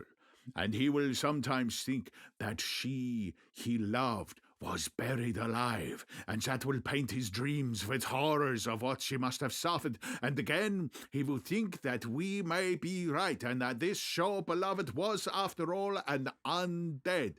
No, I told him once, and since then I learn much. Now, since I know it is all true, 100,000 times more do I know that he must pass through the bitter waters to reach the sweet. He, poor fellow, must have 1 hour that will make the very face of heaven grow black to him. Then we can act for good all round, and send him peace. My mind is made up. Let us go. You return home for tonight to your asylum, and see that all be well. As for me, I shall spend the night here in the churchyard in my own way. Tomorrow night you will come to me to the Berkeley Hotel at 10 of the clock. I shall send for Arthur to come too, and also that so fine young man of America that gave his blood. Later we shall all have work to do. I come with you so far as Piccadilly, and there dine, for I must be back here before the sun set. So we locked the tomb and came away, and got over the wall of the churchyard, which was not much of a task, and drove back to Piccadilly. Note left by Van Helsing in his portmanteau, Berkeley Hotel, directed to John Seward, M.D., not delivered. 27 September.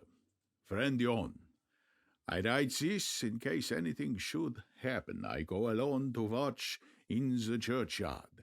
It pleases me that the undead Miss Lucy shall not leave tonight, and so on the morrow night she may be more eager. Therefore, I shall fix some things she like not, garlic and the crucifix, and so seal up the door of the tomb. She is young as undead, and will heed. Moreover, these are only to prevent her coming out. They may not prevail on her wanting to get in, for then the undead is desperate and must find the line of least resistance whatsoever it may be. I shall be at hand all the night from sunset till after sunrise, and if there be aught that may be learned, I shall learn it. For Miss Lucy, or from her, I have no fear but that other. To whom is there that she is undead? He hath not the power to seek her tomb and find shelter. He is cunning, as I know from Mr. Jonathan, and from the way that all along he hath fooled us when he played with us for Miss Lucy's life, and we lost. And in many ways the undead are strong. He have always the strength in his hand of 20 men, even we 4, who gave our strength to Miss Lucy. It also is all to him. Besides, he can summon his wolf, and I know not what. So, if it be that he came hither on this night, he shall find me, but none other shall until it be too late. But it may be that he will not attempt the place. There is no reason why he should. His hunting ground is more full of game than the churchyard where the undead woman sleeps and the one old man watch. Therefore, I write in this case, take the papers that are with this, the diaries of Harker and the rest, and read them, and then find this great undead and cut off his head, and burn his heart or drive a stake through it, so that the world may rest from him. If it be so, farewell.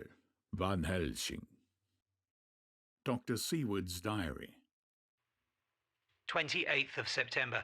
It is wonderful what a good night's sleep will do for one. Yesterday I was almost willing to accept Van Helsing's monstrous ideas, but now they seem to start out lurid before me as outrages on common sense. I have no doubt that he believes it all. I wonder if his mind can have become in any way unhinged. Surely there must be some rational explanation of all these mysterious things. Is it possible that the professor can have done it to himself? He is so abnormally clever that if he went off his head, he would carry out his intent with regard to some fixed idea in a wonderful way. I am loath to think it, and indeed it would be almost as great a marvel as the other to find that Van Helsing was mad. But anyhow, I shall watch him carefully. I may get some light on the mystery. 29th of September. Last night, as a little before 10 o'clock, Arthur and Quincy came into Van Helsing's room. He told us all what he wanted us to do, but especially addressing himself to Arthur as if our wills were centred in his. He began by saying that he hoped we would all come with him to... For, he said, there is a grave duty to be done there. You were doubtless surprised at my letter. This query was directly addressed to Lord Godalming. I was. It rather upset me for a bit. There's been so much trouble around my house of late that I could do without any more. I have been curious, too, as to what you mean. Quincy and I talked it over, but the more we talked, the more puzzled we got. Till now, I can say for myself that I'm about up a tree as to any meaning about anything. Me too, said Quincy Morris laconically. Oh, said the professor. Then you are nearer the beginning, both of you, than friend Jon here, who has to go a long way back before he can even get so far as to begin. It was evident that he recognized my return to my old doubting frame of mind without me saying a word.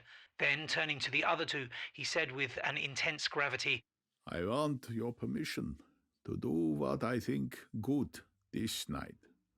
It is, I know, much to ask, and when you know what it is I propose to do, you will know, and only then, how much. Therefore, may I ask that you promise me in the dark, so that afterwards, though you may be angry with me for a time, I must not disguise from myself the possibility that such may be. You shall not blame yourselves for anything. Well, that's frank anyhow, broke in Quincy. I'll answer for the professor. I don't quite see his drift, but I swear he's honest, and that's good enough for me. I thank you, sir, said Van Helsing proudly. I have done myself the honour of counting you one trusting friend, and such endorsement is dear to me.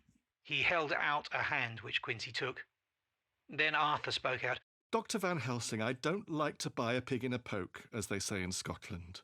And if it be anything in which my honour as a gentleman or my faith as a Christian is concerned, I cannot make such a promise. If you can assure me that what you intend does not violate either of these two, then I give you my consent at once. Though for the life of me I cannot understand what you are driving at.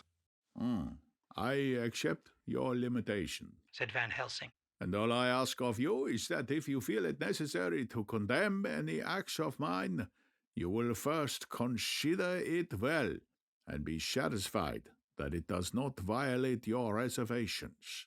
Agreed, said Arthur. That is only fair. And now that the pourparlers are over, may I ask what it is we are to do? I want you to come with me, and to come in secret, to the churchyard at Kingstead. Arthur's face fell as he said in an amazed sort of way, Where poor Lucy is buried. The professor bowed. Arthur went on. And when there? To enter the tomb. Arthur stood up. Professor, are you in earnest, or is it some monstrous joke? Pardon me, I see that you are in earnest. He sat down again, but I could see that he sat firmly and proudly as one who is on his dignity. There was silence until he asked again. And when in the tomb? To open the coffin. This is too much, he said, angrily rising. I am willing to be patient in all things that are reasonable, but in this desecration of the grave of one who... He fairly choked with indignation. The professor looked pityingly at him. If I could spare you one pang, my poor friend, he said, God knows I would. But this night our feet must tread in thorny paths, or later and forever the feet you love must walk in paths of flame. Arthur looked up with set white face and said, Take care, sir, take care. Would it not be well to hear what I have to say? Said Van Helsing. And then you will at least know the limit of my purpose. Shall I go on? That's fair enough, broke in Morris. After a pause, Van Helsing went on, evidently with an effort. Miss Lucy is dead, is it not so? Yes, then there can be no wrong to her, but if she be not dead... Arthur jumped to his feet. Good God! He cried. What do you mean? Has there been any mistake? Has she been buried alive? Oh! He groaned in anguish that not even hope could soften. I did not say she was alive, my child. I did not think it. I go no further than to say that she might be undead. Undead? Not alive? What do you mean? Is this all a nightmare? Or what is it? There are mysteries which men can only guess at, which age by age they may solve only in part. Believe me, we are now on the verge of one, but I have not done. May I cut off the head of dear Miss Lucy? Heavens and earth, no! Cried Arthur in a storm of passion. Not for the whole world will I consent to any mutilation of her dead body. Dr. Van Helsing, you try me too far. What have I done to you that you should torture me so? What did that poor, sweet girl do that you should want to cast such dishonour on her grave? Are you mad that you speak such things? Or am I mad to listen to them? Don't dare to think of such desecration. I shall not give my consent to anything you do. I have a duty to do in protecting her grave from outrage, and by God I shall do it. Van Helsing rose up from where he had all the time been seated and said gravely and sternly, My lord Godalming, I too have a duty to do, a duty to others, a duty to you, a duty to the dead, and by God I shall do it. All I ask you now is that you come with me, and that you look and listen, and if when later I make the same request you do not be more eager for its fulfillment even than I am, then I shall do my duty, whatever it may seem to me. And then, to follow your lordship's wishes, I shall hold myself at your disposal to render an account to you, when and where you will. His voice broke a little and he went on with a voice full of pity. But I beseech you, do not go forth in anger with me, in a long life of acts which were often not pleasant to do, and which sometimes did wring my heart. I have never had so heavy a task as now. Believe me, that if the time comes for you to change your mind towards me, one look from you will wipe away all this so sad hour. For I would do what a man can to save you from sorrow. Just think, for why should I give myself so much labor and so much sorrow? I come here from my own land to do what I can of good. At the first, to please my friend Jon, and then to help a sweet young lady whom too I come to love. For her, I am ashamed to say so much, but I say it in kindness. I gave what you gave, the blood of my veins. I gave it, I who was not like you her lover, but only her physician and her friend. I gave her my nights and days before deaths, after death, and if my deaths can do her good even now, when she is the dead undead, then she shall have it freely. He said this with a very grave, sweet pride, and Arthur was much affected by it. He took the old man's hand and said in a broken voice, "Oh, it is hard to think of it, and I cannot understand. But at least I shall go with you and wait."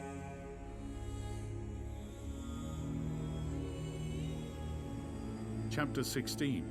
Dr. Seward's Diary continued.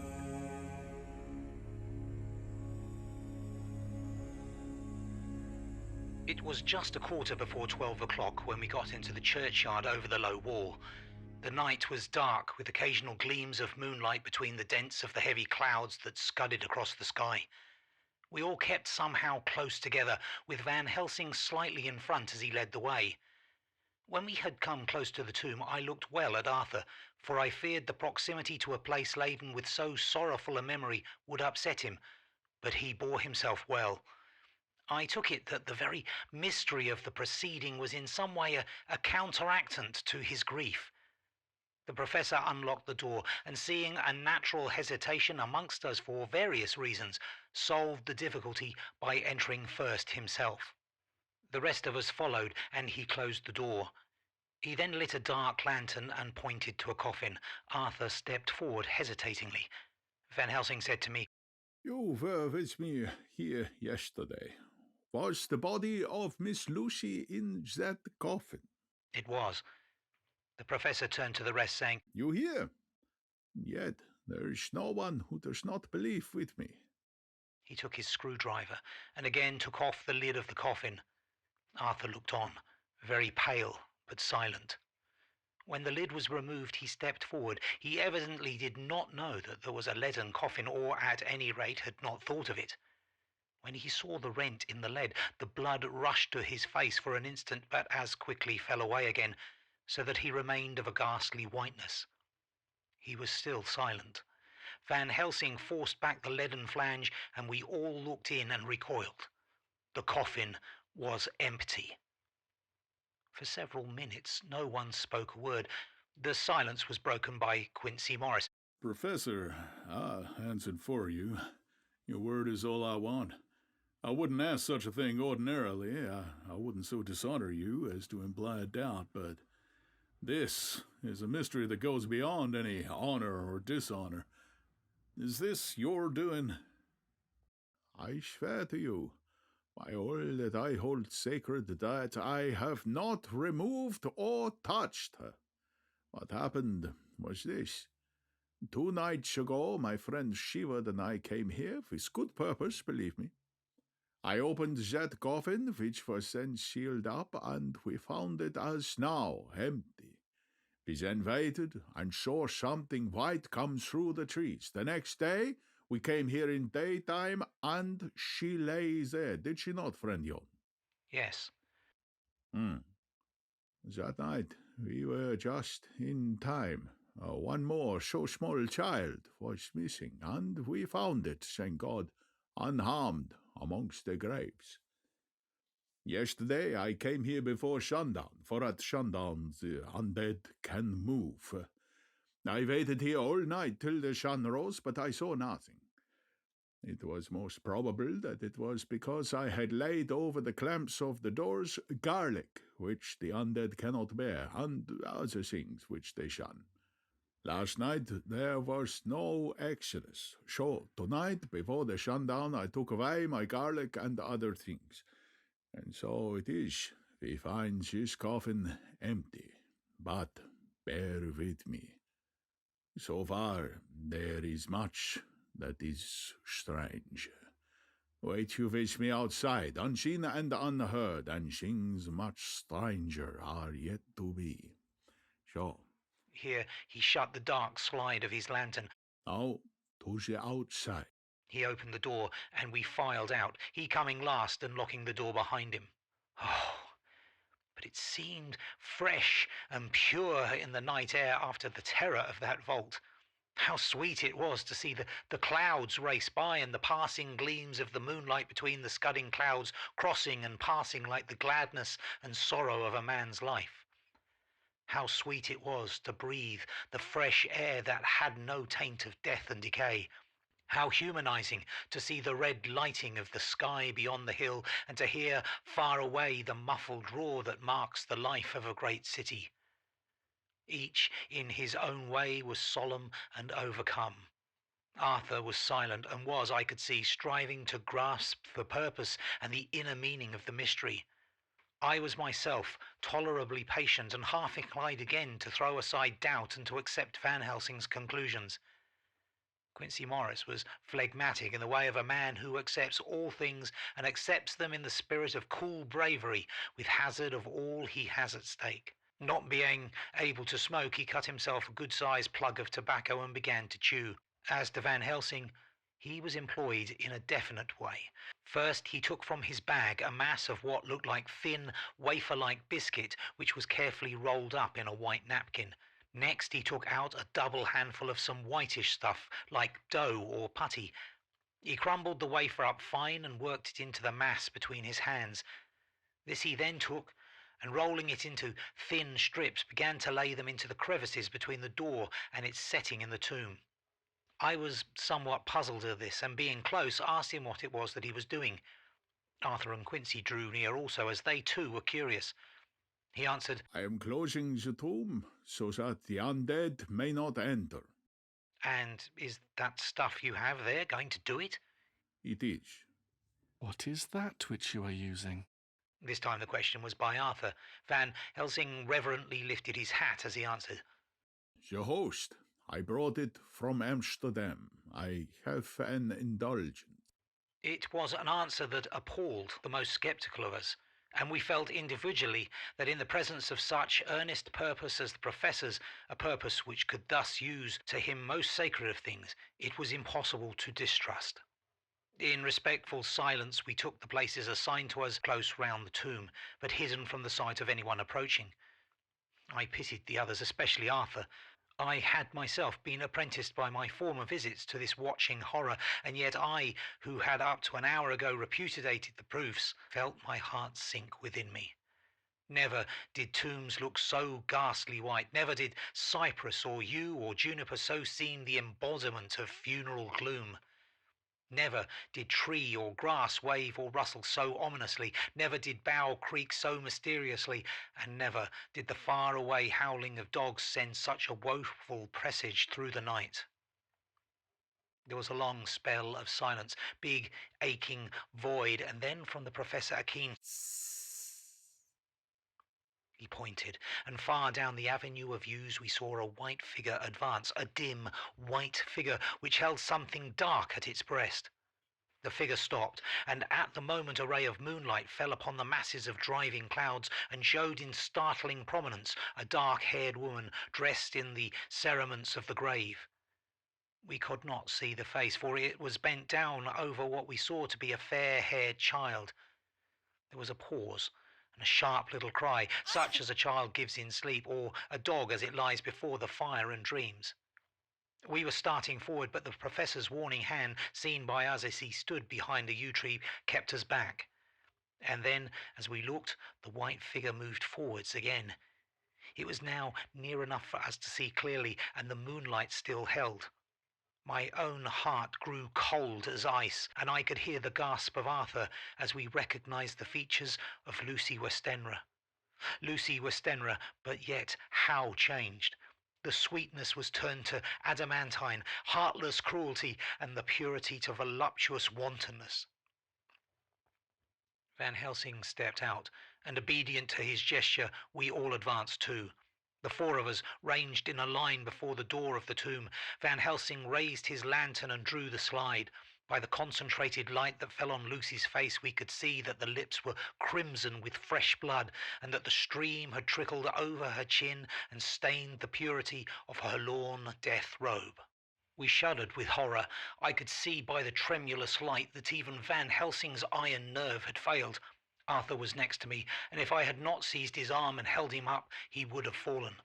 When Lucy, I call the thing that was before us Lucy because it bore her shape, saw us, she drew back with an angry snarl, such as a cat gives when taken unawares. Then her eyes ranged over us. Lucy's eyes in form and colour, but Lucy's eyes unclean and full of hellfire instead of the pure, gentle orbs we knew. At that moment, the remnant of my love passed into hate and loathing. Had she then to be killed, I could have done it with savage delight. As she looked, her eyes blazed with unholy light, and the face became wreathed with a voluptuous smile. Oh, God, how it made me shudder to see it. With a careless motion, she flung to the ground, callous as a devil, the child that up to now she had clutched strenuously to her breast, growling over it as a dog growls over a bone. The child gave a sharp cry and lay there moaning. There was a cold-bloodedness in the act which wrung a groan from Arthur. When she advanced to him with outstretched arms and a wanton smile, he fell back and hid his face in his hands. She still advanced, however, with a languorous, voluptuous grace, said, "Come to me, Arthur. Leave these others and come to me. My arms are hungry for you. Come, and we can rest together. Come, my husband. Come." There was something diabolically sweet in her tones, something of the tinkling of glass when struck, which rang through the brains even of us who heard the words addressed to another. As for Arthur, he seemed under a spell. Moving his hands from his face, he opened wide his arms. She was leaping for them when Van Helsing sprang forward and held between them his little golden crucifix. She recoiled from it, and with a suddenly distorted face, full of rage, dashed past him as if to enter the tomb. When within a foot or two of the door, however, she stopped, as if arrested by some irresistible force.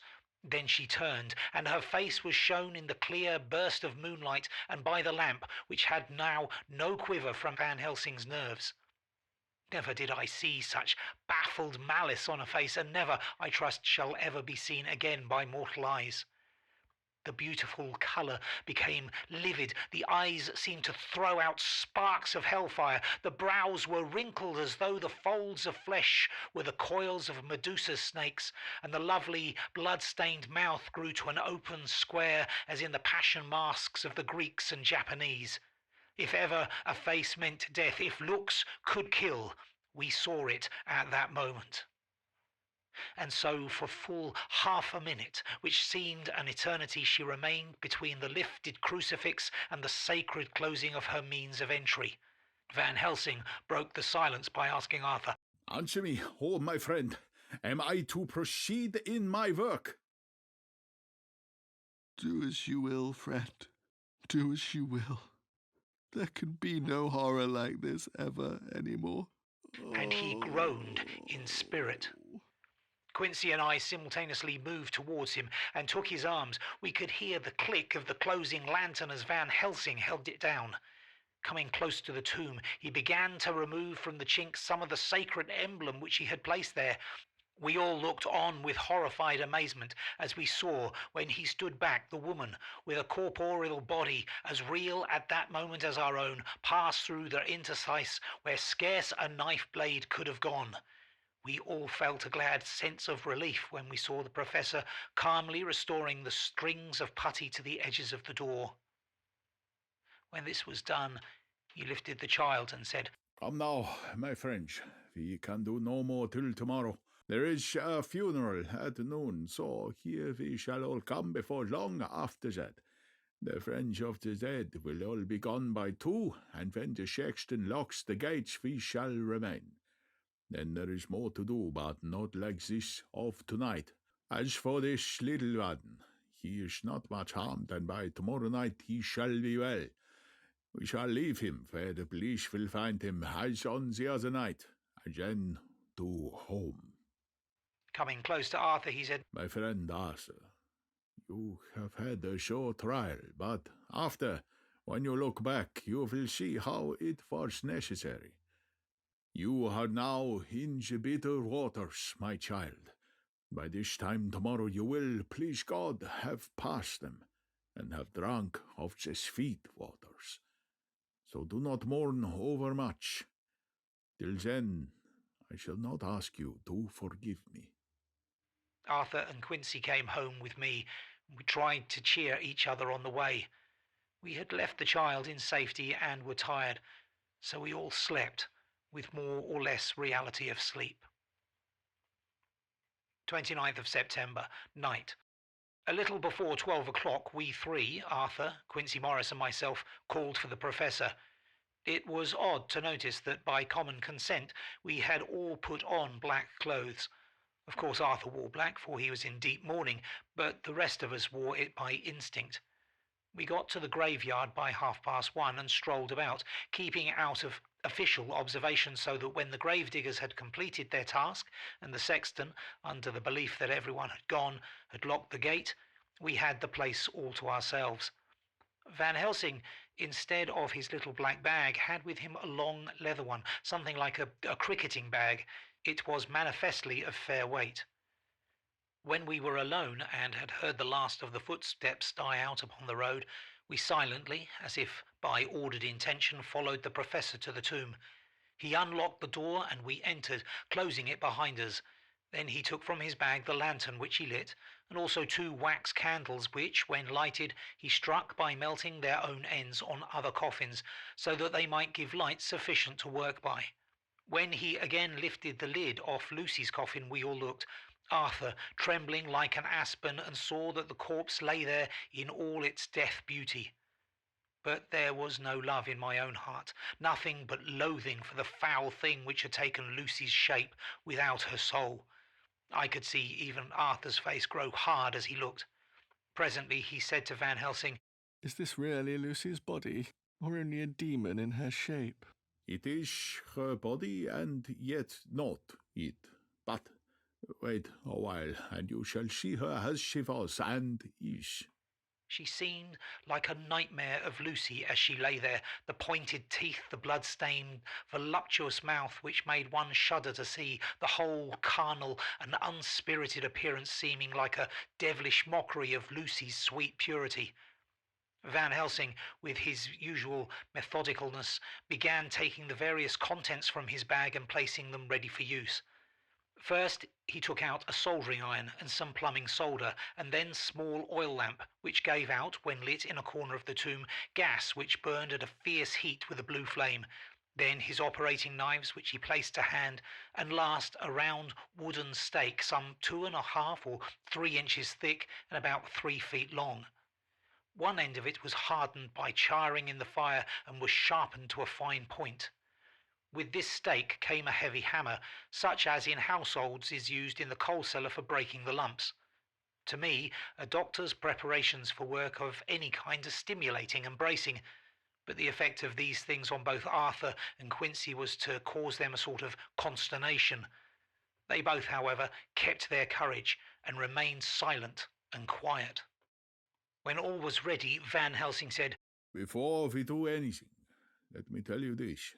It is out of the law and the experience of the ancients and of all those who have studied the powers of the undead. When they become such, there comes with the change the curse of immortality. They cannot die. but must go on age after age, adding new victims and multiplying the evils of the world. For all that die from the preying of the undead become themselves undead and prey on their kind. And so the circle goes on, ever widening, like as the ripples from a stone thrown in the water. Friend Arthur, if you had met that kiss which you know of before poor Lucy died, or again last night when you opened your arms to her, you would, in time when you had died, become Nosferatu, as they call it in Eastern Europe, and would for all time make more of those undead that have so filled us with horror. The career of this so unhappy dear lady is but just begun. Those children whose blood she sucked are not as yet so much the worse, but if she lives on, undead, more and more they lose their blood, and by her power over them they come to her. And so she draw their blood with that so wicked mouth. But if she die in truth, then all cease. The tiny wounds of their throats disappear, and they go back to their play, unknowing ever of what has been. But of the most blessed of all, when this now undead be made to rest as true dead, then the soul of the poor lady whom we love shall again be free. Instead of working wickedness by night and growing more debased in the assimilation of it by day, she shall take her place with the other angels.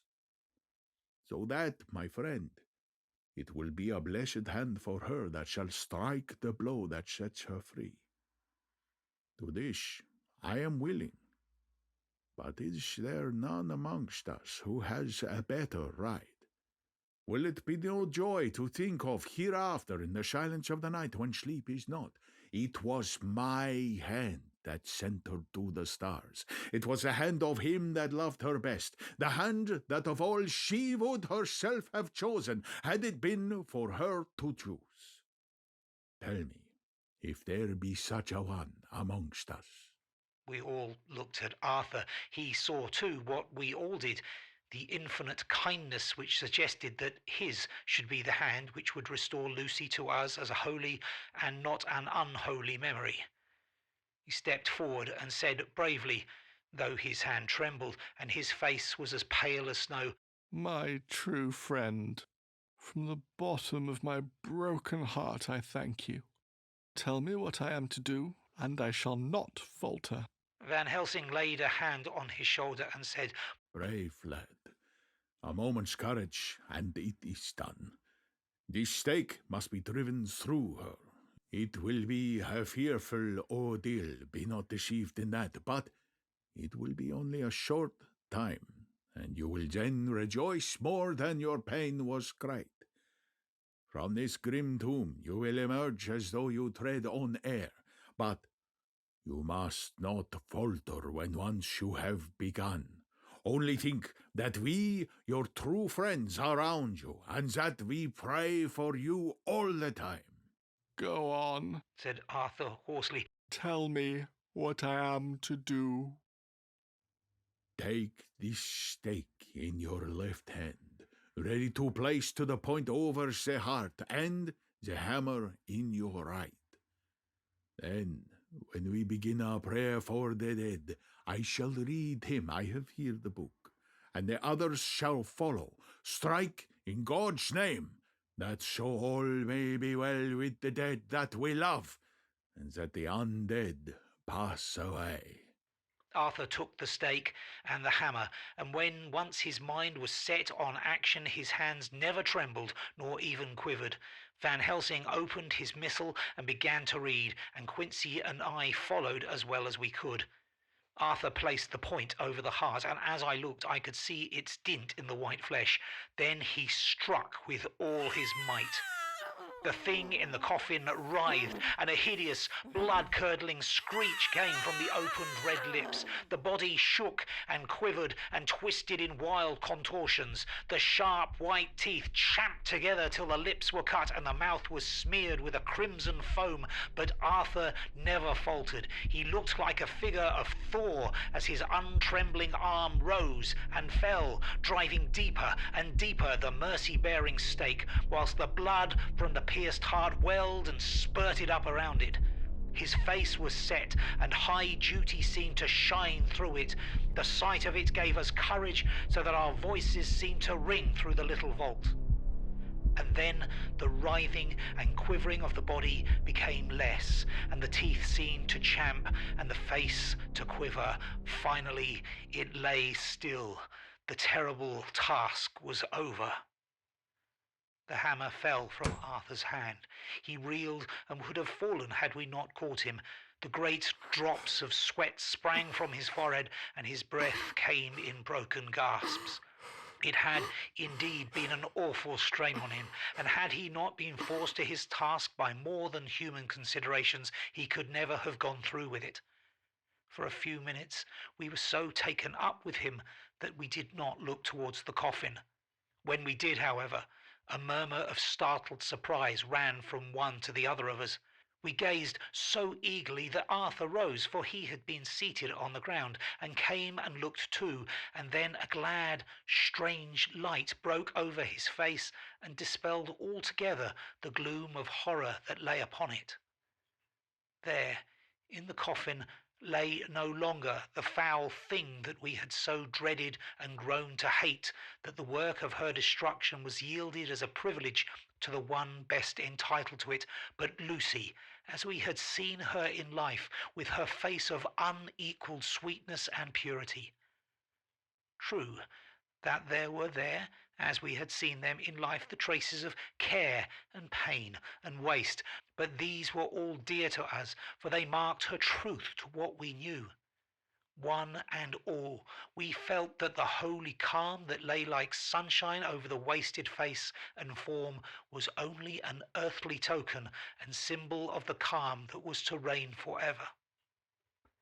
Van Helsing came and laid his hand on Arthur's shoulder and said to him, "And now, Arthur, my friend, dear lad, am I not forgiven?" The reaction of the terrible strain came as he took the old man's hand in his, and raising it to his lips, pressed it and said, "Forgiven. God bless you that you have given my dear one her soul again, and me peace." He put his hands on the professor's shoulder and, laying his head on his breast, cried for a while, silently, while we stood unmoving. When he raised his head, Van Helsing said to him, "And now, my child, you may kiss her. Kiss her dead lips, if you will, as she would have you to, if for her to choose. For she is not a grinning devil now, nor any more a foul thing for all eternity. No longer she is the devil's undead.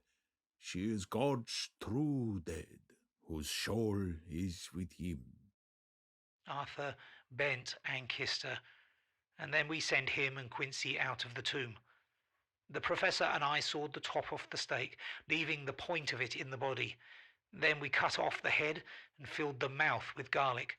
We soldered up the leaden coffin, screwed on the coffin lid, and gathering up our belongings came away. When the professor locked the door, he gave the key to Arthur. Outside, the air was sweet. The sun shone and the birds sang, and it seemed as if all nature were tuned to a different pitch. There was gladness and mirth and peace everywhere, for we were at rest ourselves on one account, and we were glad, though it was a tempered joy. Before we moved away, Van Helsing said, "Now, my friends, one step of our work is done. One the most harrowing to ourselves, but there remains a greater task, to find out the author of all this our sorrow, and to stamp him out. I have clues which we can follow, but it is a long task and a difficult one, and there is danger in it and pain. Shall you not all help me? We have learned to believe, all of us, is it not so? And, since so, do we not see our duty, yes? And do we not promise to go on to the bitter end? Each in turn, we took his hand and the promise was made. Then said the professor as we moved off, 2 nights hence you shall meet with me and dine together at 7 of the clock with friend Jon. I shall entreat 2 others, 2 that you know not as yet, and I shall be ready to all our work show and our plans unfold. Friend Jon, you come with me home, for I have much to consult you about, and you can help me. Tonight I leave for Amsterdam, but shall leave tomorrow night, and then begins our great quest. But first I shall have much to say, so that you may know what to do and to dread. Then our promise shall be made to each other anew, for there is a terrible task before us. And once our feet are on the plowshare, we must not draw back.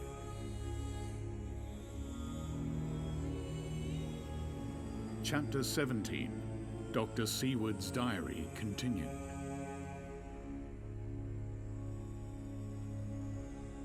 When we arrived at the Berkeley Hotel, Van Helsing found a telegram waiting for him. I'm coming up by train. Jonathan at Whitby. Important news. Mina Harker. The professor was delighted. Ah, that wonderful Madam Mina. Pearl among women, he said. She arrived, but I cannot stay. She must go to your house, friend Jon. You must meet her at the station. Telegraph her en route so that she may be prepared. When the wire was dispatched, he had a cup of tea. Over it, he told me of a diary kept by Jonathan Harker when abroad, and gave me a typewritten copy of it, as also of Mrs. Harker's diary at Whitby. Take these, he said, and study them well. When I have returned, you will be master of all the facts, and we can then better enter on our inquisition. Keep them safe, for there is much in them of treasure. You will need all your faith, even you who have had such an experience as that of today. What is here told? He laid his hand heavily and gravely on the packet of papers as he spoke. May be the beginning of the end to you and me and many other, or it may sound the knell of the undead who walk the earth. Read all, I pray you, with the open mind, and if you can add in any way to the story here told, do so, for it is all important. You have kept a diary of all these so strange things, is it not so? Yes, then we shall go through all these together when we meet. He then made ready for his departure and shortly drove off to Liverpool Street. I took my way to Paddington, where I arrived about 15 minutes before the train came in. The crowd melted away after the bustling fashion common to arrival platforms, and I was beginning to feel uneasy lest I might miss my guest, when a sweet-faced, dainty-looking girl stepped up to me, and after a quick glance said, Dr. Seward, is it not? And you are Mrs. Harker, I answered at once, whereupon she held out her hand. I knew you, from the description of poor dear Lucy, but... She stopped suddenly, and a quick blush overspread her face. The blush that rose to my own cheeks somehow set us both at ease, for it was a tacit answer to her own. I got her luggage, which included a typewriter, and we took the Underground to Fenchurch Street, after I had sent a wire to my housekeeper to have a sitting room and a bedroom prepared at once for Mrs. Harker. In due time we arrived. She knew, of course, that the place was a lunatic asylum, but I could see that she was unable to repress a shudder when we entered. She told me that, if she might, she would come presently to my study, as she had much to say. So here I am, finishing my entry and my phonograph diary whilst I await her. As yet I have not had the chance of looking at the papers which Van Helsing left with me, though they lie open before me. I must get her interested in something so that I may have an opportunity of reading them. She does not know how precious time is, or what a task we have in hand. I must be careful not to frighten her. Here she is. Mina Harker's journal. The 29th of September. After I had tidied myself, I went down to Dr. Seward's study. At the door, I paused for a moment, for I thought I heard him talking with someone. As, however, he had pressed me to be quick, I knocked at the door, and on his calling out, I entered. To my intense surprise, there was no one with him. He was quite alone, and on the table opposite him was what I knew at once from the description to be a phonograph. I had never seen one, and was much interested. I hope I did not keep you waiting, I said, but I stayed at the door, as I heard you talking, and thought there was someone with you. Oh, He replied with a smile. I was only entering my diary. Your diary? I asked him in surprise. Yes, He answered. I keep it in this. As he spoke, he laid his hand on the phonograph. I felt quite excited over it, and blurted out, Why, this beats even shorthand. May I hear it say something? Certainly. He replied with alacrity, and stood up to put it in train for speaking. Then he paused, and a troubled look overspread his face. The fact is, He began awkwardly. I only keep my diary in it, and as it is entirely, almost entirely about my cases, it may be awkward. That is, I mean... He stopped, and I tried to help him out of his embarrassment. You helped to attend dear Lucy at the end. Let me hear how she died. For all that I know of her, I shall be very grateful. She was very, very dear to me.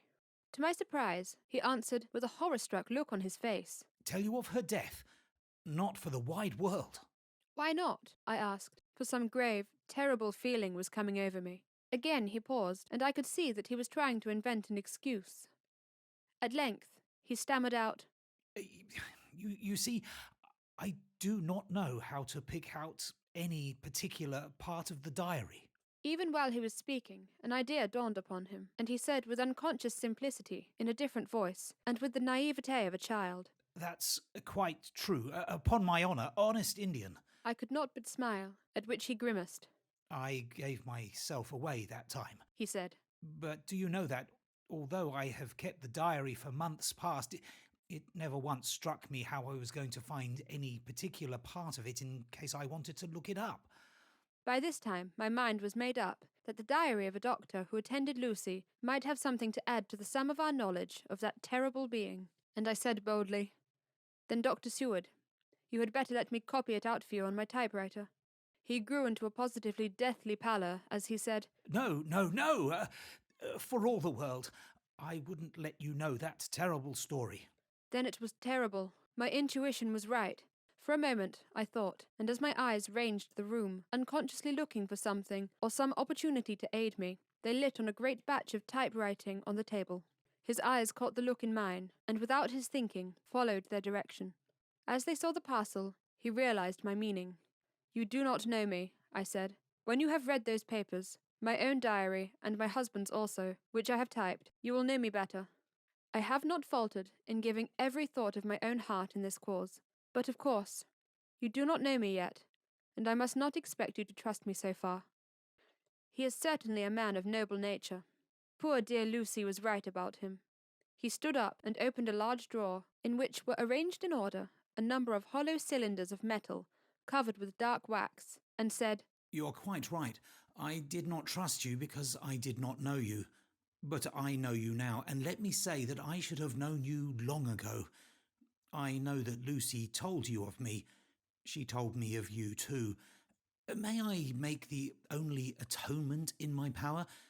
Take the cylinders and hear them. The first half dozen of them are personal to me, and they will not horrify you. Then you will know me better. Dinner will by then be ready. In the meantime, I shall read over some of these documents, and shall be better able to understand certain things. He carried the phonograph himself up to my sitting room and adjusted it for me. Now, I shall learn something pleasant, I am sure, for it will tell me the other side of a true love episode, of which I know one side already.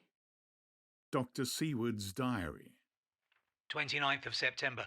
I was so absorbed in that wonderful diary of Jonathan Harker and that other of his wife that I let the time run on without thinking. Mrs. Harker was not down when the maid came to announce dinner, so I said, She is possibly tired. Let dinner wait an hour. And I went on with my work. I had just finished Mrs. Harker's diary when she came in. She looked sweetly pretty, but very sad, and her eyes were flushed with crying. This somehow moved me much. Of late I have had cause for tears, God knows, but the relief of them was denied me, and now the sight of those sweet eyes, brightened by recent tears, went straight to my heart. So I said as gently as I could, I greatly fear I have distressed you. Oh no, not distressed me, She replied. but I have been more touched than I can say by your grief. That is a wonderful machine, but it is cruelly true. It told me, in its very tones, the anguish of your heart. It was like a soul, crying out to Almighty God. No one must hear them spoken ever again. See, I have tried to be useful. I have copied out the words on my typewriter, and none other need now hear your heartbeat as I did. No one shall ever know, I said in a low voice. She laid her hand on mine and said very gravely, Ah, but they must. Must? But why? I asked. Because it is a part of the terrible story, a part of poor Lucy's death and all that led to it. Because in the struggle which we have before us to rid the earth of this terrible monster, we must have all the knowledge and all the help we can get. I think that the cylinders which you gave me contained more than you intended me to know, but I can see that there are in your record many lights to this dark mystery. You will let me help, will you not? I know all up to a certain point, and I see already, though your diary only took me to the 7th of September, how poor Lucy was beset, and how her terrible doom was being wrought out. Jonathan and I have been working day and night since Professor Van Helsing saw us. He has gone to Whitby to get more information, and he will be here tomorrow to help us. We need have no secrets amongst us. Working together and with absolute trust, we can surely be stronger than if some of us were in the dark. She looked at me so appealingly, and at the same time manifested such courage and resolution in her bearing, that I gave in at once to her wishes. You shall, I said, do as you like in the matter. God forgive me if I do wrong. There are terrible things yet to learn of, but if you have so far travelled on the road to poor Lucy's death, you will not be content, I know, to remain in the dark. Nay, the end, the very end, may give you a gleam of peace. Come, there is dinner. We must keep one another strong for what is before us. We have a cruel and dreadful task. When you have eaten, you shall learn the rest, and I shall answer any questions you ask, if there be anything which you do not understand, though it was apparent to us who were present. Mina Harker's journal. The 29th of September. After dinner, I came with Dr. Seward to his study. He brought back the phonograph from my room, and I took a chair and arranged the phonograph so that I could touch it without getting up, and showed me how to stop it in case I should want to pause. Then he very thoughtfully took a chair, with his back to me, so that I might be as free as possible, and began to read. I put the forked metal to my ears, and listened. When the terrible story of Lucy's death and all that followed was done, I lay back in my chair powerless. Fortunately, I am not of a fainting disposition. When Dr. Seward saw me, he jumped up with a horrified exclamation, and hurriedly taking a case bottle from the cupboard, gave me some brandy, which in a few minutes somewhat restored me. My brain was all in a whirl, and only that there came through all the multitude of horrors the holy ray of light that my dear Lucy was at last at peace. I do not think I could have borne it without making a scene. It is all so wild and mysterious, and strange that if I had not known Jonathan's experience in Transylvania, I could not have believed. As it was, I didn't know what to believe, and so got out of my difficulty by attending to something else. I took the cover off my typewriter and said to Dr. Seward, "Let me write this all out now. We must be ready for Dr. Van Helsing when he comes. I have sent a telegram to Jonathan to come on here when he arrives in London from Whitby.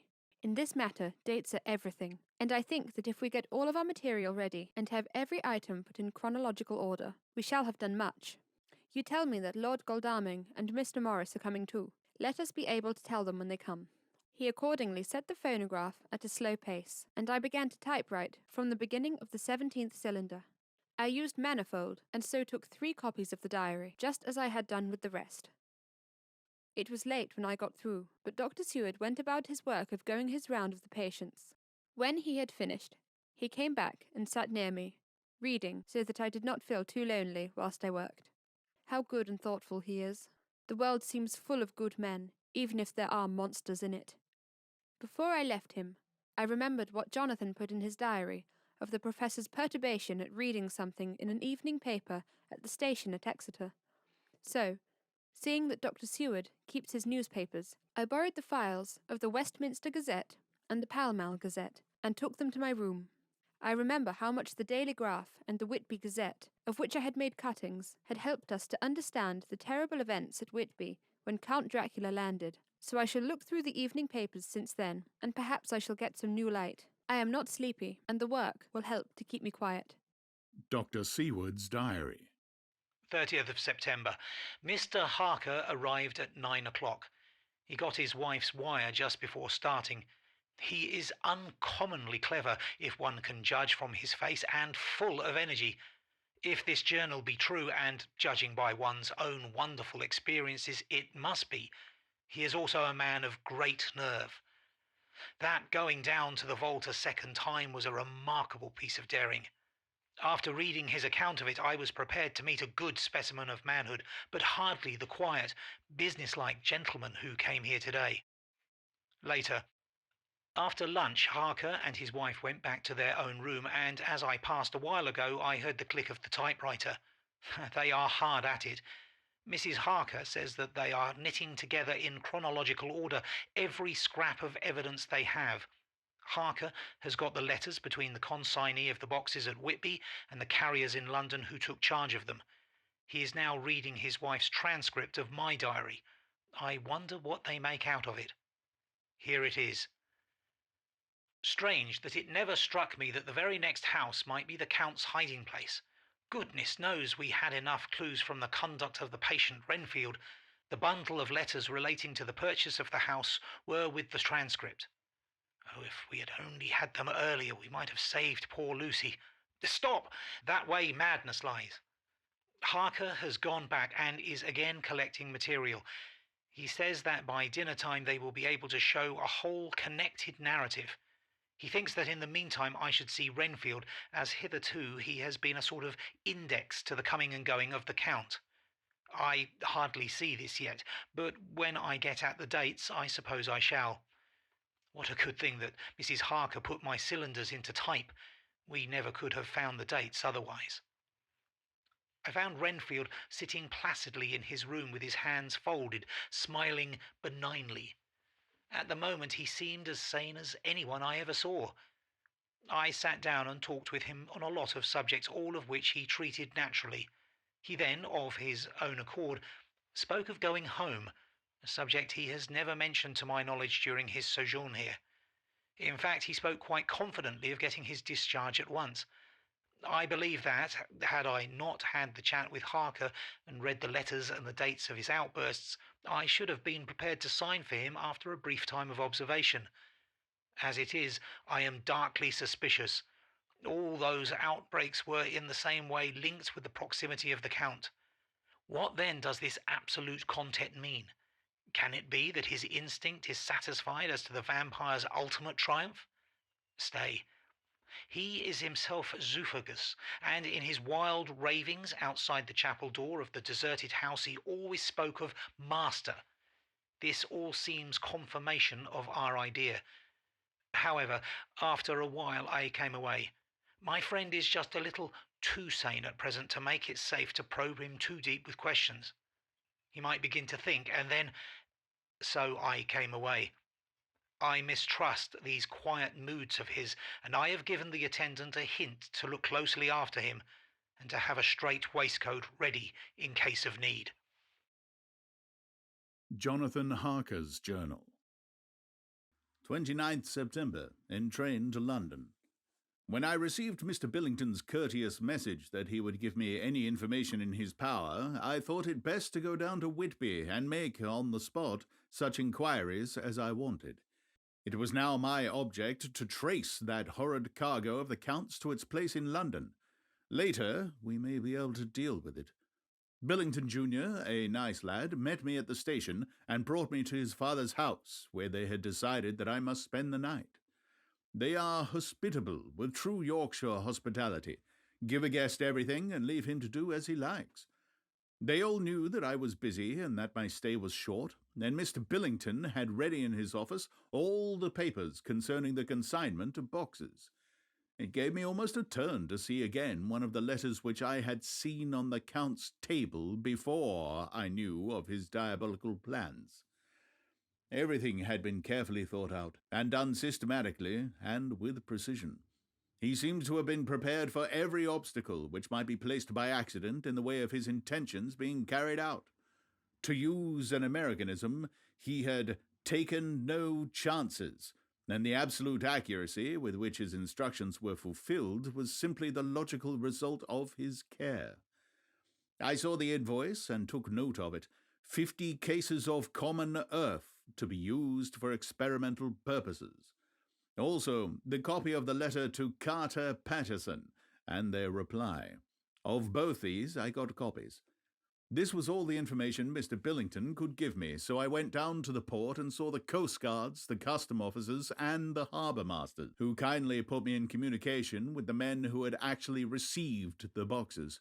Their tally was exact with the list. They had nothing to add to the simple description 50 cases of common earth, except that the boxes were main and mortal heavy, and that shifting them was dry work. One of them added that it was hard lines, that there wasn't any gentleman, such as like yourself, Squire, to show some sort of appreciation of their efforts in a liquid form. Another put in a rider that the thirst then generated was such that even the time which had elapsed had not completely allayed it.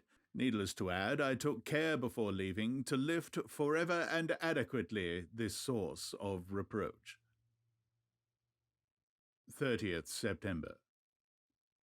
The station master was good enough to give me a line to his old companion, the station master, at King's Cross, so that when I arrived there in the morning, I was able to ask him about the arrival of the boxes.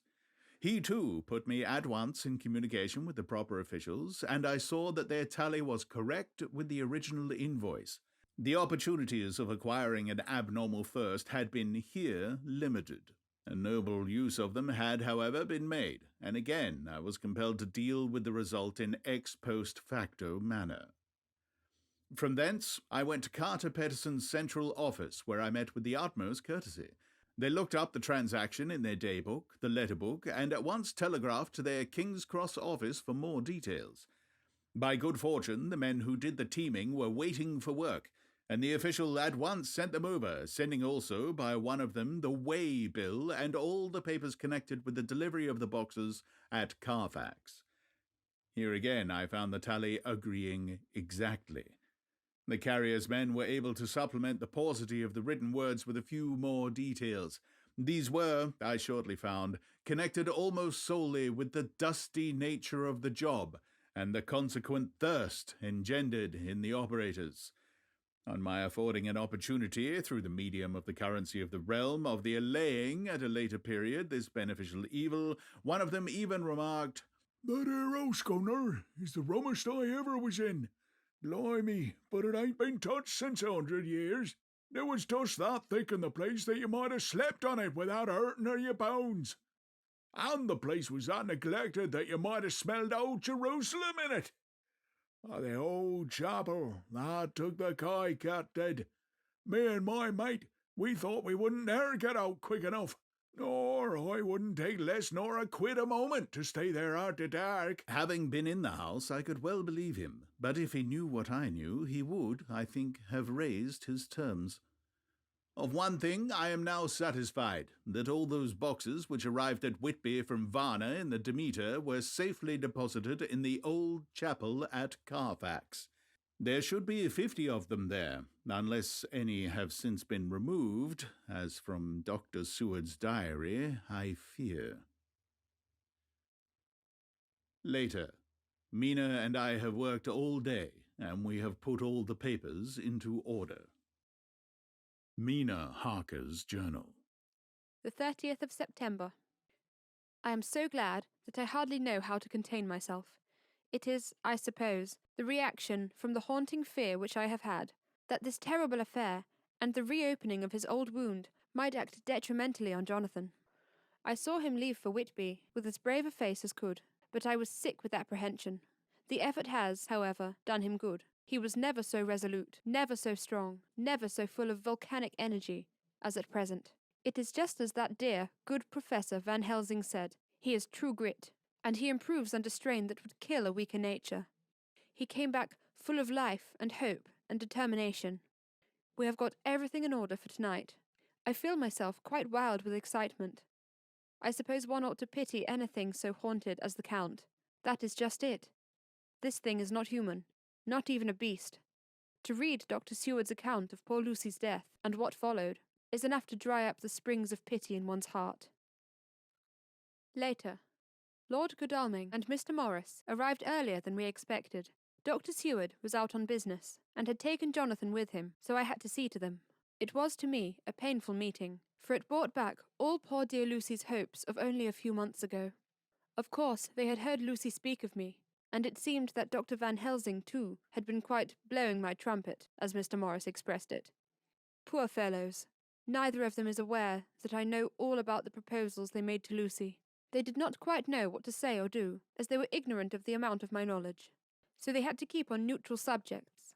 However, I thought the matter over, and came to the conclusion that the best thing I could do would be to post them on affairs right up to date. I knew from Mr. Seward's diary that they had been at Lucy's death, her real death, and that I need not fear to betray any secret before the time. So I told them, as well as I could, that I had read all the papers and diaries, and that my husband and I, having typewritten them, had just finished putting them in order. I gave them each a copy to read in the library. When Lord Godalming got his and turned it over, it does make a pretty good pile. He said, "Did you write all of this, Mrs. Harker?" I nodded, and he went on. "I don't quite see the drift of it, but you people are all so good and kind and have been working so earnestly and so energetically that all I can do is accept your ideas blindfold and try to help you. I have had one lesson already in accepting facts that should make a man humble to the last hour of his life. Besides, I know you loved my poor Lucy." Here he turned away and covered his face with his hands. I could hear the tears in his voice. Mr. Morris, with instinctive delicacy, just laid a hand for a moment on his shoulder and then walked quietly out of the room. I suppose there is something in a woman's nature that makes a man free to break down before her and express his feelings on the tender or emotional side without feeling it derogatory to his manhood. For when Lord Godalming found himself alone with me, he sat down on the sofa and gave way utterly and openly. I sat down beside him and took his hand. I hope he didn't think it forward of me, and that if he ever thinks of it afterwards, he never will have such a thought. There I wrong him. I know he never will. He is too true a gentleman. I said to him, for I could see that his heart was breaking, "I loved dear Lucy, and I know what she was to you, and what you were to her. She and I were like sisters, and now she is gone. Will you not let me be like a sister to you in your trouble? I know what sorrows you have said, though I cannot measure the depth of them. If sympathy and pity can help in your affliction, won't you let me be of some little service, for Lucy's sake?" In an instant, the poor, dear fellow was overwhelmed with grief. It seemed to me that all that he had of late been suffering in silence found a vent at once. He grew quite hysterical, and raising his open hands, beat his palms together in a perfect agony of grief. He stood up and then sat down again, and the tears rained down his cheeks. I felt an infinite pity for him, and opened my arms unthinkingly. With a sob, he laid his head on my shoulder, and cried like a wearied child, whilst he shook with emotion. We women have something of the mother in us, that makes us rise above smaller matters when the mother spirit is invoked. I felt this big, sorrowing man's head resting on me, as though it were that of a baby that some day may lie on my bosom, and I stroked his hair as though he were my own child. I never thought at the time how strange it all was. After a little bit, his sobs ceased, and he raised himself with an apology, though he made no disguise of his emotion. He told me that for days and nights past, weary days and sleepless nights, he had been unable to speak with anyone, as a man must speak in his time of sorrow. There was no woman whose sympathy could have been given to him, or with whom, owing to the terrible circumstance with which his sorrow was surrounded, he could speak freely. "I know how I suffered," he said, as he dried his eyes. "I do not know even yet, and none other can ever know how much your sweet sympathy has been to me today. I shall know better in time, and believe me that though I am not ungrateful now, my gratitude will grow with my understanding. You will let me be like a brother, will you not, for all our lives, for dear Lucy's sake?" "For dear Lucy's sake," I said, as we clasped hands. "Aye, and for your own sake." He added, For if a man's esteem and gratitude are ever worth the winning, you have won mine today. If ever the future should bring to you a time when you need a man's help, believe me, you will not call in vain. God grant that no such time may ever come to you to break the sunshine of your life. But if it should ever come, promise me that you will let me know. He was so earnest, and his sorrow was so fresh, that I felt it would comfort him. So I said, I promise. As I came along the corridor, I saw Mr. Morris looking out of a window. He turned as he heard my footsteps. How is Art? He said. Then noticing my red eyes, he went on. Ah, I see you have been comforting him. Poor old fellow, he needs it. No one but a woman can help a man when he is in trouble of the heart, and he has had no one to comfort him. He bore his own troubles so bravely that my heart bled for him. I saw the manuscript in his hand, and I knew that when he read it, he would realize how much I knew. So I said to him, I wish I could comfort all who suffer from the heart. Will you let me be your friend, and will you come to me for comfort if you need it? You will know later why I speak. He saw that I was in earnest, and stooping, took my hand, and raising it to his lips, kissed it.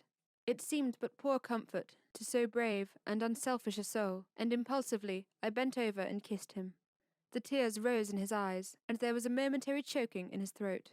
He said, quite calmly, Little girl, you will never forget that true-hearted kindness so long as ever you live. Then he went into the study to his friend. Little girl, the very words he had used to Lucy, and oh, but he proved himself a friend.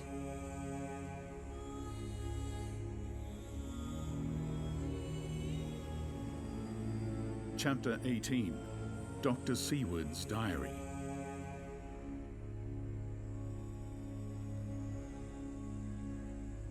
"30th of September.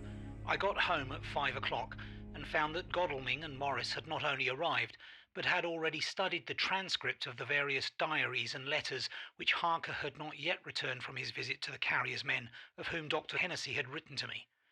Mrs. Harker gave us a cup of tea, and I can honestly say that for the first time since I have lived in it, the old house seemed like home. When we had finished, Mrs. Harker said, Dr. Seward, may I ask a favour? I want to see your patient, Mr. Renfield. Do let me see him. What you have said of him in your diary interests me so much.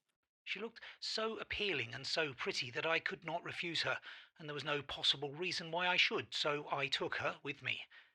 When I went into the room, I told the man that a lady would like to see him, to which he simply answered, Why? She is going through the house and wants to see everyone in it, I answered. Oh, very well, he said. Let her come in by all means, but just wait a minute till I tidy up the place. His method of tidying was peculiar. He simply swallowed all the flies and spiders in the boxes before I could stop him. It was quite evident that he feared, or was jealous of, some interference. When he had got through his disgusting task, he said cheerfully, Let the lady come in. And sat down on the edge of his bed with his head down, but with his eyelids raised so that he could see her as she entered. For a moment I thought that he might have some homicidal intent. I remembered how quiet he had been just before he attacked me in my own study, and I took care to stand where I could seize him at once if he attempted to make a spring at her. She came into the room with an easy gracefulness which would at once command the respect of any lunatic, for easiness is one of the qualities mad people most respect. She walked over to him, smiling pleasantly, and held out her hand. Good evening, Mr. Renfield, said she. You see, I know you, for Dr. Seward has told me of you. He made no immediate reply, but eyed her all over intently with a set frown on his face. This look gave way to one of wonder, which merged in doubt. Then, to my intense astonishment, he said, You're not the girl the doctor wanted to marry, are you? You can't be, you know, for she's dead.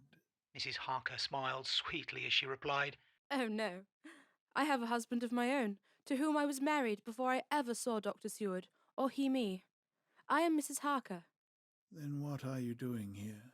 My husband and I are staying on a visit with Dr. Seward. Then don't stay. But why not? I thought that this style of conversation might not be pleasant to Mrs. Harker any more than it was to me, so I joined in. How did you know I wanted to marry anyone? His reply was simply contemptuous, giving in a pause in which he turned his eyes from Mrs. Harker to me, instantly turning them back again. What an asinine question.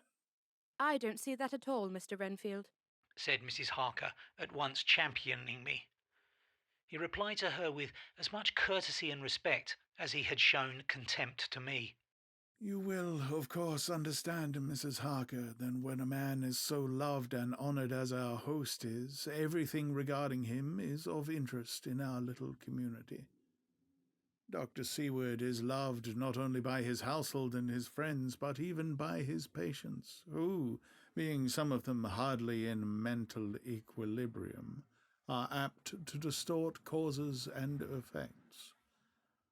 Since I myself have been an inmate of a lunatic asylum, I cannot but notice that the sophistic tendencies of some of its inmates lean towards the errors of non causa and ignoratio elenchi.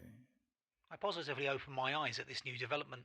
Here was my own pet lunatic, the most pronounced of his type that I had ever met with, talking elemental philosophy and with the manner of a polished gentleman.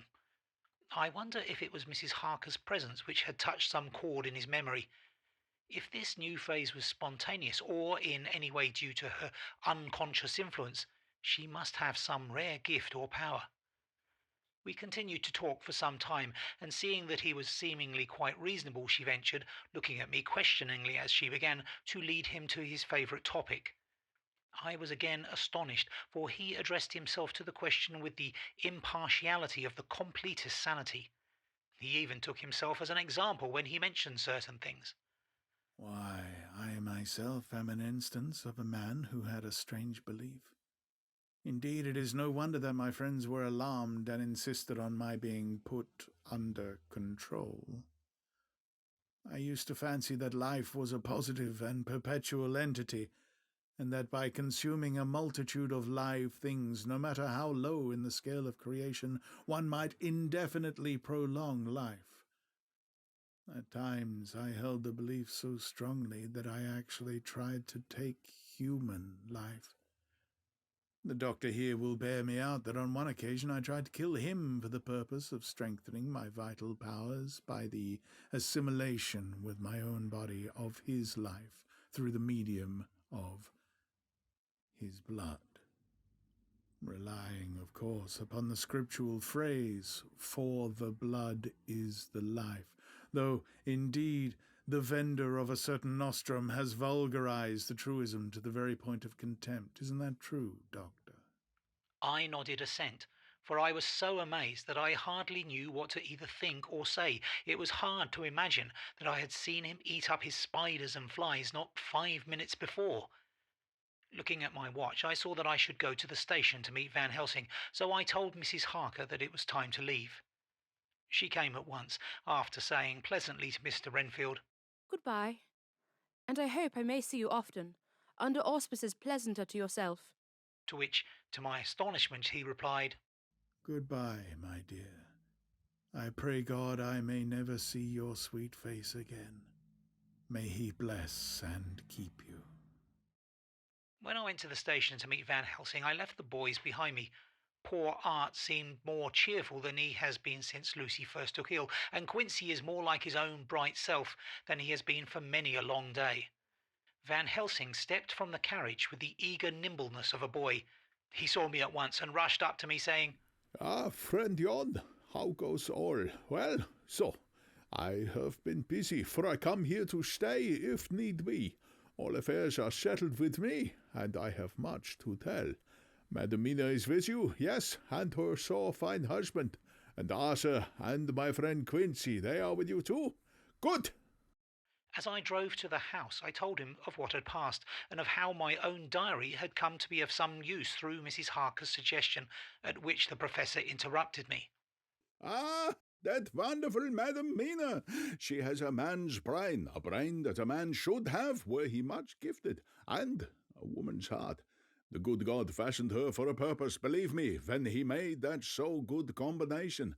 Friend Jon, up to now, fortune has made that woman of help to us. After tonight, she must not have to do with this so terrible affair. It is not good that she ran a risk so great. We men are determined, nay, are we not pledged, to destroy this monster, but it is no part for a woman. Even if she be not harmed, her heart may fail her in so much, and so many horrors, and hereafter she may suffer, both in waking from her nerves, and in sleep from her dreams. And besides, she is a young woman, and not so long married. There may be other things to think of some time, if not now. You tell me she has wrote all. Then she must consult with us, but tomorrow she say goodbye to this work, and we go alone. I agreed heartily with him, and then I told him what we had found in his absence, that the house which Dracula had bought was the very next one to my own.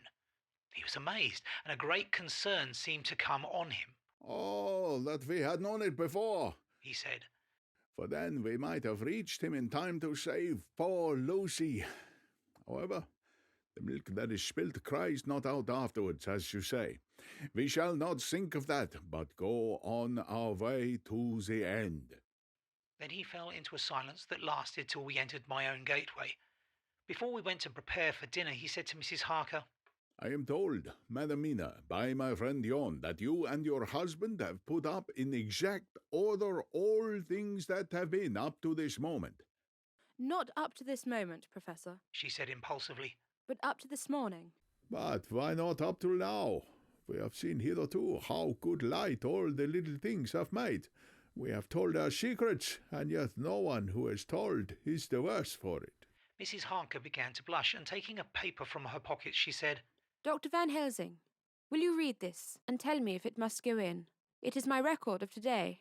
I, too, have seen the need of putting down at present everything, however trivial, but there is little in this except what is personal. Must it go in? The Professor read it over gravely and handed it back, saying, I need not go in if you do not wish it, but I pray that it may.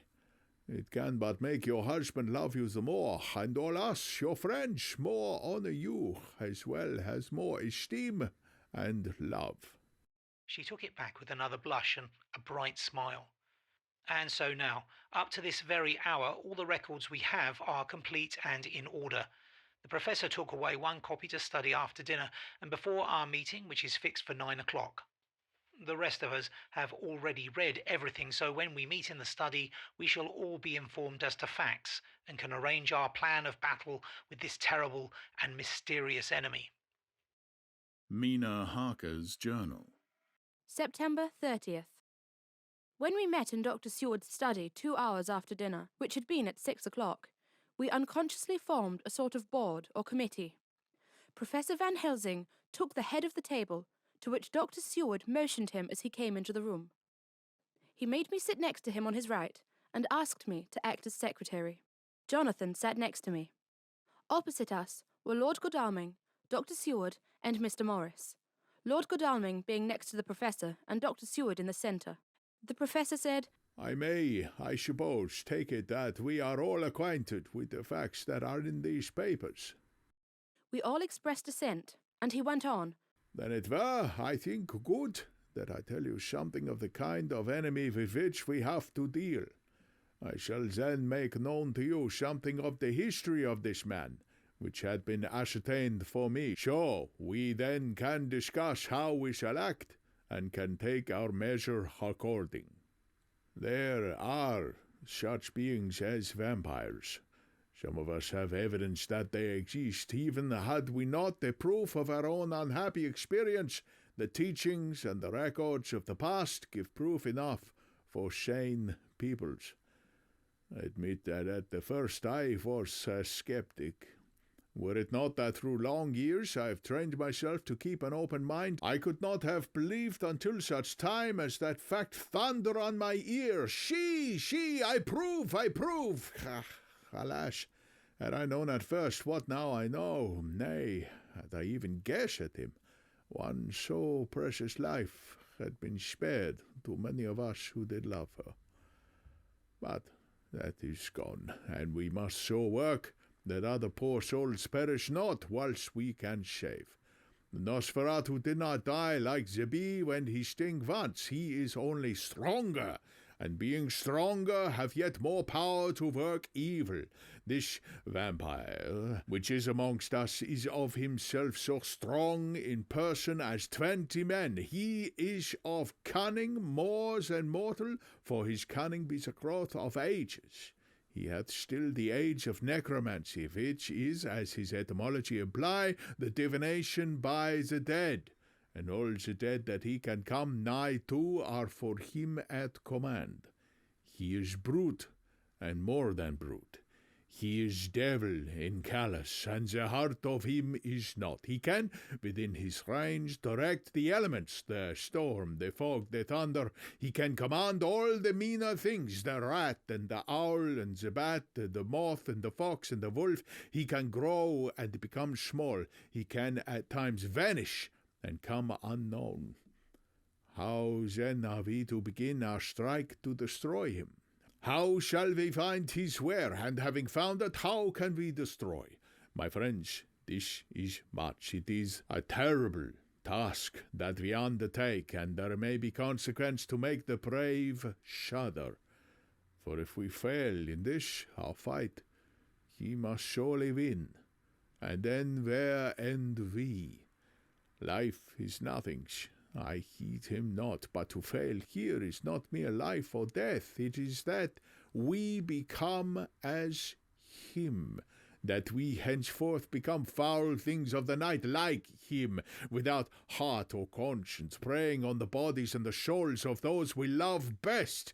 To us forever are the gates of heaven shut, for who shall open them to us again? We go on for all time, abhorred by all, a blot on the face of God's sunshine, an arrow in the side of him who died for man. But we are face to face with duty, and in such case must we shrink. For me, I say no, but then I am old, and life, which is sunshine, his fair places, his song of birds, his music, and his love, lie far behind. You others are young, some have seen sorrow, but there are fair days yet in store. What say you? Whilst he was speaking, Jonathan had taken my hand. I feared, oh so much, that the appalling nature of our danger was overcoming him when I saw his hand stretch out. But it was life to me to feel its touch, so strong, so self-reliant, so resolute. A brave man's hand can speak for itself. It does not even need a woman's love to hear its music. When the professor had done speaking, my husband looked into my eyes and I in his. There was no need for speaking between us. I answer for Mina and myself, He said. Count me in, Professor, Said Mr. Quincy Morris, laconically as usual. I am with you. Said Lord Godalming. For Lucy's sake, if for no other reason. Dr. Seward simply nodded. The professor stood up, and after laying his golden crucifix on the table, held out his hand on either side. I took his right hand, and Lord Godalming his left. Jonathan held my right with his left, and stretched across to Mr. Morris. So, as we all took hands, our solemn compact was made. I felt my heart icy cold, but it did not even occur to me to draw back. We resumed our places, and Dr. Van Helsing went on with a sort of cheerfulness which showed that the serious work had begun. It was to be taken as gravely, and in as business-like a way as any other transaction of life. Well, you know what we have to contend against, but we too are not without strength. We have on our side the power of combination, a power denied to the vampire kind. We have sources of science. We are free to act and think, and the hours of the day and the night are ours equally. In fact, so far as our powers extend, they are unfettered, and we are free to use them. We have self-devotion in a cause, and an end to achieve which is not a selfish one. These things are much.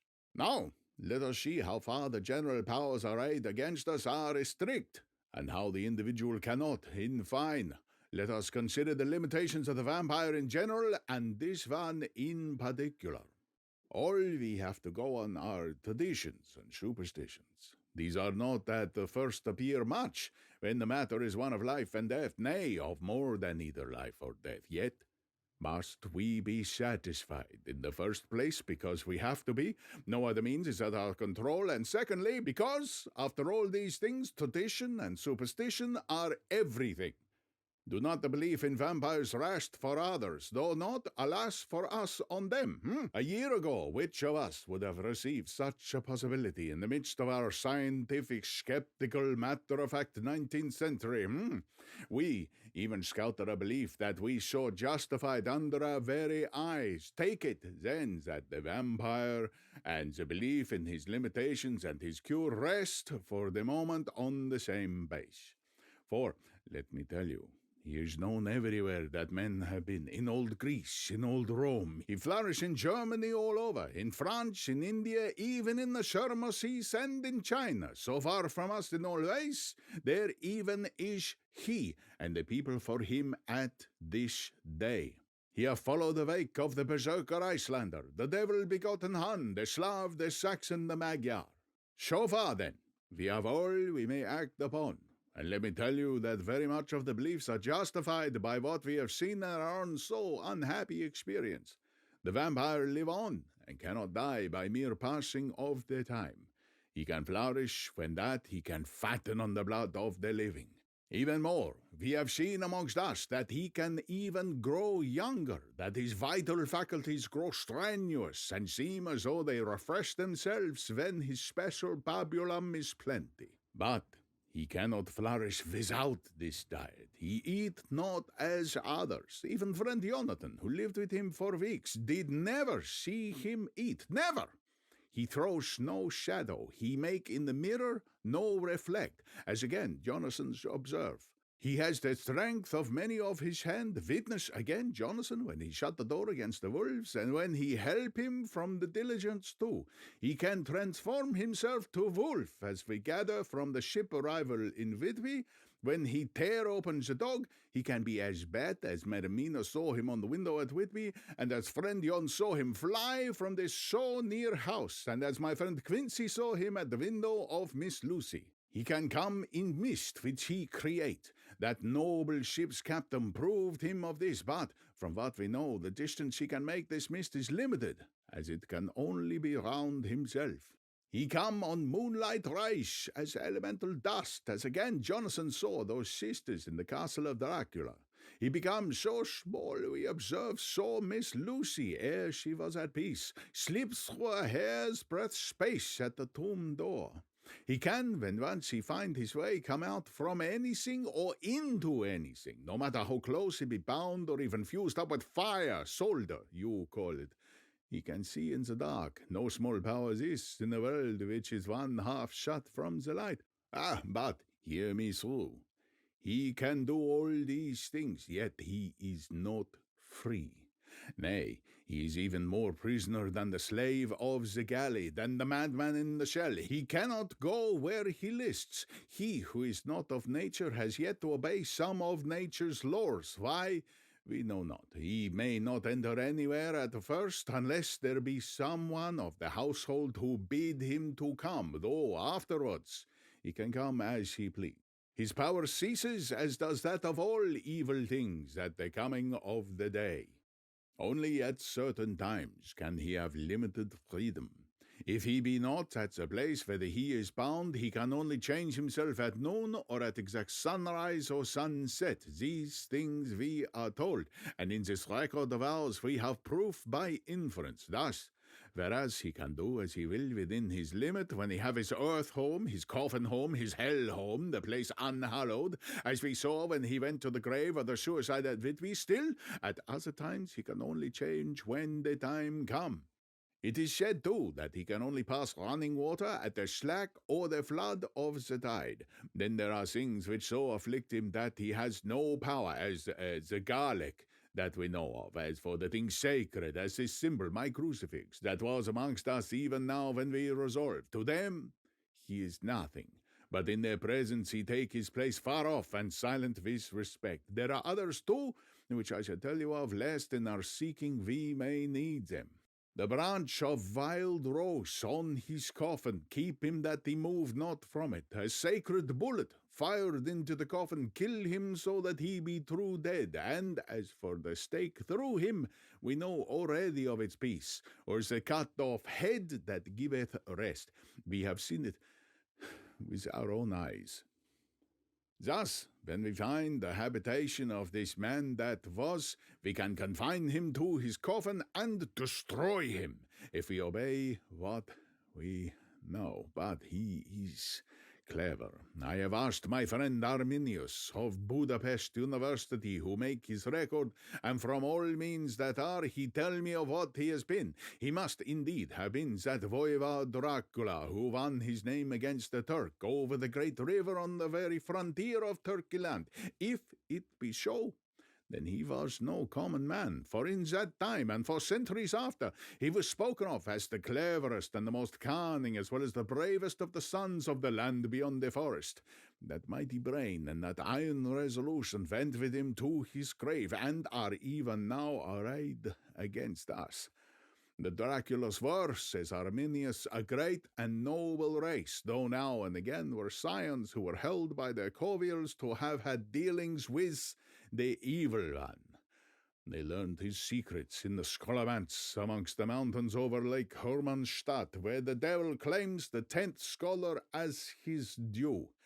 In the records are such words as Stregokia, witch, Ordog, and Pokol, Satan and hell, and in one manuscript this very Dracula is spoken of as vampire, which we understand too well.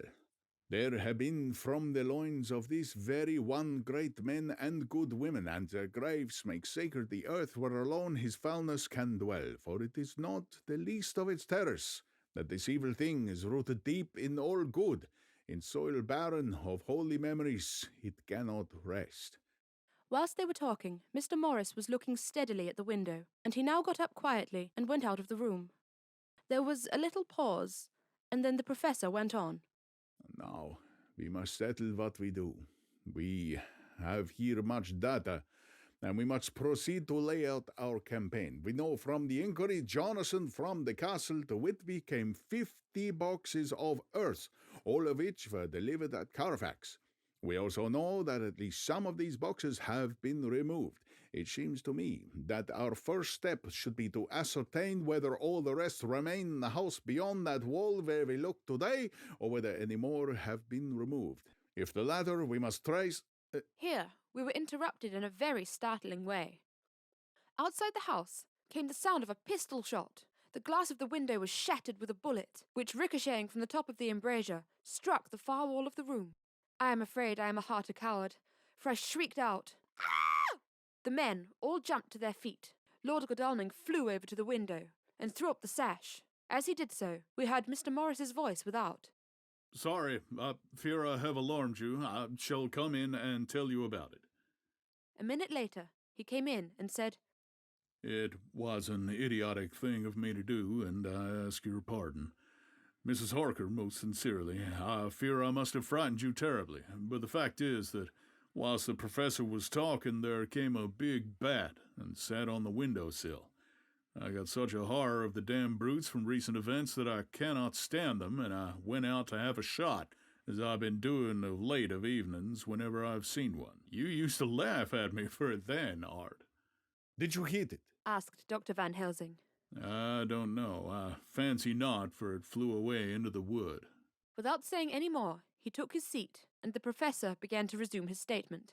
We must trace each of these boxes, and when we are ready, we must either capture or kill this monster in his lair, or we must, so to speak, sterilize the earth so that no more he can seek safety in it. Thus, in the end, we may find him in his form of man between the hours of noon and sunset, and so engage with him when he is at his most weak. And now, for you, Madam Mina, this night is the end until all be well. You are too precious to us to have such risk. When we part tonight, you no more must question. And now, Madam Mina, this night is the end until all be well. You are too precious for us to have such risk. When we part tonight, you no more must question. We shall tell you all in good time. We are men and are able to bear, but you must be our star and our hope, and we shall act all the more free that you are not in the danger, such as we are. All the men, even Jonathan, seemed relieved, but it did not seem to me good that they should brave danger, and, perhaps lessen their safety, strength being the best safety, through care of me. But their minds were made up, and though it was a bitter pill for me to swallow, I could say nothing, save to accept their chivalrous care of me. Mr. Morris resumed the discussion. As there is no time to lose, I vote we have a look at his house right now. Time is everything with him, and swift action on our part may save another victim. I own that my heart began to fail me when the time for action came so close, but I did not say anything, for I had a greater fear that if I appeared as a drag or as a hindrance to their work, they might even leave me out of their counsels altogether. They have now gone off to Carfax, with means to get into the house. Man-like, they had told me to go to bed and sleep, as if a woman can sleep when those she loves are in danger. I shall lie down and pretend to sleep, lest Jonathan have added anxiety about me when he returns. Dr. Seward's diary. 1st of October, 4 a.m. Just as we were about to leave the house, an urgent message was brought to me from Renfield to know if I would see him at once, as he had something of the utmost importance to say to me. I told the messenger to say that I would attend to his wishes in the morning. I was busy just at the moment. The attendant added, "He seems very importunate, sir. I've never seen him so eager. I do not know but what, if you don't see him soon, he will have one of his violent fits." I knew the man would not have said this without some cause, so I said, "All right, I'll go now." And I asked the others to wait a few minutes for me, as I had to go and see my patient. "Take me with you, friend Jon," said the professor. "His case in your diary interests me much, and it had bearing too now and again on our case. I should much like to see him, and especially when his mind is disturbed." May I come also? Asked Lord Godalming. "Me too," said Quincy Morris. "May I come?" said Harker. I nodded, and we all went down the passage together. We found him in a state of considerable excitement, but far more rational in his speech and manner than I had ever seen him. There was an unusual understanding of himself, which was unlike anything I had ever met with in a lunatic, and he took it for granted that his reasons would prevail with others entirely sane. We all 5 went into the room, but none of the others at first said anything. His request was that I would at once release him from the asylum and send him home. This he backed up with arguments regarding his complete recovery and adduced his own existing sanity. "I appeal to your friends," he said. "They will perhaps not mind sitting in judgment on my case. By the way, you have not introduced me." I was so much astonished that the oddness of introducing a madman in an asylum did not strike me at the moment, and besides, there was a certain dignity in the man's manner, so much of the habit of equality, that I at once made the introduction. Lord Godalming, Professor Van Helsing, Mr. Quincy Morris of Texas, Mr. Jonathan Harker, Mr. Renfield. He shook hands with each of them, saying in turn, "Lord Godalming, I had the honour of seconding your father at the Wyndham. I grieve to know by your holding the title that he is no more. He was a man loved and honoured by all who knew him, and in his youth was, I have heard, the inventor of a burnt rum punch, much patronized on Derby night. Mr. Morris, you should be proud of your great state. Its reception into the Union was a precedent which may have far-reaching effects hereafter, when the Pole and the Tropics may hold alliance to the Stars and Stripes. The power of treaty may yet prove a vast engine of enlargement when the Monroe Doctrine takes its true place as a political fable. What shall any man say of his pleasures at meeting Van Helsing? Sir, I make no apology for dropping all forms of conventional prefix. When an individual has revolutionized therapeutics by his discovery of the continuous evolution of brain matter, conventional forms are unfitting, since they would seem to limit him to one of a class.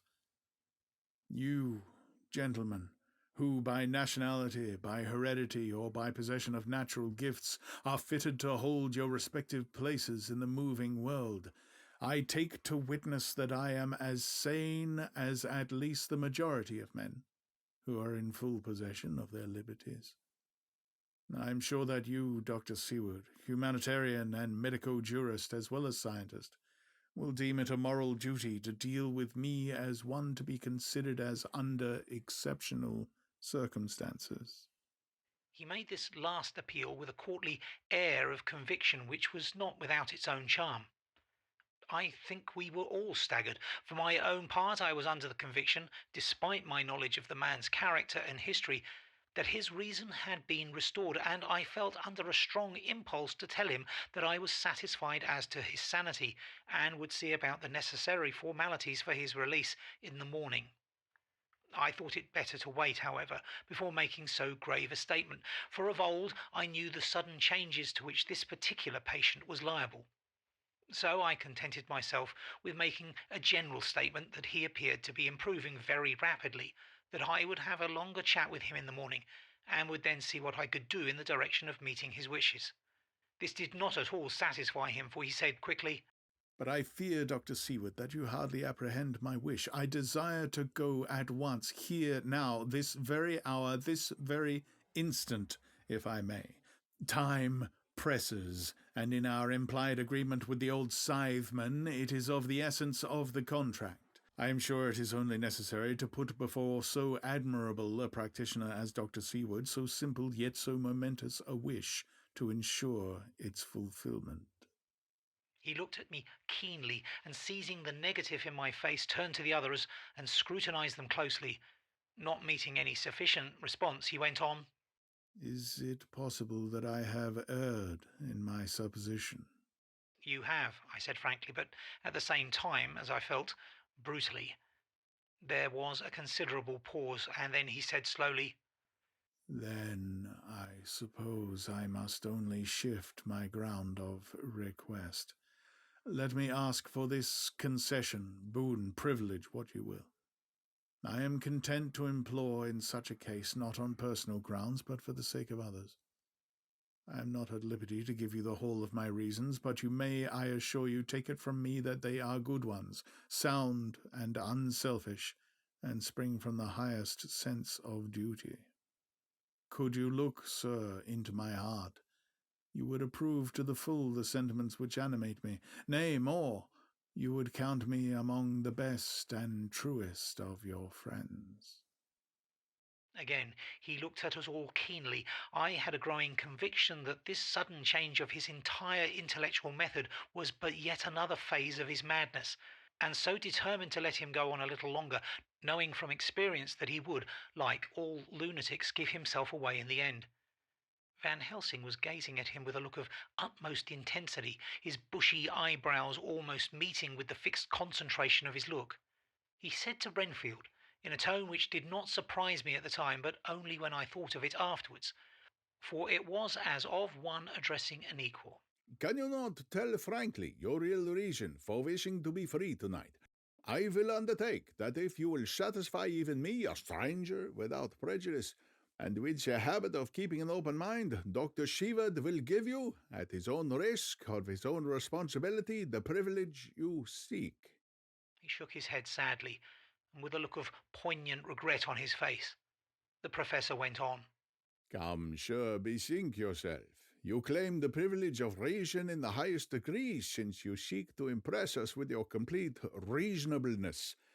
You do this, whose sanity we have reason to doubt, since you are not yet released from medical treatment for this very defect. If you will not help us in our effort to choose the wisest course, how can we perform the duty which you yourself put upon us? Be wise, and help us, and if we can, we shall aid you to achieve your wish." He still shook his head as he said, "Dr. Van Helsing, I have nothing to say. Your argument is complete, and if I were free to speak, I should not hesitate a moment, but I am not my own master in the matter. I can only ask you to trust me. If I am refused, the responsibility does not rest with me." I thought it was now time to end the scene, which was becoming too comically grave, so I went towards the door, simply saying, "Come, my friends, we have work to do. Good night." As, however, I got near the door, a new change came over the patient. He moved towards me so quickly that, for the moment, I feared that he was about to make another homicidal attack. My fears, however, were groundless, for he held up his 2 hands imploringly and made his petition in a moving manner. As he saw that the very excess of his emotion was militating against him, by restoring us more to our old relations, he became still more demonstrative. I glanced at Van Helsing and saw my conviction reflected in his eyes, so I became a little more fixed in my manner, if not more stern, and motioned to him that his efforts were unavailing. I had previously seen something of the same constantly growing excitement in him, when he had to make some request of which at the time he had thought much, such, for instance, as when he wanted a cat, and I was prepared to see the collapse into the same sullen acquiescence on this occasion. My expectation was not realized, for when he found that his appeal would not be successful, he got into quite a frantic condition.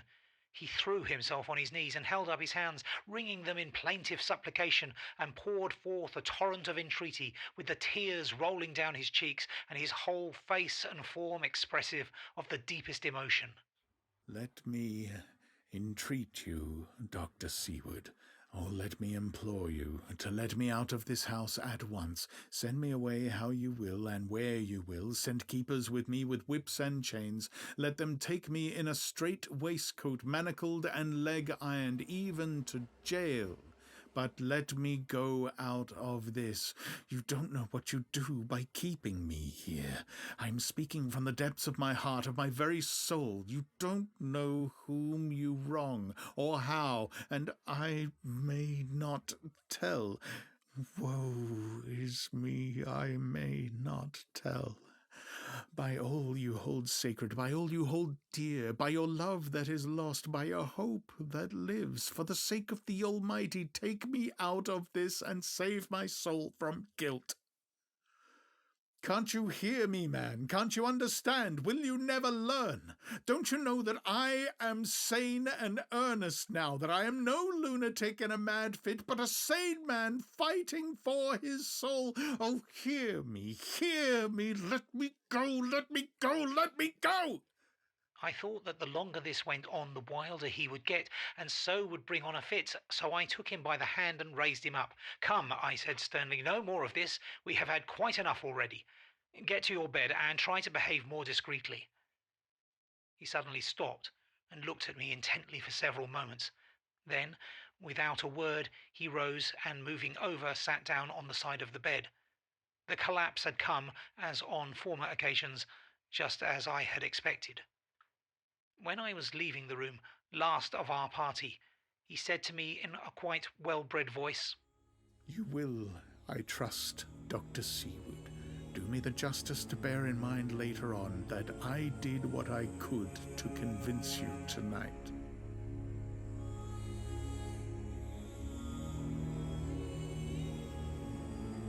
Chapter 19.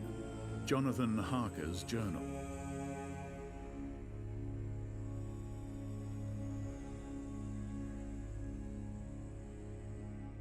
1st October, 5 a.m. I went with the party to the search with an easy mind, for I think I never saw Mina so absolutely strong and well. I am so glad that she consented to hold back and let us men do the work. Somehow it was a dread to me that she was in this fearful business at all, but now that her work is done, and that it is due to her energy and brains and foresight that the whole story is put together in such a way that every point tells, she may well feel that her part is finished, and that she can henceforth leave the rest to us. We were, I think, all a little upset by the scene with Mr. Renfield. When we came away from his room, we were silent till we got back to the study. Then Mr. Morris said to Dr. Seward, Say, Jack, if that man wasn't attempting a bluff, he is about the sanest lunatic I ever saw. Now, I'm not sure, but I believe that he had some serious purpose, and if he had, it was pretty rough on him not to get a chance. Lord Godalming and I were silent, but Dr. Van Helsing added, Friend Jon, you know more lunatics than I do, and I'm glad of it, for I fear that if it had been to me to decide, I would, before that last hysterical outburst, have given him free. But we live and learn, and in our present task, we must take no chance, as my friend Quincy would say. All is best as they are. Dr. Seward seemed to answer them both in a dreamy kind of way. I don't know, but that I agree with you. If that man had been an ordinary lunatic, I would have taken my chance of trusting him. But he seems so mixed up with the Count in an indexy kind of way that I'm afraid of doing anything wrong by helping his fads.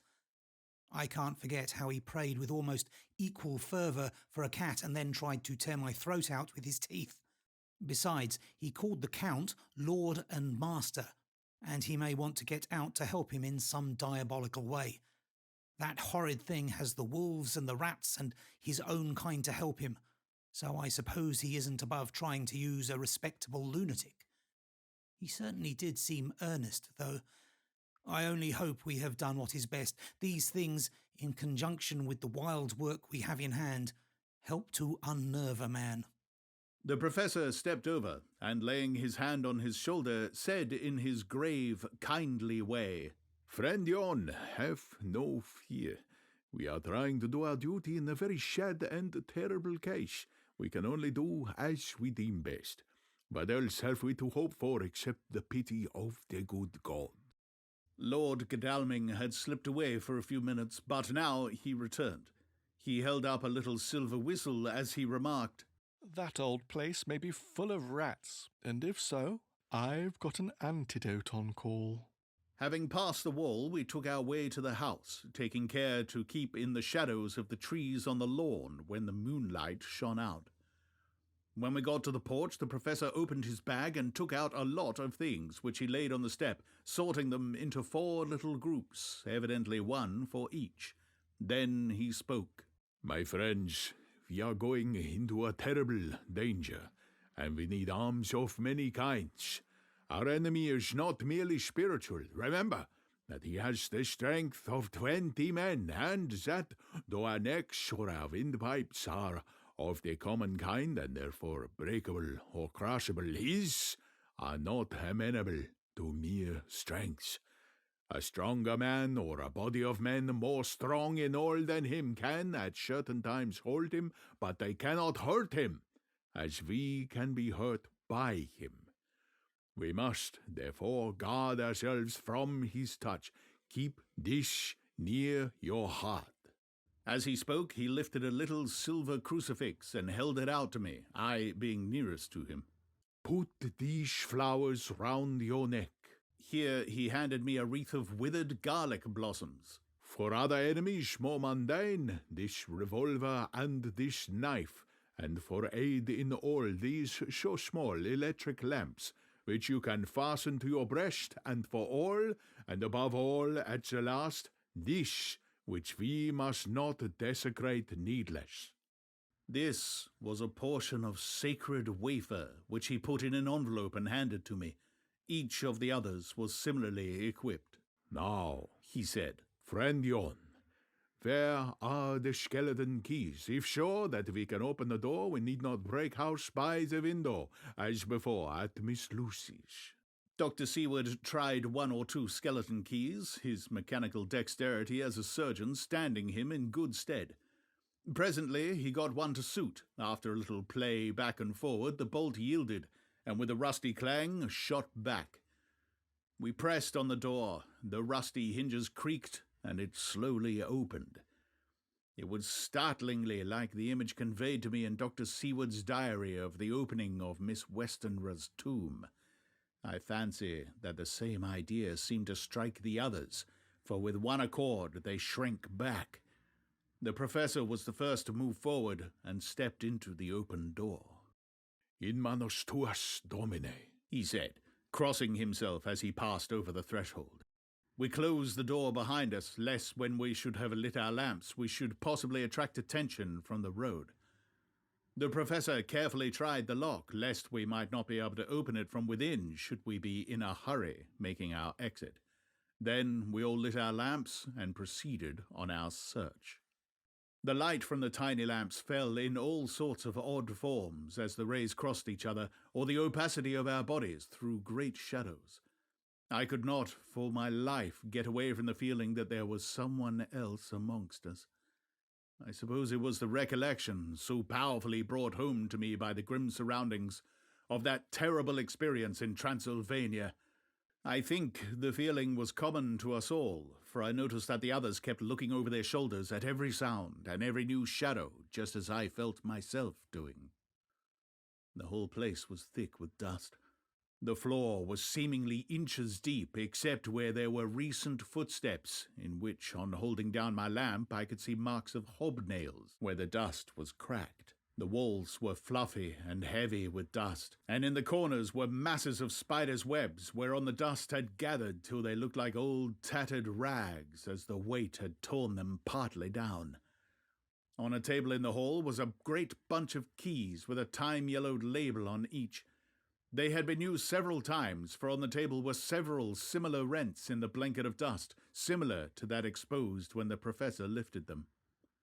He turned to me and said, "You know this place, Jonathan. You have copied maps of it, and you know at least more than we do, which is the way to the chapel." I had an idea of its direction, though on my former visit I had not been able to get admission to it, so I led the way, and after a few wrong turnings found myself opposite a low, arched oaken door, ribbed with iron bands. "This is the spot," said the professor, as he turned his lamp on a small map of the house, copied from the file of my original correspondence regarding the purchase. With a little trouble, we found the key on the bunch and opened the door.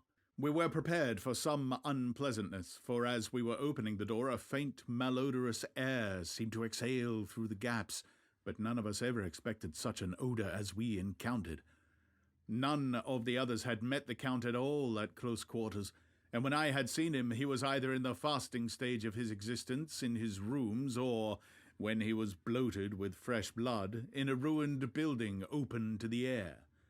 But here the place was small and close, and the long disuse had made the air stagnant and foul. There was an earthy smell, as of some dry miasma, which came through the fouler air. But as to the odour itself, how shall I describe it? It was not alone that it was composed of all the ills of mortality and with the pungent, acrid smell of blood, but it seemed as though corruption had become itself corrupt. Ah! It sickens me to think of it. Every breath exhaled by that monster seems to have clung to the place and intensified its loathsomeness. Under ordinary circumstances, such a stench would have brought our enterprise to an end. But this was no ordinary case, and the high and terrible purpose in which we were involved gave us strength which rose above mere physical considerations. After the involuntary shrinking consequent on the first nauseous whiff, we, one and all, set about our work as though the loathsome place were a garden of roses. We made an accurate examination of the place, the professor saying as we began, "The first thing is to see how many of the boxes are left. We must then examine every hole and corner and cranny and see if we cannot get some clue as to what has become of the rest." A glance was sufficient to show how many remained, for the great earth chests were bulky, and there was no mistaking them. There were only 29 left out of the 50.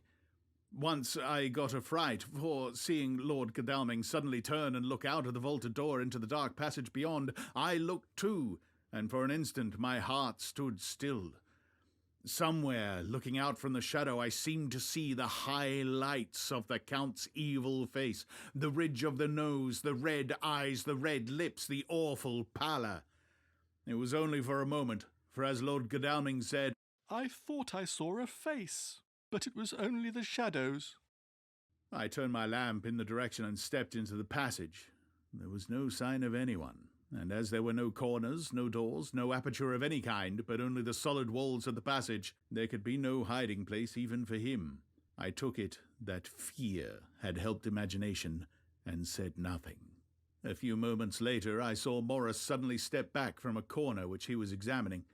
We all followed his movements with our eyes, for undoubtedly some nervousness was growing on us, and we saw a whole mass of phosphorescence which twinkled like stars.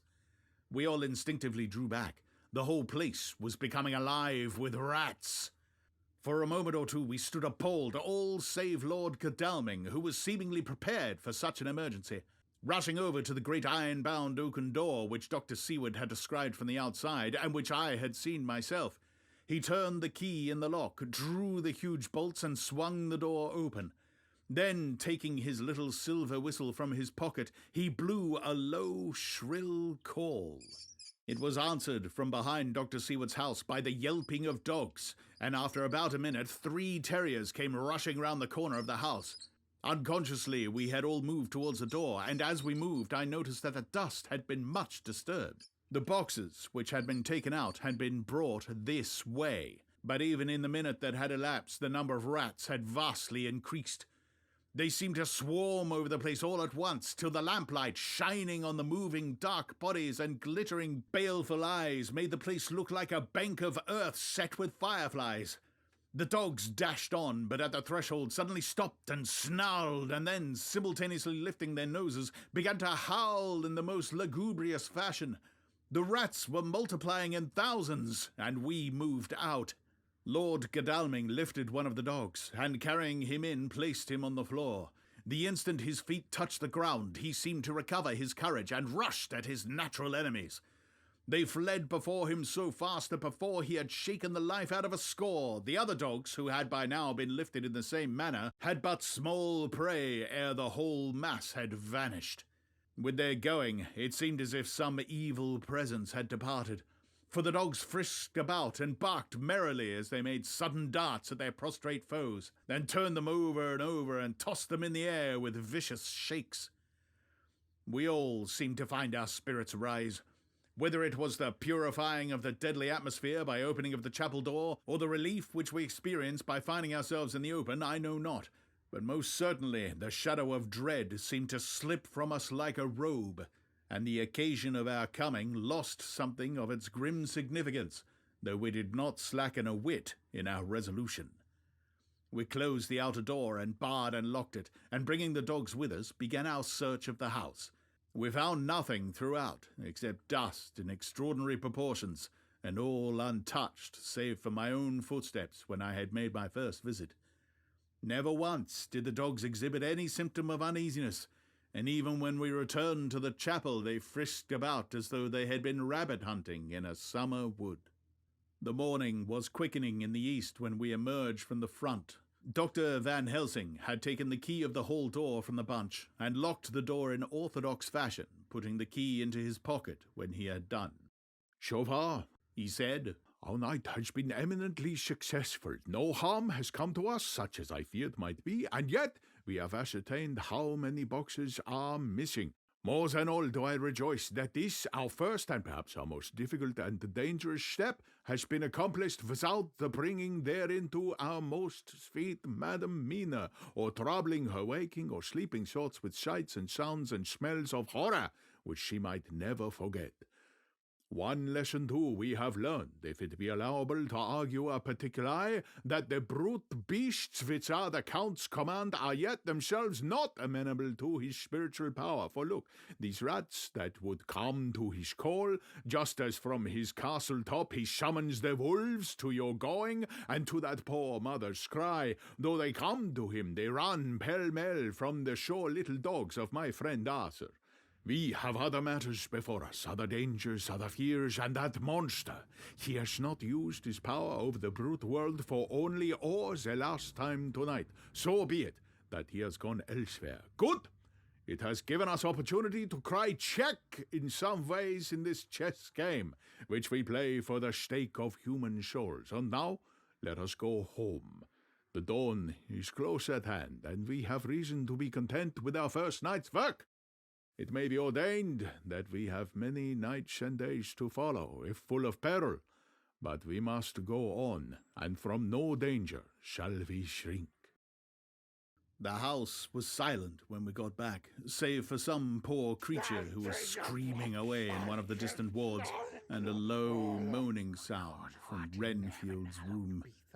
The poor wretch was doubtless torturing himself after the manner of the insane, with needless thoughts of pain. I came tiptoe into our own room and found Mina asleep, breathing so softly that I had to put my ear down to hear it. She looks paler than usual, I hope the meeting tonight has not upset her. I'm truly thankful that she is to be left out of our future work, and even of our deliberations. It is too great a strain for a woman to bear. I did not think so at first, but I know better now. Therefore, I am glad that it is settled. There may be things which would frighten her to hear, and yet to conceal them from her might be worse than to tell her, if once she suspected that there was any concealment. Henceforth, our work is to be a sealed book to her, till at least such time as we can tell her that all is finished, and the earth free from a monster of the netherworld. I dare say it will be difficult to keep silence after such confidence as ours, but I must be resolute, and tomorrow I shall keep dark over tonight's doings, and shall refuse to speak of anything that has happened. I rest on the sofa, so as not to disturb her. 1st October, later. I suppose it was natural that we should have all overslept ourselves, for the day was a busy one, and the night had no rest at all. Even Mina must have felt its exhaustion, for though I slept till the sun was high, I was awake before her, and had to call 2 or 3 times before she awoke. Indeed, she was so sound asleep that for a few seconds she did not recognize me, but looked at me with a sort of blank terror, as one looks who has been waked out of a bad dream. She complained a little of being tired, and I let her rest till later in the day. We now know of 21 boxes having been removed, and if it be that several were taken in any of these removals, we may be able to trace them all. Such will, of course, immensely simplify our labour, and the sooner the matter is attended to, the better. I shall look up Thomas Snelling today. Dr. Seward's diary. 1st of October. It was towards noon when I was awakened by the professor walking into my room. He was more jolly and cheerful than usual, and it is quite evident that last night's work has helped to take some of the brooding weight off his mind. After going over the adventure of the night, he suddenly said, "Your patient interests me much. May it be that with you I visit him this morning. Or, if that you are to occupy, I can go alone if it may be. It is a new experience to me to find a lunatic who talk philosophy and reason so sound." I had some work to do which pressed, so I told him that if he would go alone, I would be glad, and then I should not have to keep him waiting. So I called an attendant and gave him the necessary instructions. Before the professor left the room, I cautioned him against getting any false impression from my patient. "But," he answered, "I want him to talk of himself and of his delusion as to consuming live things. He said to Madam Mina, as I see in your diary of yesterday, that he had once had such a belief. Why do you smile, friend Yon?" "Excuse me," I said, "but the answer is here." I laid my hand on the typewritten matter when our sane and learned lunatic made that very statement of how he used to consume life. His mouth was actually nauseous with the flies and spiders which he had eaten just before Mrs. Harker entered the room. Van Helsing smiled in turn. "Good," he said. "Your memory is true, friend Yon. I should have remembered. And yet, it is this very obliquity of thought and memory which makes mental disease such a fascinating study. Perhaps I may gain more knowledge out of the folly of this madman than I shall from the teachings of the most wise. Who knows?" I went on with my work, and before long was through that in hand. It seemed that the time had been very short indeed, but there was Van Helsing back in the study.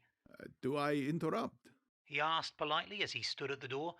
"Not at all," I answered. "Come in, my work is finished, and I am free. I can go with you now if you like." "It is needless. I have seen him." "Well?" "I fear that he does not appraise me at much. Our interview was short. When I entered his room, he was sitting on a stool in the center, with his elbows on his knees, and his face was the picture of sullen discontent. I spoke to him as cheerfully as I could, and with such a measure of respect as I could assume. He made no reply whatsoever. "Don't you know me?" I asked. His answer was not reassuring. "I know you well enough. You are the old fool, Van Helsing. I wish you would take yourself and your idiotic brain theories somewhere else. Damn old thick-headed Dutchman. Not a word more would he say, but sat in his implacable sullenness as indifferent to me as though I had not been in the room at all. Thus departed for this time my chance of much learning from this so clever lunatic. So I shall go, if I may, and cheer myself with a few happy words with that sweet soul Madam Mina. Friend John, it does rejoice me unspeakable that she is no more to be pained, no more to be worried with our terrible things. Though we shall much miss her help, it is better so. I agree with you with all my heart, I answered earnestly, for I did not want him to weaken in this matter. Mrs. Harker is better out of it. Things are quite bad enough for us all men of the world, and who have been in many tight places in our time, but it is no place for a woman, and if she had remained in touch with the affair, it would in time infallibly have wrecked her. So Van Helsing has gone to confer with Mrs. Harker, and Harker, Quincy and Art are all out following up the clues as to the earth boxes. I shall finish my round of work, and we shall meet tonight. Mina Harker's journal. October 1st. It is strange to me to be kept in the dark as I am today, after Jonathan's full confidence for so many years, to see him manifestly avoid certain matters, and those the most vital of all. This morning I slept late, after the fatigues of yesterday, and though Jonathan was late too, he was the earlier. He spoke to me before he went out, never more sweetly or tenderly, but he never mentioned a word of what had happened in the visit to the Count's house. And yet he must have known how terribly anxious I was. Poor dear fellow. I suppose it must have distressed him, even more than it did me. They all agreed that it was best that I should not be drawn further into this awful work, and I acquiesced. But to think that he keeps anything from me! And now I am crying, like a silly fool, when I know it comes from my husband's great love, and from the good wishes of those other strong men. Last night, I went to bed when the men had gone, simply because they told me to. I didn't feel sleepy, and I did feel full of devouring anxiety. I kept thinking over everything that has been since Jonathan came to see me in London, and it all seems like a horrible tragedy, with fate pressing on relentlessly to some destined end. Everything that one does seems, no matter how right it may be, to bring on the very thing which is most to be deplored. If I hadn't gone to Whitby, perhaps poor dear Lucy would be with us now. She hadn't taken to visiting the churchyard till I came, and if she hadn't come there in the daytime with me, she wouldn't have walked there in her sleep. And if she hadn't gone there at night in her sleep, that monster couldn't have destroyed her as he did. Oh, why did I ever go to Whitby? There now, crying again. I wonder what has come over me today. I must hide it from Jonathan. For if he knew that I had been crying twice in one morning, I, who never cried on my own account, and whom he has never caused to shed a tear, the dear fellow would fret his heart out. I shall put a bold face on, and if I do feel weepy, he shall never see it. I suppose it is just one of the lessons that we poor women have to learn. I can't quite remember how I fell asleep last night. I remember hearing the sudden barking of dogs, and a lot of queer sounds, like praying on a very tumultuous scale, from Mr. Renfield's room, which is somewhere under this. And then there was silence over everything. Silence so profound that it startled me, and I got up and looked out of the window.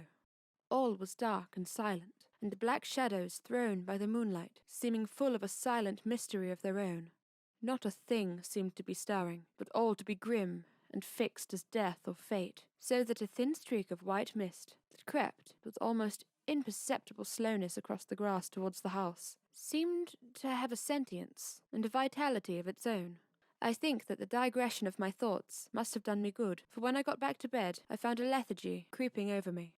I lay a while, but could not quite sleep, so I got out and looked out of the window again.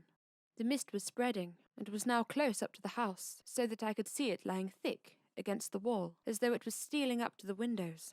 The poor man was more loud than ever, and though I could not distinguish a word he said, I could, in some way, recognize in his tones some passionate entreaty on his part.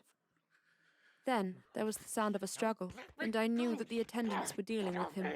I was so frightened that I crept into bed and pulled the clothes over my head, putting my fingers in my ears. I was not then a bit sleepy. At least, so I thought. But I must have fallen asleep, for except dreams, I do not remember anything until the morning, when Jonathan woke me. I think that it took me an effort and a little time to realize where I was, and that it was Jonathan who was bending over me. My dream was very peculiar, and was almost typical of the way that waking thoughts become merged in or continued in dreams. I thought that I was asleep and waiting for Jonathan to come back. I was very anxious about him, and I was powerless to act. My feet and my hands and my brain were weighted so that nothing could proceed at the usual pace. And so I slept uneasily and thought. Then it began to dawn upon me that the air was heavy and dank and cold. I put back the clothes from my face and found, to my surprise, that all was dim around. The gaslight, which I had left lit for Jonathan but turned down, came only like a tiny red spark through the fog, which had evidently grown thicker and poured into the room. Then it occurred to me that I had shut the window before I had come to bed. I would have got out to make certain of the point, but some leaden lethargy seemed to chain my limbs and even my will. I lay still and endured. That was all. I closed my eyes, but could still see through my eyelids. It is wonderful what tricks our dreams play us, and how conveniently we can imagine. The mist grew thicker and thicker, and I could see now how it came in, for I could see it like smoke, or with the white energy of boiling water, pouring in, not through the window, but through the joinings of the door. It got thicker and thicker, till it seemed as if it became concentrated into a sort of pillar of cloud in the room, through the top of which I could see the light of the gas shining like a red eye. Things began to whirl through my brain, just as the cloudy column was now whirling in the room. And through it all came the scriptural words, "A pillar of cloud by day, and of fire by night." Was it indeed such spiritual guidance that was coming to me in my sleep? But the pillar was composed of both the day and the night guiding, for the fire was in the red eye, which at the thought got a new fascination for me, till, as I looked, the fire divided, and seemed to shine on me through the fog, like two red eyes, such as Lucy told me of in her momentary mental wandering when, on the cliff, the dying sunlight struck the windows of St. Mary's Church. Suddenly, the horror burst upon me that it was Jonathan that had seen those awful women growing into reality through the whirling mist in the moonlight, and in my dream I must have fainted, for all became black darkness. The last conscious effort which imagination made was to show me a livid, white face bending over me out of the mist. I must be careful of such dreams, for they would unseat one's reason if there were too much of them. I would get Dr. Van Helsing or Dr. Seward to prescribe something for me which would make me sleep, only that I fear to alarm them. Such a dream, at the present time, would become woven into their fears for me. Tonight, I shall strive hard to sleep naturally. If I do not, I shall tomorrow night get them to give me a dose of chloral. That cannot hurt me for once, and it will give me a good night's sleep. Last night tired me more than if I had not slept at all. October 2nd, 10 p.m. Last night I slept, but did not dream.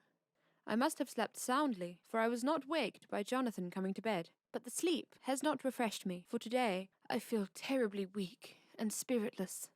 I spent all yesterday trying to read or lying down dozing. In the afternoon, Mr. Renfield asked if he might see me. Poor man, he was very gentle, and when I came away, he kissed my hand and bade God bless me. Some way it affected me much. I am crying when I think of him. This is a new weakness, of which I must be careful. Jonathan would be miserable if he knew I had been crying. He and the others were out till dinner time, and they all came in tired. I did what I could to brighten them up, and I suppose that the effort did me good, for I forgot how tired I was. After dinner, they sent me to bed, and all went off to smoke together, as they said, but I knew that they wanted to tell each other of what had occurred to each during the day. I could see from Jonathan's manner that he had something important to communicate.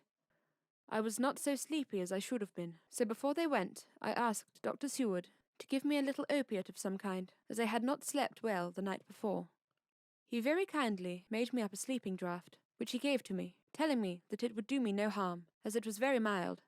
I have taken it, and am waiting for sleep, which still keeps aloof. I hope I have not done wrong, for, as sleep begins to flirt with me, a new fear comes, that I may have been foolish in thus depriving myself of the power of waking. I might want it. Here comes sleep. Good night.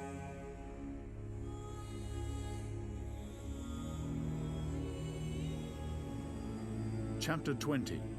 Jonathan Harker's Journal.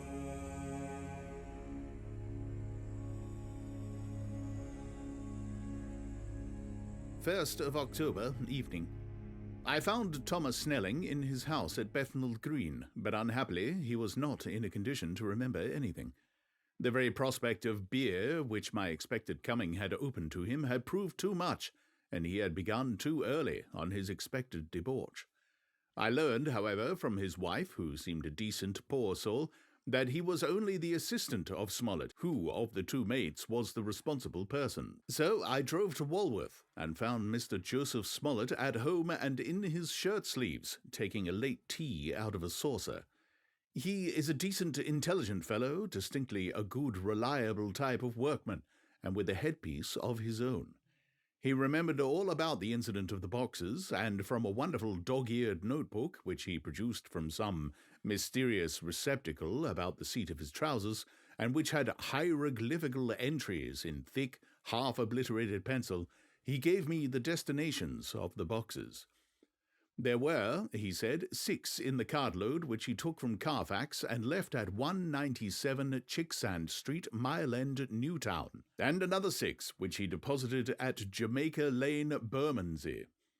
If, then, the Count meant to scatter these ghastly refuges of his over London, these places were chosen as the first of delivery, so that later he might distribute more fully.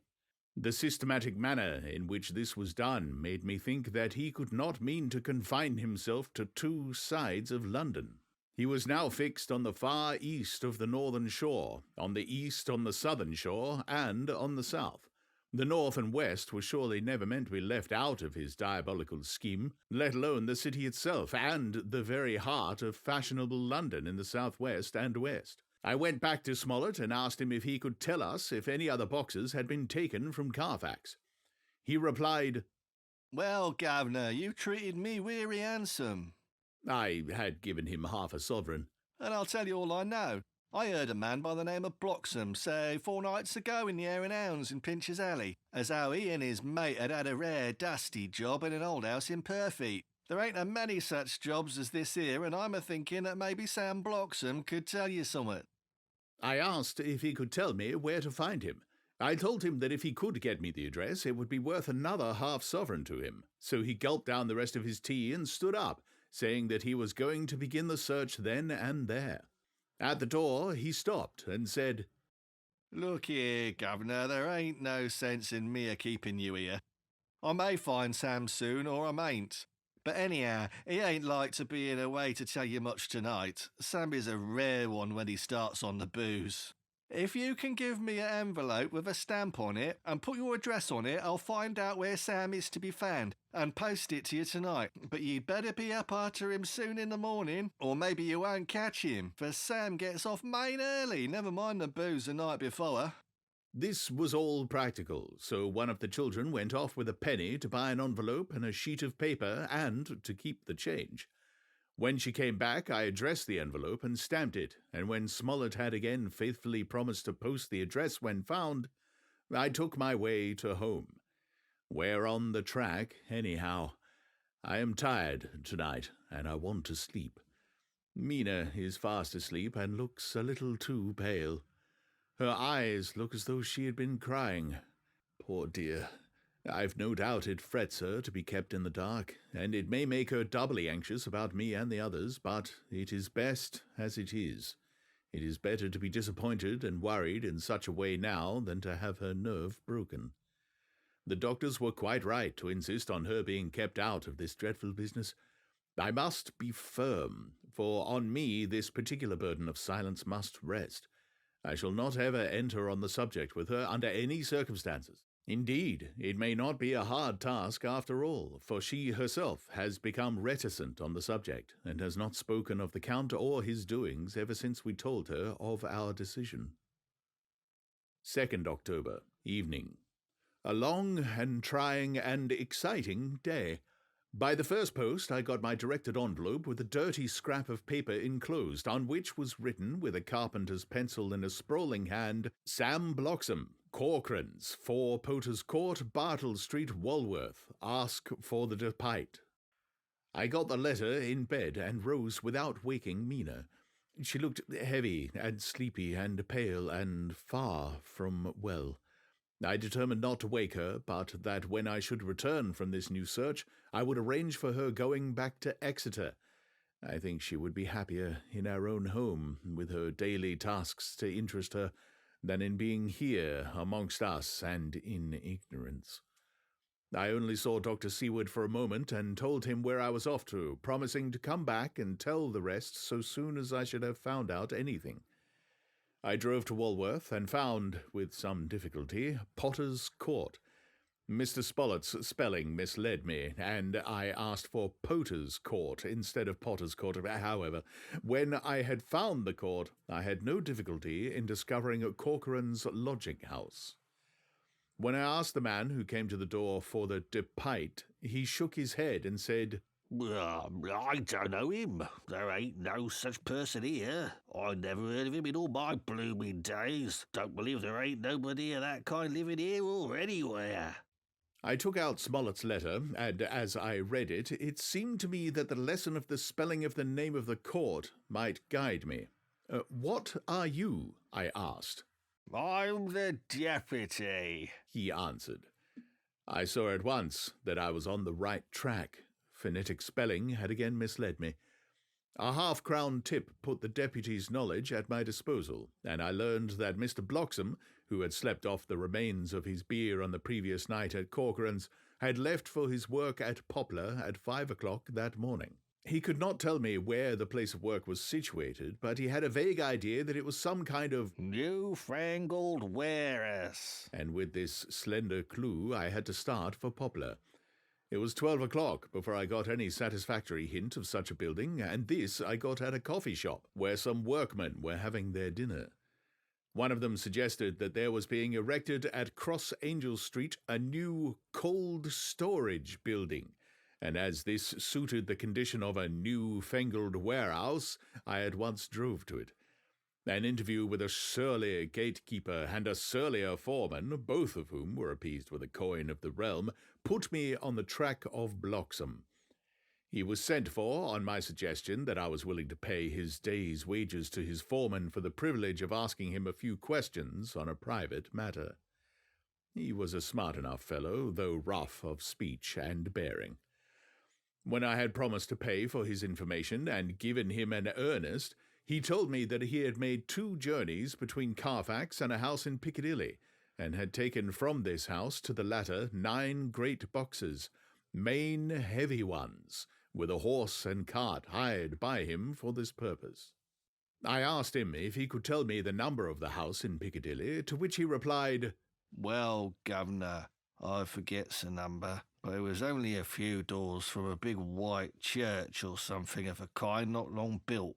It was a dusty old house too, though. Nothing to the dustiness of the house we took the blooming boxes from. How did you get in if both houses were empty? There was the old party what engaged me a-waiting in the house at Purfleet. He helped me to lift the boxes and put 'em in the dray.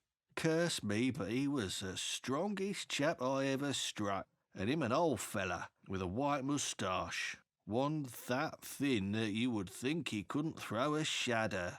How this phrase thrilled through me. Why, he took up his end of the boxes like they were pounds at sea, and me a-puffing and a-blowing afore I could upend mine anyhow. And I'm no chicken neither. How did you get into the house in Piccadilly? I asked. He was there too. He must have started off and got there before me, for when I rang the bell, he came and opened the door himself and helped me to carry the boxes into the hall. The whole 9? I asked. Yes. There was 5 in the first load and 4 in the second. It was main dry work, and I don't so well remember how I got home. I interrupted him. Were the boxes left in the hall? Yes, it was a big hall, and there was nothing else in it. I made one more attempt to further matters. You didn't have any key? I never used no key nor nothing. The old gent, he opened the door himself and shut it again when I drove off. I don't remember the last time, but that was the beer. And you can't remember the number of the house? Nah, sir.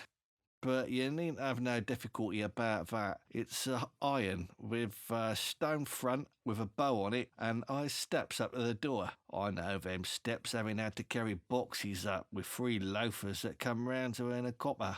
The old gent gave 'em shillings, and they, seeing they got so much, they wanted more.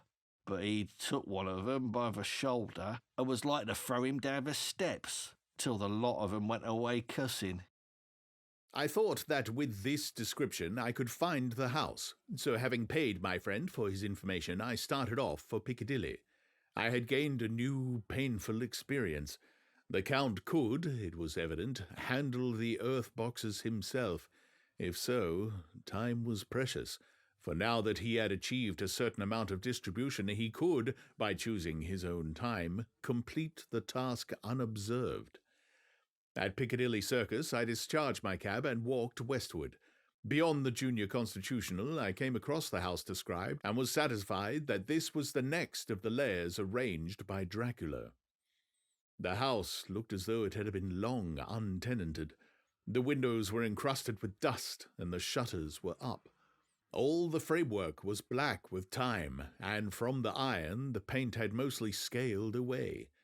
It was evident that up to lately there had been a large notice board in front of the balcony. It had, however, been roughly torn away, the uprights which had supported it still remaining. Behind the rails of the balcony I saw there were some loose boards whose raw edges looked white.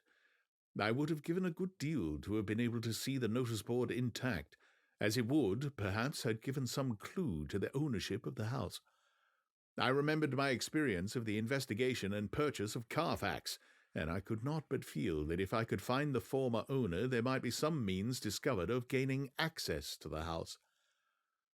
There was at present nothing to be learned from the Piccadilly side, and nothing could be done, so I went around to the back to see if anything could be gathered from this quarter. The mews were active, the Piccadilly houses being mostly in occupation. I asked 1 or 2 of the grooms and helpers whom I saw around if they could tell me anything about the empty house. One of them said that he had heard it lately been taken, but he couldn't say from whom. He told me, however, that up to very lately there had been a notice board of "For Sale" up, and that perhaps Mitchell, Sons and Candy, the house agents, could tell me something, as he thought he remembered seeing the name of that firm on the board. I did not wish to seem too eager, or to let my informant know or guess too much, so, thanking him in the usual manner, I strolled away. It was now growing dusk, and the autumn night was closing in, so I did not lose any time. Having learned the address of Mitchell, Sons and Candy from a directory at the Berkeley, I was soon at their office in Sackville Street. The gentleman who saw me was particularly suave in manner, but uncommunicative in equal proportion. Having once told me that the Piccadilly house, which throughout our interview he called a mansion, was sold, he considered my business as concluded. When I asked who had purchased it, he opened his eyes a thought wider and paused a few seconds before replying, "It is sold, sir." "Pardon me," I said with equal politeness, "but I have a special reason for wishing to know who purchased it." Again he paused longer and raised his eyebrows still more. "It is sold, sir," was again his laconic reply. "Surely," I said, "you do not mind letting me know so much?" "But I do mind," he answered. "The affairs of their clients are absolutely safe in the hands of Mitchell, Sons and Candy. This was manifestly a prig of the first water, and there was no use arguing with him. I thought I had best meet him on his own ground, so I said, "Your clients, sir, are happy in having so resolute a guardian of their confidence. I am myself a professional man." Here I handed him my card. In this instance, I am not prompted by curiosity. I act on the part of Lord Godalming, who wishes to know something of the property which was, he understood, lately for sale. These words put a different complexion on affairs. He said, "I would like to oblige you if I could, Mr. Harker, and especially would I like to oblige his lordship. We once carried out a small matter of renting some chambers for him when he was the Honourable Arthur Homewood. If you will let me have his lordship's address, I will consult the house on the subject, and will in any case communicate with his lordship by tonight's post. It will be a pleasure if we can so far deviate from our rules as to give the required information to his lordship." I wanted to secure a friend and not to make an enemy, so I thanked him, gave the address at Dr. Seward's, and came away. It was now dark, and I was tired and hungry. I got a cup of tea at the Aerated Bread Company and came down to Purfleet by the next train.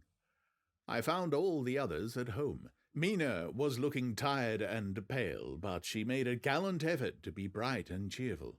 It wrung my heart to think that I had had to keep anything from her, and so caused her inquietude.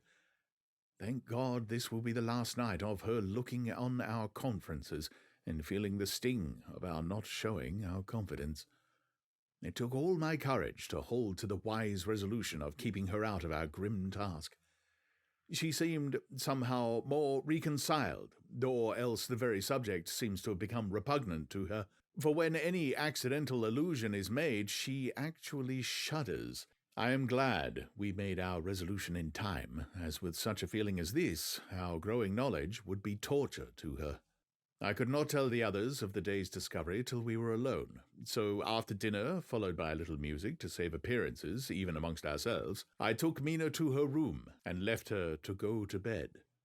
The dear girl was more affectionate with me than ever, and clung to me as though she would detain me, but there was much to be talked of, and I came away. Thank God, the ceasing of telling things has made no difference between us. When I came down again, I found the others all gathered round the fire in the study. In the train I had written my diary so far, and simply read it off to them, as the best means of letting them get abreast of my own information. When I had finished, Van Helsing said, "This has been a great day's work, friend Jonathan. Doubtless we are on the track of the missing boxes. If we find them all in that house, then our work is near the end. But if there be some missing, we must search until we find them. Then shall we make our final coup and hunt the wretch to his real death." We all sat silent a while, and all at once Mr. Morris spoke. "Say, how are we going to get into that house?" "We got into the other," answered Lord Godalming quickly. "But, Art, this is different. We broke house at Carfax, but we had night and a walled park to protect us. It will be a mighty different thing to commit burglary in Piccadilly either by day or night. I confess, I don't see how we're going to get in unless that agency duck can find us a key of some sort." Lord Godalming's brows contracted, and he stood up and walked about the room. By and by he stopped and said, turning from one to another of us, "Quincy's head is level. This burglary business is getting serious. We got off once all right, but we have now a rare job on hand, unless we can find the Count's key basket." As nothing could well be done before morning, and as it would be at least advisable to wait till Lord Godalming should hear from Mitchell's, we decided not to take any active step before breakfast time. For a good while we sat and smoked, discussing the matter in its various lights and bearings. I took the opportunity of bringing this diary right up to the moment. I am very sleepy, and shall go to bed. Just a line. Mina sleeps soundly, and her breathing is regular. Her forehead is puckered up into little wrinkles, as though she thinks even in her sleep. She is still too pale, but does not look so haggard as she did this morning. Tomorrow will, I hope, mend all this. She will be herself at home in Exeter. Oh, but I am sleepy.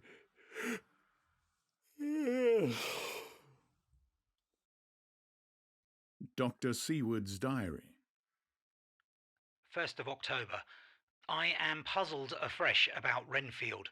His moods change so rapidly that I find it difficult to keep touch of them, and as they always mean something more than his own well-being, they form a more than interesting study.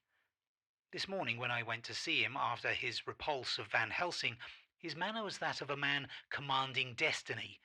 He was, in fact, commanding destiny subjectively.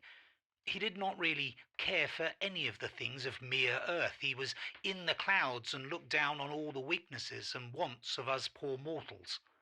I thought I would improve the occasion and learn something, so I asked him, "What about the flies these times?" He smiled on me in quite a superior sort of way, such a smile as would have become the face of Malvolio, as he answered me. The fly, my dear sir, has one striking feature. Its wings are typical of the aerial powers of the psychic faculties. The ancients did well when they typified the soul as a butterfly. I thought I would push his analogy to its utmost logically, so I said quickly, "Oh, it's a soul you are after now, is it?" His madness foiled his reason, and a puzzled look spread over his face as, shaking his head with a decision which I had but seldom seen in him, he said, Oh, no, I want no souls. Life is all I want. Here he brightened up. I'm pretty indifferent about it at present. Life is all right. I have all I want. You must get a new patient, Doctor, if you wish to study zoophagy. This puzzled me a little, so I drew on him. Then you command life. You are a god, I suppose. He smiled with an ineffably benign superiority. Oh, no. Oh, far be it from me to arrogate to myself the attributes of the deity. I am not even concerned in his especially spiritual doings. If I may state my intellectual position, I am, so far as concerns things purely terrestrial, somewhat in the position which Enoch occupied spiritually. This was a poser to me. I could not at the moment recall Enoch's appositeness, so I had to ask a simple question, though I felt that by doing so I was lowering myself in the eyes of the lunatic. And why with Enoch? Because he walked with God. I could not see the analogy, but did not like to admit it, so I harked back to what he had denied. So you don't care about life and you don't want souls. Why not? I put my question quickly and somewhat sternly on purpose to disconcert him. The effort succeeded. For an instant he unconsciously relapsed into his old servile manner, bent low before me, and actually fawned upon me as he replied, I don't want any souls, indeed I don't. I couldn't use them if I had them. There would be no manner of use to me. I couldn't eat them or... He suddenly stopped, and the old cunning look spread over his face like a windsweep on the surface of the water. And, Doctor, as to life, what is it after all? When you've got all you require, and you know that you will never want, that is all. I have friends, good friends like you, Dr. Seward. This was said with a leer of inexpressible cunning. I know that I shall never lack the means of life. I think that through the cloudiness of his insanity, he saw some antagonism in me, for he at once fell back on the last refuge of such as he, a dogged silence. After a short time I saw that for the present it was useless to speak to him. He was sulky, and so I came away. Later in the day he sent for me. Ordinarily I would not have come without special reason, but just at present I am so interested in him that I would gladly make an effort. Besides, I am glad to have anything to help pass the time. Harker is out following up clues, and so are Lord Godalming and Quincy. Van Helsing sits in my study poring over the record prepared by the Harkers. He seems to think that by accurate knowledge of all details he will light up on some clue. He does not wish to be disturbed in the work without cause. I would have taken him with me to see the patient, only I thought that after his last repulse he might not care to go again. There was also another reason. Renfield might not speak so freely before a third person as when he and I were alone. I found him sitting in the middle of the floor on his stool, a pose which is generally indicative of some mental energy on his part. When I came in, he said at once, as though the question had been waiting on his lips, "What about souls?" It was evident then that my surmise had been correct. Unconscious cerebration was doing its work, even with the lunatic. I determined to have the matter out. "What about them yourself?" I asked. He did not reply for a moment, but looked all around him and up and down, as though he expected to find some inspiration for an answer. "I don't want any souls," he said in a feeble, apologetic way. The matter seemed preying on his mind, and so I determined to use it to be cruel only to be kind. So I said, "You like life, and you want life." "Oh, yes, but that is all right. You needn't worry about that." "But," I asked, "how are we to get the life without getting the soul also?" This seemed to puzzle him, so I followed it up. "A nice time you'll have some time when you're flying out there with the souls of thousands of flies and spiders and birds and cats buzzing and twittering and moaning all around you. You've got their lives, you know, and you must put up with their souls."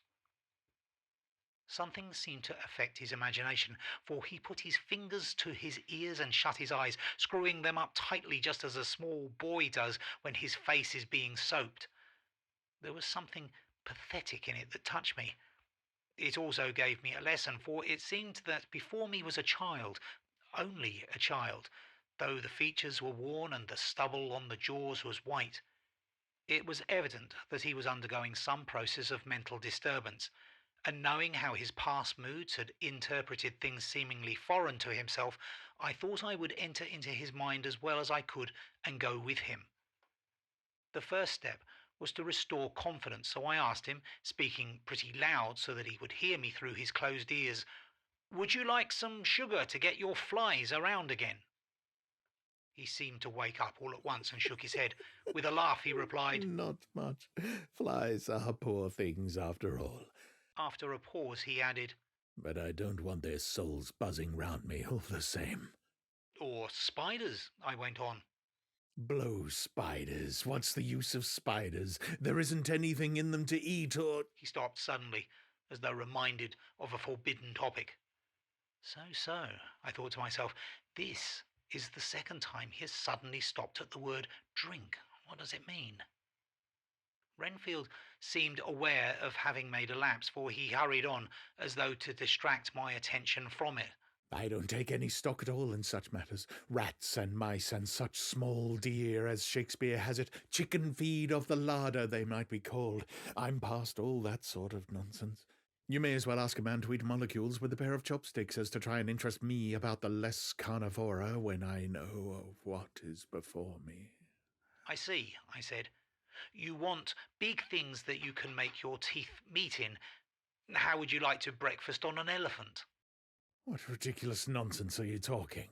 He was getting too wide awake, so I thought I would press him hard. "I wonder," I said reflectively, "what an elephant's soul is like."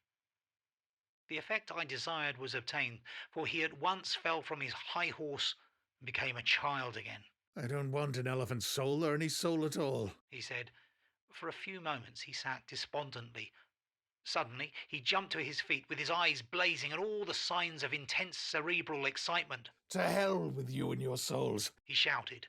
"Why do you plague me about souls? Haven't I got enough to worry and pain to distract me already without thinking of souls?" He looked so hostile that I thought he was in for another homicidal fit, so I blew my whistle. The instant, however, that I did so, he became calm and said apologetically, "Forgive me, Doctor. I forgot myself. You do not need any help. I am so worried in my mind that I am apt to be irritable. If you only knew the problem I have to face and that I am working out, you would pity and tolerate and pardon me. Pray do not put me in a strait waistcoat. I want to think, and I cannot think freely when my body is confined. I'm sure you will understand. He had evidently self-control, so when the attendants came, I told them not to mind, and they withdrew. Renfield watched them go.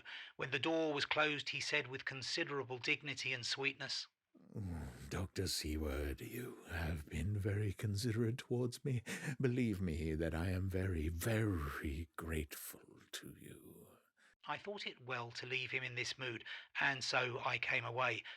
There is certainly something to ponder over this man's state. Several points seem to make what the American interviewer calls a story, if one could only get them in proper order. Here they are. Will not mention drinking. Fears the thought of being burdened with the soul of anything. Has no dread of wanting life in the future. Despises the meaner forms of life altogether, though he dreads being haunted by their souls. Logically, all these things point one way. He has assurance of some kind that he will acquire some higher life. He dreads the consequence, the burden of a soul. Then it is a human life he looks to. And the assurance? Merciful God, the Count has been to him, and there is some new scheme of terror afoot. Later, I went after my round to Van Helsing and told him my suspicion. He grew very grave, and after thinking the matter over for a while, asked me to take him to Renfield. I did so. As we came to the door, we heard the lunatic within singing gaily, as he used to do in the time which now seems so long ago. When we entered, we saw with amazement that he had spread out his sugar as of old. The flies, lethargic with the autumn, were beginning to buzz into the room. We tried to make him talk of the subject of our previous conversation, but he would not attend. He went on with his singing, just as though we had not been present. He had got a scrap of paper and was folding it into a notebook. We had to come away as ignorant as we went in. He is a curious case indeed. We must watch him tonight. Letter. Mitchell, Sons and Candy to Lord Godalming. The 1st of October. My lord, we are at all times only too happy to meet your wishes. We beg, with regard to the desire of your lordship expressed by Mr. Harker on your behalf, to supply the following information concerning the sale and purchase of number 347 Piccadilly. The original vendors are the executors of the late Mr. Archibald Winters Suffield. The purchaser is a foreign nobleman, Count de Ville, who effected the purchase himself, paying the purchase money in notes over the counter, if your lordship will pardon us using so vulgar an expression. Beyond this, we know nothing whatever of him. We are, my lord, your lordship's humble servants. Mitchell, Sons, and Candy. Dr. Seward's Diary. 2nd of October. I placed a man in the corridor last night and told him to make an accurate note of any sound he might hear from Renfield's room, and gave him instructions that if there should be anything strange, he was to call me. After dinner, when we had all gathered round the fire in the study, Mrs. Harker having gone to bed, we discussed the attempts and discoveries of the day. Harker was the only one who had any result, and we are in great hopes that his clue may be an important one. Before going to bed, I went round to the patient's room and looked in through the observation trap. He was sleeping soundly. His heart rose and fell with regular respiration. This morning the man on duty reported to me that a little after midnight he was restless and kept saying his prayers somewhat loudly. I asked him if that was all. He replied that it was all he heard. There was something about his manner so suspicious that I asked him point blank if he had been asleep. He denied sleep, but admitting to having dozed for a while. It is too bad that men cannot be trusted unless they are watched. Today Harker is out following up his clue, and Art and Quincy are looking after horses. Godalming thinks that it will be well to have horses always in readiness, For when we get the information which we seek, there will be no time to lose. We must sterilize all the imported earth between sunrise and sunset. We shall thus catch the Count at his weakest, and without a refuge to fly to. Van Helsing is off to the British Museum looking up some authorities on ancient medicine. The old physicians took account of things which their followers do not accept, and the professor is searching for witch and demon cures which may be useful to us later. I sometimes think that we must all be mad and that we shall wake to our sanity in strait waistcoats. Later. We have met again. We seem at last to be on the track, and our work of tomorrow may be the beginning of the end. I wonder if Renfield's quiet has anything to do with this. His moods have so followed the doings of the Count that the coming destruction of the monster may be carried to him some subtle way. If we could only get some hint as to what passed in his mind between the time of my argument with him today and his resumption of fly-catching, it might afford us a valuable clue. He is now seemingly quiet for a spell. Is he? That wild yell seemed to come from his room. The attendant came bursting into my room and told me that Renfield had somehow met with an accident. He had heard him yell, and when he went to him, found him lying on his face on the floor, all covered with blood. I must go at once.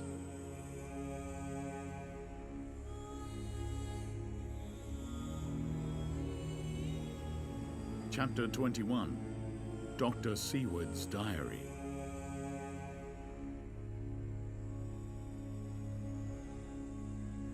3rd of October. Let me put down with exactness all that happened as well as I can remember since last I made an entry. Not a detail that I can recall must be forgotten. In all calmness I must proceed. When I came to Renfield's room, I found him lying on the floor on his left side in a glittering pool of blood. When I went to move him, it became at once apparent that he had received some terrible injuries. There seemed none of the unity of purpose between the parts of the body which marks even lethargic sanity. As the face was exposed, I could see that it was horribly bruised, as though it had been beaten against the floor. Indeed, it was from the face wounds that the pool of blood originated.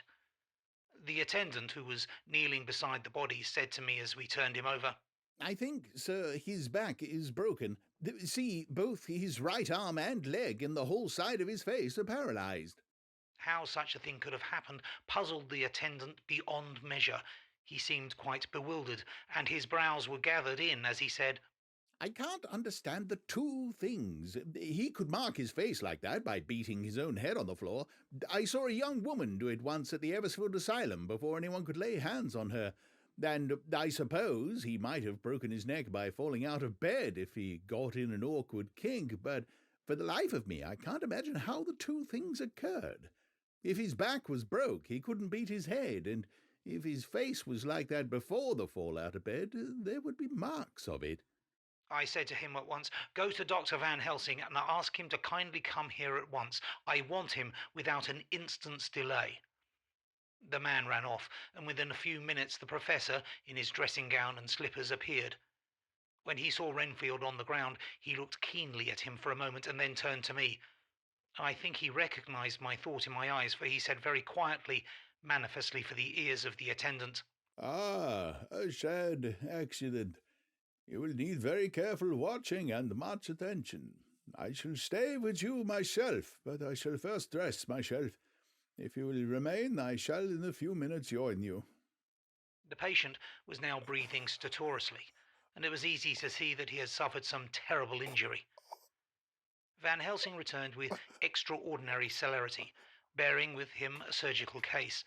He had evidently been thinking and had his mind made up, for almost before he looked at the patient he whispered to me, "Send the attendant away. We must be alone with him when he becomes conscious after the operation." I said, "I think that will do now, Simmons. We have done all that we can at present. You had better go your round, and Dr. Van Helsing will operate. Let me know instantly if there be anything unusual anywhere." The man withdrew, and we went into a strict examination of the patient. The wounds of the face were superficial. The real injury was a depressed fracture of the skull extending right up through the motor area. The professor thought a moment and said, "We must reduce the pressure and get back to normal conditions as far as can be. The rapidity of the suffusion shows the terrible nature of his injury. The whole motor area seems affected. The suffusion of the brain will increase quickly, so we must trepan at once, or it may be too late." As he was speaking, there was a soft tapping at the door. I went over and opened it and found in the corridor without Arthur and Quincy in pyjamas and slippers. The former spoke. "I heard your man call up Dr. Van Helsing and tell him of an accident. So I woke Quincy, or rather called for him as he was not asleep. Things are moving too quickly and too strangely for sound sleep for any of us these times. I've been thinking that tomorrow night we'll not see things as they have been. We'll have to look back and forward a little more than we have done. May we come in?" I nodded and held the door open till they had entered. Then I closed it again. When Quincy saw the attitude and state of the patient and noted the horrible pool on the floor, he said softly, "My God, what has happened to him? Poor devil." I told him briefly and added that we expected he would recover consciousness after the operation, for a short time at all events. He went at once and sat down on the edge of the bed, with Godalming beside him. We all watched in patience. "We shall wait," said Van Helsing. "just long enough to fix the best spot for trepanning, so that we may most quickly and perfectly remove the blood clot, for it is evident that the hemorrhage is increasing." The minutes during which we waited passed with fearful slowness. I had a horrible sinking in my heart, and from Van Helsing's face I gathered that he felt some fear or apprehension as to what was to come. I dreaded the words Renfield might speak. I was positively afraid to think. But the conviction of what was coming was on me, as I have read of men who have heard the death watch. The poor man's breathing came in uncertain gasps. Each instant he seemed as though he would open his eyes and speak, but then would follow a prolonged, stertorous breath, and he would relapse into a more fixed insensibility. Inured as I was to sick beds and death, this suspense grew and grew upon me. I could almost hear the beating of my own heart and the blood surging through my temples, sounding like blows from a hammer. The silence finally became agonizing. I looked at my companions, one after another, and saw from their flushed faces and damp brows that they were enduring equal torture. There was a nervous suspense over us all, as though overhead some dread bell would peal out powerfully when we should least expect it. At last, there came a time when it was evident that the patient was sinking fast. He might die at any moment. I looked up at the professor and caught his eyes fixed on mine. His face was sternly set as he spoke. "There is no time to lose. His words may be worth many lives. I have been thinking so as I stood here. It may be there is a soul at stake. We shall operate just above the ear." Without another word, he made the operation. For a few moments the breathing continued to be stertorous. Then there came a breath so prolonged that it seemed as though it would tear open his chest. Suddenly his eyes opened and became fixed in a wild, helpless stare. This was continued for a few moments. Then it was softened into a glad surprise, and from his lips came a sigh of relief. He moved convulsively, and as he did so said, "I'll be quiet, Doctor. Tell them to take off the straight waistcoat. I have had a terrible dream, and it has left me so weak that I cannot move. What's wrong with my face? It feels all swollen, and it smarts dreadfully." He tried to turn his head, but even with the effort, his eyes seemed to grow glassy again, so I gently put it back. Then Van Helsing said in a quiet, grave tone, "Tell us your dream, Mr. Renfield." As he heard the voice, his face brightened through its mutilation, and he said, That is Dr. Van Helsing. How good it is of you to be here. Give me some water. My lips are dry, and I shall try to tell you. I dreamed. He stopped and seemed fainting. I called quietly to Quincy. The brandy, it's in my study, quick! He flew and returned with a glass, the decanter of brandy and a carafe of water. We moistened the parched lips, and the patient quickly revived. It seemed, however, that his poor, injured brain had been working in the interval, for when he was quite conscious, he looked at me piercingly with an agonized confusion which I shall never forget, and said, I must not deceive myself. It was no dream, but all a grim reality. Then his eyes roved around the room. As they caught sight of the two figures sitting patiently on the edge of the bed, he went on. If I were not sure already, I would know from them. For an instant his eyes closed, not with pain or sleep, but voluntarily, as though he were bringing all his faculties to bear. When he opened them, he said hurriedly, and with more energy than he had yet displayed, Quick, doctor, quick, I am dying. I feel that I have but a few minutes, and then I must go back to death. Or worse. Wet my lips with brandy again. I have something that I must say before I die, or before my poor crushed brain dies anyhow. Thank you. It was that night after you left me when I implored you to let me go away.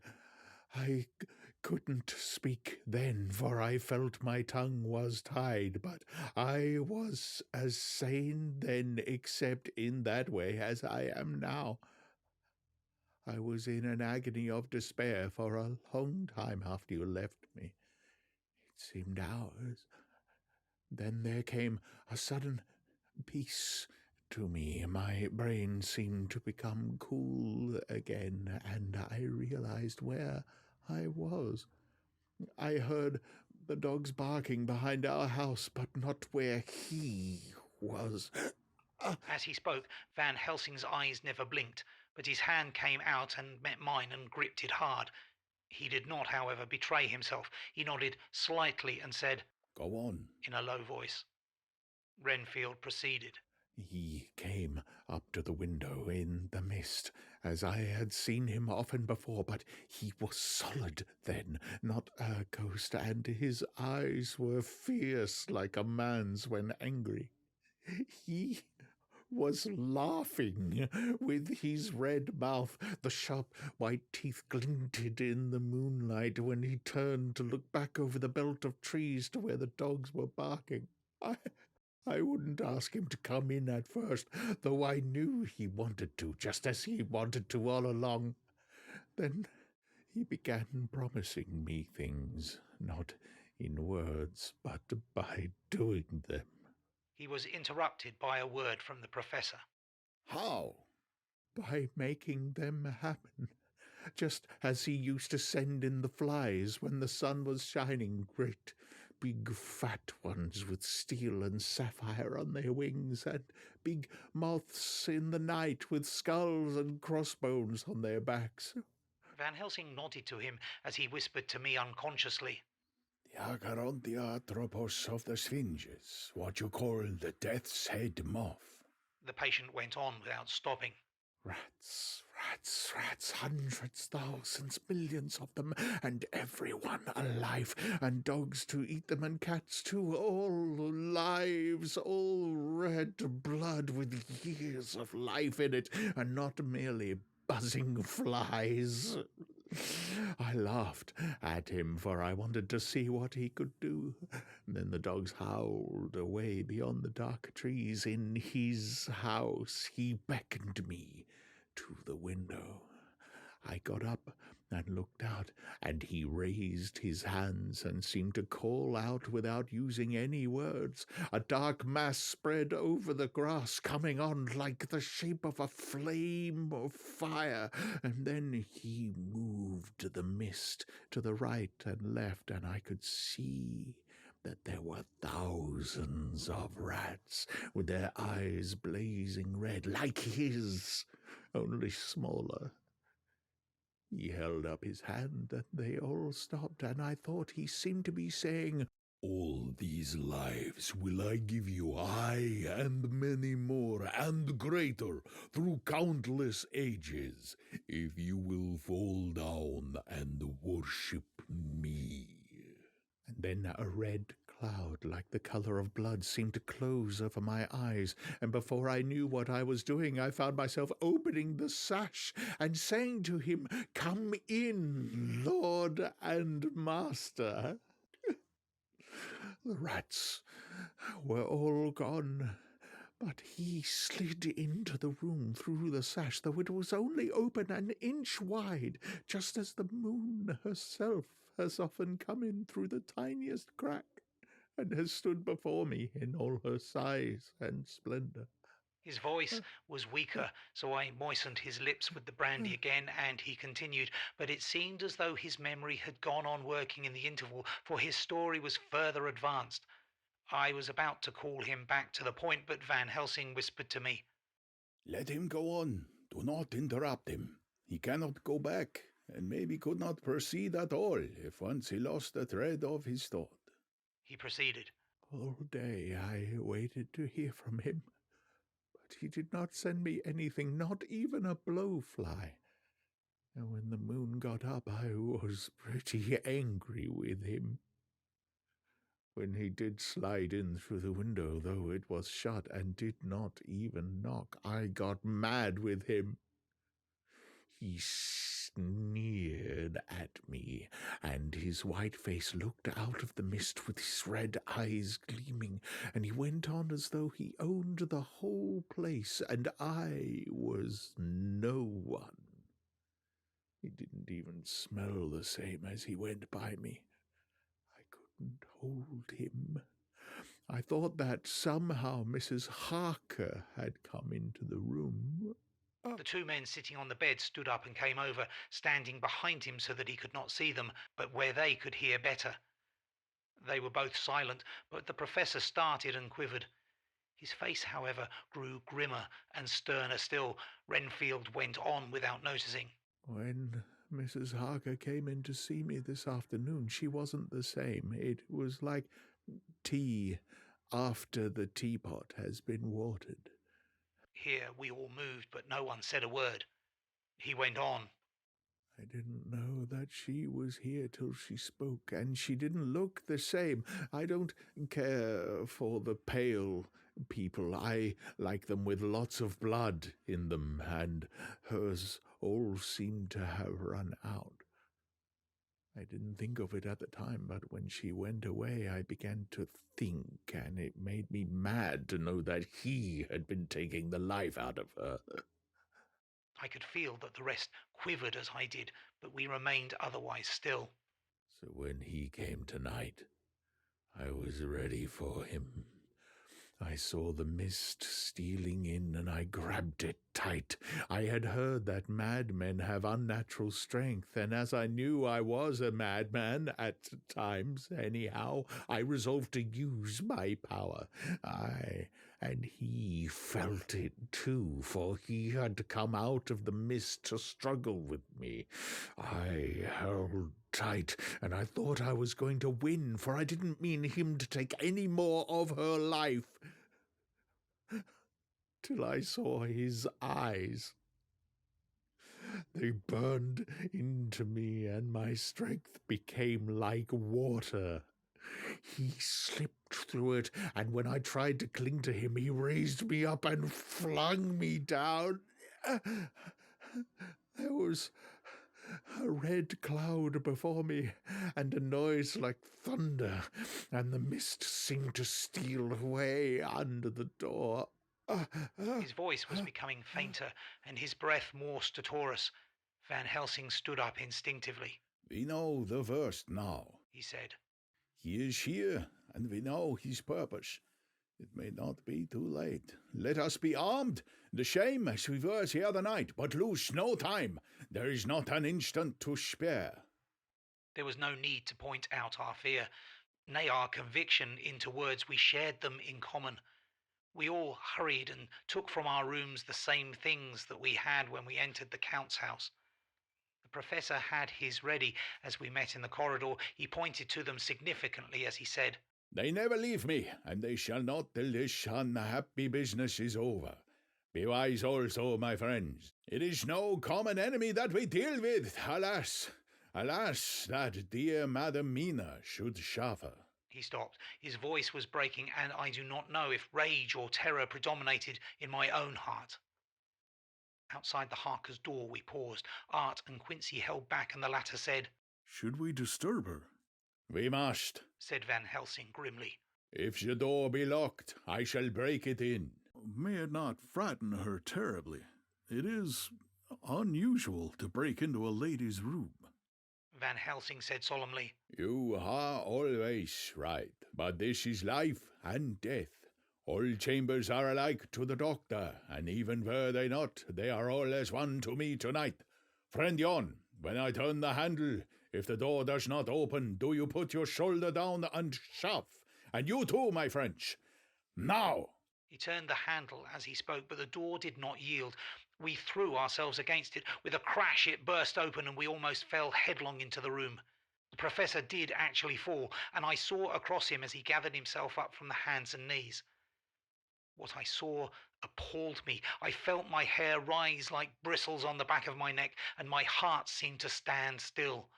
The moonlight was so bright that through the thick yellow blind the room was light enough to see. On the bed beside the window lay Jonathan Harker, his face flushed and breathing heavily as though in a stupor. Kneeling on the near edge of the bed facing outwards was the white-clad figure of his wife.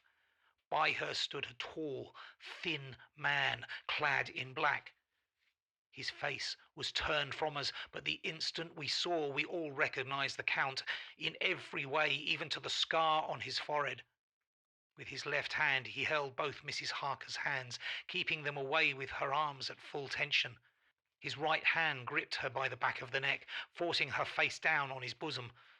Her white nightdress was smeared with blood, and a thin stream trickled down the man's bare chest, which was shown by his torn open dress. The attitude of the two had a terrible resemblance to a child forcing a kitten's nose into a saucer of milk to compel it to drink. As we burst into the room, the Count turned his face, and the hellish look that I had heard described seemed to leap into it. His eyes flamed red with devilish passion. The great nostrils of the white aquiline nose opened wide and quivered at the edge, and the white sharp teeth behind the full lips of the blood-dripping mouth clamped together like those of a wild beast. With a wrench which threw his victim back upon the bed as though hurled from a height, he turned and sprang at us, but by this time the Professor had gained his feet and was holding towards him the envelope which contained the sacred wafer. The Count suddenly stopped, just as poor Lucy had done outside the tomb, and cowered back. Further and further back he cowered as we, lifting our crucifixes, advanced. The moonlight suddenly failed as a great black cloud sailed across the sky. And when the gaslight sprang up under Quincy's match, we saw nothing but a faint vapour. This, as we looked, trailed under the door, which, with the recoil from its bursting open, had swung back to its old position. Van Helsing, Art, and I moved forward to Mrs. Harker, who by this time had drawn her breath and with it had given a scream so wild, so ear-piercing, so despairing that it seemed to me that it will ring in my ears till my dying day.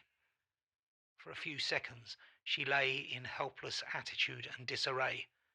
Her face was ghastly, with a pallor which was accentuated by the blood which smeared her lips and cheeks and chin.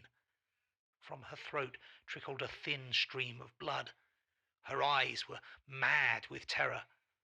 Then she put before her face her poor crushed hands, which bore on their whiteness the red mark of the Count's terrible grip, and from behind them came a low, desolate wail, which made the terrible scream seem only the quick expression of an endless grief.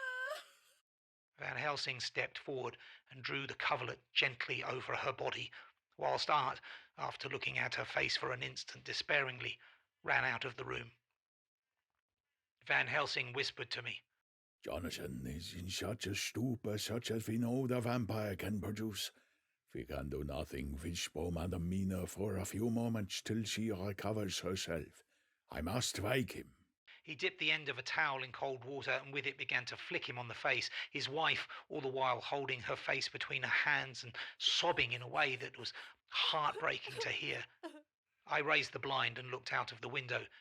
There was much moonshine, and as I looked I could see Quincy Morris run across the lawn and hide himself in the shadow of a great yew tree.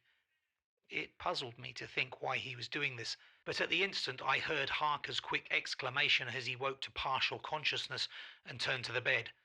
On his face, as there might well be, was a look of wild amazement.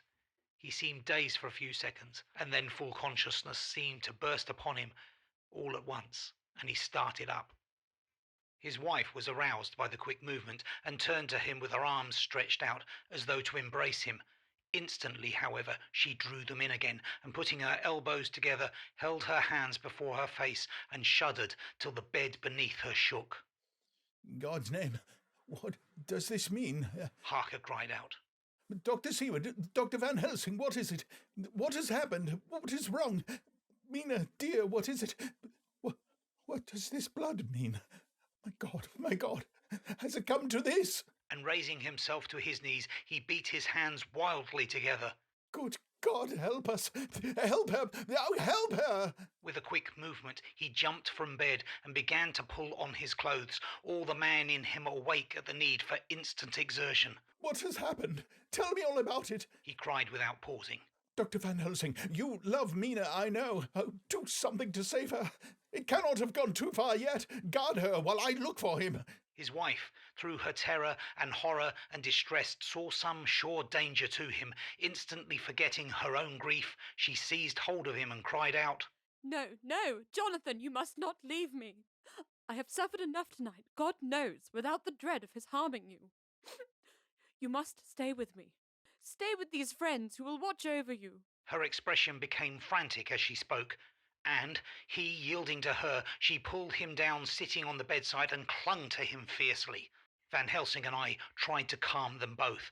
The professor held up his golden crucifix and said with wonderful calmness, Do not fear, my dear, we are here, and whilst this is close to you, no foul thing can approach. You are safe for tonight, and we must be calm and take counsel together. She shuddered and was silent, holding down her head on her husband's breast. When she raised it, his white nightrobe was stained with blood where her lips had touched, and where the thin, open wound in the neck had sent forth drops. The instant she saw it, she drew back, with a low wail, and whispered, amidst choking sobs, Unclean! I must touch him or kiss him no more. Oh, that it should be that it is I who am now his worst enemy, and whom he may have most cause to fear. To this he spoke out resolutely. Nonsense, Mina. It is a shame to me to hear such a word. I would not hear it of you, and I shall not hear it from you. May God judge me by my deserts, and punish me with more bitter suffering than even this hour, if by any act or will of mine anything ever come between us. He put out his arms and folded her to his breast, and for a while she lay there sobbing. He looked at us over her bowed head, with eyes that blinked damply above his quivering nostrils. His mouth was set as steel. After a while, her sobs became less frequent and more faint, and then he said to me, speaking with a studied calmness which I felt tried his nervous power to the utmost. And now, Dr. Seward, tell me all about it. Too well I know the broad fact. Tell me all that has been. I told him exactly what had happened, and he listened with seeming impassiveness, but his nostrils twitched and his eyes blazed as I told how the ruthless hands of the Count had held his wife in that terrible and horrid position with her mouth to the open wound in his breast. It interested me, even at that moment, to see that whilst the face of white, set passion worked convulsively over the bowed head, the hands tenderly and lovingly stroked the ruffled hair. Just as I had finished, Quincy and Godalming knocked at the door. They entered in obedience to our summons. Van Helsing looked at me questioningly. I understood him to mean if we were to take advantage of their coming to divert, if possible, the thoughts of the unhappy husband and wife from each other and from themselves. So, on nodding acquiescence to him, he asked them what they had seen or done, to which Lord Godalming answered, I could not see him anywhere in the passage or in any of our rooms. I looked in the study, but though he had been there, he had gone. He had, however... He stopped suddenly, looking at the poor, drooping figure on the bed. Van Helsing said gravely, Go on, friend Arthur. We want here no more concealments. Our hope now is in knowing all. Tell freely. So Art went on. He had been there, and though it could only have been for a few seconds, he made rare hay of the place. All the manuscript had been burned, and the blue flames were flickering amongst the white ashes. The cylinders of your phonograph, too, had been thrown in the fire, and the wax had helped the flames. Here I interrupted. Thank God there is the other copy in the safe. His face lit for a moment, but fell again as he went on. I ran downstairs then, but could see no sign of him. I looked into Renfield's room, but there was no trace there except... Again he paused. Go on, said Harker hoarsely, so he bowed his head and, moistening his lips with his tongue, added, Except that the poor fellow is dead. Mrs. Harker raised her head, looking from one to the other of us. She said solemnly, God's will be done. I could not but feel that Art was keeping back something, but as I took it that it was with a purpose, I said nothing. Van Helsing turned to Morris and asked, And you, friend Quincy, have you any to tell?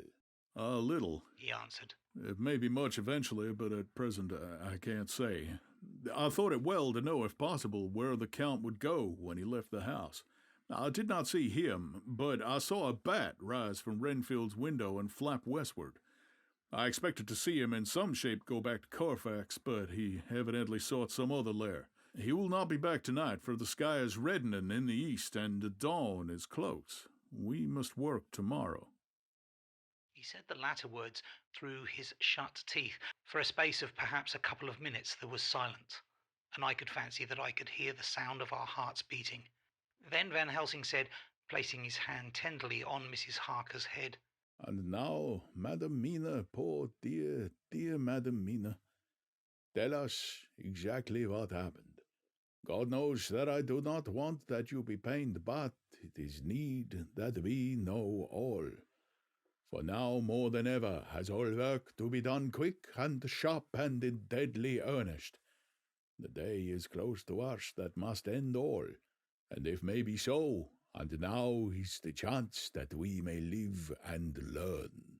The poor dear lady shivered, and I could see the tension of her nerves as she clasped her husband closer to her and bent her head lower and lower still on his breast.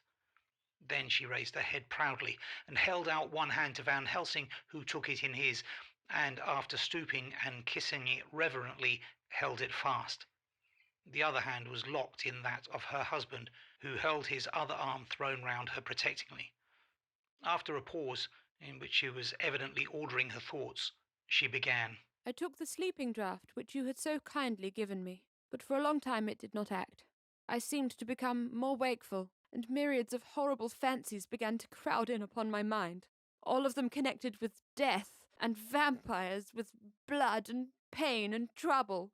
Her husband involuntarily groaned as she turned to him and said lovingly, Do not fret, dear. You must be brave and strong, and help me through the horrible task. If you only knew what an effort it is to me to tell you of this fearful thing at all, you would understand how much I need your help. Well, I saw I must try to help the medicine to its work with my will, if it was to do me any good, so I resolutely set myself to sleep. Sure enough, sleep must soon have come to me, for I remember no more. Jonathan coming in had not waked me, for he lay by my side when I next remember. There was in the room the same thin, white mist that I had before noticed. But I forget now if you know this. You will find it in my diary, which I will show you later. I felt the same vague terror which had come to me before, and the same sense of some presence. I turned to wake Jonathan, but found that he slept so soundly that it seemed as if it was he who had taken the sleeping draught, and not I. I tried, but I could not wake him. This caused me a great fear, and I looked around terrified. Then, indeed, my heart sank within me. Beside the bed, as if he had stepped out of the mist, or rather as if the mist had turned into his figure, for it had entirely disappeared, stood a tall, thin man, all in black. I knew him at once from the description of the others. The waxen face, the high, aquiline nose, on which the light fell in a thin white line, the parted red lips, with the sharp, white teeth showing between, and the red eyes that I had seemed to see in the sunset on the windows of St. Mary's Church at Whitby. Oh, I knew, too, the red scar on his forehead where Jonathan had struck him. For an instant, my heart stood still, and I would have screamed out, only that I was paralyzed. In the pause, he spoke in a sort of keen, cutting whisper, pointing, as he spoke, to Jonathan. Silence! If you make a sound, I shall take him and dash his brains out before your very eyes. I was appalled and too bewildered to do or say anything. With a mocking smile, he placed one hand upon my shoulder and, holding me tight, bared my throat with the other, saying as he did so, First, a little refreshment to reward my exertions. You may as well be quiet. It is not the first time or the second that your veins have appeased my thirst. I was bewildered, and strangely enough, I did not want to hinder him. I suppose it is a part of the horrible curse that such is, when his touch is on his victim.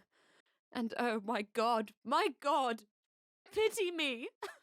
He placed his freaking lips upon my throat. Her husband groaned again. She clasped his hand harder and looked at him pityingly, as if he were the injured one, and went on. I felt my strength fading away, and I was in a half-swoon. How long this horrible thing lasted, I know not, but it seemed that a long time must have passed before he took his foul, awful, sneering mouth away. I saw it drip with fresh blood. The remembrance seemed for a while to overpower her, and she drooped and would have sunk down but for her husband's sustaining arm. With a great effort she recovered herself and went on. Then he spoke to me mockingly. And so you, like the others, would play your brains against mine. You will help these men to hunt me and frustrate me in my design. You know now, and they know in part already, and will know in full before long, what it is to cross my path. They should have kept their energies for use closer to home. Whilst they played wits against me who commanded nations, and intrigued for them, and fought for them hundreds of years before they were born, I was countermining them. And you, their best beloved one, are now to me flesh of my flesh, blood of my blood, kin of my kin, my bountiful wine-press for a while, and shall be later on my companion and my helper. You shall be avenged in turn, for not one of them but shall minister to your needs. But as yet, you are to be punished for what you have done. You have aided in thwarting me. Now you shall come to my call. When my brain says come to you, you shall cross land or sea to do my bidding, and to that end, this. With that, he pulled open his shirt, and with his long, sharp nails, opened a vein in his breast. When the blood began to spurt out, he took my hands in one of his, holding them tight, and with the other seized my neck and pressed my mouth to the wound, so that I must either suffocate or swallow some of the... Oh, my God! My God, what have I done? what have I done to deserve such a fate? I, who have tried to walk in meekness and righteousness all my days. God, pity me! Look down on a poor soul in worse than mortal peril, and, in mercy, pity those to whom she is dear. Then she began to rub her lips as though to cleanse them from pollution.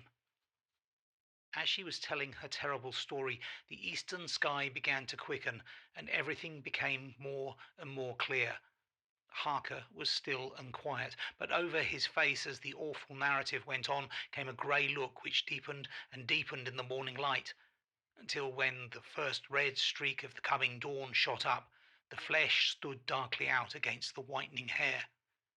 We have arranged that one of us is to stay within call of the unhappy pair till we can meet together and arrange about taking action. Of this I am sure. The sun rises today on no more miserable house in all the great round of its daily course.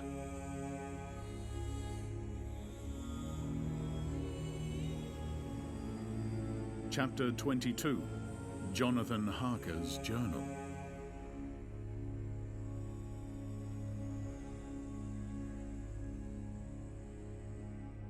October. As I must do something or go mad, I write this diary. It is now 6 o'clock, and we are to meet in the study in half an hour to take something to eat, for Dr. Van Helsing and Dr. Seward are agreed that if we do not eat, we cannot work our best. Our best will be, God knows, required today. I must keep writing at every chance, for I dare not stop to think. All, big and little, must go down. Perhaps at the end, the little things may teach us most. The teaching, big or little, could not have landed Mina or me anywhere worse than we are today. However, we must trust and hope. Poor Mina told me just now, with the tears running down her dear cheeks, that it is in trouble and trial that our faith is tested, that we must keep on trusting, and that God will aid us up to the end. The end. Oh, my God, what end? To work, to work. When Dr. Van Helsing and Dr. Seward had come back from seeing poor Renfield, we went gravely into what was to be done. First, Dr. Seward told us that when he and Dr. Van Helsing had gone down to the room below, they had found Renfield lying on the floor, all in a heap. His face was all bruised and crushed in, and the bones of the neck were broken. Dr. Seward asked the attendant who was on duty in the passage if he had heard anything. He said that he had been sitting down, he confessed to half dozing, when he heard loud voices in the room, and then Renfield had called out loudly several times, "God! God! God!" After that, there was a sound of falling, and when he entered the room, he found him lying on the floor, face down, just as the doctors had seen him. Van Helsing asked if he had heard voices or a voice, and he said he could not say. That at first it had seemed to him as if there were two, but as there was no one in the room, it could only have been one. He would swear to it, if required, that the word God was spoken by the patient. Dr. Seward said to us when we were alone that he did not wish to go into the matter. The question of an inquest had to be considered, and it would never do to put forward the truth, as no one would believe it. As it was, he thought that on the attendant's evidence he could give a certificate of death by misadventure in falling from bed. In case the coroner should demand it, there would be a formal inquest, necessarily to the same result. When the question began to be discussed as to what should be our next step, the very first thing we decided was that Mina should be in full confidence, that nothing of any sort, no matter how painful, should be kept from her. She herself agreed as to its wisdom, and it was pitiful to see her so brave, and yet so sorrowful, and in such a depth of despair. "There must be no concealment," she said. "Alas, we have had too much already. And besides, there is nothing in all the world that can give me more pain than I have already endured, than I suffer now. Whatever may happen, it must be of new hope or of new courage to me. Van Helsing was looking at her fixedly as she spoke, and said suddenly but quietly, "But, dear Madam Mina, are you not afraid, not for yourself, but for others from yourself, after what has happened?" Her face grew set in its lines, but her eyes shone with the devotion of a martyr as she answered, "Ah, no, for my mind is made up." "To what?" he asked gently, whilst we were all very still, for each in our own way we had a sort of vague idea of what she meant. Her answer came with direct simplicity, as though she were simply stating a fact. "Because if I find in myself, and I shall watch keenly for it, a sign of harm to any that I love, I shall die." "You would not kill yourself?" he asked hoarsely. "I would, if there were no friend who loved me, who would save me such a pain and so desperate an effort." She looked at him meaningly as she spoke. He was sitting down, but now he rose and came close to her and put his hand on her head as he said solemnly, "My child, there is such a one, if it were for your own good. For myself, I could hold in my account with God to find such a euthanasia for you, even at this moment, if it were best. Nay, were it safe. But, my child—" For a moment he seemed choked, and a great sob rose in his throat. He gulped it down and went on. "There are here some who would stand between you and death. You must not die. You must not die by any hand, but least of all your own. Until the other, who has fouled your sweet life, is true dead, you must not die. For if he is still with the quick undead, your death would make you even as he is. No, you must live. You must struggle and strive to live, though death would seem a boon unspeakable. You must fight death himself, though he come to you in pain or in joy. By the day or the night, in safety or in peril, on your living soul I charge you that you do not die, nay, nor think of death, till this great evil be past." The poor dear grew white as death, and shook and shivered, as I have seen a quicksand shake and shiver at the incoming of the tide. We were all silent. We could do nothing. At length she grew more calm, and turning to him said sweetly, but oh, so sorrowfully, as she held out her hand, "I promise you, my dear friend, that if God will let me live, I shall strive to do so, till, if it may be in his good name, this horror may have passed away from me." She was so good and brave that we all felt that our hearts were strengthened to work and endure for her, and we began to discuss what we were to do. I told her that she was to have all the papers in the safe, and all the papers or diaries and phonographs we might hereafter use, and was to keep the record as she had done before. She was pleased with the prospect of anything to do, if pleased could be used in connection with so grim an interest. As usual, Van Helsing had thought ahead of everyone else, and was prepared with an exact ordering of our work.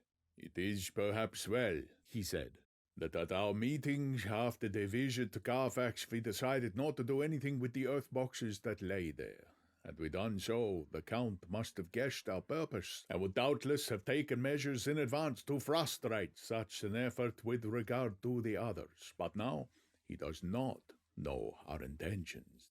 Nay, more, in all probability he does not know that such a power exists to us as can sterilize his lairs, so that he cannot use them as of old.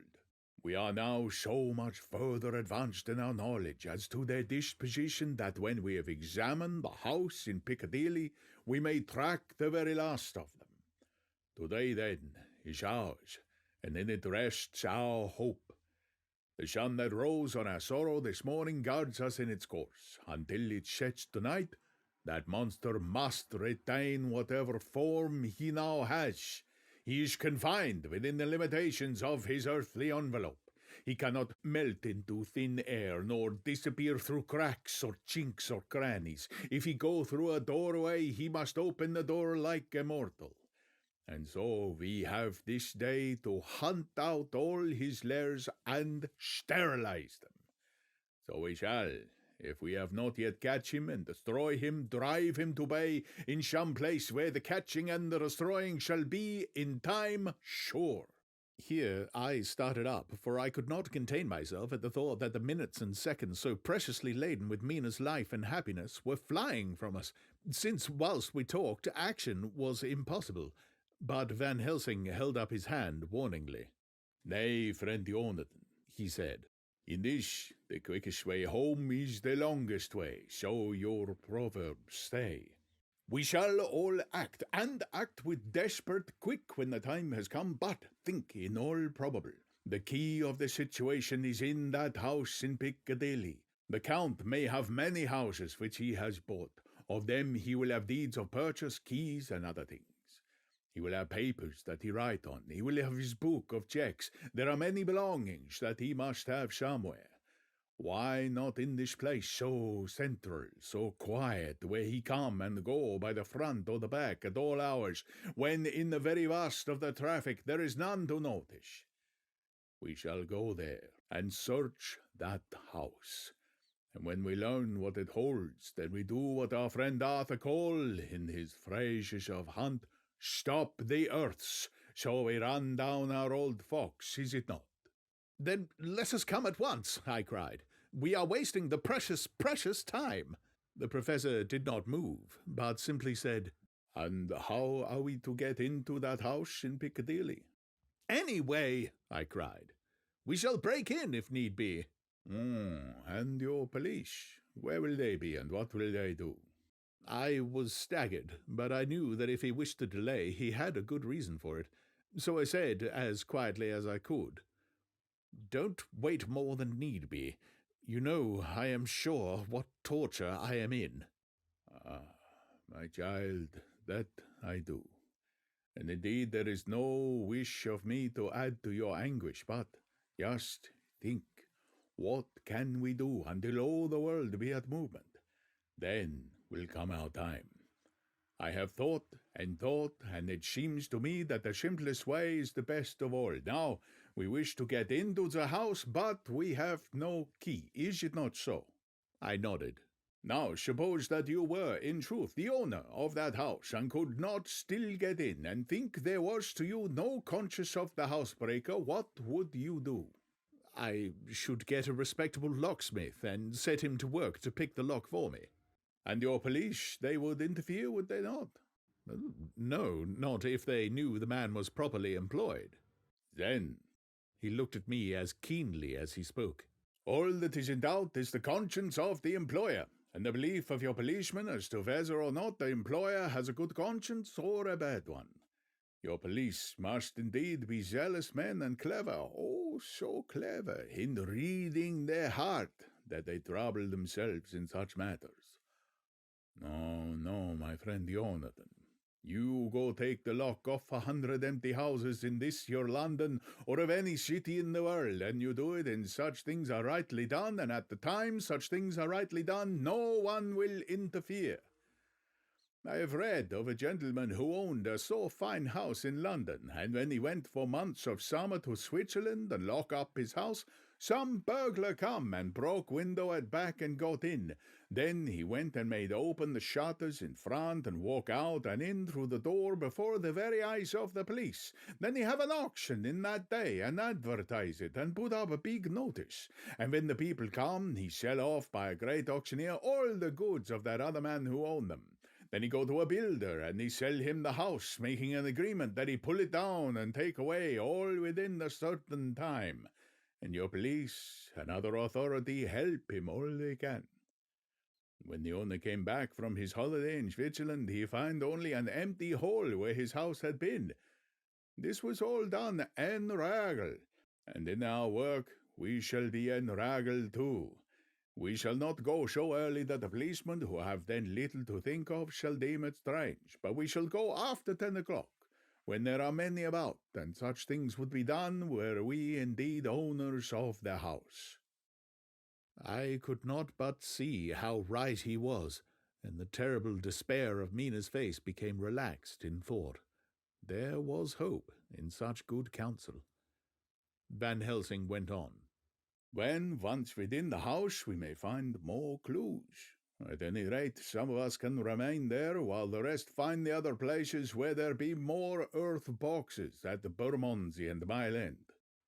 Lord Godalming stood up. I can be of some use here, he said. I shall wire to my people to have horses and carriages where they will be most convenient.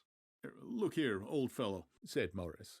It is a capital idea to have all ready in case we want to go horsebacking, but don't you think that one of your snappy carriages with its heraldic adornments in a byway of Walworth or Mile End would attract too much attention for our purpose?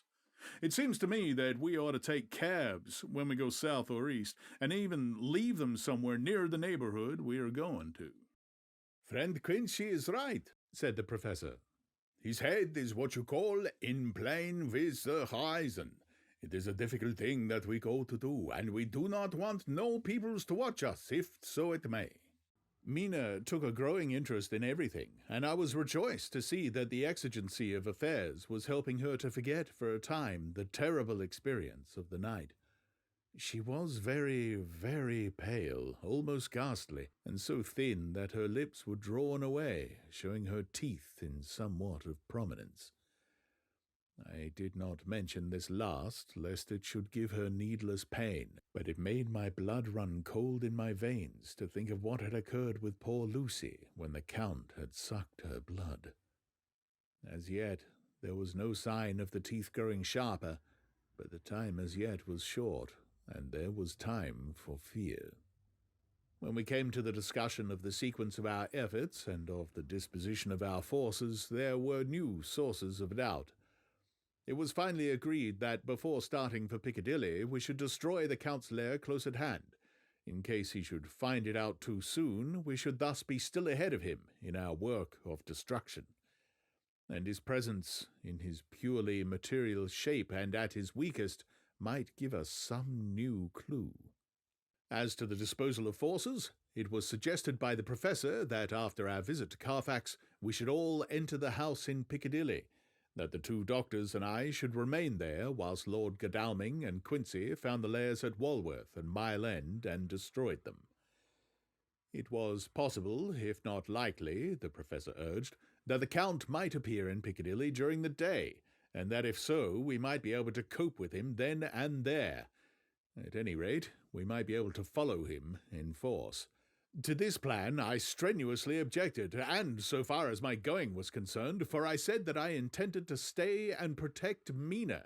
I thought that my mind was made up on the subject, but Mina would not listen to my objection.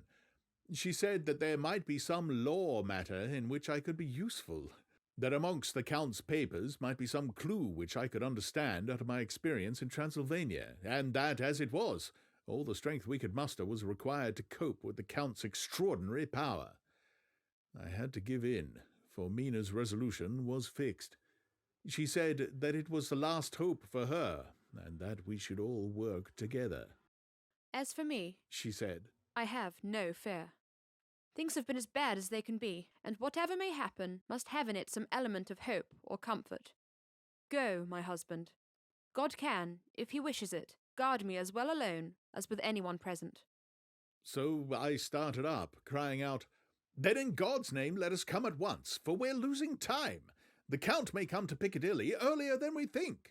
Not so, said Van Helsing, holding up his hand. But why? I asked. Do you forget, he said, with actually a smile, that last night he banqueted heavily and will sleep late? Did I forget? Shall I ever? Can I ever? Can any of us ever forget the terrible scene? Mina struggled hard to keep her brave countenance, but the pain overmastered her, and she put her hands before her face and shuddered whilst she moaned. Van Helsing had not intended to recall her frightful experience. He had simply lost sight of her and her part in the affair in his intellectual effort. When it struck him what he said, he was horrified at his thoughtlessness and tried to comfort her. Oh, Madam Mina, he said. Dear, dear Madam Mina, alas, that I of all who so reverence you should have said anything so forgetful. These stupid old lips of mine and this stupid old head do not deserve so, but you will forget it, will you not? He bent low beside her as he spoke. She took his hand, and looking at him through her tears, said hoarsely, No, I shall not forget, for it is well that I remember, and with it I have so much in memory of you that is sweet, that I take it all together. Now, you must all be going soon. Breakfast is ready, and we must all eat, that we may be strong. Breakfast was a strange meal to us all. We tried to be cheerful and encourage each other, and Mina was the brightest and most cheerful of us. When it was over, Van Helsing stood up and said, Now, my dear friends, we go forth to our terrible enterprise. Are we all armed, as we were on that night when first we visited our enemy's lair, armed against ghostly as well as carnal attack? We all assured him. Then it is well. Now, Madam Mina, you are in any case quite safe here until the sunset, and before then we shall return, we shall return. But before we go, let me see you armed against personal attack. I have myself, since you come down, prepared your chamber by placing of things of which we know, so that he may not enter. Now let me guard yourself. On your forehead I touch this piece of sacred wafer, in the name of the Father, the Son, and the... There was a fearful scream which almost froze our hearts to hear.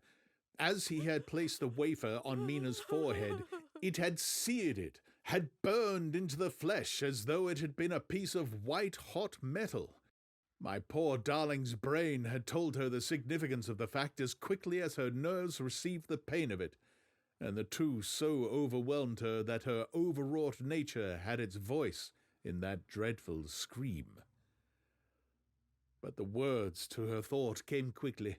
The echo of the scream had not ceased to ring on the air when there came the reaction, and she sank on her knees on the floor in an agony of abasement.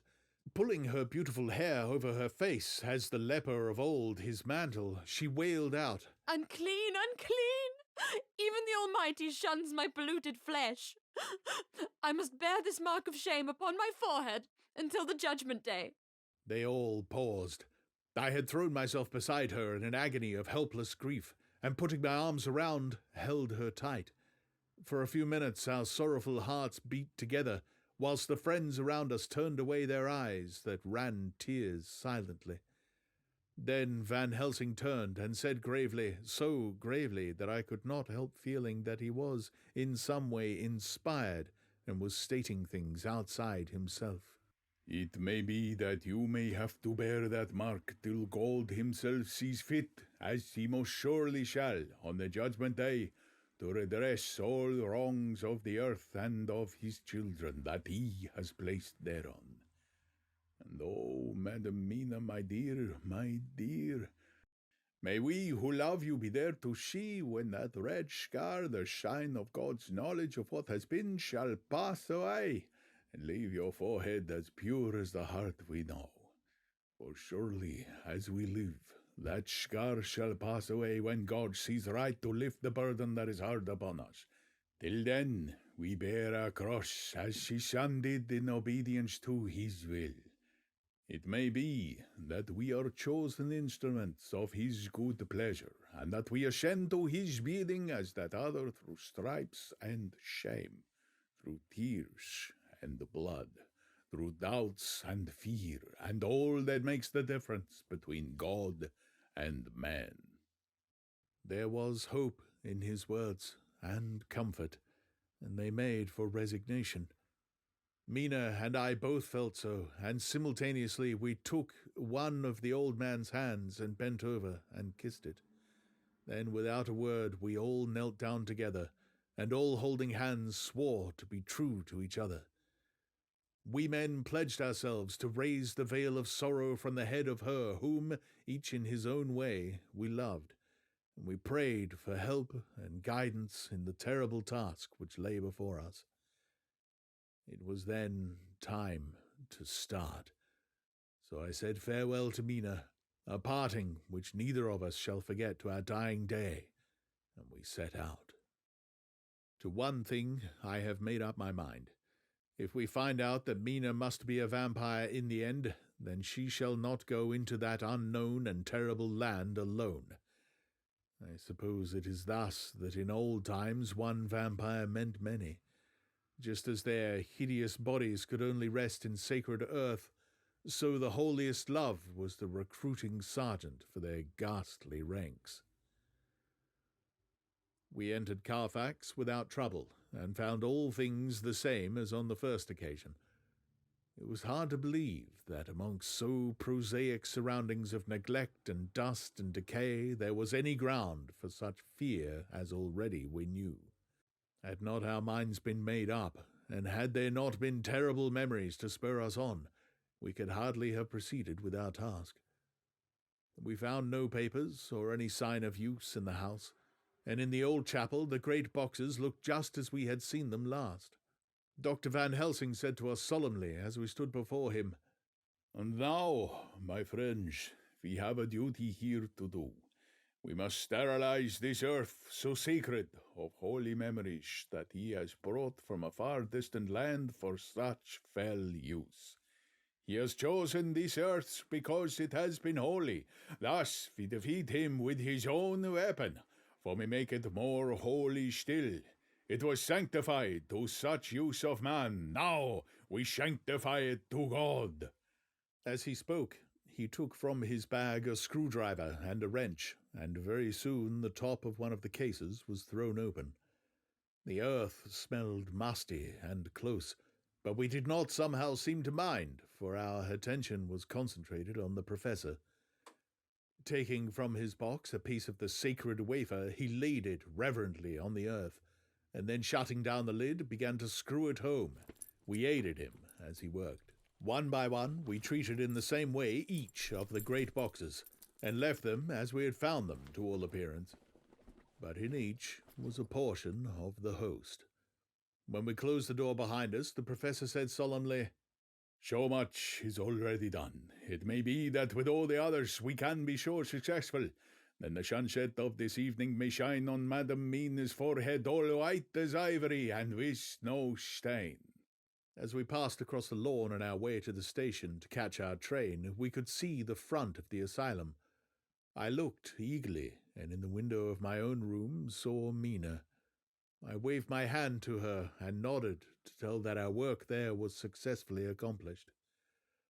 She nodded in reply to show that she understood. The last I saw, she was waving her hand in farewell. It was with a heavy heart that we sought the station, and just caught the train, which was steaming in as we reached the platform. I have written this in the train. Piccadilly, 12:30 o'clock. Just before we reached Fenchurch Street, Lord Godalming said to me, "Quincy and I will find a locksmith. You had better not come with us in case there should be any difficulty, for under the circumstances, it wouldn't seem so bad for us to break into an empty house. But you are a solicitor, and the Incorporated Law Society might tell you that you should have known better."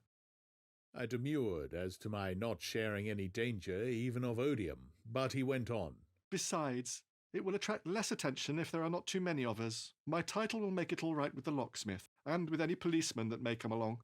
You had better go back with Jack and the Professor and stay in the Green Park, somewhere in sight of the house. And when you see the door opened and the smith has gone away, do you all come across. We shall be on the lookout for you and shall let you in." "The advice is good," said Van Helsing, so we said no more. Godalming and Morris hurried off in a cab, we following in another. At the corner of Arlington Street, our contingent got out and strolled into the Green Park. My heart beat as I saw the house on which so much of our hope was centred, looming up grim and silent in its deserted condition among its more lively and spruce-looking neighbours. We sat down on a bench within good view and began to smoke cigars so as to attract as little attention as possible. The minutes seemed to pass with leaden feet as we waited for the coming of the others. At length we saw a four-wheeler drive up. Out of it, in leisurely fashion, got Lord Godalming and Morris, and down from the box descended a thick-set working man with his rush-woven basket of tools. Morris paid the cabman, who touched his hat and drove away. Together the two ascended the steps, and Lord Godalming pointed out what he wanted done. The workman took off his coat leisurely and hung it on one of the spikes of the rail, saying something to a policeman who just then sauntered along. The policeman nodded acquiescence, and the man, kneeling down, placed his bag beside him. After searching through it, he took out a selection of tools which he proceeded to lay beside him in orderly fashion. Then he stood up, looked in the keyhole, blew into it, and, turning to his employers, made some remark. Lord Godalming smiled, and the man lifted a good-sized bunch of keys. Selecting one of them, he began to probe the lock, as if feeling his way with it. After fumbling about for a bit, he tried a second, and then a third. All at once the door opened under a slight push from him, and he and the two others entered the hall. We sat still. My own cigar burnt furiously, but Van Helsing's went cold altogether. We waited patiently as we saw the workman come out and bring his bag. Then he held the door partly open, steadying it with his knees whilst he fitted a key to the lock. This he finally handed to Lord Godalming, who took out his purse and gave him something. The man touched his hat, took his bag, put on his coat, and departed. Not a soul took the slightest notice of the whole transaction. When the man had fairly gone, we three crossed the street and knocked at the door.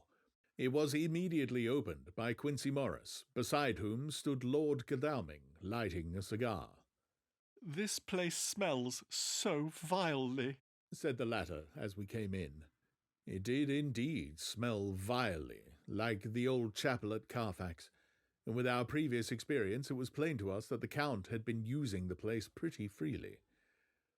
We moved to explore the house, all keeping together in case of attack, for we knew we had a strong and wily enemy to deal with, and as yet we did not know whether the Count might not be in the house.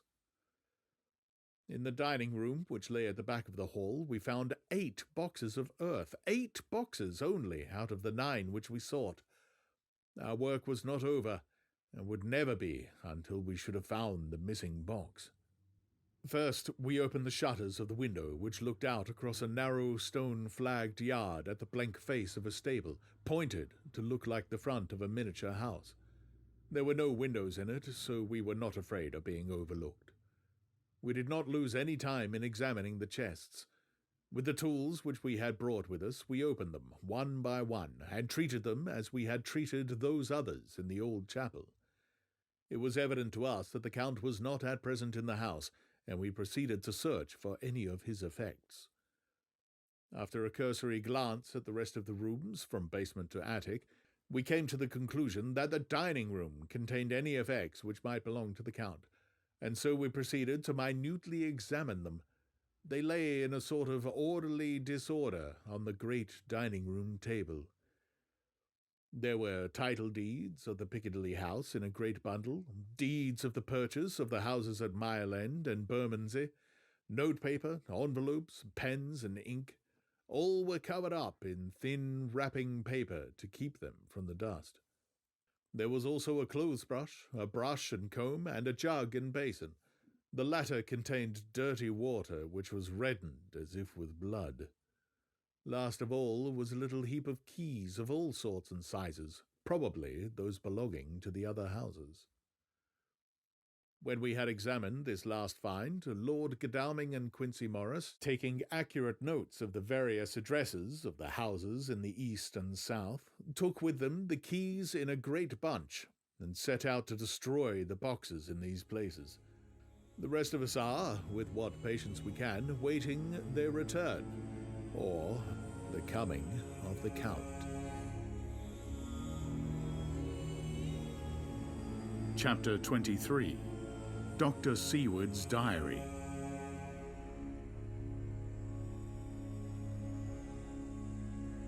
The 3rd of October. The time seemed terribly long whilst we were waiting for the coming of Godalming and Quincy Morris. The Professor tried to keep our minds active by using them all the time. I could see his beneficent purpose by the side glances which he threw from time to time at Harker. The poor fellow is overwhelmed in a misery that is appalling to see, Last night he was a frank, happy-looking man with strong, youthful face full of energy and with dark brown hair. Today he is a drawn, haggard old man whose white hair matches well with the hollow, burning eyes and grief-written lines of his face. His energy is still intact. In fact, he is like a living flame. This may yet be his salvation, for, if all go well, it will tide him over the despairing period. He will then, in a kind of way, wake again to the realities of life. Poor fellow. I thought my own trouble was bad enough, but his. The Professor knows this well enough and is doing his best to keep his mind active. What he has been saying was, under the circumstances, of absorbing interest. So well as I can remember, here it is. I have studied over and over again since they came into my hands all the papers relating to this monster, and the more I have studied, the greater seems the necessity to utterly stamp him out all through. There are signs of his advance, not only of his power, but of his knowledge of it. As I learned from the researches of my friend Arminius of Budapest, he was in life a most wonderful man, soldier, statesman, and alchemist, which latter was the highest development of the science knowledge of his time. He had a mighty brain, a learning beyond compare, and a heart that knew no fear and no remorse. He dared even to attend the Charlemagne's, and there was no branch of knowledge of his time that he did not essay. In him the brain powers survived the physical death, though it would seem that memory was not all complete. In some faculties of mind he has been and is only a child, but he is growing, and in some things that were childish at the first are now of man's stature. He is experimenting, and doing it well. And if it had not been that we have crossed his path, he may be yet if we fail, the father or furtherer of a new order of beings whose road must lead through death, not life. Harker groaned and said, And this is all the raid against my darling. But how is he experimenting? The knowledge may help us to defeat him. He has all along, since his coming, been trying his power, slowly but surely. That big child brain of his is working. Well, for us it is as yet a child brain, for had he dared at the first to attempt certain things, he would long ago have been beyond our power. However, he means to succeed, and a man who has centuries before him can afford to wait and to go slow. Festina lente may well be his motto. I fail to understand, said Harker wearily. Oh, do be more plain to me. Perhaps grief and trouble are dulling my brain. The Professor laid his hand tenderly on his shoulder as he spoke. Ah, my child, I will be plain. Do you not see how of late this monster has been creeping into knowledge experimentally? How he has been making use of the zoophagous patient to effect his entry into friend Yon's home?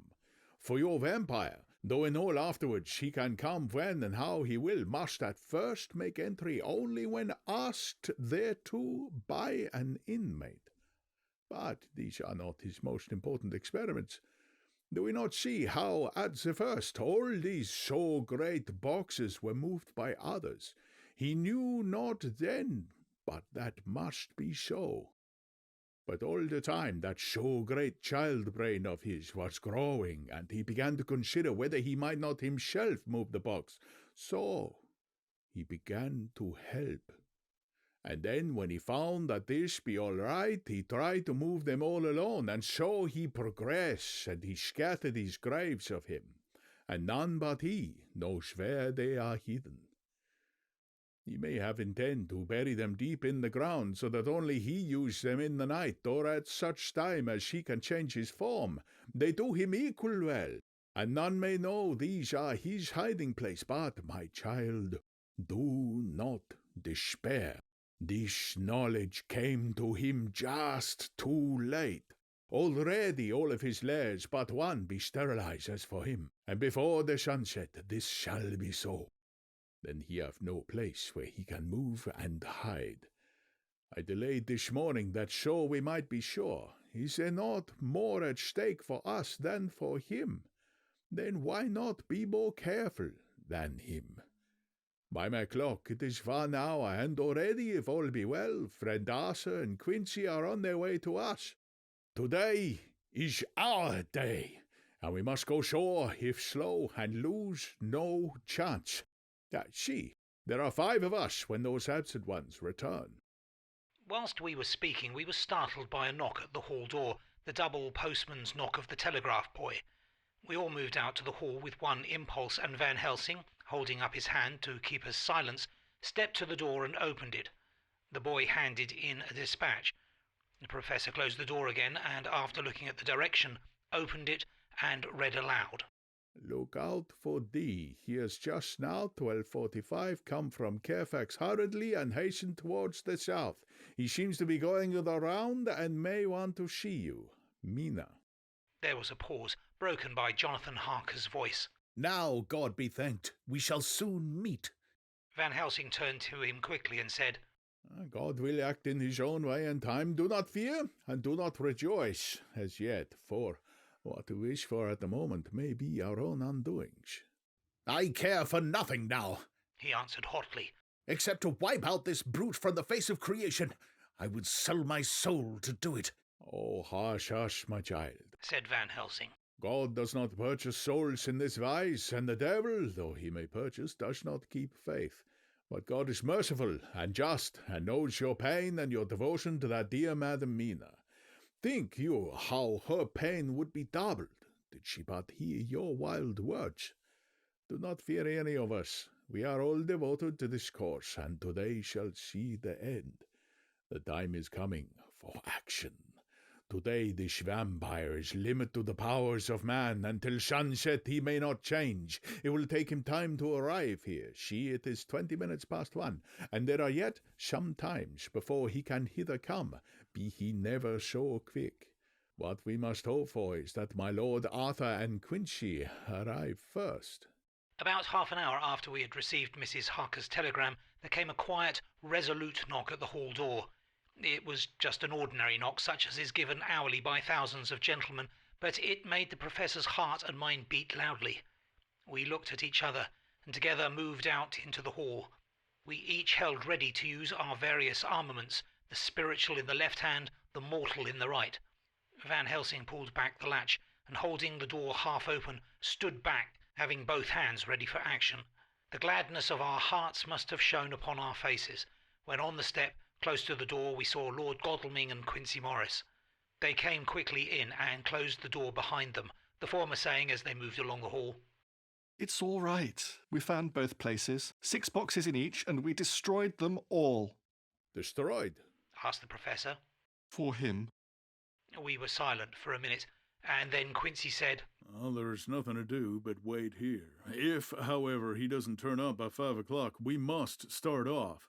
For it won't do to leave Mrs. Harker alone after sunset.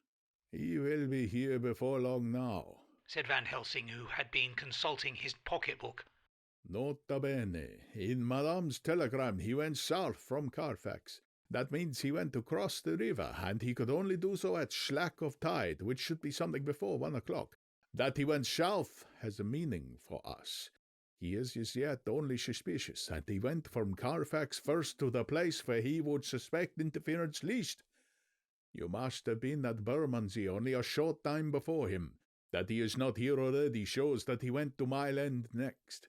This took him some time, for he would then have to be carried over the river in some way. Believe me, my friends, we shall not have long to wait now. We should have ready some plan of attack, so that we may throw away no chance. Hush! There is no time now. Have all your arms be ready. He held up a warning hand as he spoke, for we all could hear a key softly inserted in the lock of the hall door. I could not but admire, even at such a moment, the way in which a dominant spirit asserted itself. In all our hunting parties and adventures in different parts of the world, Quincy Morris had always been the one to arrange the plan of action, and Arthur and I had been accustomed to obey him implicitly. Now the old habit seemed to be renewed instinctively. With a swift glance around the room, he at once laid out our plan of attack, and without speaking a word, with a gesture, placed us each in position. Van Helsing, Harker, and I were just behind the door, so that when it was opened the Professor could guard it, whilst we two stepped between the incomer and the door. Godalming behind, and Quincy in front, stood just out of sight, ready to move in front of the window. We waited in a suspense that made the seconds pass with nightmare slowness. The slow, careful steps came along the hall. The Count was evidently prepared for some surprise, at least he feared it. Suddenly, with a single bound, he leapt into the room, winning a way past us before any of us could raise a hand to stay him. There was something so panther-like in the movement, something so unhuman that it seemed to sober us all from the shock of his coming. The first to act was Harker, who, with a quick movement, threw himself before the door leading into the room in front of the house. As the Count saw us, a horrible sort of snarl passed over his face, showing the eye-teeth long and pointed, but the evil smile as quickly passed into a cold stare of lion-like disdain. His expression again changed, as, with a single impulse, we all advanced upon him. It was a pity that we had not some better organised plan of attack, for even at the moment I wondered what we were to do.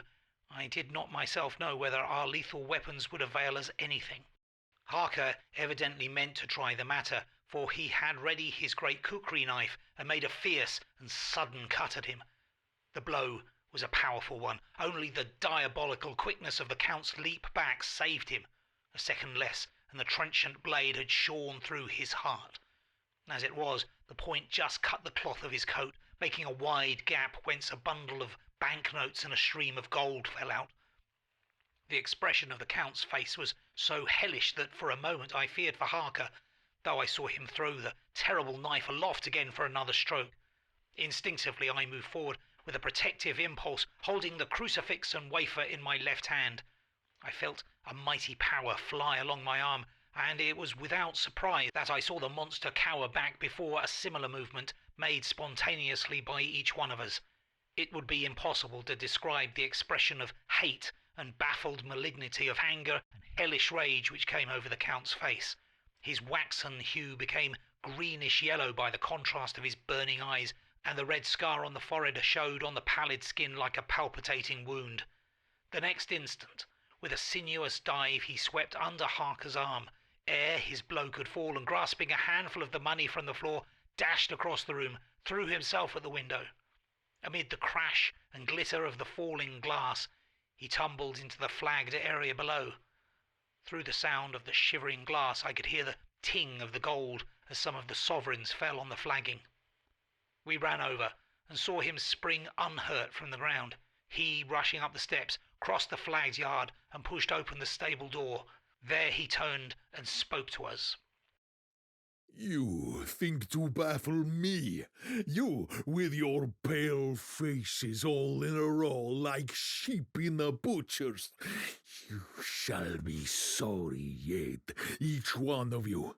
You think you have left me without a place to rest, but I have more. My revenge is just begun.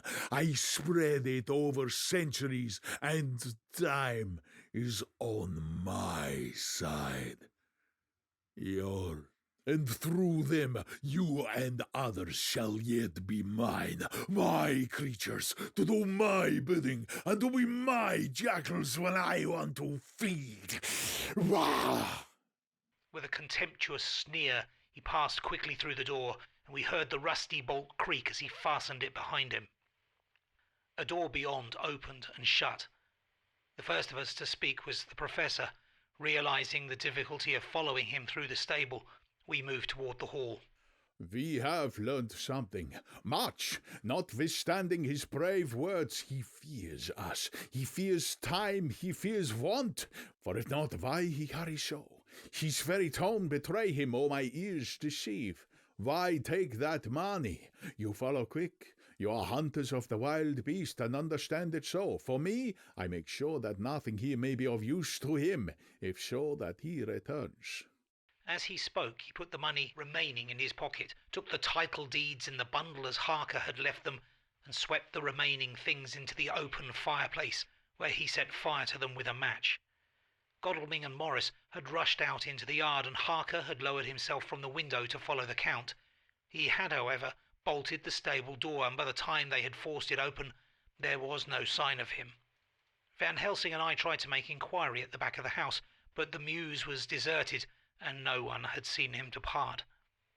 It was now late in the afternoon, and sunset was not far off. We had to recognise that our game was up. With heavy hearts, we agreed with the Professor when he said, "Let us go back to Madam Mina. Poor dear Madam Mina. All we can do just now is done, and we can there at least protect her. But we need not despair. There is but one more earth box, and we must try to find it.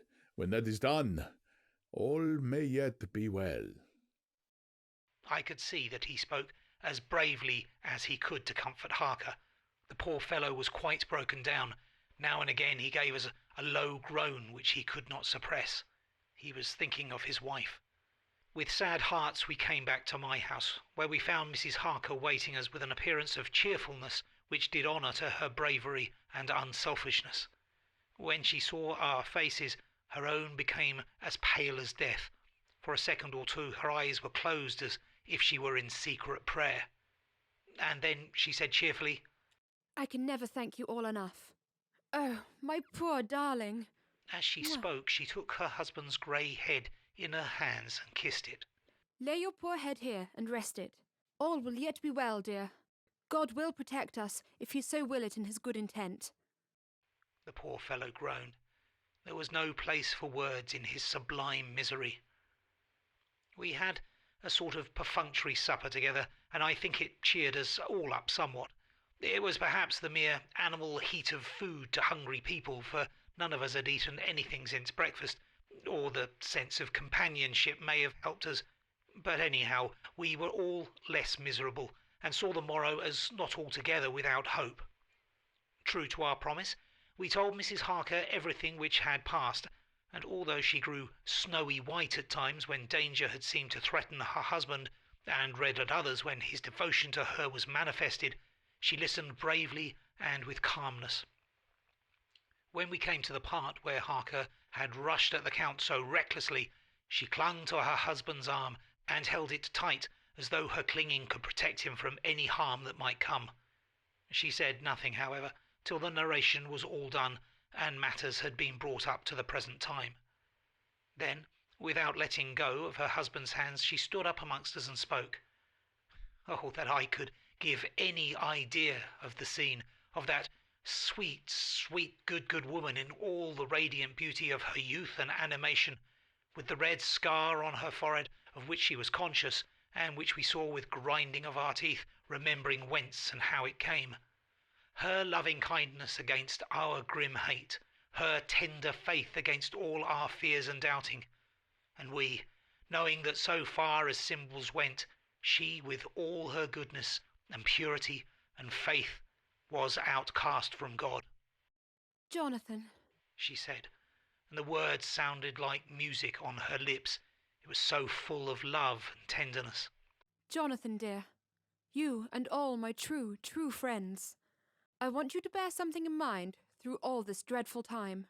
I know that you must fight, that you must destroy, even as you destroyed the false Lucy, so that the true Lucy might live hereafter. But it is not a work of hate. That poor soul who has wrought all this misery is the saddest case of all. Just think what will be his joy when he too is destroyed, in his worser part, that his better part may have spiritual immortality. You must be pitiful to him too, though it may not hold your hands from his destruction." As she spoke, I could see her husband's face darken and draw together, as though the passion in him were shrivelling his being to its core. Instinctively, the clasp on his wife's hand grew closer, till his knuckles looked white. She did not flinch from the pain, which I knew she must have suffered, but looked at him with eyes that were more appealing than ever. As she stopped speaking, he leapt to his feet, almost tearing his hand from hers as he spoke.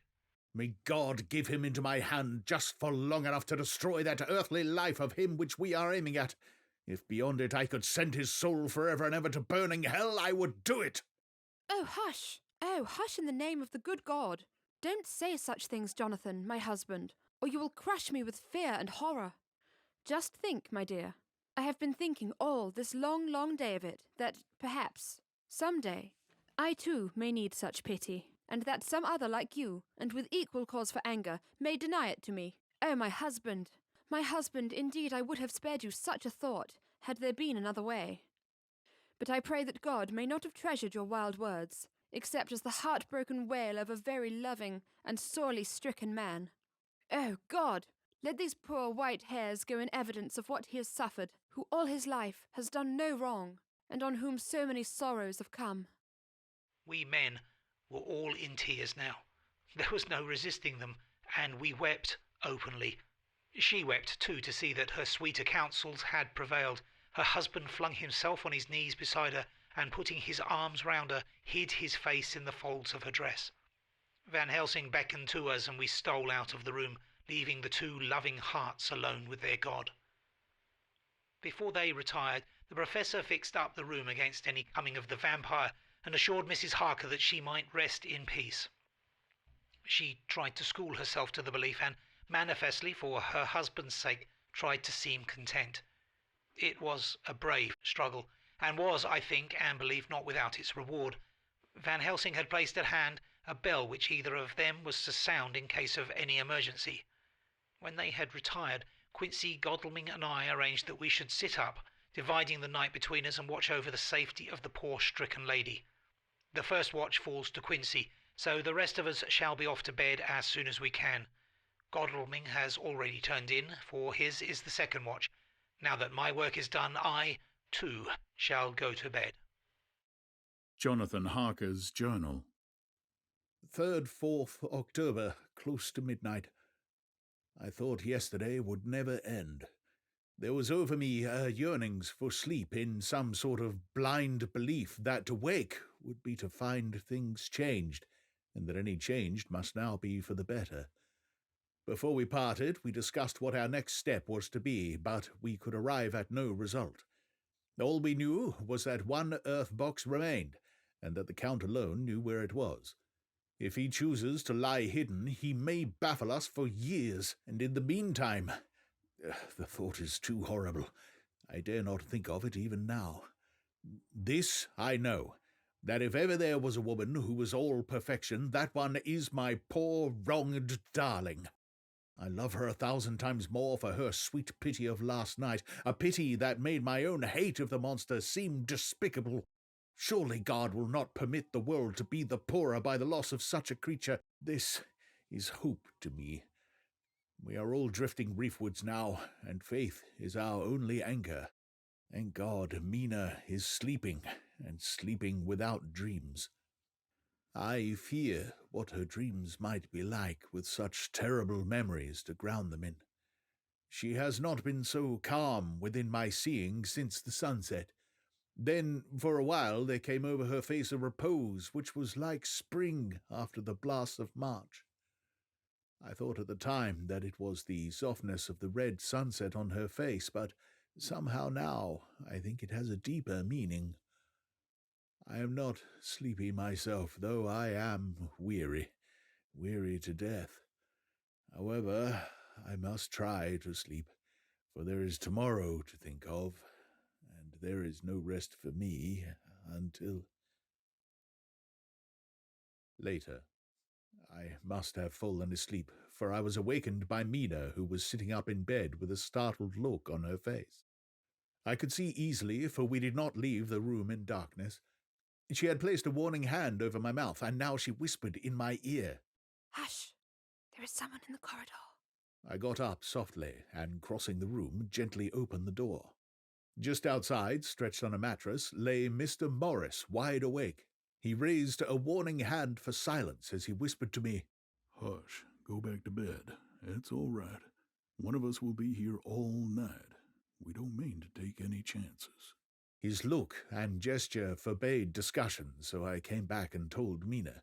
She sighed, and positively a shadow of a smile stole over her poor, pale face as she put her arms round me and said softly, "Oh, thank God for good, brave men." With a sigh, she sank back again to sleep.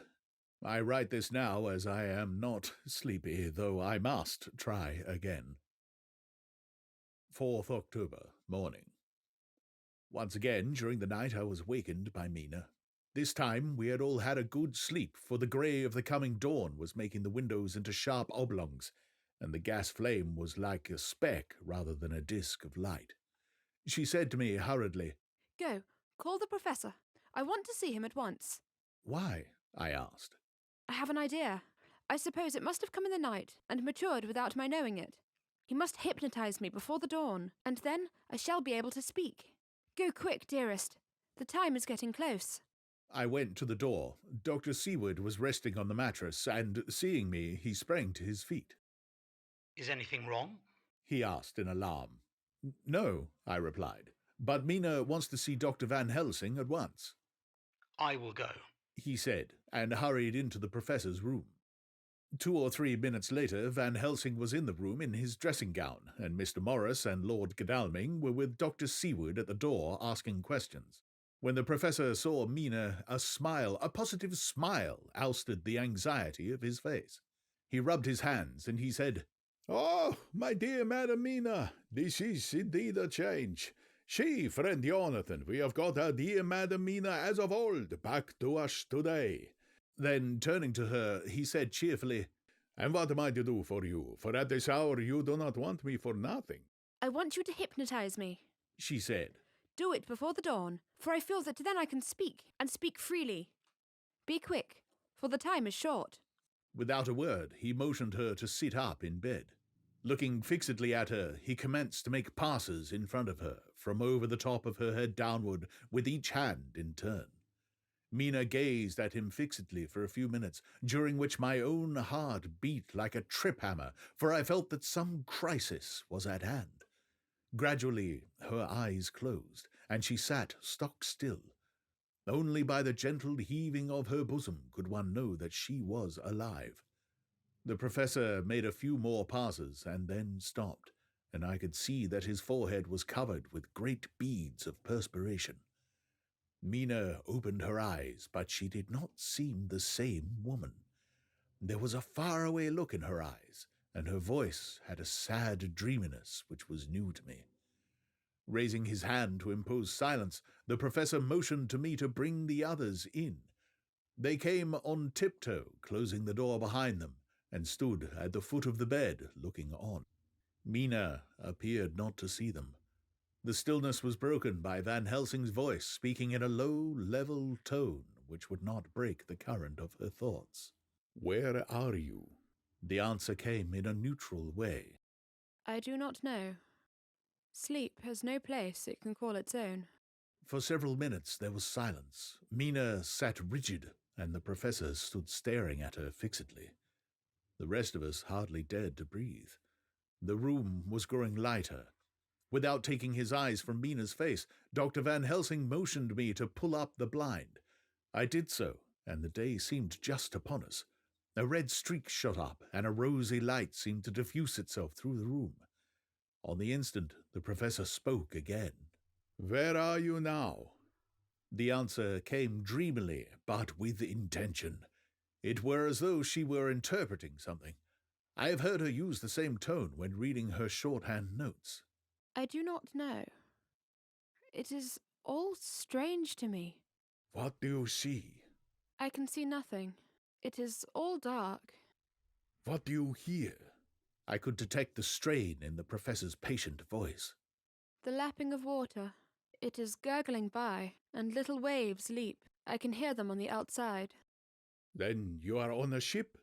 We all looked at each other, trying to glean something each from the other. We were afraid to think. The answer came quick. "Oh, yes." "What else do you hear?" "The sound of men stamping overhead as they run about. There is the creaking of a chain, and the loud tinkle as the check of the capstan falls into the ratchet." "What are you doing?" "I am still.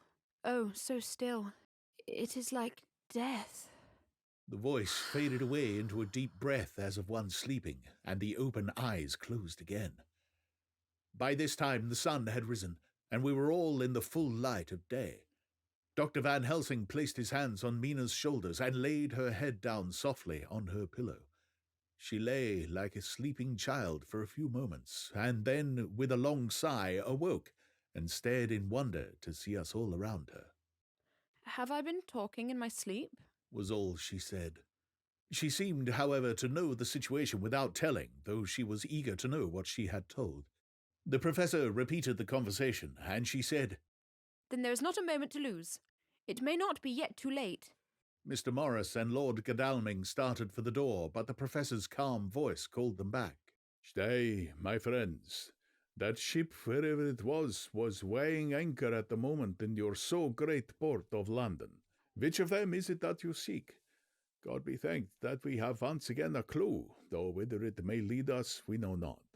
We have been blind, somewhat, blind after the manner of men since we can look back. We see what we might have seen looking forward, if we had been able to see what we might have seen. Alas, but that sentence is a puddle, is it not? We can know now what was in the Count's mind when he seized that money, though Jonathan's so fierce knife put him in the danger that even he dread. He meant escape. Hear me? Escape! He saw that with but one earth box left and a pack of men following like dogs after a fox, this London was no place for him. He have take his last earth box on board a ship and he leave the land. He thinks to escape, but no, we follow him. Tally-ho! Ha! As Arthur friend will say when he put on his red frock. Our old fox is wily, oh, so wily, and we must follow with wile. I, too, am wily, and I think his mind in a little while. In meantime, we may rest, and in peace, for there are between us which he do not want to pass, and which he could not if he would, unless the ship were to touch the land, and then only at full or slack tide. She, and the sun is just rose, and all day to sunset is us. Let us take bath, and dress, and have breakfast which we all need, and which we can eat comfortably, since he be not in the same land with us. Mina looked at him appealingly as she asked, But why need we seek him further, when he has gone away from us? He took her hand and patted it as he replied, Ask me nothing as yet. When we have breakfast, then I answer all questions. He would say no more, and we separated to dress. After breakfast, Mina repeated her question. He looked at her gravely for a minute, and then said sorrowfully, Because, my dear Madam Mina, now more than ever we must find him, even if we have to follow him to the jaws of hell. She grew paler as she asked faintly, Why? Because, he answered solemnly, he can live for centuries, and you are but a mortal woman. Time is now to be dreaded, since once he put that mark upon your throat. I was just in time to catch her as she fell forward in a faint.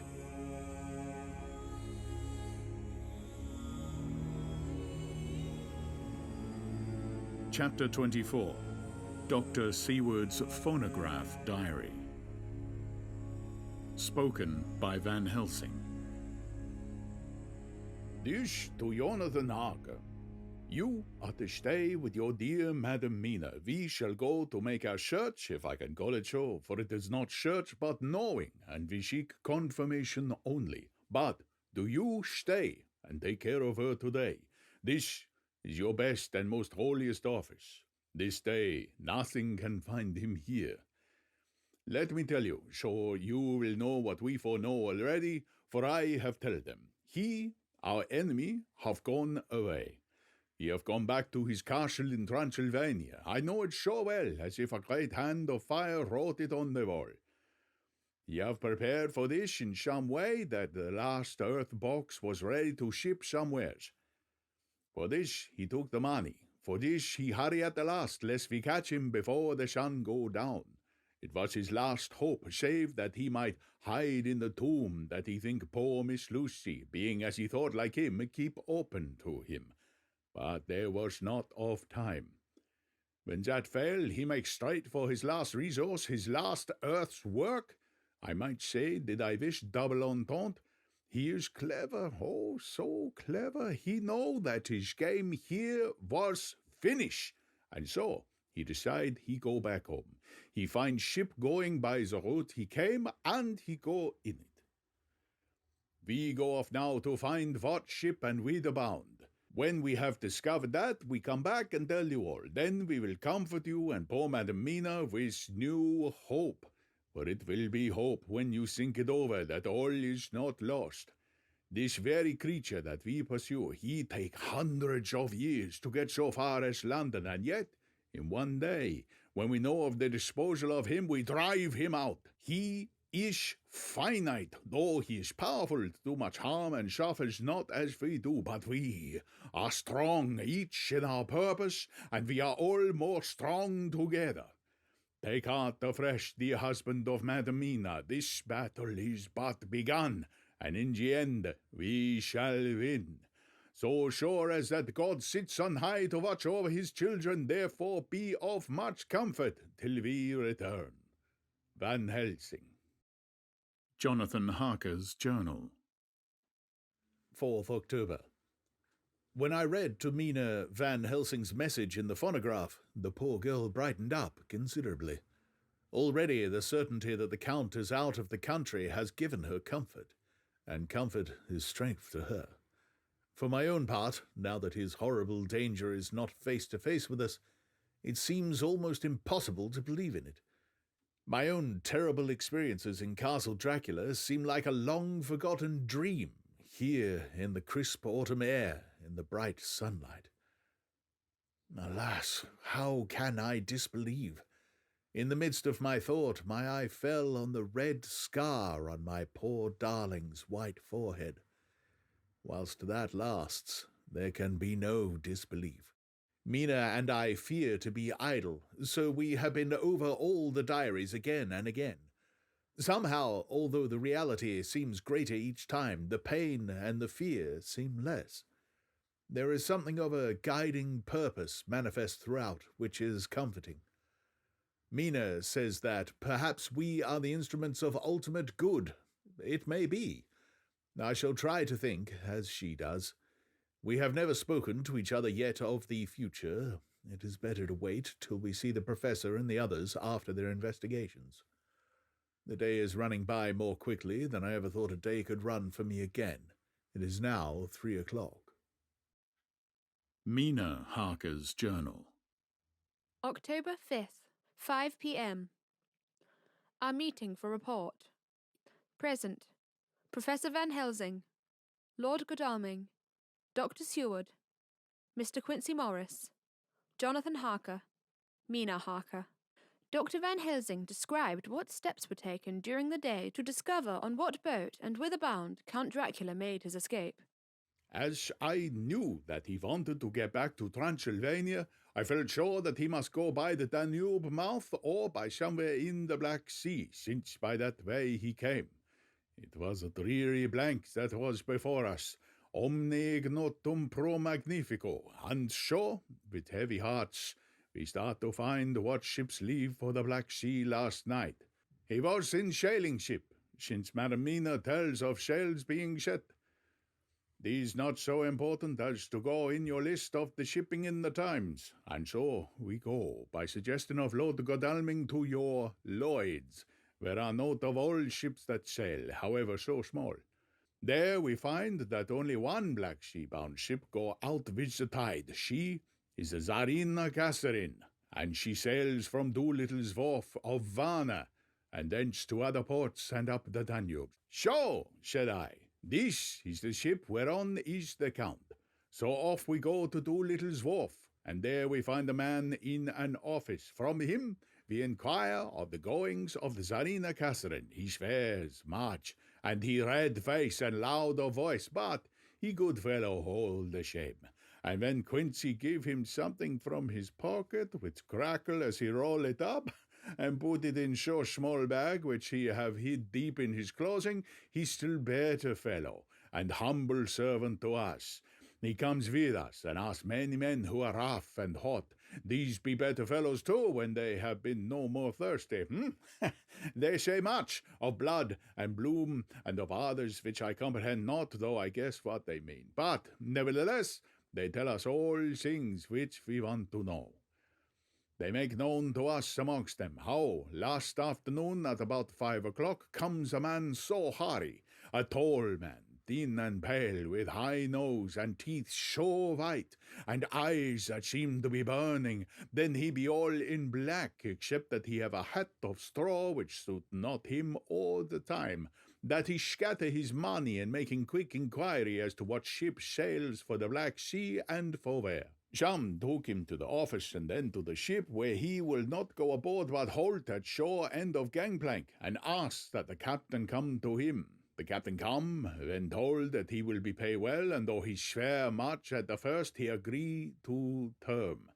Then the thin man go, and someone tell him where horse and cart can be hired. He go there, and soon he come again, himself driving cart, on which a great box. This he lifted down, though it takes several to put it on truck for the ship. He give much talk to captain as to how and where his box is to be placed, but the captain like it not, and swear at him in many tongues, and tell him that if he likes he can come and see where it shall be. But he say no, that he come not yet, for he have much to do. Whereupon the captain tell him that he had better be quick with blood, for that his ship will leave the place of blood before the turn of the tide with blood. And then the thin man smile and say that of course he must go when he think fit, but he will be surprised if he go quite so soon. The captain swear again, polyglot, and the thin man make him bow and thank him, and say that he will so far intrude on his kindness as to come aboard before the sailing. Finally, the captain, more red than ever, and in more tongues, tell him that he doesn't want no Frenchmen with bloom upon them, and also with blood in his ship, with blood on her also. And so, after asking where he might purchase ship forms, he departed. No one knew where he went, or bloomin' well cared, as they said, for they had something else to think of, well with blood again. But it soon became apparent to all that the Tsarina Catherine would not sail as was expected. A thin mist began to creep up from the river, and it grew and grew, till soon a dense fog enveloped the ship and all around her. The captain swore polyglot, very polyglot, polyglot with bloom and blood, and he could do nothing. The water rose and rose, and began to fear that he would lose the tide altogether. He was in no friendly mood, when just at full tide the thin man come up the gangplank again and asked to see where his box had been stowed. Then the captain replied that he wished that he and his box, old and with much bloom and blood, were in hell. But the thin man did not be offended, and went down with the mate and saw where it was placed, and come up and stood a while on deck in fog. He must have come off by himself, for none noticed him. Indeed, they thought not of him, for soon the fog began to melt away, and all was clear again. My friends of the thirst and the language that was of bloom and blood laughed, and they told how the captain's fares exceeded even his usual polyglot, and was more than ever full of picturesque, when on questioning other mariners who were on movement up and down the river that hour, he found that few of them had seen any fog at all, except where it lay round the wharf. However, the ship went out on the ebb tide, and was doubtless by morning far down the river mouth.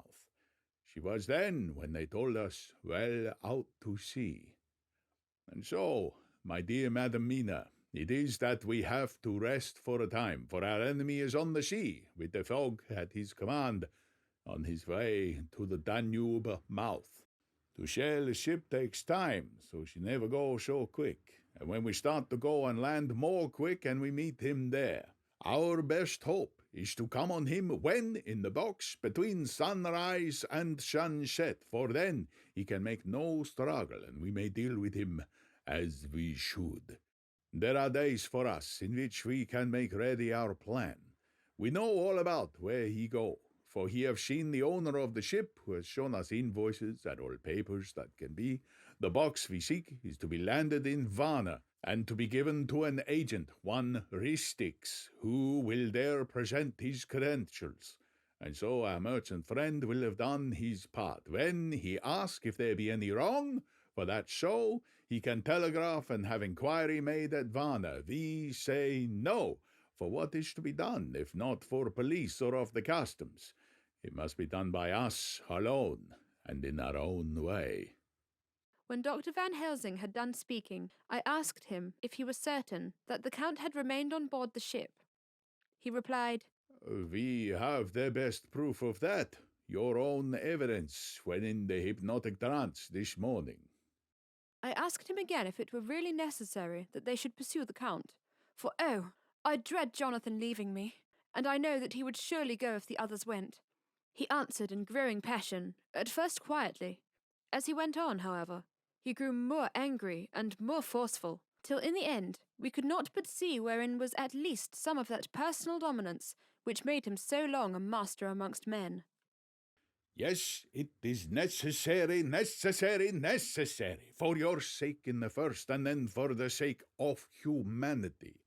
This monster has done much harm already in the narrow scope where he finds himself, and in the short time, when as yet he was only as a body groping his so small measure in darkness and not knowing. All this I have told these others. You, my dear Madam Mina, will learn it in the phonograph of my friend Jon, or in that of your husband.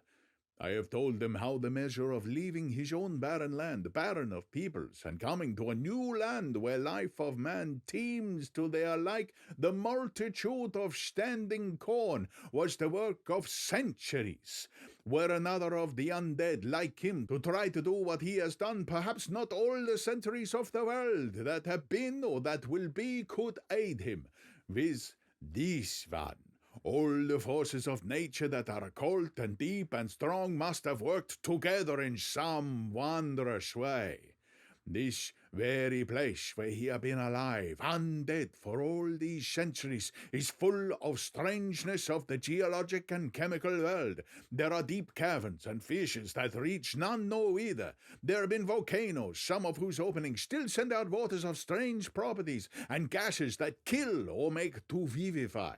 Doubtless there is some magnetic or electric in some of these combinations of occult forces which work for physical life in strange way, and in himself were from the first some great qualities. In a hard and warlike time he was celebrated that he have more iron nerve, more subtle brain, more braver heart than any man.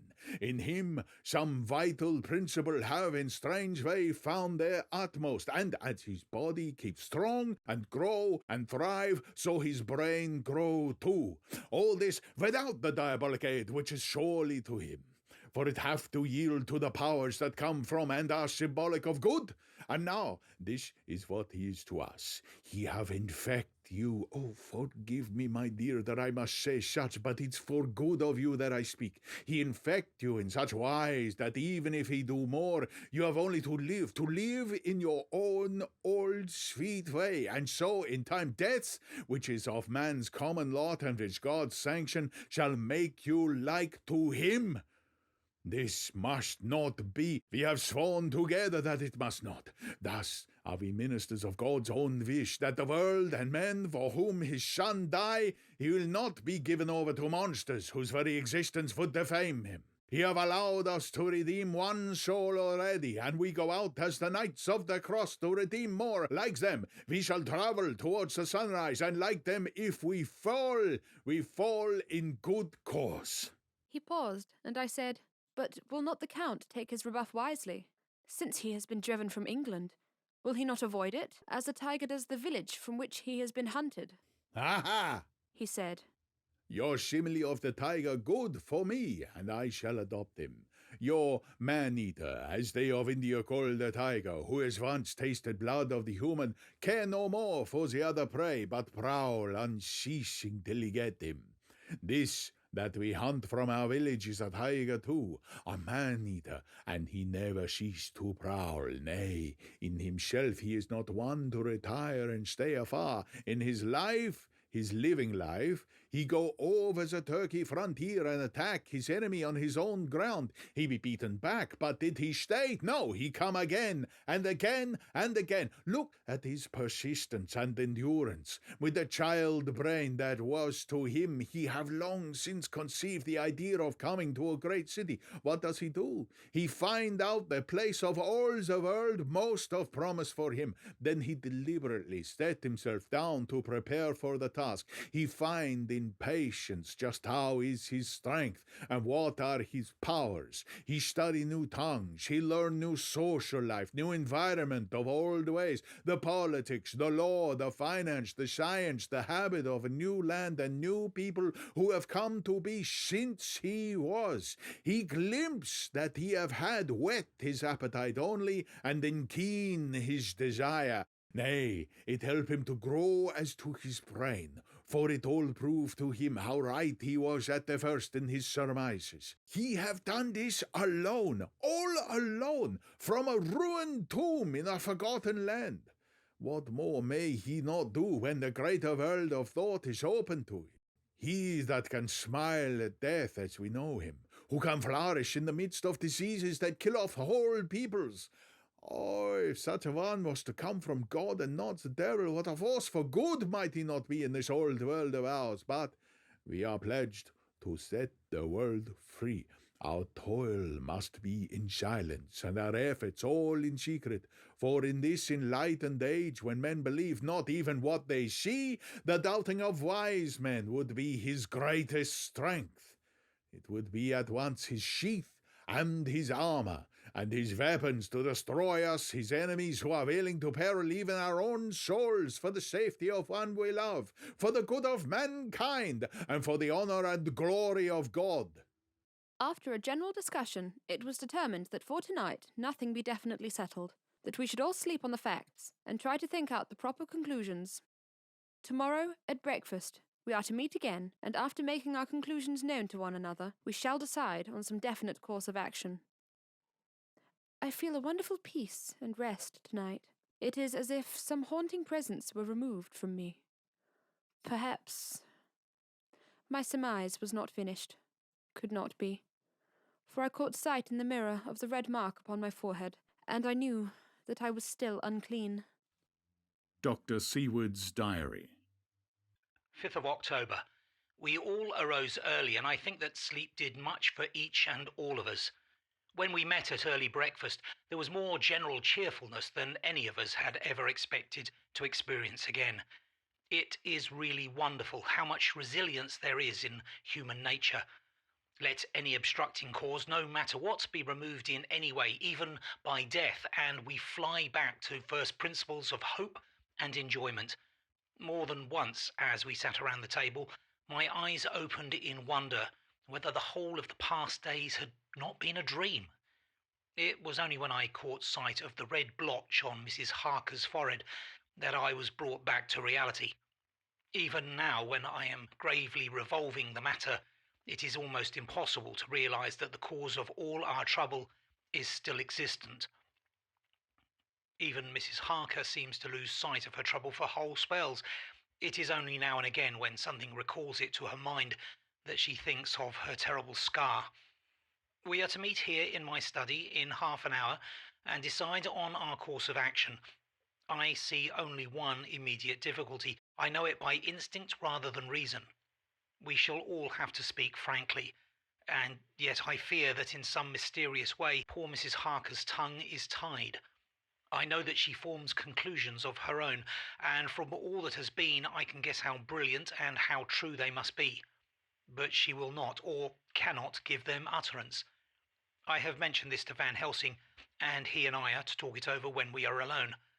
I suppose it is some of that horrid poison which has got into her veins beginning to work. The Count had his own purposes when he gave her what Van Helsing called the vampire's baptism of blood. Well, there may be a poison that distills itself out of good things. In an age when the existence of ptomaines is a mystery, we should not wonder at anything. One thing I know, that if my instinct be true regarding poor Mrs. Harker's silences, then there is a terrible difficulty, an unknown danger in the work before us. The same power that compels her silence may compel her speech. I dare not think further, for so I should in my thoughts dishonour a noble woman. Later. When the professor came in, we talked over the state of things. I could see that he had something on his mind which he wanted to say, but felt some hesitancy about broaching the subject. After beating about the bush a little, he said, Friend Jon, there is something that you and I must talk of alone, just at the first, at any rate. Later, we may have to take the others into our confidence. Then he stopped, so I waited. He went on. Madam Mina, our poor dear Madam Mina, is changing. A cold shiver ran through me to find my worst fears thus endorsed. Van Helsing continued. With the sad experience of Miss Lucy, we must this time be warned before things go too far. Our task is now in reality more difficult than ever, and this new trouble makes every hour of the direst importance. I can see the characteristics of the vampire coming in her face. It is now but very, very slight, but it is to be seen if we have eyes to notice without prejudge. Her teeth are sharper, and at times her eyes are more hard, but these are not all. There is to her the silence now often, and so it was with Miss Lucy. She did not speak, even when she wrote that which she wished to be known later. Now, my fear is this. If it be that she can, by our hypnotic trance, tell what the Count see and hear, is it not more true that he, who have hypnotized her first, and who have drink of her very blood and make her drink of his, should, if he will, compel her mind to disclose to him that which she know? I nodded acquiescence. He went on. Then what we must do is to prevent this. We must keep her ignorant of our interest, so that she cannot tell what she know not. This is a painful task. So painful that it heartbreak me to think of it, but it must be. When today we meet, I must tell her that for reason which will not speak, that she must not more be of our counsel, but be simply guarded by us. He wiped his forehead, which had broken out in profuse perspiration at the thought of the pain which he might have to inflict upon the poor soul already so tortured. I knew that it would be some sort of comfort to him if I told him that I also had come to the same conclusion, for at any rate it would take away the pain of doubt. I told him, and the effect was as I expected. It is now close to the time of our general gathering. Van Helsing has gone away to prepare for the meeting, and his painful part of it, I really believe his purpose is to be able to pray alone. Later. At the very outset of our meeting, a great personal relief was experienced by both Van Helsing and myself. Mrs. Harker had sent a message by her husband to say that she would not join us at present, as she thought it better that we should be free to discuss our movements without her presence to embarrass us. The professor and I looked at each other for an instant, and somehow we both seemed relieved. For my part, I thought that if Mrs. Harker realised the danger herself, it was much pain as well as much danger averted. Under the circumstances, we agreed, by a questioning look and answer with finger on lip, to preserve silence in our suspicions until we should have been able to confer alone again. We went at once into our plan of campaign. Van Helsing roughly put the facts before us. Tsarina Catherine left the Thames yesterday morning. It will take her, at the quickest speed she has ever made, at least 3 weeks to reach Varna, but we can travel overland to the same place in 3 days. Now, if we allow for 2 days less for the ship's voyage, owing to such weather influences as we know that the Count can bring to bear, And if we allow a whole day and night for any delays which may occur to us, then we have a margin of nearly 2 weeks. Thus, in order to be quite safe, we must leave here on the 17th at the latest. Then we shall, at any rate, be in Varna a day before the ship arrives, and be able to make such preparations as may be necessary. Of course, we shall all go armed against evil things, spiritual as well as physical. Here Quincy Morris added, I understand that the Count comes from a wolf country, and that it may be that he shall get there before us. I propose that we add Winchesters to our armament. I have a kind of belief in a Winchester when there is any trouble of that sort around. Do you remember, Art, when we had the pack after us at Tobolsk? Well, we wouldn't have given then for a repeater apiece. Good, said Van Helsing. Winchesters it shall be. Quincy's head is level at times, but more so when there is to hunt. Metaphor be more dishonour to science than wolves be of danger to man. In the meantime, we can do nothing here. And as I think that Varna is not familiar to any of us, why not get there more soon? It is as long to wait here as there. Tonight and tomorrow we can get ready. And then if all be well, we four can set out on our journey. We four, said Harker interrogatively, looking from one to another of us. Of course, answered the Professor quickly. You must remain to take care of your so sweet wife. Harker was silent for a while and then said in a hollow voice, Let us talk of that part of it in the morning. I want to consult with Mina. I thought that now was the time for Van Helsing to warn him not to disclose our plan to her, but he took no notice. I looked at him significantly and coughed. For answer, he put his finger to his lips and turned away. Jonathan Harker's Journal. 5th October, afternoon. For some time after our meetings this morning, I could not think. The new phases of things leave my mind in a state of wonder which allows no room for active thought. Mina's determination not to take any part in the discussion set me thinking, and as I could not argue the matter with her, I could only guess. I am as far as ever from a solution now. The way the others received it, too, puzzled me. The last time we talked of the subject, we agreed that there was to be no more concealment of anything amongst us. Mina is sleeping now, calmly and sweetly, like a little child. Her lips are curved, and her face beams with happiness. Thank God there are such moments still for her. Later. How strange it all is. I sat watching Mina's happy sleep, and I came as near to being happy myself as I suppose I shall ever be. As the evening drew on, and the earth took its shadows from the sun sinking lower, the silence of the room grew more and more solemn to me. All at once Mina opened her eyes, and looking at me tenderly, said, Jonathan, I want you to promise me something on your word of honour. A promise made to me, but made holily in God's hearing, and not to be broken, though I should go down on my knees and implore you with bitter tears. Quick, you must make it to me at once. Mina, I said, a promise like that I cannot make at once. I may have no right to make it.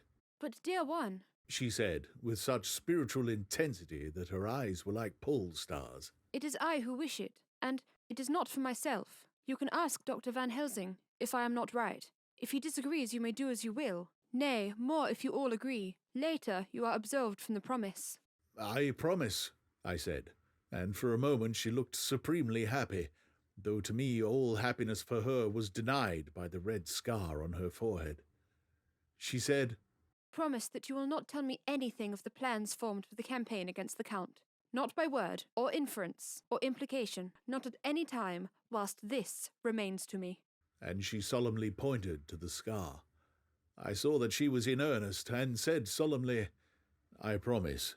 And as I said it, I felt that from that instant a door had been shut between us. Later, midnight. Mina has been bright and cheerful all the evening, so much so that all the rest seemed to take courage, as if infected somewhat with her gaiety. As a result, even I myself felt as if the pall of gloom which weighs us down were somewhat lifted. We all retired early. Mina is now sleeping like a little child. It is a wonderful thing that her faculty of sleep remains to her in the midst of her terrible trouble. Thank God for it, for then at least she can forget her care. Perhaps her example may affect me as her gaiety did tonight. I shall try it. Oh, for a dreamless sleep. 6th October morning. Another surprise. Mina woke me early, about the same time as yesterday, and asked me to bring Dr. Van Helsing. I thought that it was another occasion for hypnotism, and without question went for the professor. He had evidently expected some such call, for I found him dressed in his room. His door was ajar, so that he could hear the opening of the door of our room. He came at once. As he passed into the room, he asked Mina if the others might come too. No, She said quite simply. it will not be necessary. You can tell them just as well. I must go with you on your journey. Dr. Van Helsing was as startled as I was. After a moment's pause, he asked, Huh? But why? You must take me with you. I am safer with you, and you shall be safer too. But why, dear Madam Mina? You know that your safety is our solemnest duty. We go into danger, to which you are or may be more liable than any of us from circumstances, things that have been. He paused, embarrassed. As she replied, she raised her finger and pointed to her forehead. I know. That is why I must go. I can tell you now, whilst the sun is coming up. I may not be able again. I know that when the Count wills me, I must go. I know that if he tells me to come in secret, I must by wile, by any device to hoodwink, even Jonathan. God saw the look that she turned on me as she spoke, and if there be indeed a recording angel, that look is noted to her everlasting honour. I could only clasp her hand. I could not speak. My emotion was too great for even the relief of tears. She went on. You men are brave and strong. You are strong in your numbers, for you can defy that which would break down the human endurance of one who had to guard alone. Besides, I may be of service, since you can hypnotize me, and so learn that which even I myself do not know. Dr. Van Helsing said gravely, Madam Mina, you are, as always, most wise.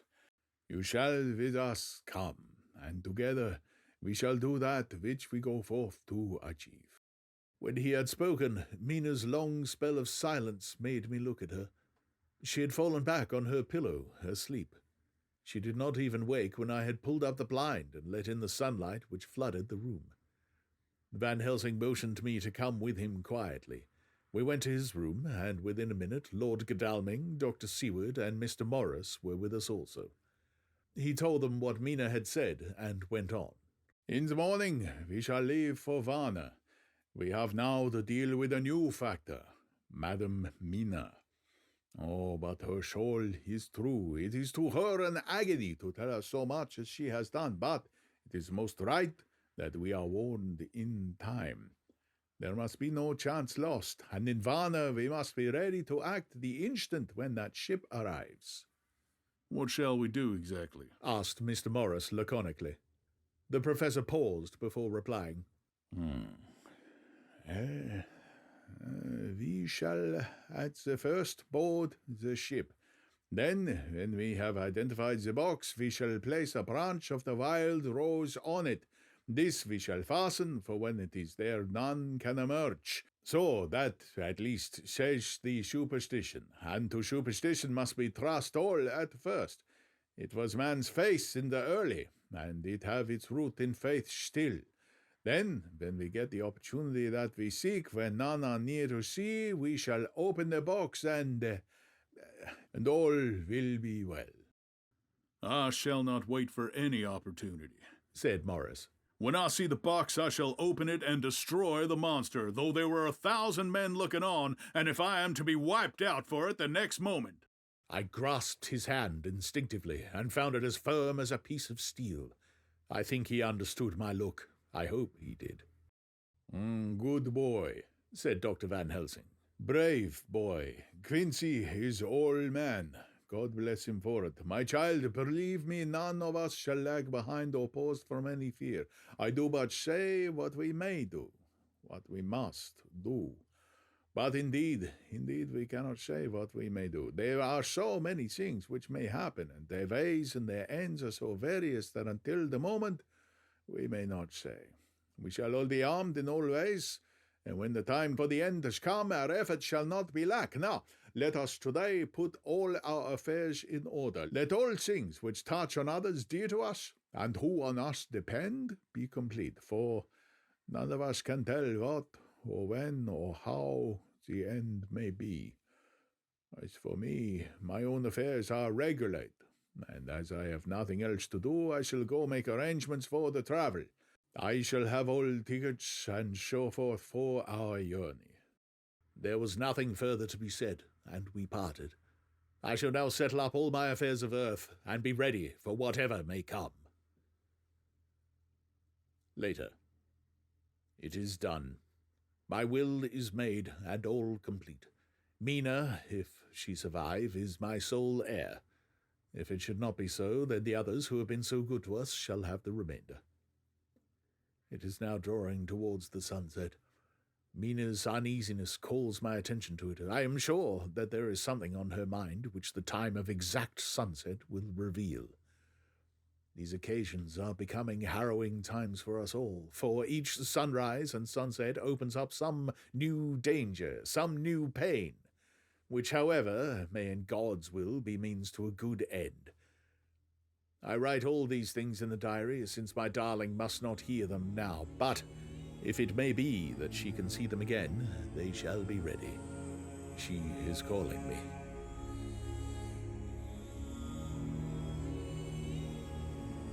Chapter 25. Dr. Seward's Diary.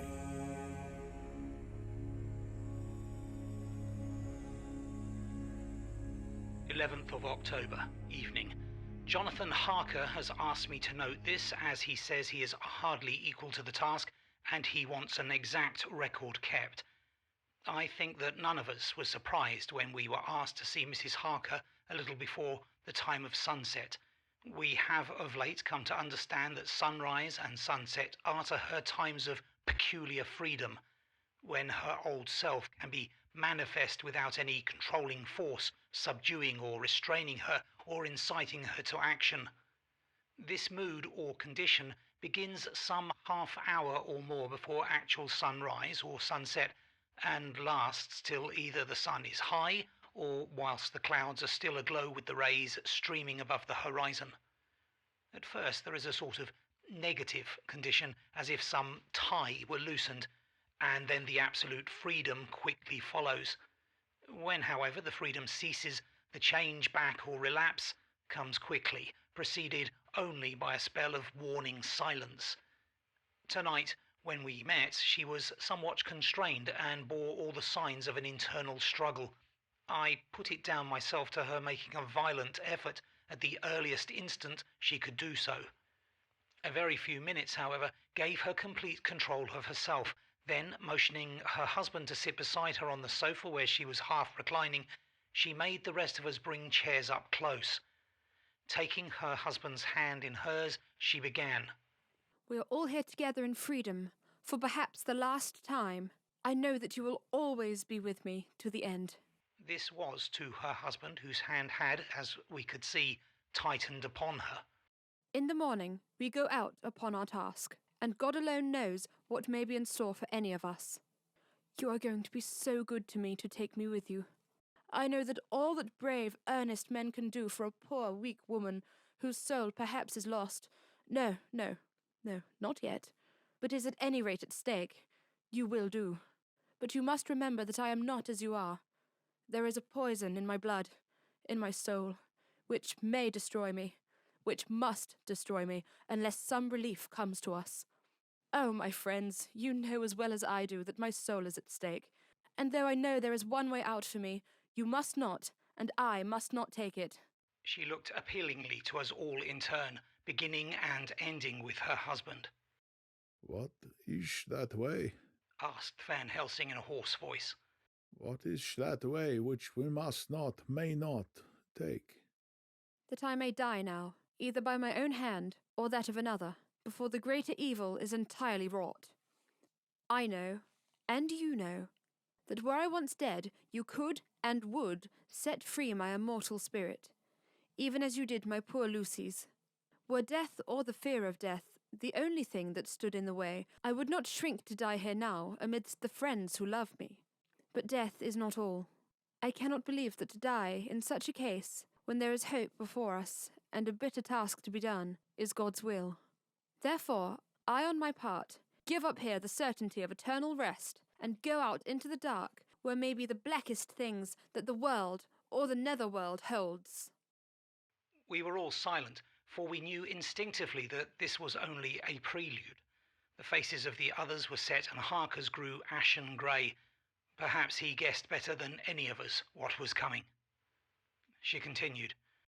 This is what I can give into the hotchpot. I could not but note the quaint legal phrase which she used in such a place, and with all seriousness. What will each of you give? Your lives, I know. She went on quickly. That is easy for brave men.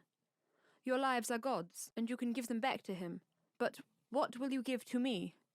She looked again questioningly, but this time avoided her husband's face. Quincy seemed to understand. He nodded, and her face lit up. Then I shall tell you plainly what I want, for there must be no doubtful matter in this connection between us now. You must promise me, one and all, even you, my beloved husband, that should the time come, you will kill me. What is that time? The voice was Quincy's, but it was low and strained. When you shall be convinced that I am so charged that it is better that I die that I may live. When I am thus dead in the flesh, then you will, without a moment's delay, drive a stake through me and cut off my head, or do whatever else may be wanting to give me rest. Quincy was the first to rise after the pause. He knelt down before her, and taking her hand in his, said solemnly, I'm only a rough fellow who hasn't perhaps lived as a man should to win such a distinction, but I swear to you, by all that I hold sacred and dear, that should the time ever come, I shall not flinch from the duty that you have set us. And I promise you, too, that I shall make all certain, for if I am only doubtful, I shall take it that the time has come. My true friend, was all she could say amidst fast-falling tears, as bending over, she kissed his hand. I swear the same, my dear Madam Mina, said Van Helsing. And I, said Lord Godalming, each of them in turn kneeling to her to take the oath.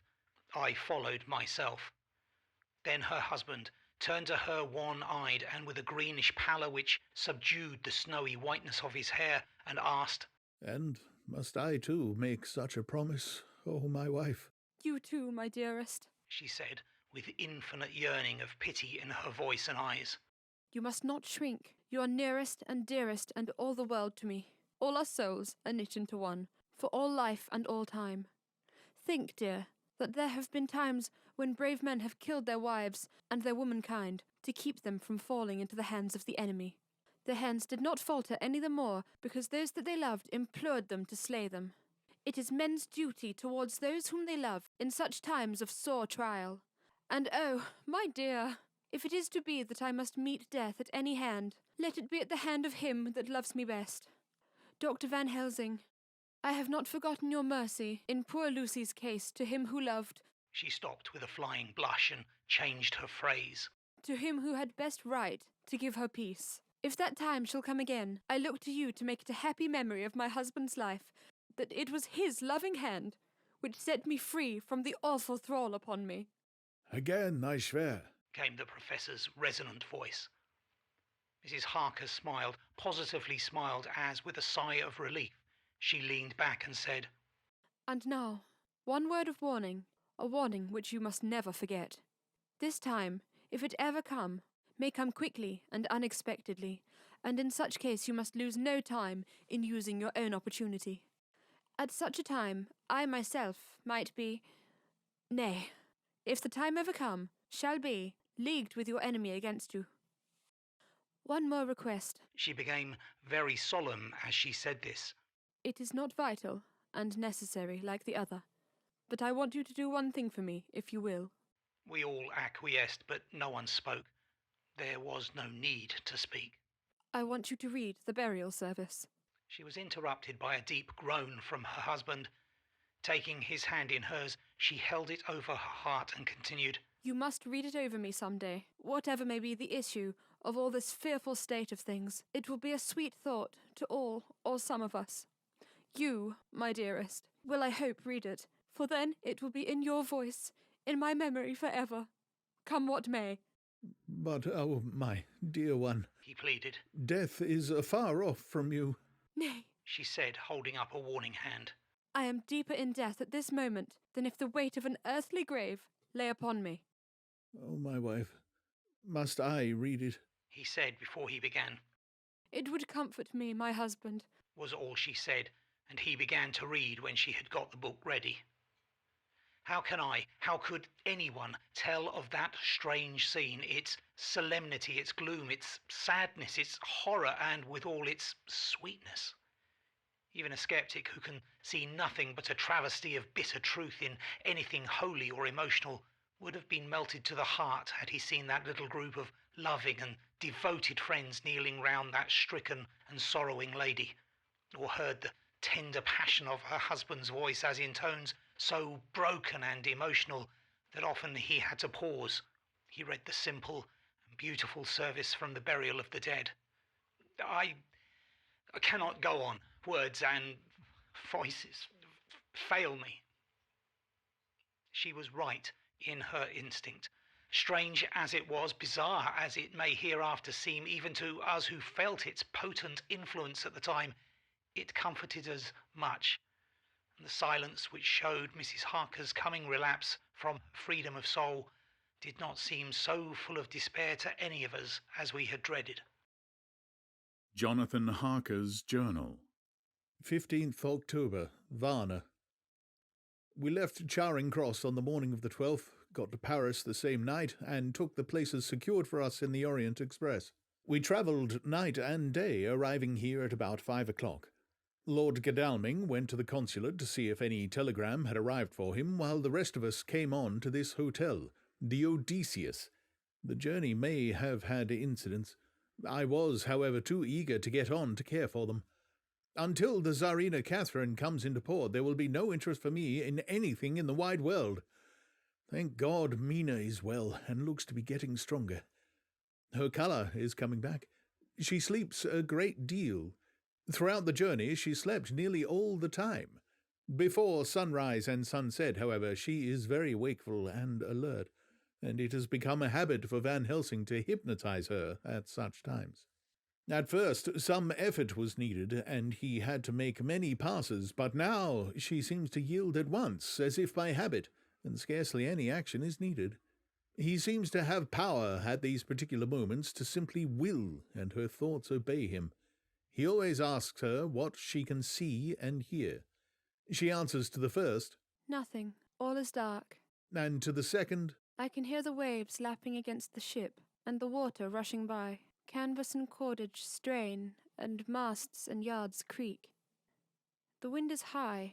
I can hear it in the shrouds, and the bow throws back the foam. It is evident that the Tsarina Catherine is still at sea, hastening on her way to Varna. Lord Godalming has just returned. He had 4 telegrams, one each day since we started, and all to the same effect, that the Tsarina Catherine had not been reported to Lloyd's from anywhere. He had arranged before leaving London that his agent should send him every day a telegram saying if the ship had been reported. He was to have a message even if she were not reported, so that he might be sure that there was a watch being kept at the other end of the wire. We had dinner and went to bed early. Tomorrow we are to see the Vice-Consul and to arrange, if we can, about getting on board the ship as soon as she arrives. Van Helsing says that our chance will be to get on the boat between sunrise and sunset. The Count, even if he takes the form of a bat, cannot cross the running water of his own volition, and so cannot leave the ship. As he dare not change to man's form without suspicion, which he evidently wishes to avoid, he must remain in the box. If then we can come on board after sunrise, he is at our mercy, for we can open the box and make sure of him as we did poor Lucy before he wakes. What mercy he shall get from us all will not count for much. We think that we shall not have much trouble with officials or the seamen, thank God. This is the country where bribery can do anything, and we are well supplied with money. We have only to make sure that the ship cannot come into port between sunset and sunrise without our being warned, and we shall be safe. Judge Moneybag will settle this case, I think. 16th October. Mina's report still the same. Lapping waves and rushing water, darkness and favouring winds. We are evidently in good time, and when we hear of the Tsarina Catherine, we shall be ready. As she must pass the Dardanelles, we are sure to have some report. 17th October. Everything is pretty well fixed now, I think, to welcome the Count on his return from his tour. Godalming told the shippers that he fancied that the box sent aboard might contain something stolen from a friend of his, and got a half consent that he might open it at his own risk.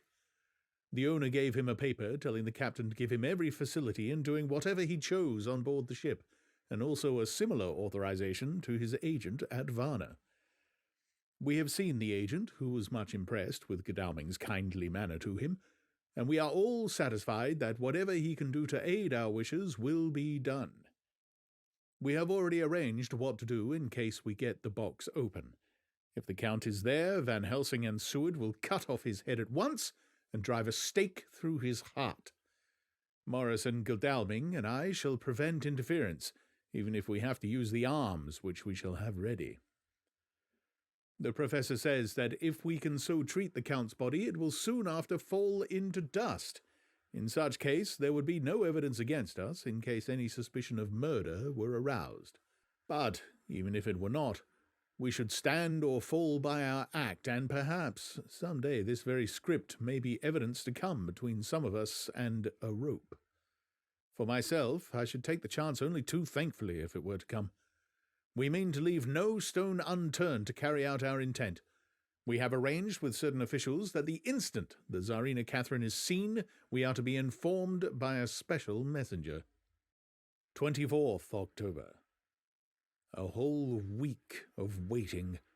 Daily telegrams to Godalming, but only the same story, not yet reported.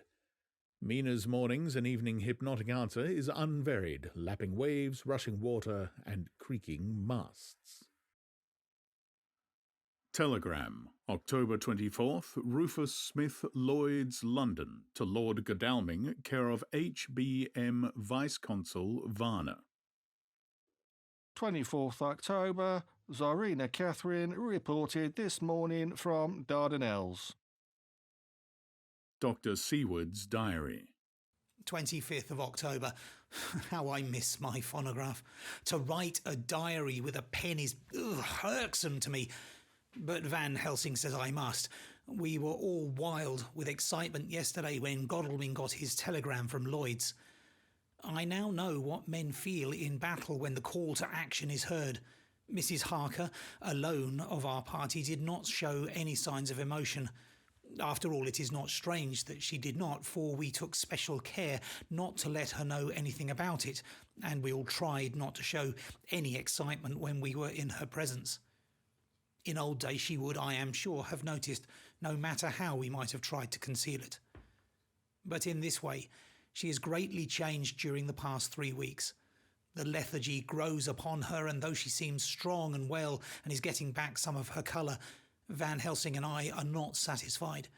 We talk of her often. We have not, however, said a word to the others. It would break poor Harker's heart, certainly his nerve, if he knew that we had even a suspicion on the subject. Van Helsing examines, he tells me, her teeth very carefully whilst she is in the hypnotic condition, for he says that so long as they do not begin to sharpen, there is no active danger of change in her. If this change should come, it would be necessary to take steps. We both know what those steps would have to be, though we do not mention our thoughts to each other. We should neither of us shrink from the task, awful though it be to contemplate. Euthanasia is an excellent and a comforting word. I am grateful to whoever invented it. It is only about 24 hours sail from the Dardanelles to here, at the rate the Tsarina Catherine has come from London. She should therefore arrive sometime in the morning, but as she cannot possibly get in before noon, we are all about to retire early. We shall get up at 1 o'clock so as to be ready. 25th of October, noon. No news yet of the ship's arrival. Mrs. Harker's hypnotic report this morning was the same as usual, so it is possible that we may get news at any moment. We men are all in a fever of excitement except Harker, who is calm. His hands are as cold as ice, and an hour ago I found him wetting the edge of the great Gurkha knife, which he now always carries with him. It will be a bad lookout for the Count if the edge of that kukri ever touches his throat, driven by that stern, ice-cold hand. Van Helsing and I were a little alarmed about Mrs. Harker today. About noon, she got into a sort of lethargy, which we did not like. Although we kept silence to the others, we were neither of us happy about it. She had been restless all the morning, so that we were at first glad to know that she was sleeping. When, however, her husband mentioned casually that she was sleeping so soundly that he could not wake her, we went to her room to see for ourselves. She was breathing naturally and looked so well and peaceful that we agreed that the sleep was better for her than anything else. Poor girl. She has so much to forget that it is no wonder that sleep, if it brings oblivion to her, does her good. Later, our opinion was justified, for when, after a refreshing sleep of some hours, she woke up, she seemed brighter and better than she had been for days. At sunset, she made the usual hypnotic report. Wherever he may be in the Black Sea, the Count is hurrying to his destination, to his doom, I trust. 26th of October, another day and no tidings of the Tsarina Catherine. She ought to be here by now. That she is still journeying somewhat is apparent, for Mrs. Harker's hypnotic report at sunrise was still the same. It is possible that the vessel may be lying by, at times, for fog. Some of the steamers which came in last evening reported patches of fog both to the north and south of the port. We must continue our watching, as the ship may now be signalled at any moment. 27th of October, noon. Most strange. No news yet of the ship we wait for. Mrs. Harker reported last night and this morning as usual. Lapping waves and rushing water. Though she added that. The waves were very faint. The telegrams from London have been the same. No further report. Van Helsing is terribly anxious and told me just now that he fears the Count is escaping us. He added significantly, I did not like that lethargy of Madame Mina's. Shoals and memories can do strange things during trance. I was about to ask him more, but Harker just then came in and he held up a warning hand. We must try tonight at sunset to make her speak more fully when in her hypnotic state. 28th October. Telegram. Rufus Smith, London, to Lord Godalming, care of HBM, Vice-Consul, Varna. 28th October. Tsarina Catherine reported entering Galatz at 1 o'clock today. Dr. Seward's diary. 28th of October.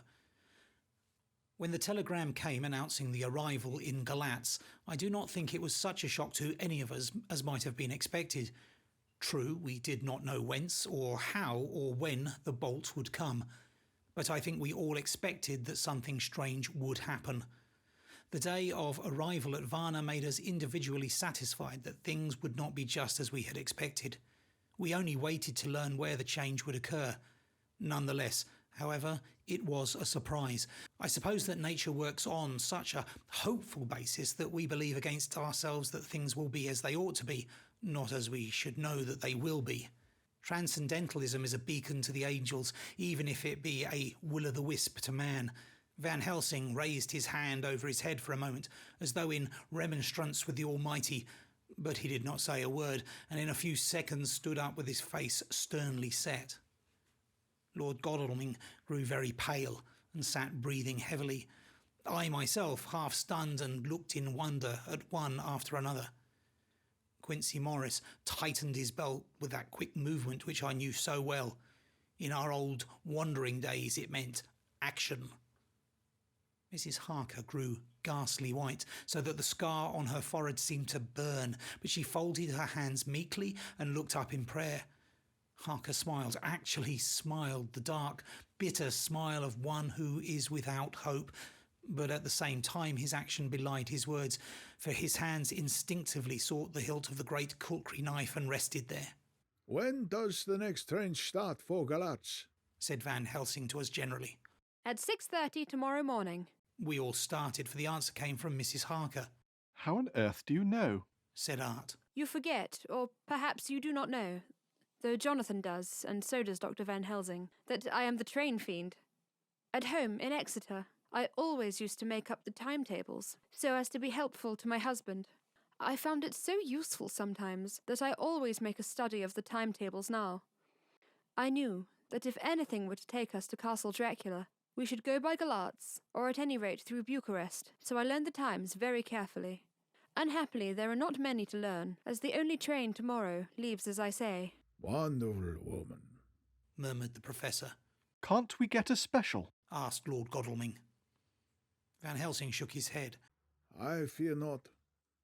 This land is very different from yours or mine. Even if we did have a special, it would probably not arrive as soon as our regular train. Moreover, we have something to prepare. We must think. Now, let us organize. You, friend Arthur, go to the train and get the tickets and arrange, and all be ready for us to go in the morning. Do you, friend Jonathan, go to the agent of the ship and get from him letters to the agent in Galatz with authority to make a search of the ship just as it was here. Quincy Morris, you see the vice-consul and get his aid with his fellow in Galatz and all he can do to make our way smooth, so that no times be lost when over the Danube. Jon will stay with Madam Mina and me, and we shall consult, for so if time be long you may be delayed, and it will not matter when the sun sets, since I am here with Madam to make report." And I, said Mrs. Harker, brightly, and more like her old self than she had been for many a long day, shall try to be of use in all ways, and shall think and write for you as I used to do. Something is shifting from me in some strange way, and I feel freer than I have been of late. The three younger men looked happier at the moment as they seemed to realise the significance of her words, but Van Helsing and I, turning to each other, met each a grave and troubled glance. We said nothing at the time, however. When the three men had gone out to their tasks, Van Helsing asked Mrs. Harker to look up the copy of the diaries and find him the part of Harker's journal at the castle. She went away to get it. When the door was shut upon her, he said to me, "We mean the same. Speak out." "Here is some change. It is a hope that makes me sick, for it may deceive us." Quite so. Do you know why I asked her to get the manuscript?" "No," said I, "unless it was to get an opportunity of seeing me alone." "You are in part right, friend Jon, but only in part. I want to tell you something, and oh, my friend, I am taking a terrible risk, but I believe it is right. In the moment when Madam Mina said those words that arrest both our understanding, an inspiration came to me. In the trance of 3 days ago, the Count sent her his spirit to read her mind, or more like, he took her to see him in his earth box in the ship with water rushing just as it go free at rise and set of sun. He learned then that we are here, for she have more to tell in her open life with eyes to see and ears to hear than he, shut as he is in his coffin box. Now he make his most effort to escape us. At present he want her not. He is sure with his so great knowledge that she will come at his call, but he cut her off, take her as she can do, out of his own power, so that she come not to him. Ah, there, I have hope that our man-brains that have been of man so long, and that have not lost the grace of God, will come higher than his child-brain that lie in his tomb for centuries, that grow not yet to our stature, that do only work selfish and therefore small. Here comes Madam Mina, not a word to her of her trance. She knows it not, and it would overwhelm her and make despair just when we want all her hope, all her courage, when most we want all her great brain, which is trained like a man's brain, but is of sweet woman, and have a special power which the Count give her, and which he may not take away altogether, though he think not so. Hush, let me speak, and you shall learn. Oh, yon, my friend, we are in awful straits. I fear, as I never feared before. We can only trust the good God. Silence! Here she comes.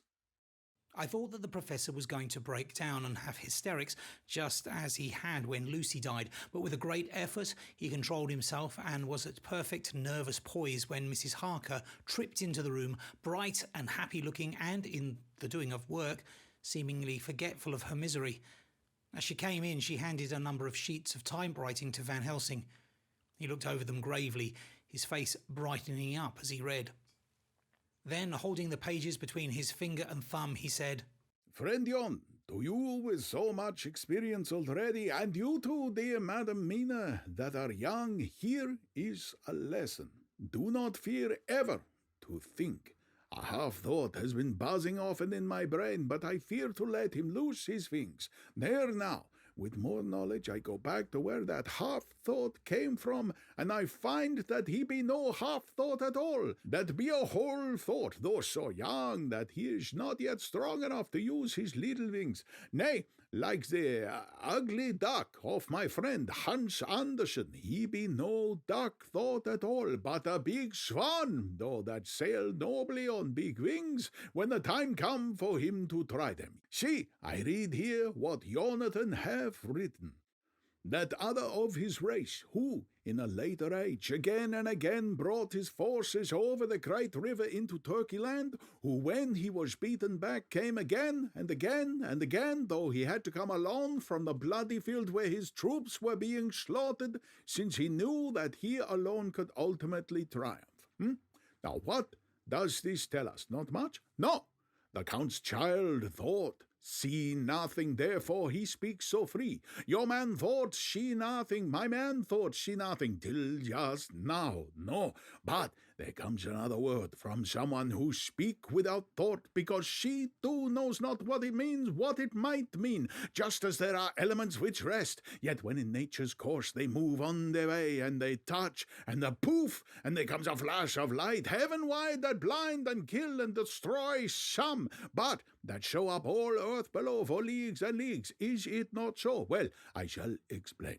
To begin, have you ever studied the philosophy of crime? Yes and no. You, Jon, yes, for it is a study of insanity. You, no, Madam Mina, for crime touch you not. No, but once. Still, your mind works true, and argues not a particular ad universale. This is where peculiarity in criminals, it is so constant in all countries, and at all times, that even police, who know not much from philosophy, come to know it empirically. That is true. That is to be empiric. The criminal always work at one crime. That is the true criminal who seems predestinate to crime, and who will of no other. This criminal has not full man brain. He's clever and cunning and resourceful, but he be not man's stature as to brain. He be of child brain in much. Now, this criminal of ours is predestinate to crime also. He too have child brain, and it is of the child to do what he have done. The little bird, the little fish, the little animal learn not by principle, but empirically. And when he learn to do, then there is to him the ground to start from to do more. Dos po sto, said Archimedes. Give me a fulcrum, and I shall move the world. To do once is the fulcrum whereby child brain become man brain, and until he have the purpose to do more, he continue to do the same again every time, just as he have done before. Ah, my dear, I see that your eyes are opened, and that to you the lightning flash show all the leagues. For Mrs. Harker began to clap her hands, and her eyes sparkled. He went on. Now you shall speak. Tell us two dry men of science what you see with those so bright eyes. He took her hand and held it whilst he spoke. His finger and thumb closed on her pulses, I thought instinctively and unconsciously as she spoke. The Count is a criminal, and of criminal type. Nordau and Lombroso would so classify him, and qué criminal he is, of an imperfectly formed mind. Thus, in a difficulty, he has to seek resource in habit. His past is a clue, and the one page of it that we know, and that from his own lips, tells that once before, when in what Mr. Morris would call a tight place, he went back to his own country from the land he had tried to invade, and thence, without losing purpose, prepared himself for a new effort. He came again better equipped for his work, and won. So, he came to London to invade a new land. He was beaten, and when all hope of success was lost, and his existence in danger, he fled back over the sea to his home, just as formerly he had fled back over the Danube from Turkeyland. Good, good, oh, you so clever, lady, said Van Helsing enthusiastically as he stooped and kissed her hand. A moment later he said to me, as calmly as though we had been having a sick-room consultation, 72 only, and in all this excitement I have hope. Turning to her again, he said with keen expectation, But go on, there is more to tell if you would. Be not afraid, Jon and I know. I do in any case, and shall tell you if you are right. Speak without fear. I will try to, but you will forgive me if I seem too egotistical. Nay, fear not, you must be egotist, for it is of you that we think. Then, as he is criminal, he is selfish. And as his intellect is small, and his action is based on selfishness, he confines himself to one purpose. That purpose is remorseless. As he fled back over the Danube, leaving his forces to be cut to pieces, so now he is intent on being safe, careless of all. So his own selfishness frees my soul somewhat from the terrible power which he acquired over me on that dreadful night. I felt it. Oh, I felt it. Thank God for his great mercy.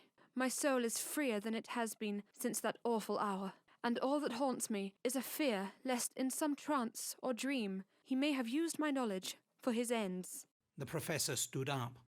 He has so used your mind, and by it he has left us here in Varna, whilst the ship that carried him rushed through enveloping fog up to Galatz, where doubtless he has made preparation for escaping from us, but his child mind only saw so far, and it may be that, as ever in God's providence, the very thing that the evildoer most reckoned on for his selfish good turns out to be his chiefest harm.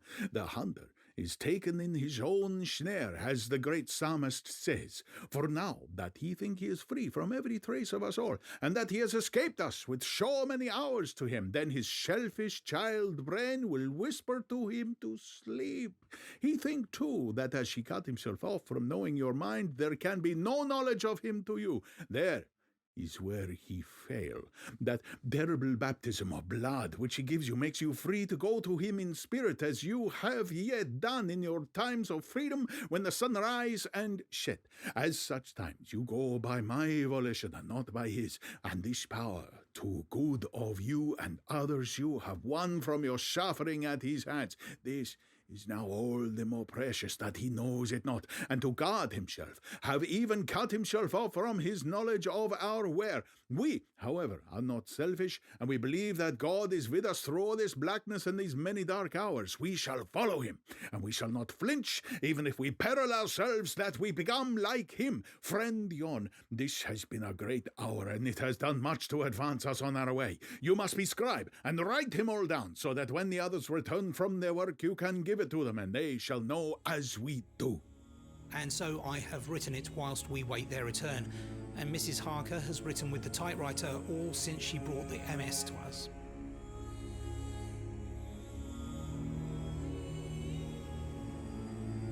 Chapter 26. Dr. Seward's Diary.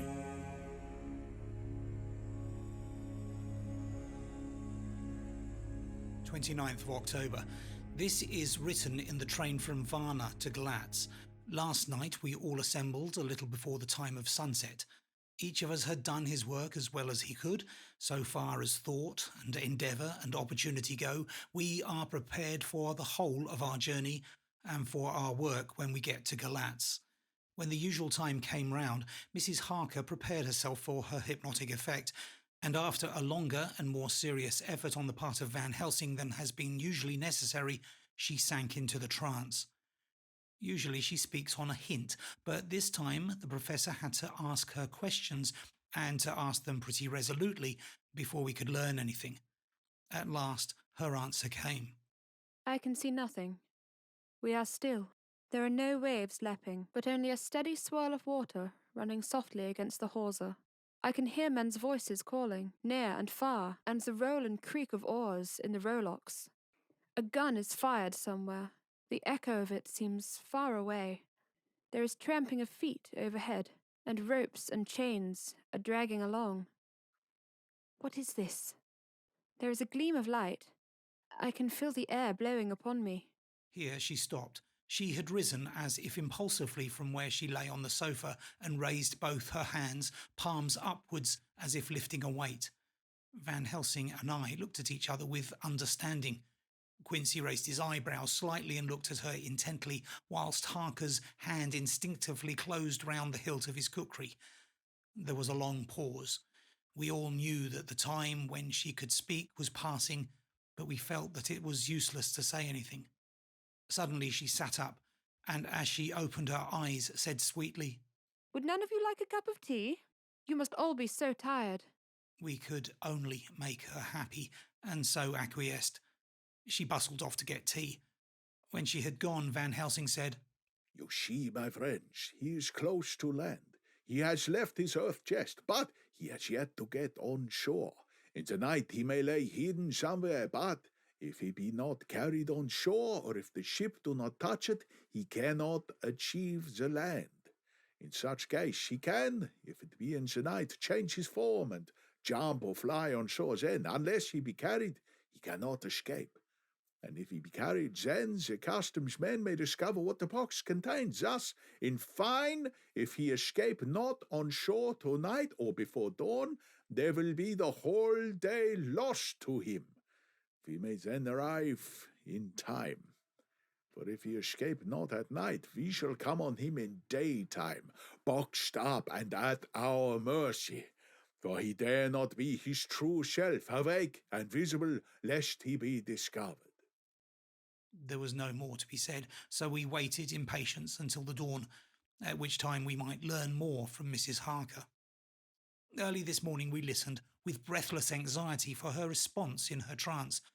The hypnotic stage was even longer in coming than before, and when it came, the time remaining until full sunrise was so short that we began to despair. Van Helsing seemed to throw his whole soul into the effort.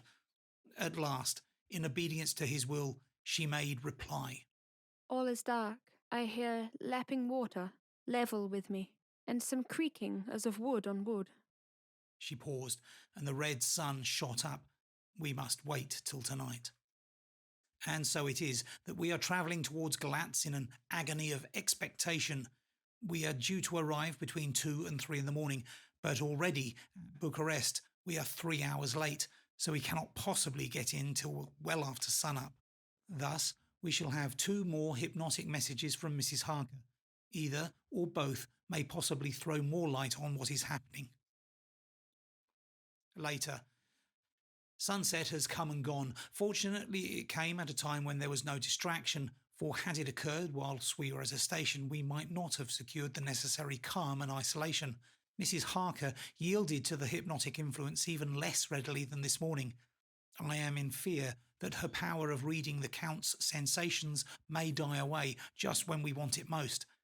It seems to me that her imagination is beginning to work. Whilst she has been in the trance hitherto, she has confined herself to the simplest of facts. If this goes on, it may ultimately mislead us. If I thought that the Count's power over her would die away equally with her power of knowledge, it would be a happy thought. But I am afraid that it may not be so.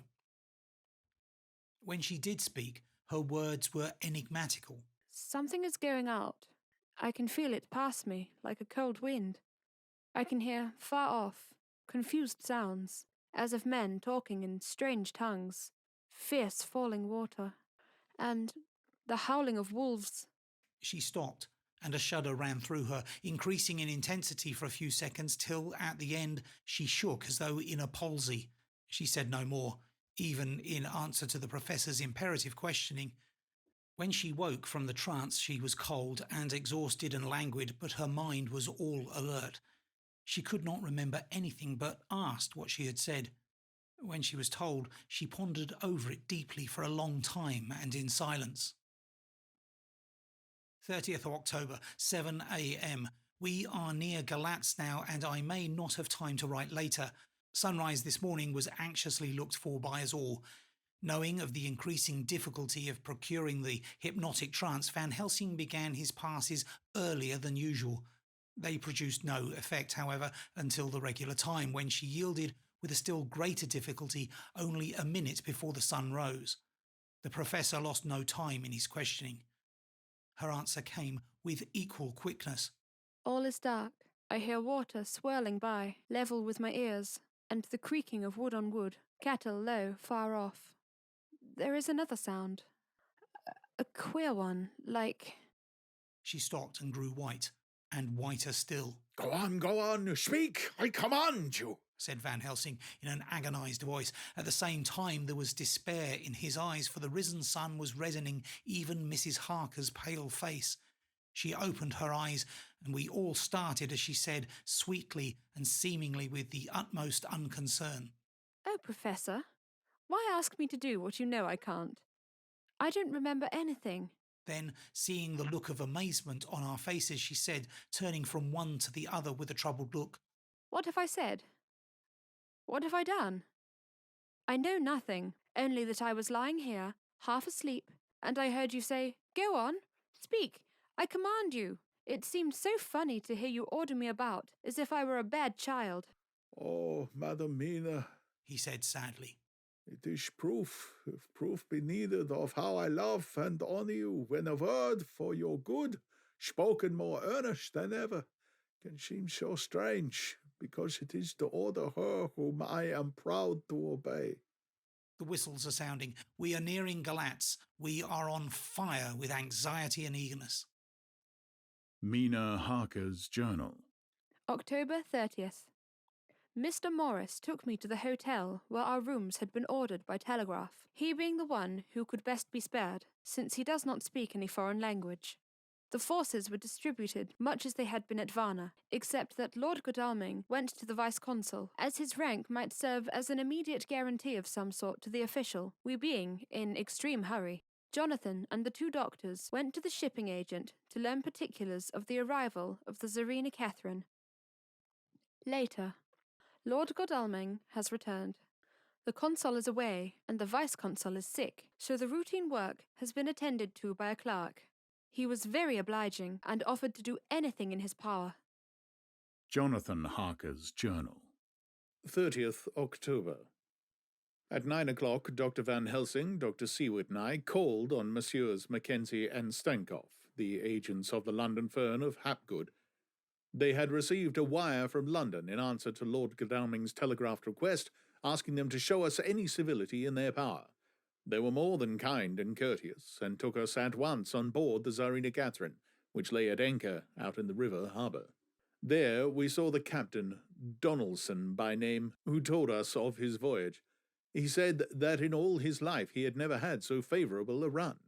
Man, he said, but it made us afeard, for we expected that we should have to pay for it with some rare piece of ill luck, so as to keep up the average. It's no canny to run frae London to the Black Sea wi' a wind behind ye as though the deil himself were blowing on your sail for his ain purpose.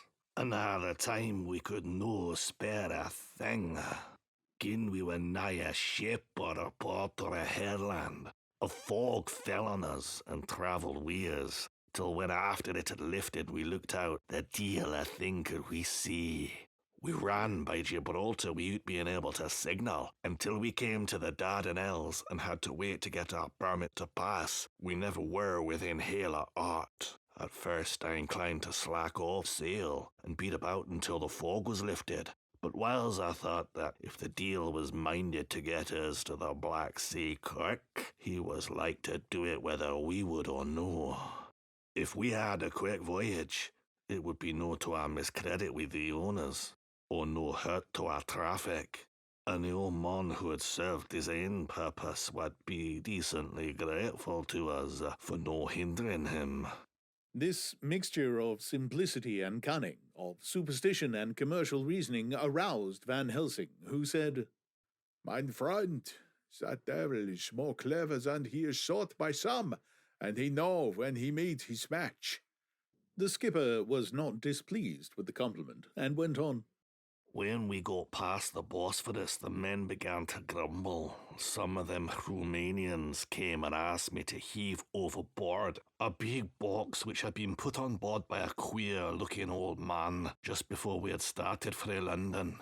I had seen them spear at the fellow and put out their 12 fingers when they saw him to guard against the evil eye. Man, but the superstition of foreigners is perfectly ridiculous. I sent them about their business pretty quick, but just after our fog closed in on us, I felt a wee bit as they did on it something. I wouldn't say it was again a big box. Well, on we went, and as the fog didn't let up for 5 days, I just let the wind carry us. For if the deal wanted to get somewheres, well, he would fetch it up at it. And if he didn't, well, we'd keep a sharp lookout anyhow.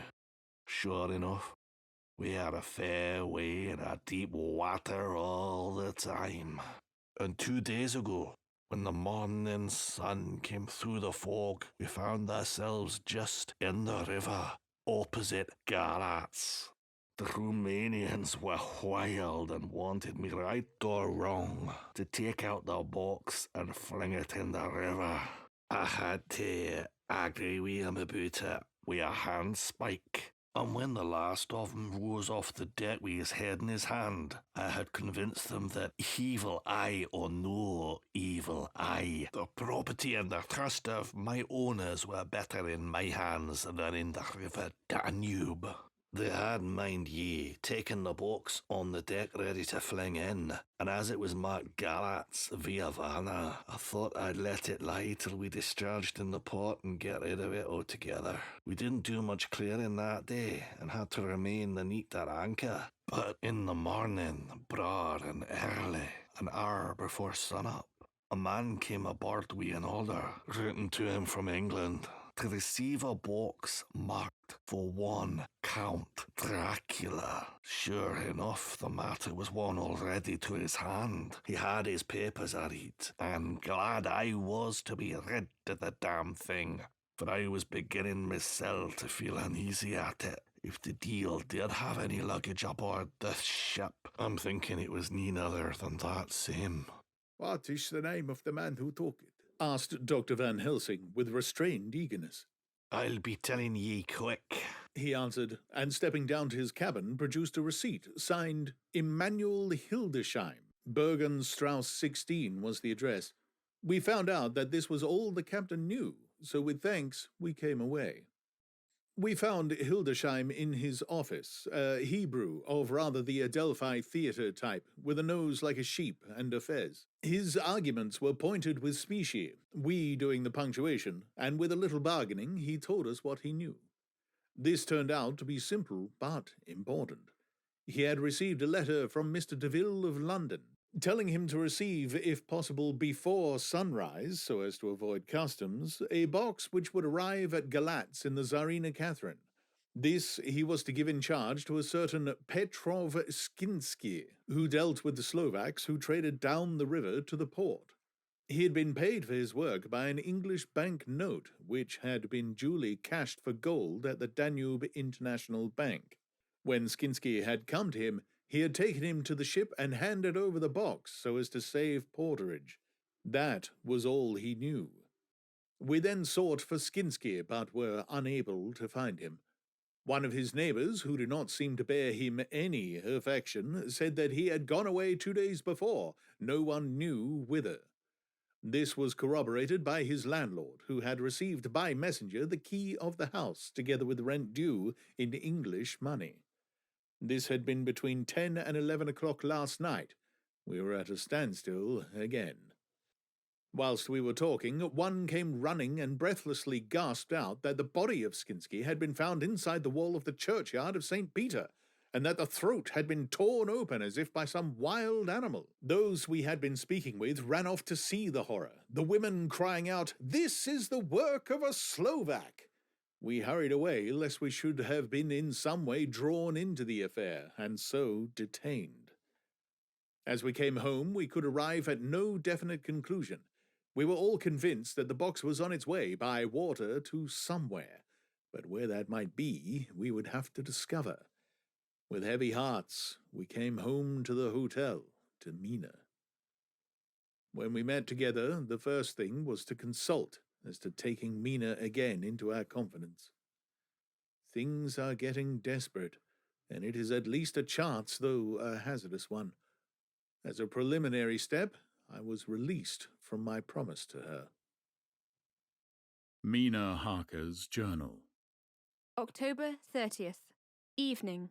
They were so tired and worn out and dispirited that there was nothing to be done till they had some rest, so I asked them all to lie down for half an hour whilst I should enter everything up to the moment.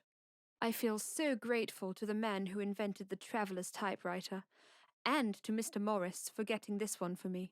I should have felt quite astray doing the work if I had to write with a pen. It is all done. Poor, dear, dear Jonathan. What he must have suffered, what he must be suffering now. He lies on the sofa, hardly seeming to breathe, and his whole body appears in collapse. His brows are knit, his face is drawn with pain. Poor fellow. Maybe he is thinking, and I can see his face is all wrinkled up with the concentration of his thoughts. Oh, if I could only help at all. I shall do what I can. I have asked Dr. Van Helsing, and he has got me all the papers that I have not yet seen. Whilst they are resting, I shall go over all carefully, and perhaps I may arrive at some conclusion. I shall try to follow the Professor's example, and think without prejudice on the facts before me. I do believe that under God's providence I have made a discovery. I shall get the maps, and look over them. I am more than ever sure that I am right. My new conclusion is ready, so I shall get our party together, and read it. They can judge it. It is well to be accurate, and every minute is precious. Mina Harker's memorandum entered in her journal. Ground of inquiry. Count Dracula's problem is to get back to his own place. A.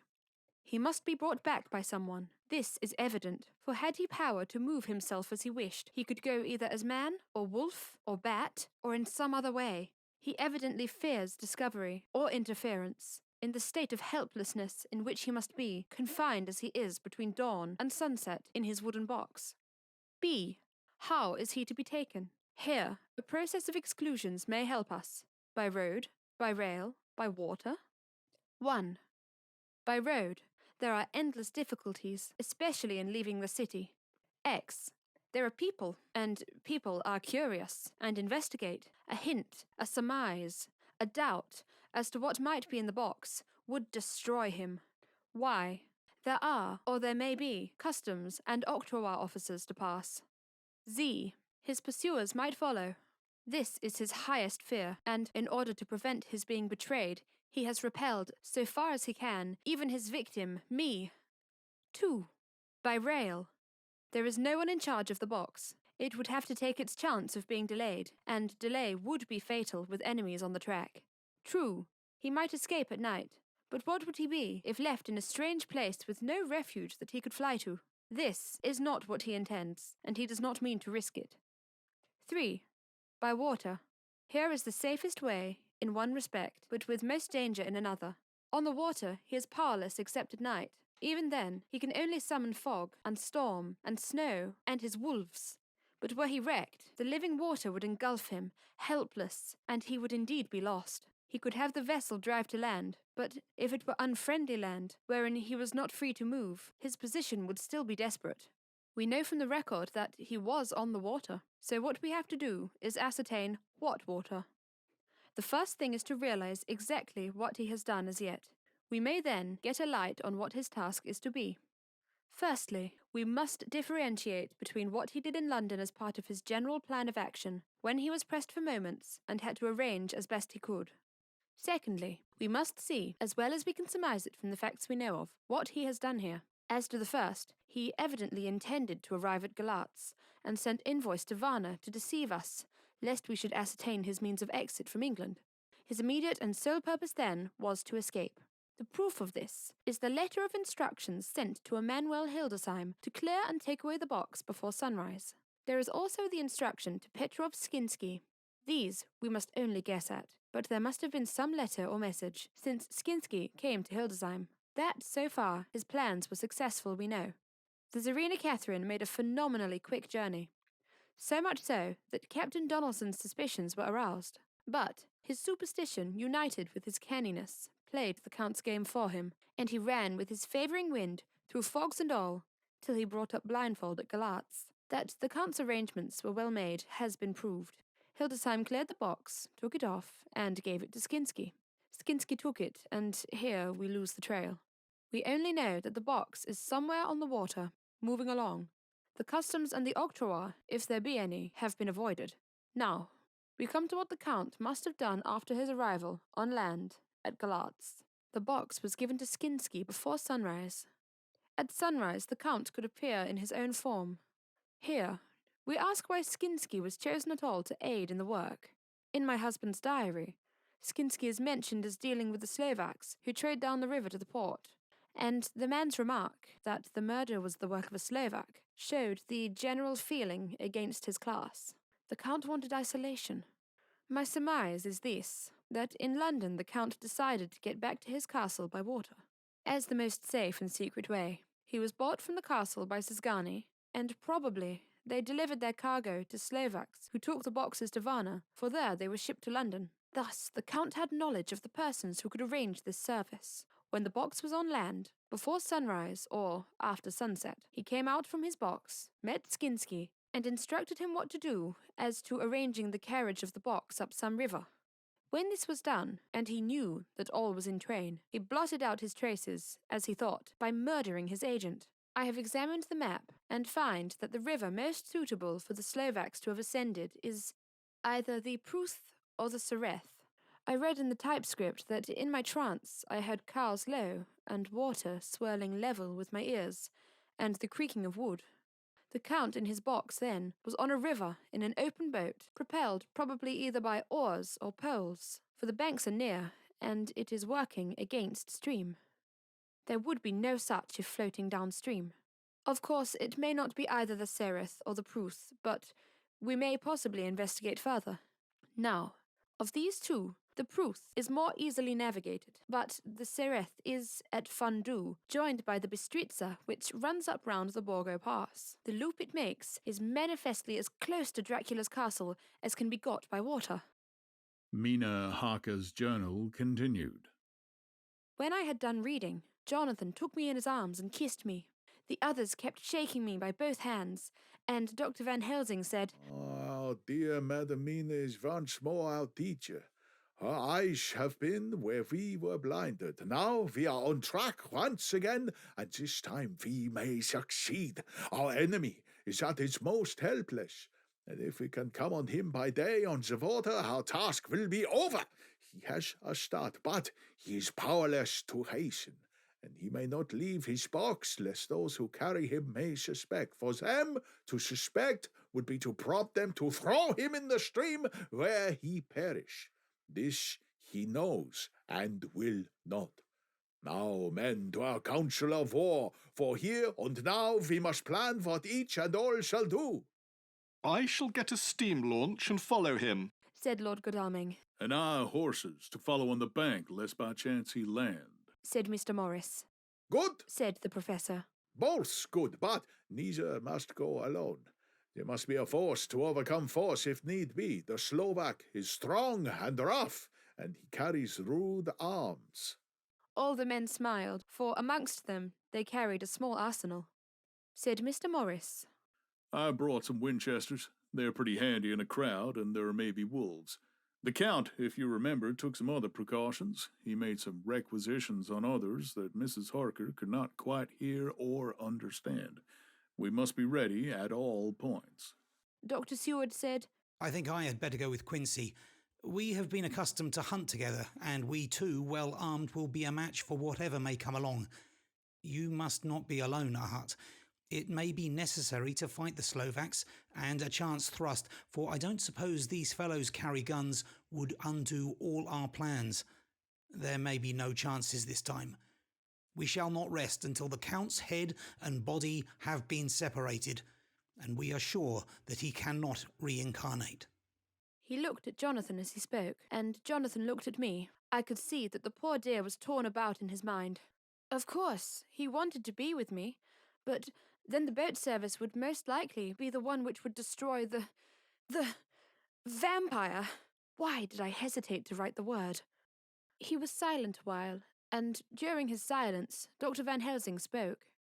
Friend Jonathan, this is to you for twice reasons. First, because you are young and brave and can fight, and all energies may be needed at the last. And again, that is your rights to destroy him, that which has wrought such woe to you and yours. Be not afraid for Madam Mina. She will be my care, if I may. I am old. My legs are not so quick to run as once, and I am not used to ride so long, or to pursue as need be, or to fight with lethal weapons. But I can be of other service. I can fight in other way, and I can die, if need be, as well as younger men. Now, let me say, what I would do is this. While you, my Lord Godalming, and friend Jonathan go in your so swift little steamboat out the river, and whilst John and Quincy guard the bank where perchance he might be landed, I will take Madam Mina right into the heart of the enemy's country, whilst the old fox is tied in his box, floating on the running stream, whereas he cannot escape to land, where he dares not raise the lid of his coffin box, lest his Slovak carriers should in fear leave him to perish. We shall go in the track where Jonathan went from Bistritz over the Borgo, and find our way to the castle of Dracula. Here, Madam Mina's hypnotic power will surely help, and we shall find our way, all dark and unknown otherwise, after the first sunrise, when we are near that fateful place. There is much to be done, and other places to be made sanctified, so that the nest of vipers be obliterated. Here, Jonathan interrupted him hotly. Do you mean to say, Professor Van Helsing, that you would bring Mina, in her sad case, and tainted as she is with the devil's illness, right into the jaws of his death trap? Not for the world, not for heaven or hell. He became almost speechless for a minute, and then went on. Do you know what the place is? Have you seen the awful den of hellish infamy, with the very moonlight alive with grisly shapes, and every speck of dust that whirls in the wind, a devouring monster in embryo? Have you felt the vampire's lips upon your throat? Here he turned to me, and as his eyes lit on my forehead, he threw up his arms with a cry. Oh, my God, what have we done to have this terror upon us? And he sank down on the sofa in a collapse of misery. The professor's voice, as he spoke in clear, sweet tones, which seemed to vibrate in the air, calmed us all. Oh, my friend, it is because I would save Madam Mina from that awful place that I would go. God forbid that I should take her into that place. There is work, wild work, to be done before that place can be purified. Remember that we are in terrible straits. If the Count escape us this time, and he is strong and subtle and cunning, he may choose to sleep him for a century, and then in time our dear one— He took my hand. —would come to him and keep him company, and would be as those others that you, Jonathan, saw. You have told us of their gloating lips. You heard their ribald laugh as they clutched the moving bag that the Count threw to them. You shudder, and well may it be. Forgive me that I make you so much pain, but it is necessary. My friend, is it not a dire need for that which I am giving, possibly my life? If it were that anyone went into that place to stay, it is I who would have to go to keep them company. Do as you will, said Jonathan, with a sob that shook him all over. We are in the hands of God. Later. Oh, it did me good to see the way that these brave men worked, How can women help loving men when they are so earnest, and so true, and so brave? And, too, it made me think of the wonderful power of money. What can it not do when basely used? I felt so thankful that Lord Godalming is rich, and both he and Mr. Morris, who also has plenty of money, are willing to spend it so freely. For if they did not, our little expedition could not start, either so promptly or so well equipped as it will within another hour. It is not 3 hours since it was arranged what part each of us was to do, and now Lord Godalming and Jonathan have a lovely steam launch, with steam up ready to start at a moment's notice. Dr. Seward and Mr. Morris have 6 good horses, well appointed. We have all the maps and appliances of various kinds that can be had. Professor Van Helsing and I are to leave by the 11:40 train tonight for Veresti, where we are to get a carriage to drive to the Borgo Pass. We are bringing a good deal of ready money, as we are to buy a carriage and horses. We shall drive ourselves, for we have no one whom we can trust in the matter. The professor knows something of a great many languages, so we shall get on all right. We have all got arms, even me a large-bore revolver. Jonathan would not be happy unless I was armed like the rest. Alas! I cannot carry one arm that the rest do. The scar on my forehead forbids that. Dear Dr. Van Helsing comforts me by telling me that I am fully armed, as there may be wolves. The weather is getting colder every hour, and there are snow flurries which come and go as warnings. Later. It took all my courage to say goodbye to my darling. We may never meet again. Courage, Mina. The professor is looking at you keenly. His look is a warning.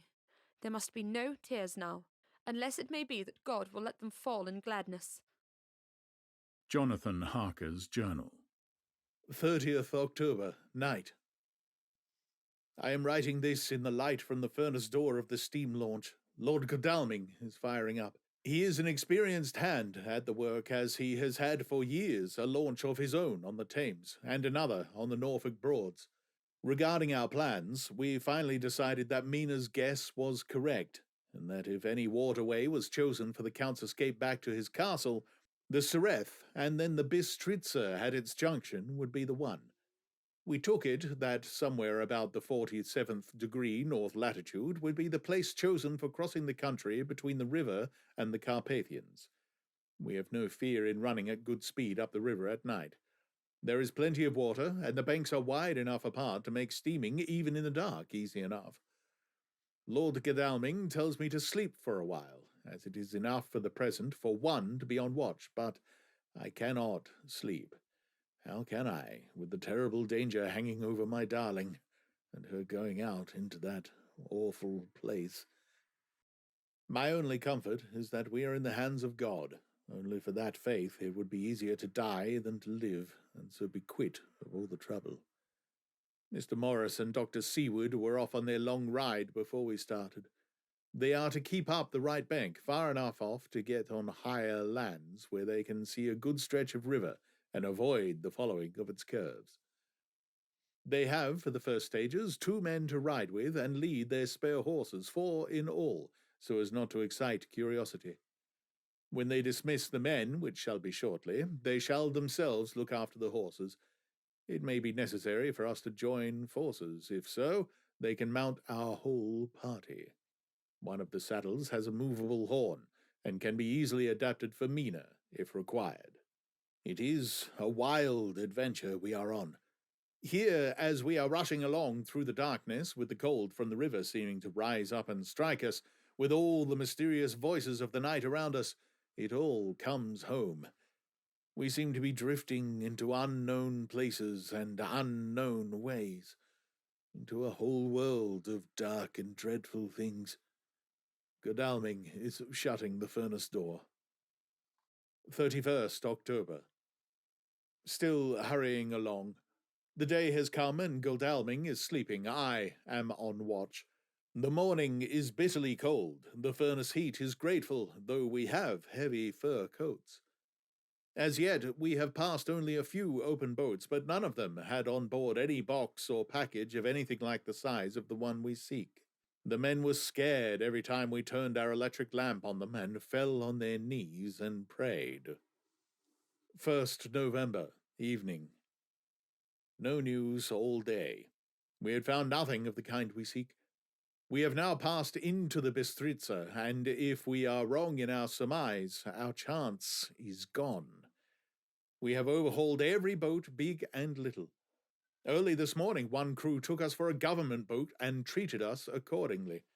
We saw in this a way of smoothing matters, so at Fundu, where the Bistritza runs into the Sereth, we got a Romanian flag, which we now fly conspicuously. With every boat we have overhauled since then, this trick has succeeded. We have had every deference shown to us, and not once any objection to whatever we choose to ask or do. Some of the Slovaks tell us that a big boat passed them, going at more than usual speed, as she had a double crew on board. This was before they came to Fundu, so they could not tell us whether the boat turned into the Bistritza or continued on up the Sereth. At Fundu we could not hear of any such boat, so she must have passed there in the night. I am feeling very sleepy.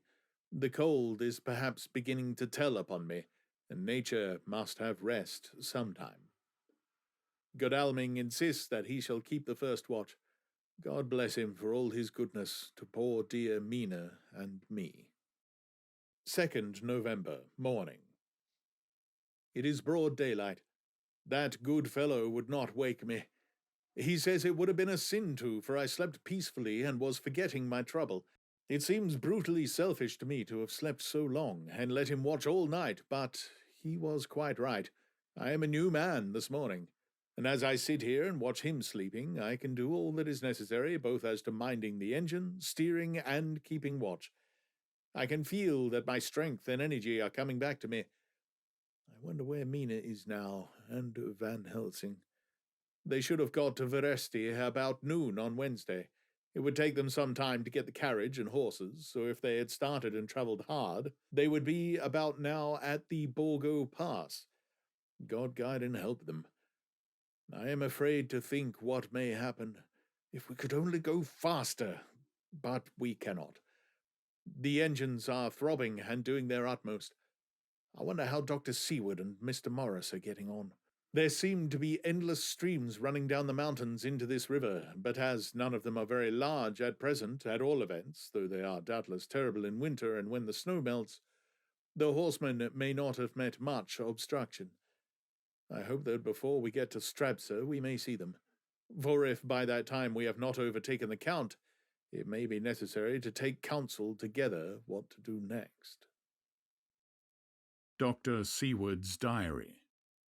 2nd of November, 3 days on the road, no news and no time to write if there had been, for every moment is precious.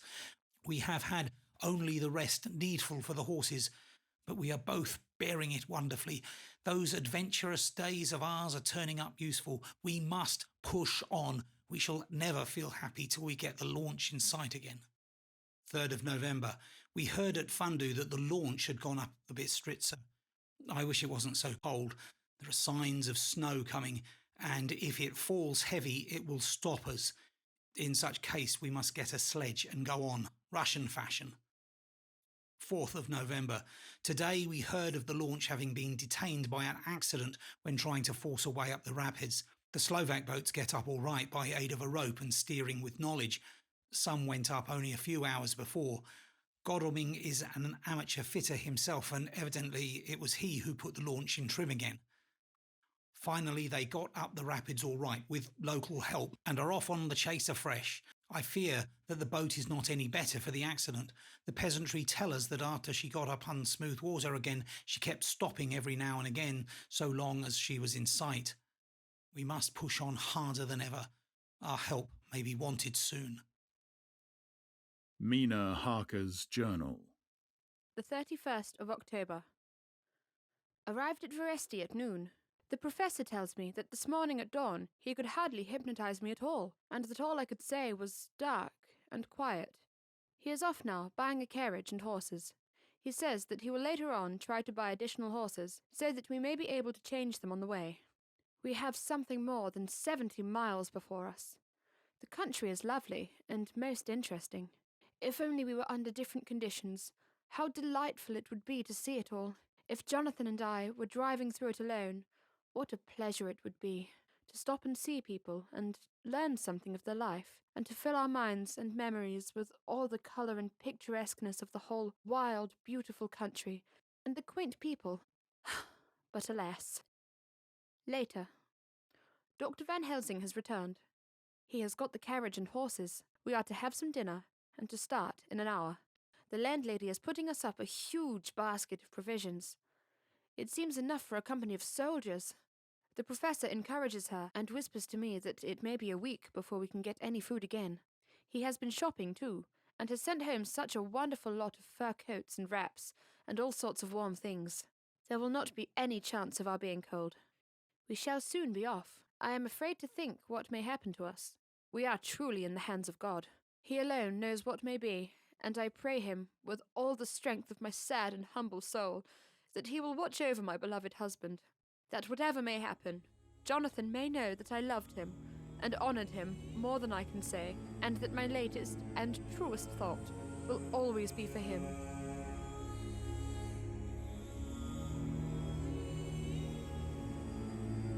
Chapter 27. Mina Harker's Journal. November 1st. All day long we have travelled, and at a good speed.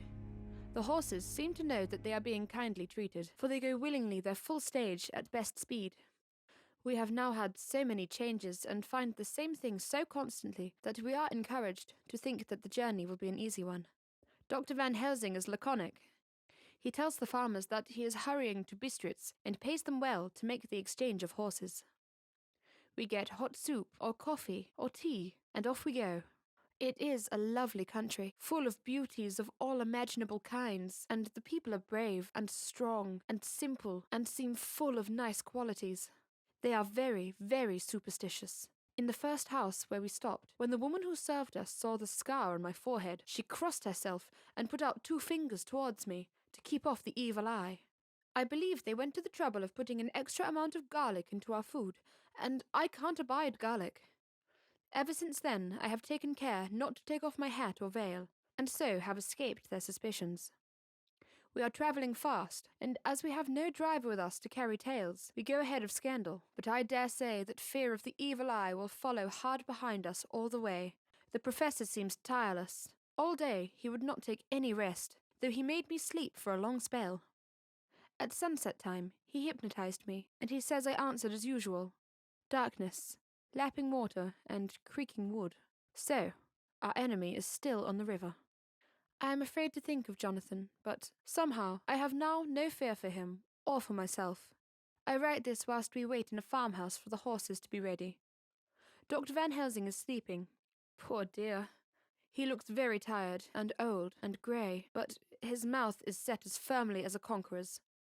Even in his sleep he is intense with resolution. When we have well started, I must make him rest whilst I drive. I shall tell him that we have days before us, and he must not break down when most of all his strength will be needed. All is ready. We are off shortly. November 2nd. Morning. I was successful, and we took turns driving all night. Now the day is on us, bright though cold. There is a strange heaviness in the air. I say heaviness for want of a better word. I mean that it oppresses us both. It is very cold, and only our warm furs keep us comfortable. At dawn, Van Helsing hypnotized me. He says I answered darkness, creaking wood, and roaring water. So the river is changing as they ascend. I do hope that my darling will not run any chance of danger, more than need be. But we are in God's hands. November 2nd. Night. All day long driving.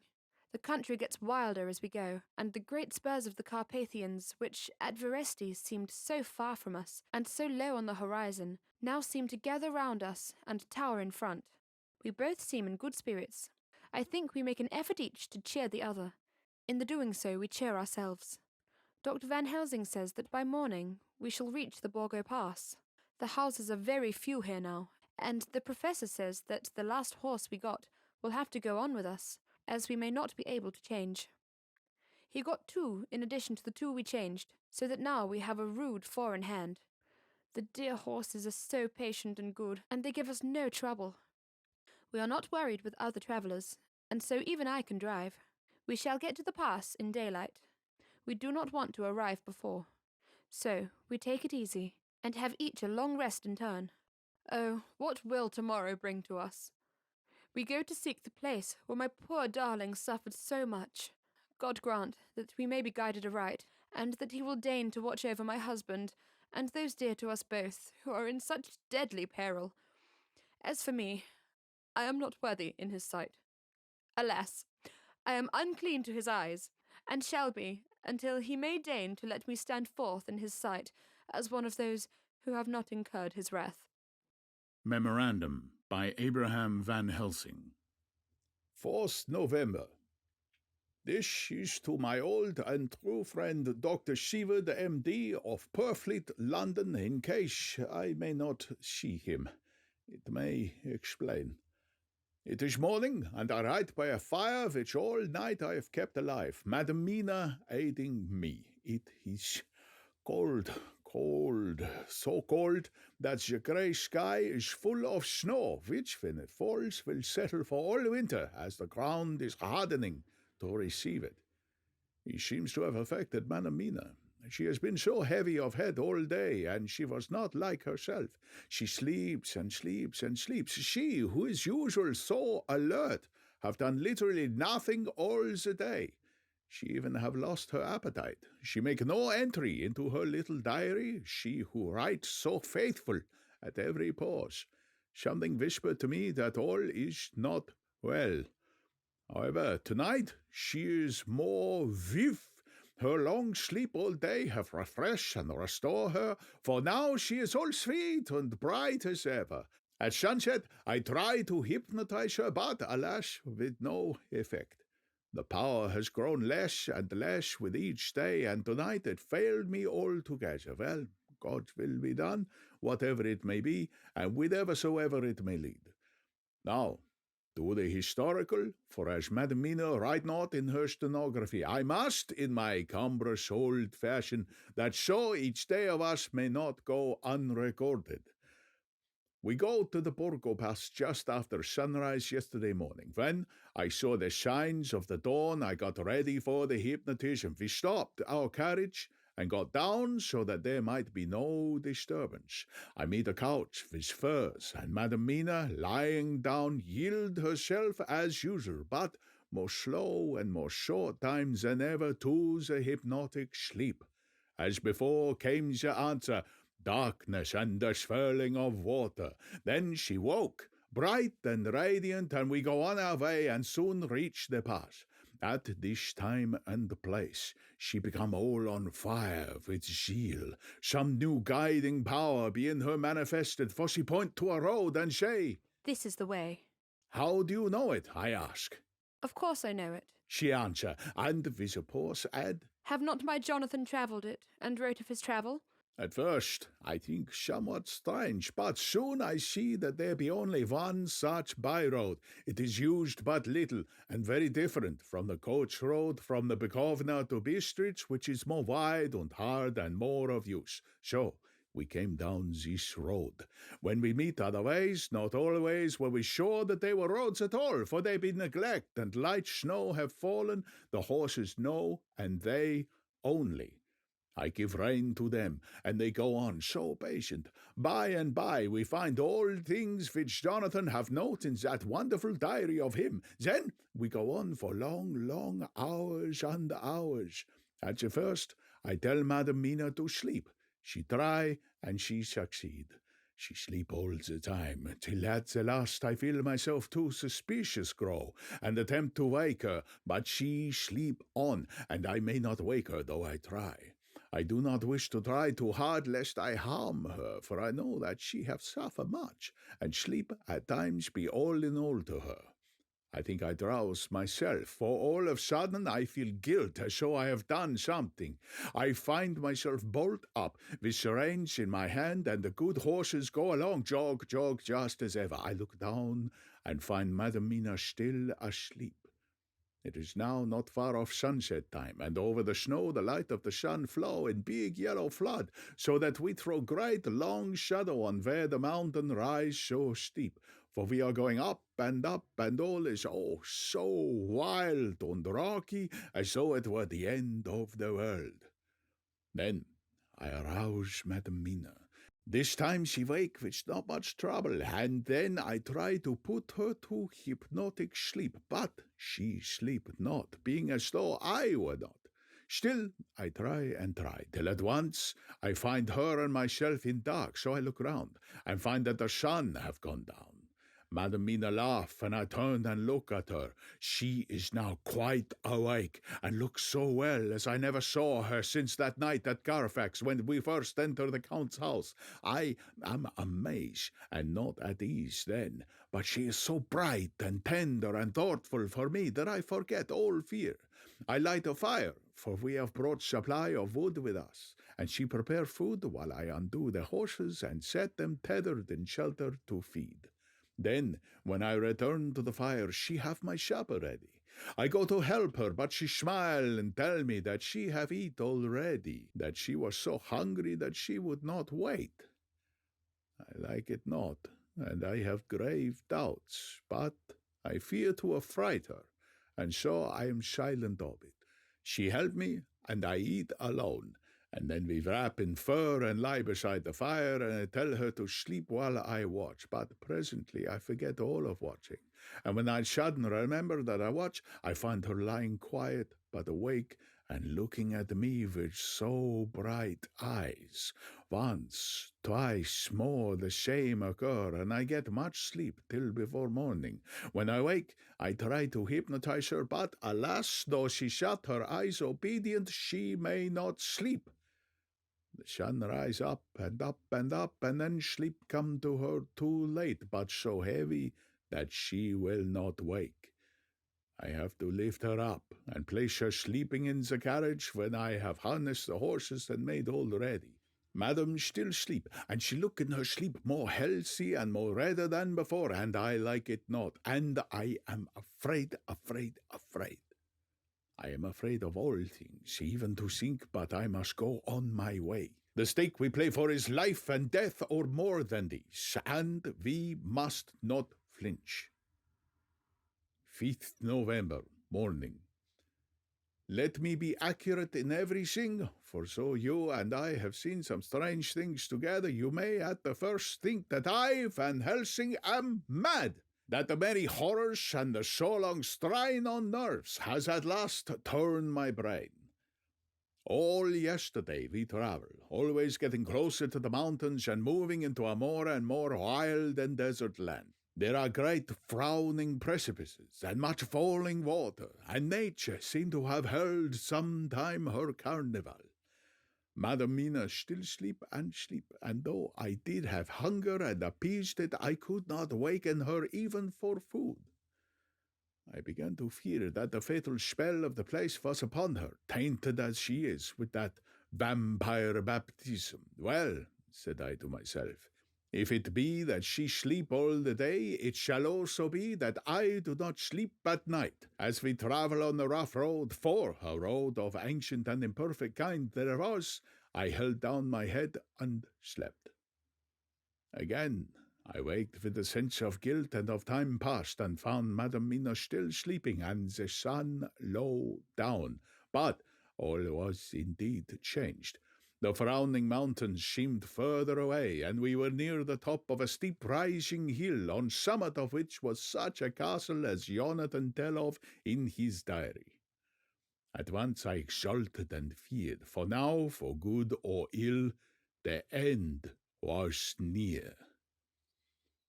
I woke Madam Mina and again tried to hypnotize her, but alas, unavailing till too late. Then, ere the great dark came upon us, for even after down sun, the heavens reflected the gone sun on the snow, and all was for a time in a great twilight. I took out the horses and fed them in what shelter I could. Then I make a fire, and near it I make Madam Mina, now awake and more charming than ever, sit comfortable amid her rugs. I got ready food, but she would not eat, simply saying that she had not hunger. I did not press her, knowing her unavailingness, but I myself eat, for I must needs now be strong for all. Then, with the fear of me of what might be, I drew a ring so big for her comfort round where Madam Mina sat, and over the ring I passed some of the wafer, and I broke it fine so that all was well guarded. She sat still all the time, so still as one dead, and she grew whiter and even whiter till the snow was not more pale, and no word she said, but when I drew near, she clung to me, and I could know that the poor soul shook from her head to feet with a tremor that was pain to feel. I said to her presently, when she had grown more quiet, "Will you not come over to the fire?" For I wished to make a test of what she could. She rose obedient, but when she had made a step, she stopped and stood as one stricken. "Why not go on?" I asked. She shook her head, and coming back sat down in her place. Then, looking at me with open eyes, as if unwaked from sleep, she said simply, "I cannot," and remained silent. I rejoiced, for I knew that what she could not, none of those that we dreaded could. Though there might be danger to her body, yet her soul was safe. Presently the horses began to scream and tore at the tethers till I came to them and quieted them. When they did feel my hands on them, they whinnied low as in joy and licked at my hands and were quiet for a time. Many times through the night did I come to them, till I arrived to the cold hour when all nature is at lowest, and every time my coming was with quiet of them. In the cold hour the fire began to die, and I was about stepping forth to replenish it, for now the snow came in flying sweeps and with a chill mist. Even in the dark there was a light of some kind, as there ever is over snow, and it seemed as though the snow flurries and the wreaths of mist took shape as of women with trailing garments. All was in dead, grim silence, only that the horses whinnied and cowered, as if in terror of the worst. I began to fear, horrible fears, but then came to me the sense of safety in that ring wherein I stood. I began, too, to think that my imaginings were of the night, and the gloom and the unrest that I have gone through, and all the terrible anxiety. It was as though my memories of all Jonathan's horrid experience were befooling me. Where the snowflakes and the mist began to wheel and circle round, till I could get as though a shadowy glimpse of those women that would have kissed him. And then the horses cowered lower and lower, and moaned in terror as men do in pain. Even the madness of fright was not to them, so they could break away. I feared for my dear Madam Mina when these weird figures drew near and circled round. I looked at her, but she sat calm and smiled at me. When I would have stepped to the fire to replenish it, she caught me and held me back, and whispered, like a voice that one hears in a dream, so low it was, "No, no, do not go without. Here you are safe." I turned to her, and looking in her eyes, said, "But you, it is for you that I fear." Whereat she laughed, a laugh low and unreal, and said, "Fear for me? Why fear for me? None safer in all the world from them than I am." And as I wondered at the meaning of her words, a puff of wind made the flame leap up, and I see the red scar on her forehead. Then, alas, I knew, did I not, I would soon have learned, for the wheeling figures of mist and snow came closer, but kept ever without the holy circle. Then they began to materialize, till if God had not taken away my reason, for I saw it through my eyes, there were before me, in actual flesh, the same 3 women that Jonathan saw in their room when they would have kissed his throat. I knew the swaying round forms, the bright hard eyes, the white teeth, the ruddy colour, the voluptuous lips. They smiled ever at poor dear Madam Mina, and as their laugh came through the silence of the night, they twined their arms and pointed to her, and said in those so sweet, tingling tones that Jonathan said were of the intolerable sweetness of the water glasses, "Come, sister, come to us, come." In fear, I turned my poor Madam Mina, and my heart with gladness leapt like flame, for oh, the terror in her sweet eyes, the repulsion, the horror told a story to my heart that was all of hope. God be thanked, she was not yet of them. I seized some of the firewood which was by me, and holding out some of the wafer, advanced on them towards the fire. They drew back before me and laughed their low, horrid laugh. I fed the fire, and I feared them not, for I knew that we were safe within the ring, which she could not leave no more than they could enter. The horses had ceased to moan and lay still on the ground. The snow fell on them softly, and they grew whiter. I knew that there was for the poor beasts no more of terror. And so we remained till the red of the dawn began to fall through the snow gloom. I was desolate and afraid and full of woe and terror, but when that beautiful sun began to climb the horizon, life was to me again. At the first coming of the dawn, the horrid figures melted into the whirling mist and snow. The wreaths of transparent gloom moved away towards the castle and were lost. Instinctively, with the dawn coming, I turned to Madam Mina, intending to hypnotize her, but she lay in a deep and sudden sleep, from which I could not wake her. I tried to hypnotize through her sleep, but she made no response, none at all, and the day broke. I fear yet to stir. I have made my fire and have seen the horses. They are all dead. Today I have much to do here, and I keep waiting till the sun is up high, for there must be places where I must go, where that sunlight through snow and mist obscured will be to me a safety. I will strengthen me with breakfast, and then I will do my terrible work. Madam Mina still sleeps, and God be thanked, she is calm in her sleep. Jonathan Harker's Journal. 4th November, evening. The accident to the launch has been a terrible thing for us. Only for it, we should have overtaken the boat long ago, and by now my dear Mina would have been free. I fear to think of her off on the wolds near that horrid place. We have got horses, and we follow on the track. I note this whilst Godalming is getting ready. We have our arms. The Zagani must look out if they mean to fight. Oh, if only Morris and Seward were with us. We must only hope. If I write no more, goodbye, Mina. God bless and keep you. Dr. Seward's Diary. 5th of November. With the dawn, we saw the body of Zagani before us dashing away from the river with their litter wagon. They surrounded it in a cluster and hurried along as though beset. The snow is falling lightly, and there is a strange excitement in the air. It may be our own feelings, but the depression is strange. Far off I hear the howling of wolves. The snow brings them down from the mountains, and there are dangers to all of us and from all sides. The horses are nearly ready, and we are soon off. We ride to death of someone. God alone knows who or where or what or when or how it may be. Dr. Van Helsing's Memorandum. 5th November, afternoon. I am at least sane. Thank God for that mercy at all events, though the proving of it has been dreadful. When I left Madam Mina sleeping within the holy circle, I took my way to the castle. The blacksmith hammer, which I took in the carriage from Veresti, was useful.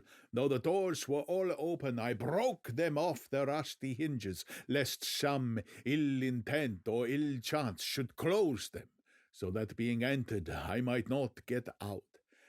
Jonathan's bitter experience served me here.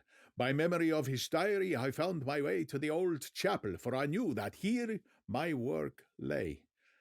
The air was oppressive. It seemed as if there was some sulphurous fume, which at times made me dizzy. Either there was a roaring in my ears, or I heard afar off the howl of wolves. Then I bethought me of my dear Madam Mina, and I was in terrible plight. The dilemma had me between his horns. Her I had not dared to take into this place, but left safe from the vampire in that holy circle, and yet, even there, would be the wolf. I resolved me that my works lay here, and that as to the wolves we must submit if it were God's will. At any rate, it was only death and freedom beyond. So did I choose for her. Had it but been for myself, the choice had been easy. The maw of the wolf were better to rest in than the grave of the vampires. So I made my choice to go on with my work. I knew that there were at least 3 graves to find, graves that I'll inhabit. So I search, and I find one of them. She lay in her vampire sleep so full of life and voluptuous beauty that I shudder as though I have come to do murder. I doubt not that in the old time, when such things were, many a man who set forth to do such a task as mine found at last his heart fail him, and then his nerve. So he delay till the mere beauty and the fascination of the wanton undead have hypnotized him, and he remain on and on till sunset come and the vampire sleep be over. Then the beautiful eyes of the fair woman open and look love, and the voluptuous mouth present to a kiss, and the man is weak, and there remain one more victim in the vampire fold, one more to swell the grim and grisly ranks of the undead. There is some fascination, surely, when I am moved by the mere presence of such a one, even lying as she lay in a tomb fretted with age and heavy with the dust of centuries, though there be that horrid odour, such as the lair of the Count have had. Yes, I was moved, I, Van Helsing, with all my purpose, and with my motive for hate. I was moved to a yearning for delay, which seemed to paralyze my faculties and to cloak my very soul. It may have been that the need of natural sleep and the strange oppression of the air were beginning to overcome me. Certain it was that I was lapsing into sleep, the open-eyed sleep of one who yields to a sweet fascination, when there comes through the snow-stilled air a long, low wail, so full of woe and pity that it woke me like the sound of a clarion, for it was the voice of my dear Madam Mina that I heard. Then I braced myself again to my horrid task, and found by wrenching away tomb tops one other of the sisters, the other dark one. I dared not pause to look on her as I had on her sister, lest once more I should begin to be enthralled. But I go on searching until presently I find in a high great tomb, as if made to one much beloved, another fair sister, which, like Jonathan, I had seen to gather herself out of the atoms of the mist. She was so fair to look on, so radiantly beautiful, so exquisitely voluptuous, that the very instinct of man in me, which calls some of my sex to love and to protect one of hers, made my head whirl with new emotion. But God be thanked, that soul wail of my dear Madam Mina had not died out of my ears, and before the spell could be wrought further upon me, I had nerved myself to my wild work. By this time I had searched all the tombs in the chapel so far as I could tell, and as there had been only 3 of these undead phantoms around us in the night, I took it that there were no more of active undead existent. There was one great tomb, more lordly than all the rest. Huge it was, and nobly proportioned. On it was but one word: Dracula. This, then, was the undead home of the king vampire, to whom so many more were due. Its emptiness spoke eloquent to make certain what I knew. Before I began to restore these women to their dead selves through my awful work, I laid in Dracula's tomb some of their wafer, and so banished him from it, undead forever. Then began my terrible task, and I dreaded it. Had it been but one, it had been easy comparative, but 3, to begin twice more after I had been through a deed of horror, for it was terrible with the sweet Miss Lucy. What would it not be with these strange ones who had survived through centuries, and who have been strengthened by the passing of the years, who would, if they could, have fought for their foul lives? Oh, my friend Jon, but it was butcher work. Had I not been nerved by thoughts of other dead and of the living, over whom such a pall of fear I could not have gone on. I tremble and tremble even yet, though till all was over, God be thanked, my nerve did stand. Had I not seen the repose in the first place, and the gladness that stole over it just ere the final dissolution came, as realizations that the soul had been won, I could not have gone further with my butchery. I could not have endured the horrid screeching as the stake drove home, the plunging of writhing form and lips of bloody foam. I should have fled in terror and left my work undone, but it is over.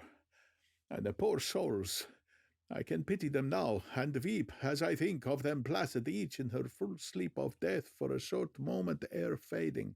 For, friend Jon, hardly had my knife severed the head of each before the whole body began to melt away and crumble into its native dust, as though the death that should have come centuries ago had at last assert himself and say at once and loud, I am here.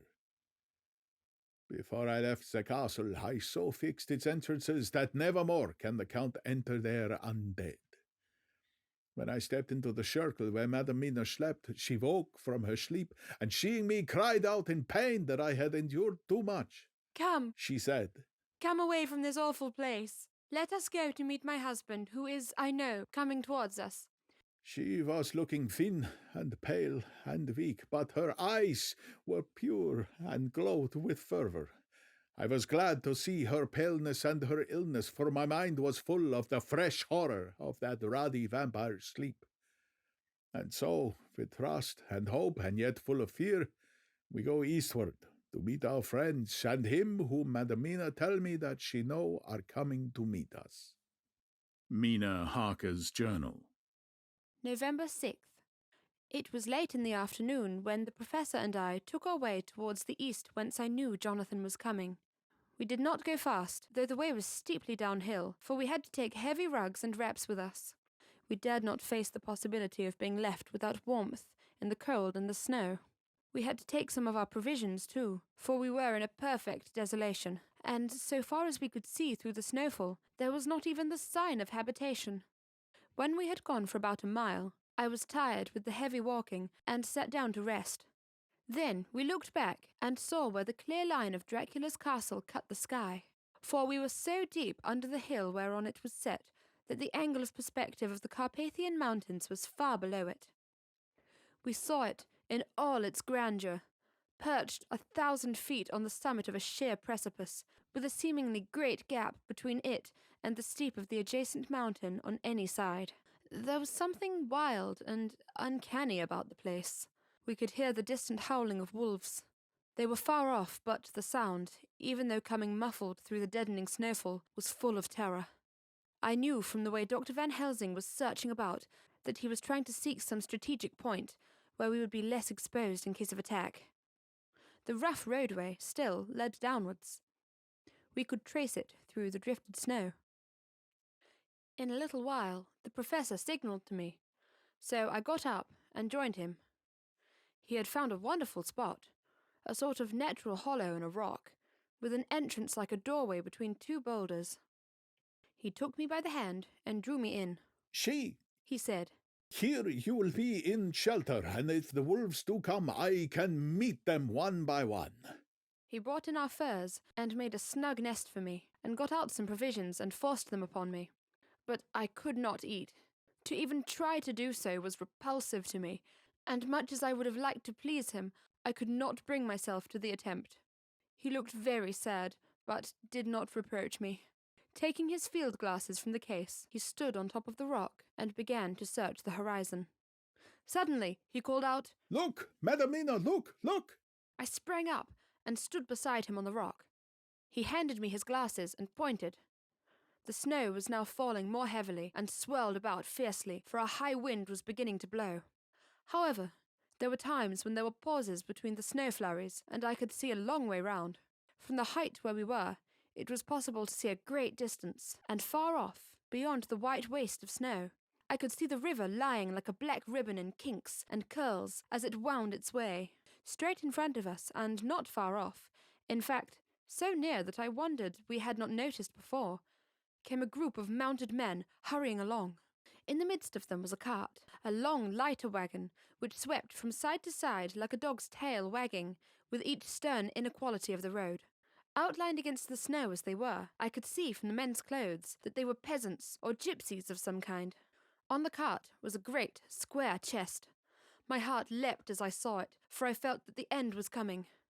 The evening was now drawing close, and well I knew that at sunset the thing, which was till then imprisoned there, would take new freedom, and could in any of many forms elude pursuit. In fear, I turned to the professor. To my consternation, however, he was not there. An instant later, I saw him below me. Round the rock, he had drawn a circle, such as we had found shelter in last night. When he had completed it, he stood beside me again, saying, "At least you shall be safe here from him." He took the glasses from me, and at the next lull of the snow, swept the whole space below us. "She," he said. "They come quickly. They are flogging the horses and galloping as hard as they can." He paused, and went on in a hollow voice. "They are racing for the sunset. We may be too late. God's will be done." Down came another blinding rush of driving snow, and the whole landscape was blotted out. It soon passed, however, and once more his glasses were fixed on the plain.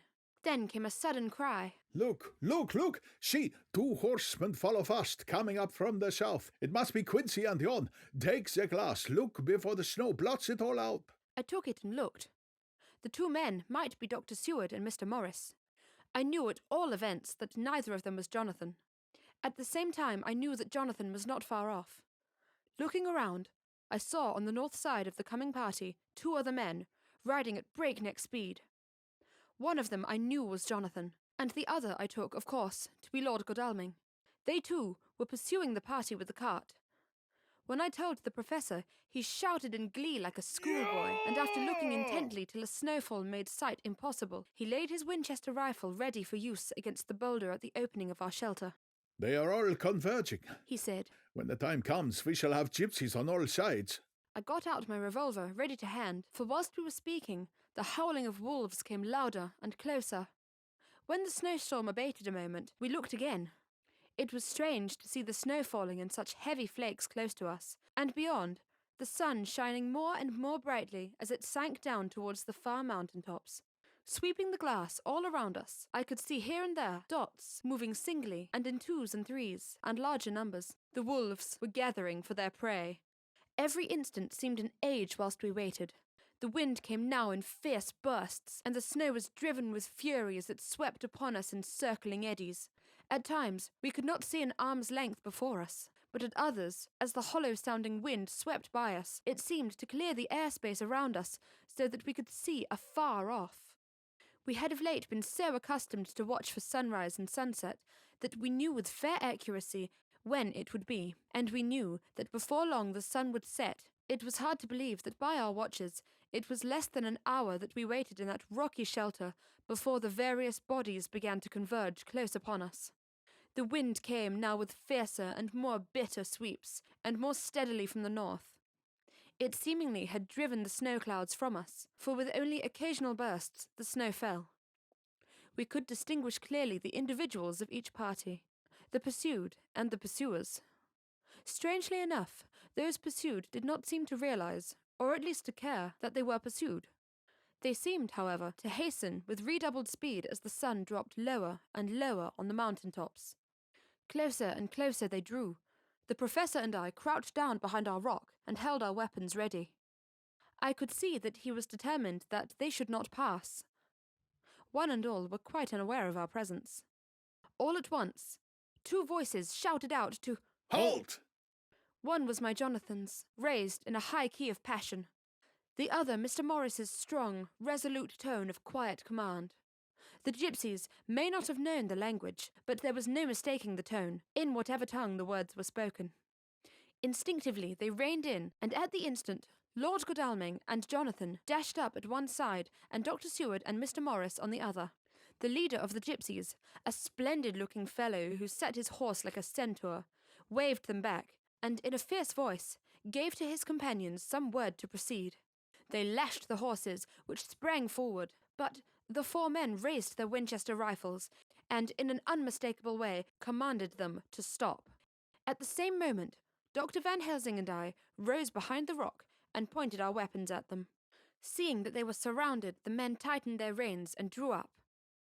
The leader turned to them and gave a word at which every man of the gypsy party drew what weapon he carried, knife or pistol, and held himself in readiness to attack.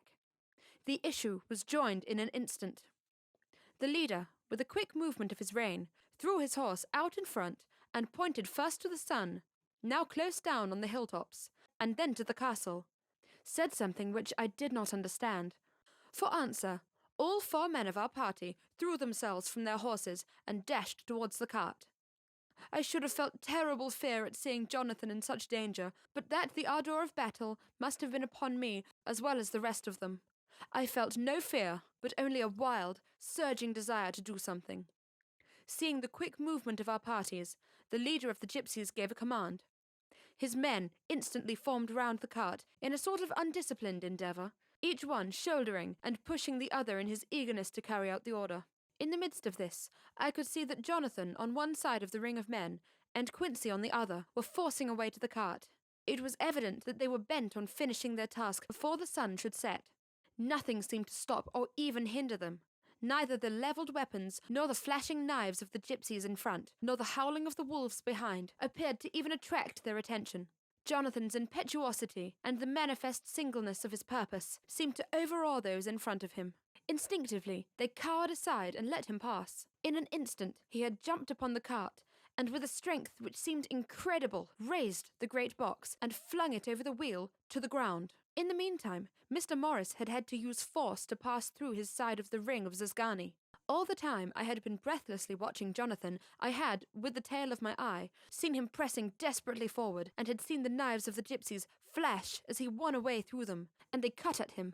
He had parried with his great bowie knife, and at first I thought that he too had come through in safety. But as he sprang beside Jonathan, who had by now jumped from the cart, I could see that with his left hand he was clutching at his side, and that the blood was spurting through his fingers. He did not delay notwithstanding this, for as Jonathan, with desperate energy, attacked one end of the chest, attempting to prise off the lid with his great kukri knife, he attacked the other frantically with his bowie. Under the efforts of both men, the lid began to yield. The nails drew with a screeching sound, and the top of the box was thrown back. By this time, the gypsies, seeing themselves covered by the Winchesters, and at the mercy of Lord Godalming and Dr. Seward, had given in and made no further resistance. The sun was almost down on the mountain tops, and the shadows of the whole group fell upon the snow. I saw the Count lying within the box upon the earth, some of which the rude falling from the cart had scattered over him. He was deathly pale, just like a waxen image, and the red eyes glared with the horrible, vindictive look which I knew so well. As I looked, the eyes saw the sinking sun, and the look of hate in them turned to triumph. But on the instant came the sweep and flash of Jonathan's great knife. I shrieked as I saw it shear through the throat. Whilst at the same moment Mr. Morris's bowie knife plunged into the heart. It was like a miracle, but before our very eyes, and almost in the drawing of a breath, the whole body crumbled into dust and passed from our sight. I shall be glad as long as I live that, even in that moment of final dissolution, there was in the face a look of peace, such as I never could have imagined might have rested there. The castle of Dracula now stood out against the red sky, and every stone of its broken battlements was articulated against the light of the setting sun. The gypsies, taking us as in some way the cause of the extraordinary disappearance of the dead man, turned without a word and rode away as if for their lives. Those who were unmounted jumped upon the lighter wagon and shouted to the horsemen not to desert them. The wolves, which had withdrawn to a safe distance, followed in their wake, leaving us alone. Mr. Morris, who had sunk to the ground, leaned on his elbow, holding his hand pressed to his side. The blood still gushed through his fingers. I flew to him, for the holy circle did not now keep me back. So did the two doctors. Jonathan knelt behind him, and the wounded man lay back his head on his shoulder. With a sigh, he took, with a feeble effort, my hand in that of his own, which was unstained. He must have seen the anguish of my heart in my face, for he smiled at me and said, I am only too happy to have been of service. Oh, God! He cried suddenly, struggling to a sitting posture and pointing to me. It was worth for this to die. Look! Look! The sun was now right down upon the mountain top, and the red gleams fell upon my face, so that it was bathed in rosy light. With one impulse, the men sank to their knees, and a deep and earnest Amen broke from all as their eyes followed the pointing of his finger. The dying man spoke. Now God be thanked that all this has not been in vain. See, the snow is now more stainless than her forehead. The curse has passed away. And, to our bitter grief, with a smile and in silence, he died, a gallant gentleman. Note: 7 years ago we all went through the flames, and the happiness of some of us since then is, we think, well worth the pain we endured. It is an added joy to Mina and to me that our boy's birthday is the same day as that on which Quincy Morris died. His mother holds, I know, the secret belief that some of our brave friend's spirit has passed into him. His bundle of names links all our little band of men together, but we call him Quincy.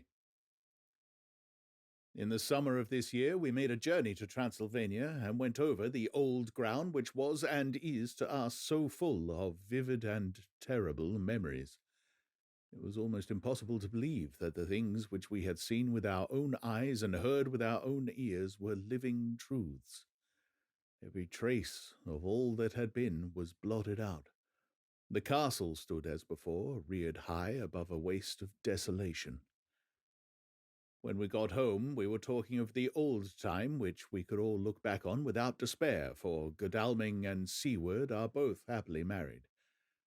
I took the papers from the safe where they had been ever since our return so long ago. We were struck with the fact that, in all the massive material of which the record is composed, there is hardly one authentic document.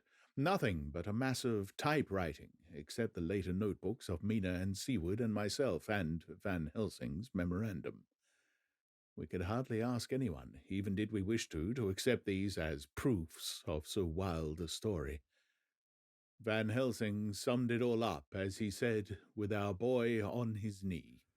We want no proofs. We ask none to believe us. This boy will some day know what a brave and gallant woman his mother is. Already he knows her sweetness and loving care. Later on he will understand how some men so loved her that they did dare much for her sake. Jonathan Harker. The End. You have been listening to Dracula by Steve Parker Audiobooks, starring Tim Williams as Dr. John Seward, Wren Pryor-White as Mina Harker and Bride of Dracula, Kyra Jones as Lucy Westenra and Bride of Dracula, Dominique Geloso as Lord Arthur Morris Godalming and many others, Jet as Mrs. Westenra and Bride of Dracula, Steve Parker as Jonathan Harker, Dracula, Renfield, Van Helsing, Quincy Morris and others. The first AD was Alice Parker, and Maciej Wojciechowski was our editor. This was a Steve Parker Audiobooks production. For more of our work, please visit our website at steveparkeraudiobooks.com or find us on YouTube.